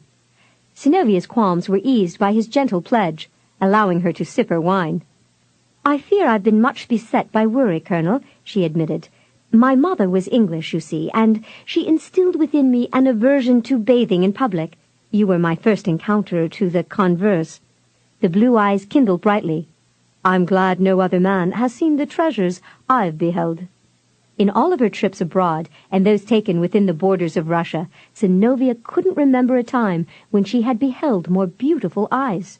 They were definitely not the gray she had first supposed when she had glimpsed them in the forest, and then later probed in the shadowed bathhouse. In the glow of the nearby candles, they seemed almost an azure hue, rimmed by deeper sapphire. In contrast to his warmly bronzed face, they were all the more vivid, but the same sun which had darkened his skin had also bleached his neatly clipped hair. Lighter strands capped the top of his head, and streaked the darker tawny brown at his temples. The bruises and swelling were no longer in evidence, and what Synnovea now saw before her made her realize that Allie's declaration could no longer be challenged. Tyrone Rycroft was an exceptionally handsome man. Synnovea offered him a beguiling smile. I was certain Anna had been successful in frightening you off. The blue eyes twinkled back at her. She only made me more determined to impress His Majesty. Pray tell me, sir, how have you fared in that endeavor? Synnovea asked, deliberately positioning her battery of arms as she leaned forward to set her half-filled goblet upon a nearby table. A candelabra sitting atop the gleaming wooden surface cast forth the radiance of a dozen tapers, the warmly flickering flow of which pierced the scalloped white lace that lay like a hazy veil over her bosom. I'm not exactly sure, Tyrone replied huskily, as his gaze probed the translucent cloth. Her young breasts seemed to glow with a luster of their own, and were just as tempting as he had recalled. His Majesty has yet to grant my request. Though Synnovea had been admired by men in the past, this was like some potent nectar she had never sipped before, a full, heady draught that made her breasts tingle and her senses come alive. Basking in this new, indescribable awakening, she traced a slender finger around the rim of her glass, averse to curbing the titillating excitement he had awakened within her. And what request was that, Colonel? The very same that I declared to you when Princess Anna turned me away from her door, to pay court to you. Tyrone replenished his memory with a more rewarding view into her décolletage as he bent forward to claim the goblet she caressed. When he lifted the glass and his gaze, his warmly glowing eyes delved into hers as he sipped the brew. In truth, my lady, you've become my heart's desire. Synnovea smoothed his lace cuff, allowing her fingers to lightly caress the back of his lean hand. Do I dare ask how many maids you've sworn the same to, Colonel? Ask on, Tyrone whispered, advancing a step closer, and I will answer. None. How is it that you've escaped the banns of marriage so long, then? I'd guess you to be of an age— 10 my lady, he murmured, sampling her fragrance. Old enough to be properly wed, then, if you've lent as much heed to other maids as you've recently bestowed upon me. Or mayhap you've been the one pursued, and have denied any the chance to catch you. I must admit that I enjoy initiating the chase, my lady. Ah, then there have been other ladies whom you've fancied, Synnovea gently prodded. Under his close attention, she felt as flighty as a bird in hand.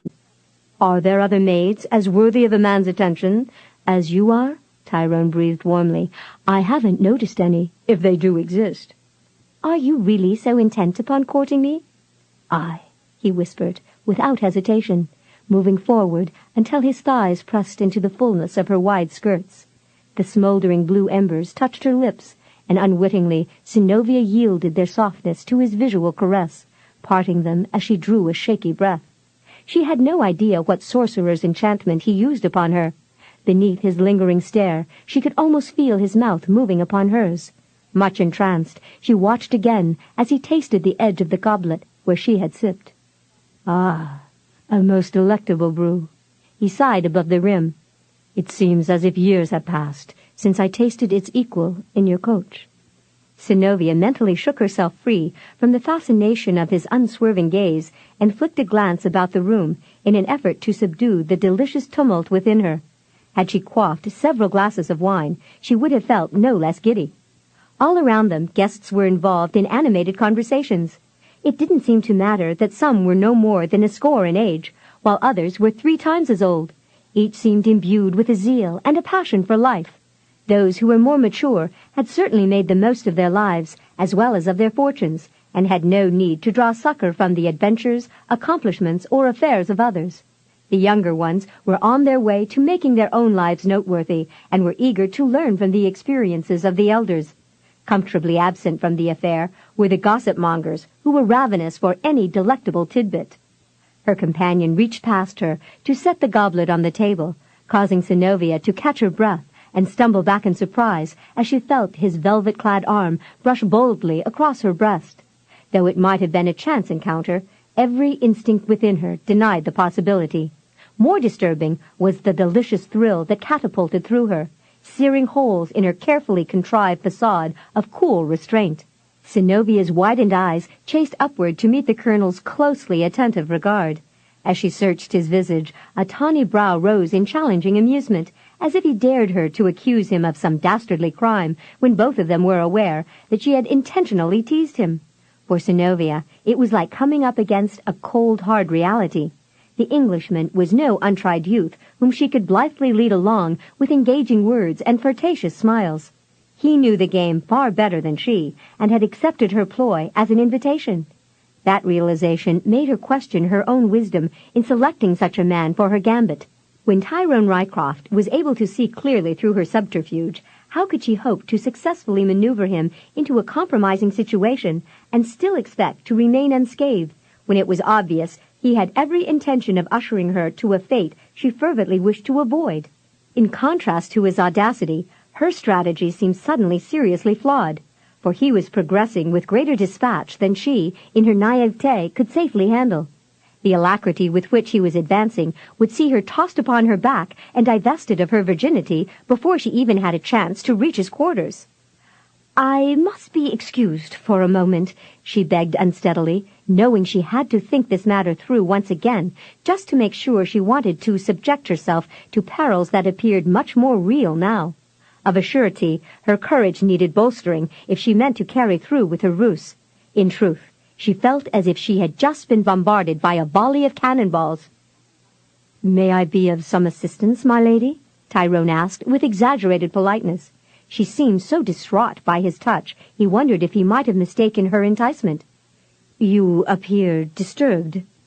Recognizing the esprit in his wayward smile, Synnovea lifted a hand to halt his advance. She had to keep her wits well aligned, or all would be lost. She didn't need him touching or wooing her at the present moment, not when she had to escape to some haven where she could recapture some semblance of intrepidity. She shook her head and sought to step past him. "I must go." "Perhaps a glass of wine will help soothe you," Tyrone suggested, deftly catching her fingers within his and bestowing a gentle kiss upon them. He was reluctant to see her leave, for he was not at all sure she'd return, and if she fled now, it appeared unlikely she'd ever allow him to see her again. "I must go," Synnovea gasped again, astonished by the way her fingers trembled beneath his lips. Disentangling them from his grasp, she pressed her palm against his broad chest, growing increasingly wary of being detained. "Please stand aside, Colonel." "Will you come back?" The tawny brow jutted upward again. "Or should I forget that we ever met?" Though the inquiry was quietly spoken, the vulnerable disappointment in his tone pierced her heart. Pausing, she stared up at him in amazement. As she probed the depths of those translucent orbs which observed her with a shadowed reserve in return, she realized that this was no casual game for Tyrone Rycroft. He was serious about having her for his own. Synnovea's panic began to ebb as she recognized his dedication to winning her. How could a man force a woman to yield to his ardent bent when he seemed so sensitive to the possibility of losing her? A tentative smile curved her lips as she traced a trembling finger along the silk cording that trimmed his doublet. "I need a few moments to myself, Colonel, that is all, but I'll be back. That much I promise you," she vowed in a hushed voice. "Will you wait for me?" "As long as it takes," Tyrone replied, gathering her slender fingers within his again and bending over them. His kisses lingered warmly upon her skin, evoking feelings that she could not fully explain, an incredibly stirring experience that flooded her heart with tenderness and a strange sense of joy. She felt as if she were melting inside and leaned toward him, brushing her fingers almost lovingly over his closely cropped hair. When he straightened to search her face, she drew back, a blush suffusing her cheeks. Synnovea dared not test the strength of her voice, and with an inarticulate murmur, she left him staring after her in some bemusement as she fled across the hall. Allie's absence allowed Synnovea the solitude she desperately needed to find in her bedchambers. Though she sought to bring some clarity to her thoughts, she paced about like a caged animal, finding no rational solution for what she was experiencing. If by his mere presence the colonel could suffuse her being with feelings that closely resembled a gentle regard, and then, in the next moment, send her senses reeling giddily out of control, a definite chasm existed between what he had awakened within her and the apathy she had felt toward her betrothed. It only affirmed what she had known all along. She'd never be content with Vladimir as her husband. Pushing open a window, Synnovea leaned back against the frame and gazed out upon the starlit sky. She needed the bracing chill of the night air to clear her mind and to cool her skin after the heat of Tyrone's kisses. Yet as the moon came out from behind a cloud, a movement across the thoroughfare drew her attention. Shading her eyes against the flickering radiance of the candles burning in her room, she peered intently through the lantern-lit darkness until two shadowy figures standing side by side became discernible. It was a moment before she recognized the shorter one as Prince Alexei. She could only assume his hulking companion was one of the rogues he had hired to watch her, but she found that one's appearance oddly troubling. Though the man's head was covered with a karakul similar to those worn by Mongolians in bygone years, his powerful frame seemed hauntingly familiar. Alexei swaggered forward with unmeasured confidence and settled his hands on his narrow hips. Assured of her undivided attention, he threw back his head and roared his mirth to the night sky. Synnovea stiffened, feeling scalded by the mocking sound. He was laughing at her, scorning whatever hopes she had of escaping him.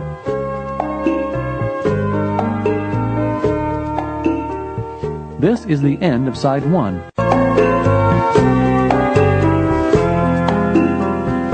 Synnovea stiffened, feeling scalded by the mocking sound. Alexei was laughing at her, scorning whatever hope she had of escaping him. Of a sudden, Synnovea regained her fortitude with an intensity that would have shocked the prince had he known he had been instrumental in perfecting it. Like a full-blown temptress, she addressed her attention to her appearance, preparing it for a more thorough siege. Resolved to show no clemency lest she find herself wedded and bedded forthwith, she readjusted her laces, cinching her slender waist tighter, while loosening her bodice to a more tempting degree. No matter the extent of Tyrone's experience with the fairer gender, she was now committed to setting him back upon his heels with a more impassioned courtship. And if Natasha's warnings about the hazards of pushing a man beyond his limits were correct, then Synnovea silently vowed to make him fairly quake with frustration until he felt compelled to fly to his apartments with her. Synnovea examined the results of her revamping, both fore and aft, in the tall-looking glass, and pronounced herself fit and trim. Surely no seaworthy galleon had ever been outfitted for battle with the same equipage and weapons she possessed within her cache. But this fine vessel of womanly softness was rigged for a most unusual contest, the entrapment and studied rebuff of no pompous youth, but a man well versed in the art of seduction. Synnovea descended the stairs with measured tread as her gaze slipped past the colonnades into the great hall. The candles had been snuffed around the outer perimeter of the room, lending emphasis to a flaming wreath of tapers that encircled a blind balladeer, recounting a tale of a princely warrior and a beautiful maiden. The guests were enthralled by the poetic lilt of his voice, and seemed to hang on every word as the man wove his magic. Tyrone Rycroft proved the singular exception. He had joined several men in the great hall, but by the swiftness with which his eyes reached her, Synnovea could believe he had been watching eagerly for her return. He promptly excused himself from his companions and seemed to move through the guests with only one purpose in mind, for his eyes never strayed from her. When he entered the vaulted alcove enclosing the stairs, those deeply hued orbs measured every detail of her, much like an avid collector of art might assess a treasured piece. Synnovea had no difficulty recalling that he had seen and perhaps even understood things about her that no one else ever would. When his eyes touched her hair, she knew he had seen the glory of it tumbling down her naked back. When his gaze dipped to her bosom, it was as if he had but brought to mind the sight of those pale spheres glistening wetly in the warm glow of the lanterns.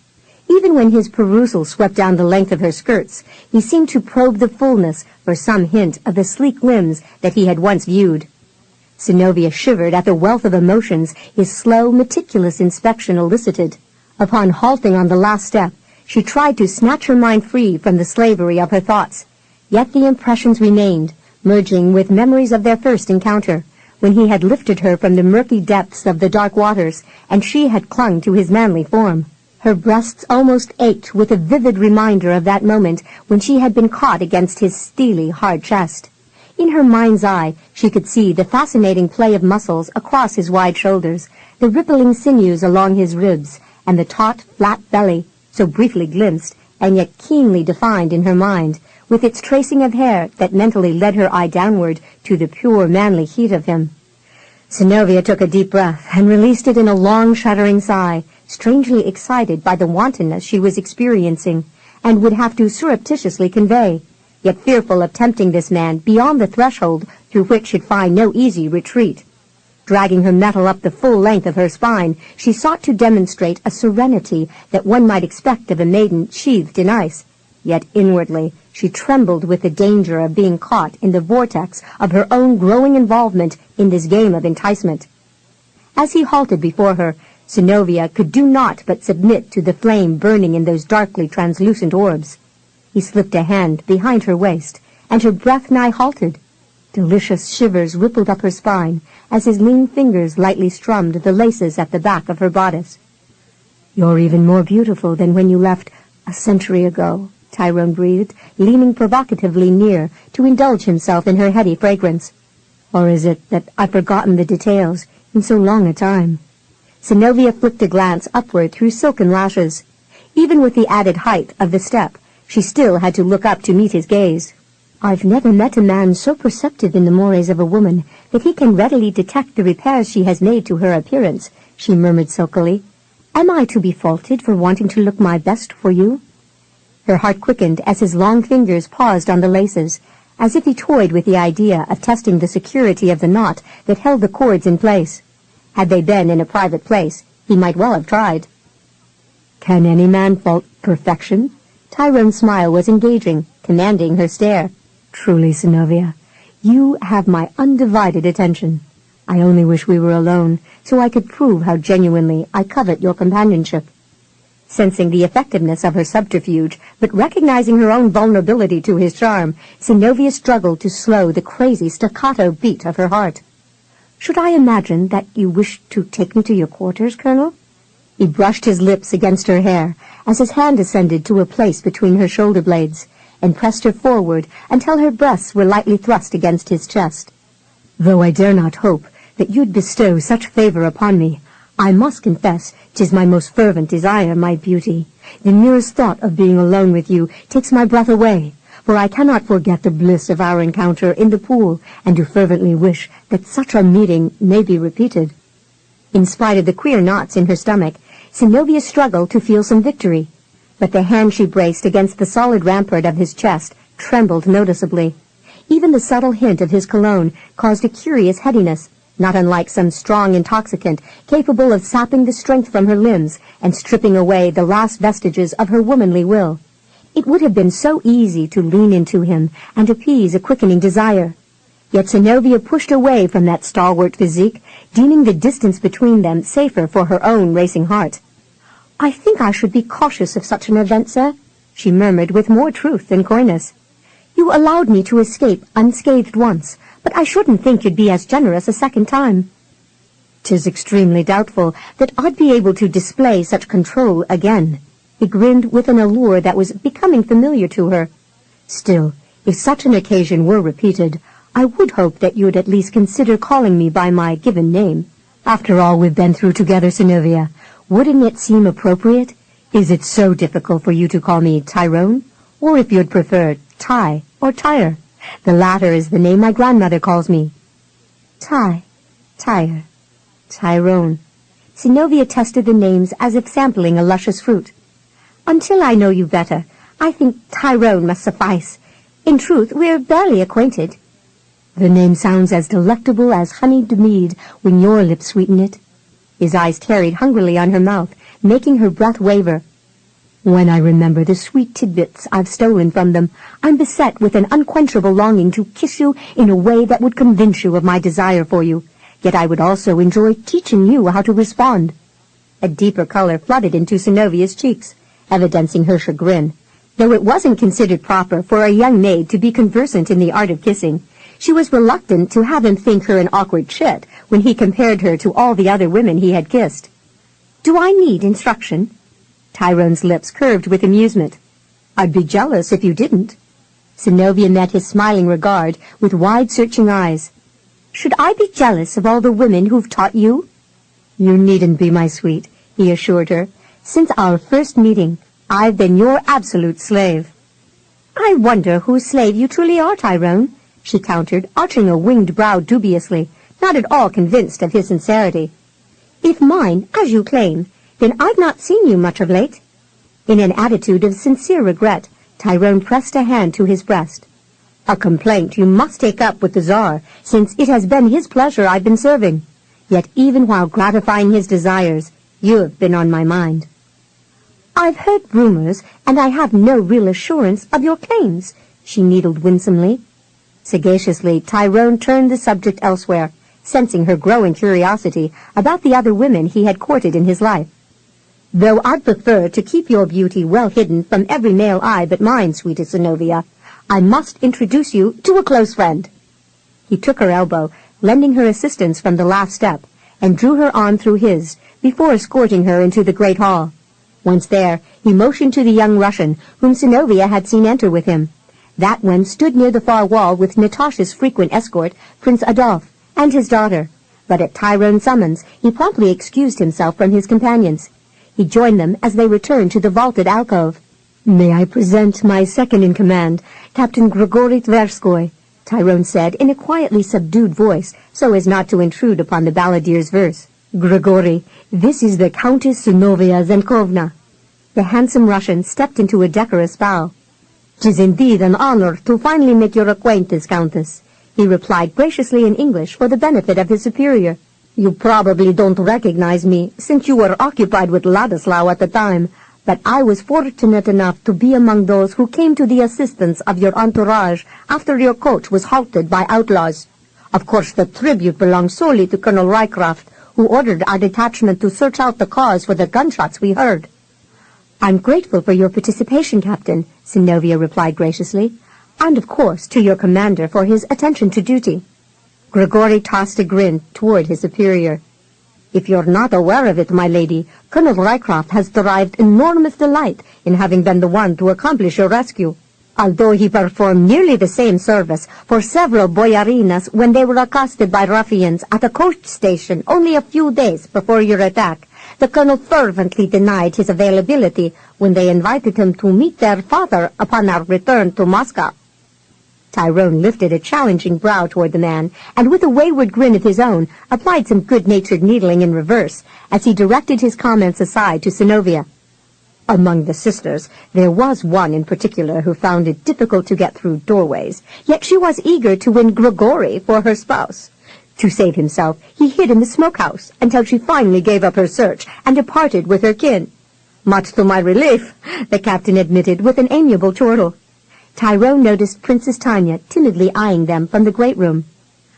"I perceive there's yet another lady wistfully pining for your attention, my friend. You do seem to have a flair for enchanting sweet young damsels." Grigory cast a glance askance, and his smile broadened when his gaze lit on the one who stared back at him with more than a hint of longing in her eyes. He promptly faced his commander. "Since we'll be at liberty on the morrow, Colonel, I've agreed to accept Prince Adolf's invitation to spend the evening at his home. I'll be journeying with them in their coach, so you'll have the hired livery to yourself this evening." Tyrone stared after his friend, considering his haste to return to the girl. "It seems the princess has endeared herself to Grigori far better than most," he said, glancing down at Synnovea. "Otherwise, he'd be running to the stable to hide." "Should I take heart that you're here with me and not hiding out somewhere, Colonel?" Tyrone faced her with eyes gleaming above a tantalizing smile. "Were I you, Synnovea, I'd consider myself the one being pursued. If I must make it any plainer, I'm quite ravenous to claim you for my lady." Synnovea felt his lean fingers entwining hers, and was amazed at how swiftly her senses began racing. Still, she teasingly demurred his assertion. "Simple words are hardly enough to validate your claim, sir." Tyrone laid a hand possessively upon the small of her back, and pressed her forward again, making her breath halt as he leaned near her ear. "Must you still be given proof, after all my efforts to see you, my lady?" he queried warmly. "That would indeed demand a more private place than I've seen here. If you would be willing to accompany me, I shall address that issue without delay." Tyrone drew her along with him as he crossed the great hall and entered an enclosed veranda where several doors stood open to the garden. The fragrance of late-blooming shrubs wafted inward on cooling breezes, but the chill that went through Synnovea had nothing to do with the zephyrs. A sudden nervous fluttering in the pit of her stomach had made her recall Natasha's dire warnings about the man. Tyrone was no milk-sopping suitor who could be led along with teasing smiles and coy glances toward an unspoken promise of carnal fulfillment, and then be held at bay with feeble excuses. So why was she ignoring all the warning signs and blindly taking her virtue and possibly her life in her hands by deluding a man who truly, deeply wanted her? Tyrone gathered her shaking fingers within his, and pulling her near, brushed his lips across her brow in a caress as light as the brush of a butterfly's wings. His gentleness was unexpected, and whatever threat Synnovea had momentarily imagined he might pose in this gambit of hers faded from conscious thought as she enjoyed the moment. A sigh wafted from her as she relaxed in his arms, and she felt no need to be wary of what would follow. Tyrone glanced around when another couple came to stand near the door through which they had just escaped. The pair's presence hindered the privacy he fervently coveted with Synnovea, and in some frustration he caught her fingers within his and drew her into the shadowy depths of the porch. When he faced her, his gaze caressed her dimly lit face and paused almost hungrily upon her soft mouth before venturing downward into her bodice. "Are you so starved for companionship that you must consume me for your sup, Tyrone?" she queried in a faint, tremulous whisper. "'Twas my hope that we could be alone," he murmured huskily. "Until we find such a place, I must feast upon your comeliness the only way I can." Rising to her toes, Synnovea pressed her lips near his ear, hoping he wouldn't detect the quaver in her voice as she breathed, "Have you seen the garden? 'Tis a rare sight, even at night." She smiled up at him invitingly as she stepped back, and like a gracefully floating wraith, she turned and glided as if on silken wings into the enclosed garden. A bright moon cast its silvery light through the lofty canopy of a huge tree, and it was there she waited, seeming as cool and serene as a high priestess of Roman hierarchy. It was merely a guise, for under that tranquil facade, Synnovea felt as anxious as a new bride awaiting the approach of her groom. Unable to predict what the next moments would bring, she felt as if she were opening a door to an unknown world. Tyrone paused long enough to assure himself that Natasha hadn't seen the girl leave. Their hostess was standing beside Adolphe and several others who had drawn near the storyteller. They stood with their backs to the door, listening intently to his tale, lending Tyrone some hope that he and Synnovea would remain undisturbed, at least until it ended. He followed slowly, searching for some hint of the area in which Synnovea had hidden herself, peering into shadows, probing for the moonlit path that she might have taken. Then he glimpsed a bejeweled necklace twinkling in the mottled light, filtering downward through the rustling leaves of a tall tree, and advanced with more purposeful strides. When he halted before Synnovea, a shaky smile curved her lips. For a split moment he perused the beautiful, uplifted face and the dark eyes that seemed to mirror his own yearnings. Then he caught her hard against him until her breast ached from the sheer pleasure of his unrelenting embrace. In the next phase of a heartbeat, his parting lips plummeted downward, seizing hers with a wild, frenzied passion. Synnovea was too surprised by his ferocity and the bold intrusion of his tongue to know how to set aright her spinning world. Her feeble grasp on reality seemed to slip through her fingers as artfully devised tactics were sundered beneath the sweet, brutal onslaught of his kiss. They came apart with a gasp, panting as if they had raced with abandon across the steps. Synnovea turned her face aside, struggling to halt the careening flight of the earthbound sphere wherein she had been caught. But her suitor was intent upon savoring every minute detail of her. His mouth traveled downward, pressing warm, sultry kisses along her silken throat. Caught up in the bliss that he evoked, she yielded the ivory column to his fancy, unable to find any strength within her limbs. In her reeling world, he had become the only stable core to which she could cling. Tyrone was hardly content with a mere sip, not when he was nigh famished for the full draught. Tiny specks of moonlight illumined the silken skin beneath the costly white lace, and the strengthening temptation to test the true depth of the lady's involvement goaded him onward. The weighty necklace proved but a meager obstacle to be bridged, for in the next instant he was pressing parted lips against the swelling whiteness above her gown. Synnovea caught her breath, jolted by the swiftness of his daring advance. His boldness vividly expressed his manly cravings, yet her trembling disquiet was not entirely due to the abashed modesty of an innocent maid. Rather, it was the flaring flash of ecstasy catapulting through her that left her feeling closely akin to a ship that had just been bombarded. No well-aimed broadside could have blown apart her composure quite so effortlessly. Steeling herself against a strong inner urge to abscond with her virtue intact, Synnovea persevered through another deliciously titillating experience as his warm mouth traced to the edge of her gown. After all, she reasoned with a growing reluctance to interfere. It was nothing more than a light caress, hardly harmful to anything but her reserve. Even so, she laid a cautious hand upon his chest, availing herself of the opportunity to claim her escape should the need arise. Tyrone had traversed the road of conquest long enough to know by heart the rules of the game. It was basically the same whether he was in a bed with a woman or on a field of battle facing an enemy. When no resistance was in evidence, he could assume with some degree of confidence that his opponent was acceptable to the idea of surrender. He was just as eager now to regard his companion's reticence as submission. Still, he was one to move with caution until reasonably assured of his position. As a soldier, he clearly understood the wisdom of applying the strategy of retreat to confound the opponent.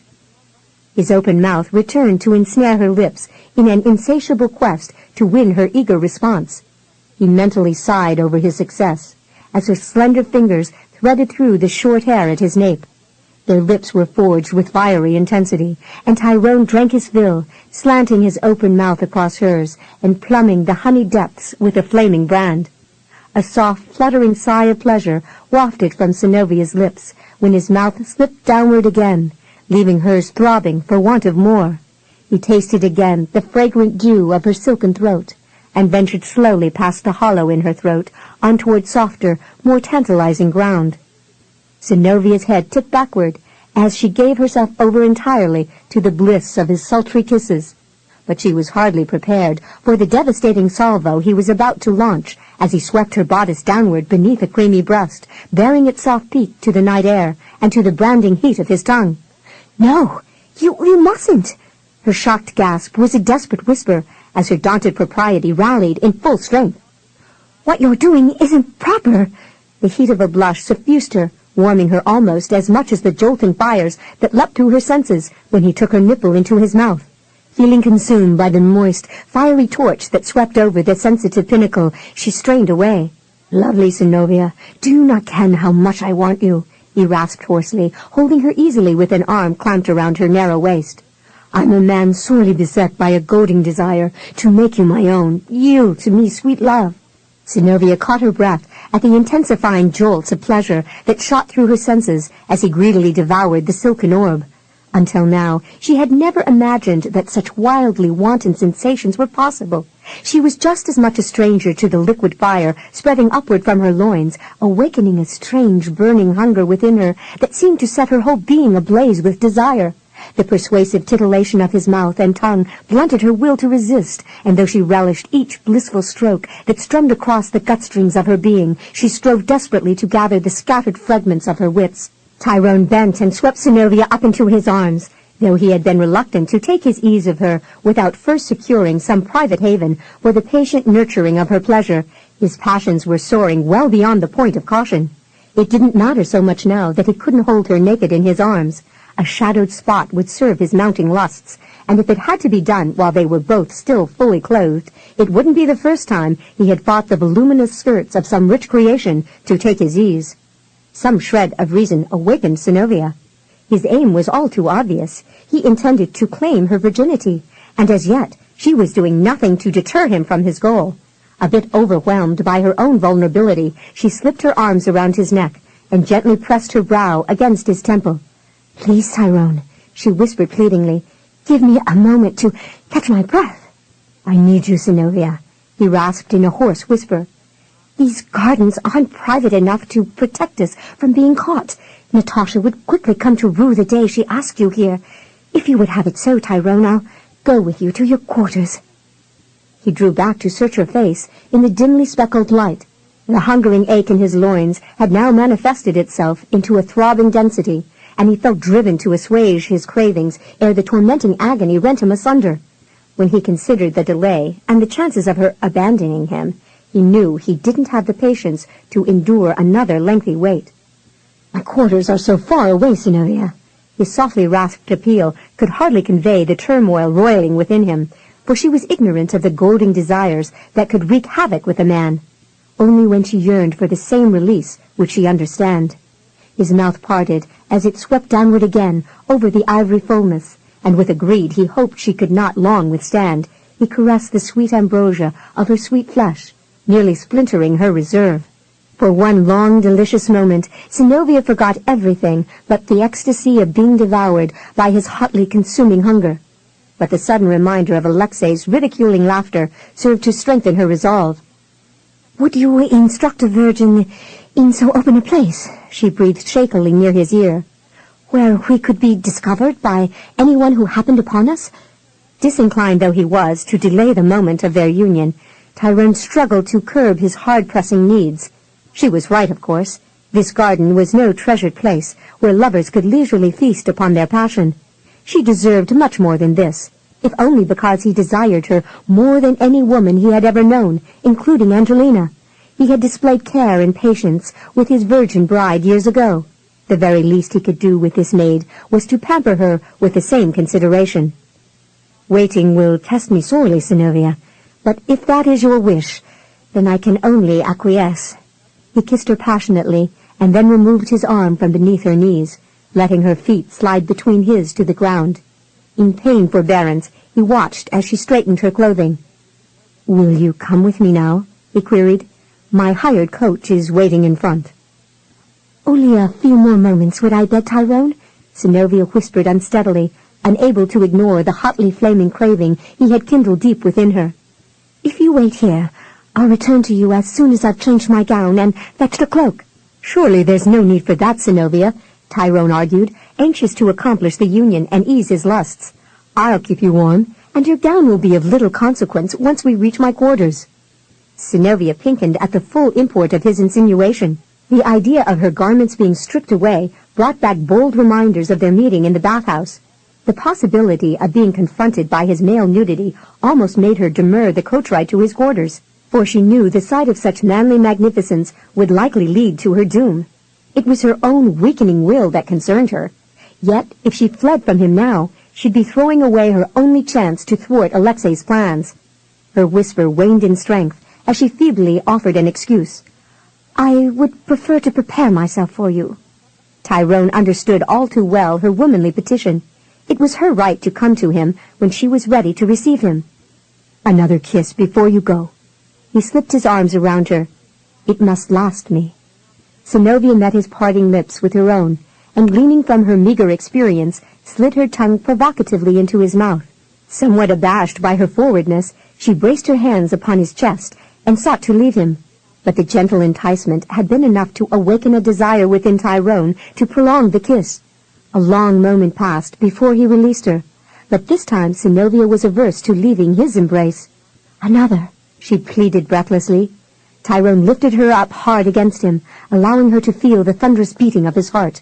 "We must go ere I take you here and now," he whispered raggedly, while his hand wandered down to clasp her buttock and press her to him. "'Tis difficult for a man to wait so long." Synnovea searched his features in the mottled light, and though the layers of her skirts prevented intimate contact, the tense frown creasing his brow clearly conveyed his urgency. "I won't be long." Tyrone lowered her to her feet, and almost groaned in frustration as he watched her depart. In her absence, he paced to and fro, seeking to divert his thoughts and ease his plight. But he knew if she didn't come back, it would be nigh impossible for him to endure the long ride home alone. He had never forced a woman before, but the way Synnovea held his mind entrapped, he'd be tempted to seek her out in her chambers upstairs and have his way with her upon her own bed. 11. Synnovea paused just outside the veranda doors to collect herself. It would have been a mild assessment of her overwhelmed sensibilities to say that she felt much like a crippled frigate listing back into port. Her womanly weapons had been spiked and plundered. The sails of her self-assurance, which not so long ago had billowed wide with the winds of her fanciful ideas, now hung slack, deflated by the full import of her own naivete. Still a tremble from the lustful intensities of Tyrone's advances, she did what she could to smooth her hair and repair her appearance, for the moment in which she would have to subject herself to the perusal of others was upon her. Confronted by the need to present a calm exterior, she struggled to subdue the turmoil roiling within her body, and upon her failure wondered if anyone would be able to discern how deeply she had been affected by merely peering into her face. If her entrance wasn't challenging enough, having to face Natasha in her chambers upstairs would be tantamount to inviting defeat. It was crucial that she trade gowns with her friend, but she feared her breasts were still rosy from Tyrone's caresses. If Natasha so much as suspected that his advances had progressed as far as they had, then Synnovea knew the game would likely be over before it even began, and where would she be but married to Vladimir? Lifting her chin with a hard-won guise of serenity, Synnovea entered the house and cast a glance about in search of Natasha. She met the dark, radiant eyes across the width of the room, and inclined her head in a slow nod before making her way to the hall. Her pace quickened on the stairs, and almost in a frantic rush she burst into her chambers, her heart hammering from the stress of having to maintain such a farce. Weakly, Synnovea leaned against the closed door, until by slow degrees her trembling eased to a more tolerable level. At long last, she regained enough poise to approach the front windows and part the draperies. She stood before them with her arms spread wide until Alexei strode from the shadows. Then, at his mocking salute, she snatched the silken hangings closed again and indulged in a languid smile of victory. By the time Natasha joined her, Synnovea had managed to doff her gown and clothe herself within the rich velvet folds of another creation, this one of a deep green hue, which by its simple elegance complemented her beauty. Not being entirely of the same conviction as the older countess, she had modified the garment for the occasion, stripping away a demure inset of lined lace, which once had modestly covered her bosom. The décolletage was now tempting enough to ensure that she would hold Tyrone's attention completely ensnared until well after the two of them had reached his residence. If she had any regrets about her alterations, they were caused by a growing awareness that he needed no encouragement. In light of his unswerving ardor and her own declining reserve, a definite threat now existed that she'd no longer be a virgin by the time Alexei arrived at the colonel's quarters. Having foreseen a need to preserve a reasonable facade of decorum in Natasha's presence, Synnovea had wrapped a shawl around her shoulders to hide from view any telltale blush that might have remained on her bosom. As prudently as she had guarded the secret of her first encounter with Tyrone, so she deemed it necessary to maintain her reticence about everything that had transpired between them in the garden. Otherwise, the woman would refuse to help her. Synnovea allowed Natasha to tighten the laces of her bodice, and then she helped the woman out of her sarafan. As she did so, she recognized the soft tinkling of tiny bells that heralded the approach of her coach. "That must be Stienka returning from the Taraslavs. I've given him instructions to wait in front until he sees me come down." Natasha expressed her own apprehension in a worried question. "Do you actually think he can be fooled into believing that I am you?" To blandly say that Natasha was nervous about this ruse would clearly have been an understatement, especially after she had heard from the colonel's own lips that he had been involved in a deadly duel. He hadn't explained how the woman he had fought over had died, but that uncertainty clearly worried her for Synnovea's sake. But Natasha knew the girl was dedicated to having this travesty accomplished. Indeed, it might do more harm than good to frighten her now with such revelations. There's no reason for Stenka to suspect that you've come in my stead. Since we're the same height, I rather doubt he'll notice the difference. I've already told him that I wish to see the city by moonlight, so there's no need for you to say anything. The game will certainly be lost if he recognizes your voice while Alexei is at hand. Adolf has promised to serve as host in my absence, Natasha informed her. I gave him the excuse that you're indisposed and need my attention, so he won't be surprised by my delay in returning to the hall. As long as no one sees us depart, we should be reasonably safe. Where did you leave Tyrone? He's waiting for me in the garden. We hired a coach for this evening, so there'll be no need for me to use yours. Natasha held up her arms expectantly as Synnovea lowered her own deep blue gown over the woman's head. Naturally, he was terribly agreeable to all of this, taking you to his quarters and all the rest, I mean. Reasonably so.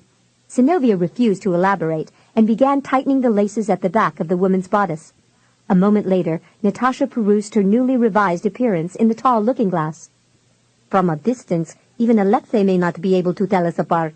She swept her fingers across the sapphire necklace admiringly, but when her eyes lifted to her hair, she frowned testily as she plucked at a strand. I fear this graying thatch will give me away. Have you a veil to cover my head? This one will serve that purpose. Having already considered the matter, Synnovea lifted a white lace mantle, which she had worn in Alexei's presence, and draped it loosely over her friend's head to cover the silver-streaked tresses. Turning with a smile, Natasha submitted herself to Synnovea's inspection. How do I look? As beautiful as always, Synnovea vowed with an eager nod. Now, stand in front of the window as if you're searching for the coach, and wait there until Alexei makes himself known to you.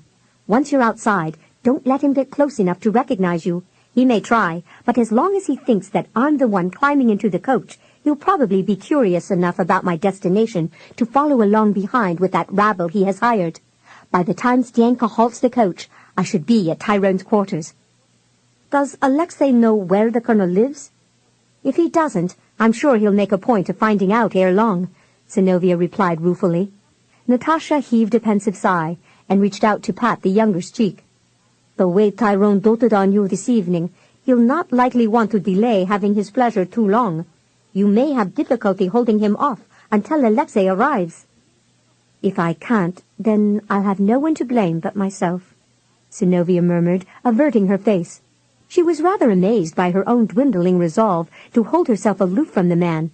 Somehow she'd have to renew her waning dedication, or there'd be no hope of producing the results she had earlier aspired to attain. I must go, Natasha sighed and tried to console herself as she mused on her lonely carriage ride. The corners of her mouth lifted puckishly as she proposed a more attractive arrangement than Synnovea had planned for her. Perhaps I could trade places with you and go with Tyrone while you tour the city alone. Synnovea laughed at the impossible suggestion. I doubt that such a change of plans would bring about the same results. Feigning a pout of disappointment, Natasha protested her solitary task. But 'twill be so dreadfully boring riding alone, and the colonel is so handsome. No reprieve came, and with a dramatically heaved sigh of resignation, Natasha readjusted the mantle over her head. Bracing herself for carrying out the deception, she lifted her chin in an elegant manner and stepped in front of the window to look out. Synnovea pressed close against the wall, keeping well out of sight until the silken panels were again closed to the outside world. Natasha brushed a kiss upon Synnovea's cheek, bade farewell while staring intently into the green-brown eyes, then swept from the chambers with a desperate plea, "Be extremely careful, my dear." Synnovea waited in the silence of the room until she heard the carriage departing. Several moments passed before she considered it safe to peer through the draperies. Her heart leapt in a triumphant rush when she espied Alexei and his hirelings leisurely following a coach down the thoroughfare. No doubt the lecher thinks to catch me unawares and unattended, Synnovea vented the supposition smugly. 'Twill serve his pride well to be made the fool.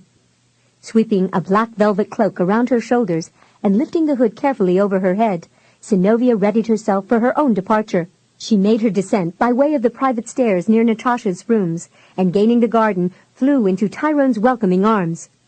"I was beginning to wonder if you were going to return," he gasped in relief as he snatched her hard against him. Synnovea tilted her head back to meet his searching lips and returned his kiss with matching zeal, clinging to him for support as her limbs weakened apace. Finally, Tyrone drew back and, catching her hand, pulled her along with him to his waiting coach. He addressed the driver in Russian, having learned enough of the language to get him to and from his quarters. Then he handed his beautiful companion into the interior. "You're progressing very well, Colonel," Synnovea commented with a smile. "It doesn't take nearly as much imagination to understand you now." Tyrone chuckled before he addressed himself the task of lowering the shades over the windows and lighting the tallow lantern affixed on the wall near the door. "Had I foreseen the likelihood of my coming here to this country, I would have started learning Russian 3 years ago. If I had, I might have been fluent in it now. But it's not the easiest language I've ever tried to learn. I can speak French fairly well, but my attempts to understand the language here have failed for the most part." Leaning back in the seat beside her, he searched the shining luster of her eyes. "But as long as you and the Tsar can understand me, it really doesn't matter how crude my efforts are. Discovering you here, fairest Synnovea, has been worth it all." "Oh, but didn't Natasha tell you that I'd be at her home tonight?" Tyrone realized she had mistaken his meaning. "Meeting you was worth my tour in Russia," he corrected. "As for tonight, I was informed in advance that you'd be at Natasha's soirée. I was most eager to attend, and even considered mutiny when General Vanderhout tried to find duties elsewhere for Grigory and me. The general seemed quite taken aback when I refused his directive, but he didn't dare order me out on maneuvers as punishment, fearing my influence with the Tsar." A grin flashed briefly across Tyrone's lips. "Of course, I didn't dare explain that I'm no more able to sway the Tsar's opinion than I can demand the moon to change course." "Why didn't the general want you to come?" "He seems to be suspicious of any underling who might seize a bit of fame and honor from his grasp. When he heard that we'd be associating with Russian nobility, he was sure we'd do just that.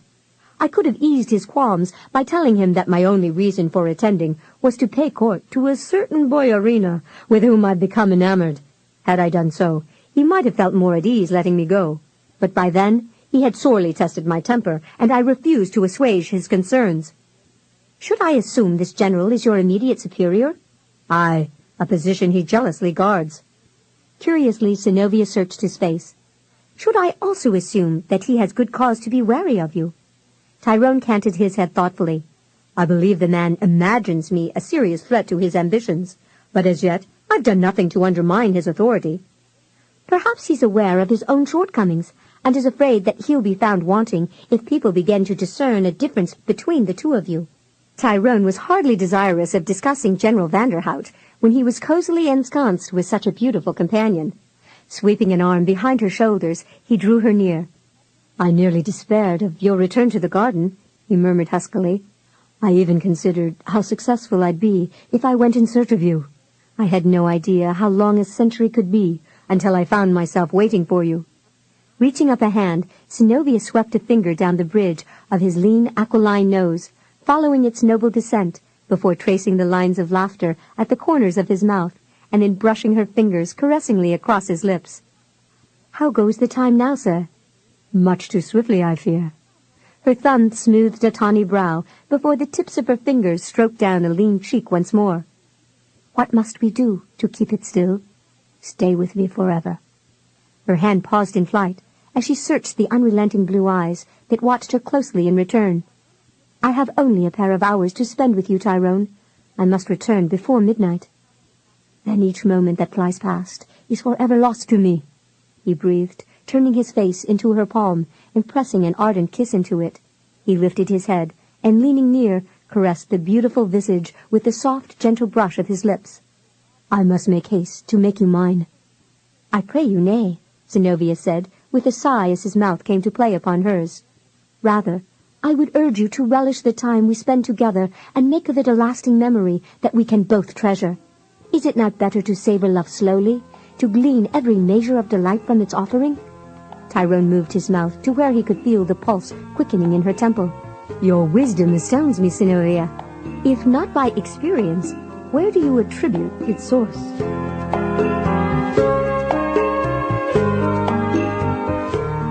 This is the end of this cassette.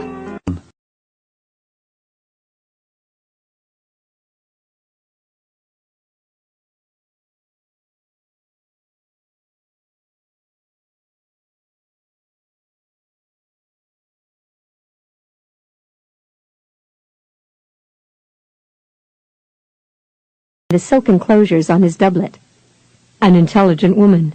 She must have loved your father dearly, to have given up her homeland and all that she had ever known to come and live here with him. 'Twas no great sacrifice for her, considering what they had together. They were very much in love. Another plaintive sigh slipped from Synnovea's lips. I wish I would have had them with me for a while longer. Princess Anna was a poor replacement, and Prince Alexei proved himself a ravenous rake.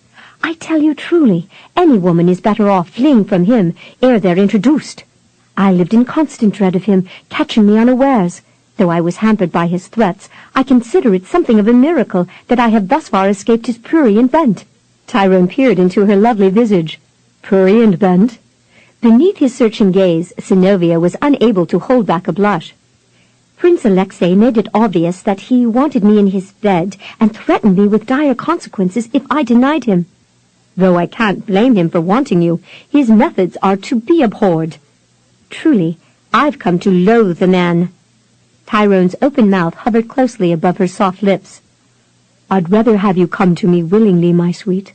If a man coerced you against your will, you'd lose the joy and pleasure of your willing participation. Synnovea's lashes trembled downward as she yielded her lips to the fiery heat of his kiss. His mouth was warm and gentle, bestirring her eager response. A long moment passed before Tyrone straightened, leaving her sighing with bliss. In a shaky whisper she acknowledged, "Oh, kisses make me willing." "Do you find them satisfying?" "Nay, not satisfying," she complained, leaning toward him again with eagerly parting lips. "They only make me want more." He indulged her growing enthrallment with his kisses, allowing his mouth to slowly feed upon the sweet nectar of her response. Even while their lips played, his lean fingers searched out the ties of her cloak and plucked the silken cords free. Sweeping the deep hood from her head, he aided its descent as he slipped the enveloping velvet from her shoulders. The garment fell unheeded to the seat behind her, and for a moment he leaned back to relish her beauty with eyes that glinted with hotly smoldering desire. The swelling mounds of her bosom came nigh to overflowing the shallow bodice, and in the flickering candlelight glowed with the luster of their own. He now considered the long wait in the garden well worth the results. Evoking a riotous rhythm from her swiftly beating heart, Tyrone traced a lone finger downward from her shoulder and then along the edge of her bodice, sketching across the fullness of her breast before moving into the crevice and rising again to the far peak barely hidden by the cloth. Once again Synnovea was confronted with her own dwindling reserve as her nipple grew taut beneath the playful strokes of his thumb. Luxuriating in the delectable pleasure awakening within her, she sat in quiescent stillness until a sultry heat began to quicken in her loins, and she realized she was becoming much too involved in his game of seduction. In an earnest effort to halt his exploration of her bosom and to bestir some small fiber of her determination, she leaned toward him with lips eagerly seeking to ensnare his. But it was like fighting fire with kindling. His arm came around her like a band of steel, catching her close against the solid bulwark of his chest. His mouth slanted across hers as his tongue greedily plumbed the dewy sweetness, flicking awake her senses and arousing an ever-heightening hunger in the depths of her being. Tyrone slipped a hand beneath her and lifted her effortlessly across his lap. But it wasn't until Synnovea drew back for a trembling breath that she realized her skirts and petticoats no longer separated them. Her bare buttocks were resting atop his velvet-clad thighs, making her aware of a bulging hardness pressing snugly against her thigh. Fully comprehending the precariousness of her situation, Synnovea sought to leave his lap, but Tyrone gently detained her within an encircling embrace. Nothing was quite as arousing to his senses as having her bare backside against him, except perhaps having his own equally naked beneath hers. "I like the way you feel against me," he breathed near her ear. "You're soft and womanly. Even with all your clothes on, you're as beautiful as you are in all of your naked glory." He kissed her again, holding nothing back as his open mouth ravaged hers in frenzied greed, devouring her intoxicating sweetness while demanding that she answer him in kind. By slow degrees, Synnovea dismissed the danger of sitting on his lap and gave him what he sought, tentatively at first, as she allowed her tongue to be drawn into his mouth, and then with passion as she met his daring thrusts with quickening fervor. When Tyrone lifted his head a century later, the flaming blue orbs burned into hers. Once more his hand moved across her bosom, roaming the hills and vales, but this time his thumb slipped beneath the seam that joined the top of the bodice to a sleeve, and gently tugged it down, baring a shoulder. His eyes flicked downward, delving into the gown that now gaped away from her. Synnovea had become passionately intrigued with his kisses, and leaned forward to caress his softly yielding mouth with timid strokes of her tongue. Much to her dismay, however, he seemed to hold back, meeting her playful kisses with pondered care. Experiencing some confusion at his lack of zeal, she locked her fingers behind his neck, and resting her forearms upon his chest, peered up at him in the meager light. "Are you bored with my novice kisses?" she questioned in a tiny whisper, confounded by his lagging participation. Tyrone chuckled at such an absurd notion. Shaking his head, he lowered his gaze to the rich fare swelling above the shallow bodice. "I'm entranced by every part of you, Synnovea, though at the moment I find your bosom especially captivating." His eyes smoldered like brightly burning coals as they rose to meet hers, and just as Synnovea had wanted, his open mouth came upon hers with the same urgency that only moments earlier had worn away the outer perimeters of her will. Tyrone was eager to progress far beyond impassioned kisses, and with a subtle tug encouraged the descent of her second sleeve. Slipping a finger beneath the neckline, he lowered the shallow bodice and chemise beneath her bosom, allowing him to clasp the fullness of a creamy breast within his hand. Synnovea caught her breath at the thrill that catapulted through her as he gently fondled her. When he drew back to appease himself with a lingering perusal, she watched him with bated breath, her heart thudding a new, chaotic rhythm. Tyrone was nigh famished for want of such soft, delectable sweets. Her breasts gleamed like satin in the faint light, and were as enticing as a lavish feast after a lengthy famine. Since their meeting in the bathhouse, he had been unable to forget the perfection he had seen there. More than a few times he had been snatched from lusting dreams with his body tense and filmed with sweat, his breathing harsh and ragged, as he suffered through recurring pangs of unrequited passion. Now his arm tightened around the small of her back, arching her spine until her bosom was thrust forward into the luminous glow of the lantern. Synnovea struggled to draw breath as he lowered his head and devoured the soft mounds with rapacious greed. The fires pulsing within her loins were now flaming upward, growing ever hotter, drawing soft mewling sighs from her as his tongue licked across the soft pink pinnacles. With each flicking stroke, she was being swept closer to the steep precipice which would eventually lead to her doom. And yet, strangely, that singular fear had dimmed. Caught up in the thrilling excitement elicited by his mouth and swirling tongue, Synnovea gave no notice to his hand leaving her breast and slipping beneath her skirts, until the shock of his intrusion wrenched a startled gasp from her. She caught his wrist and struggled to rise, only to find his mouth covering hers again.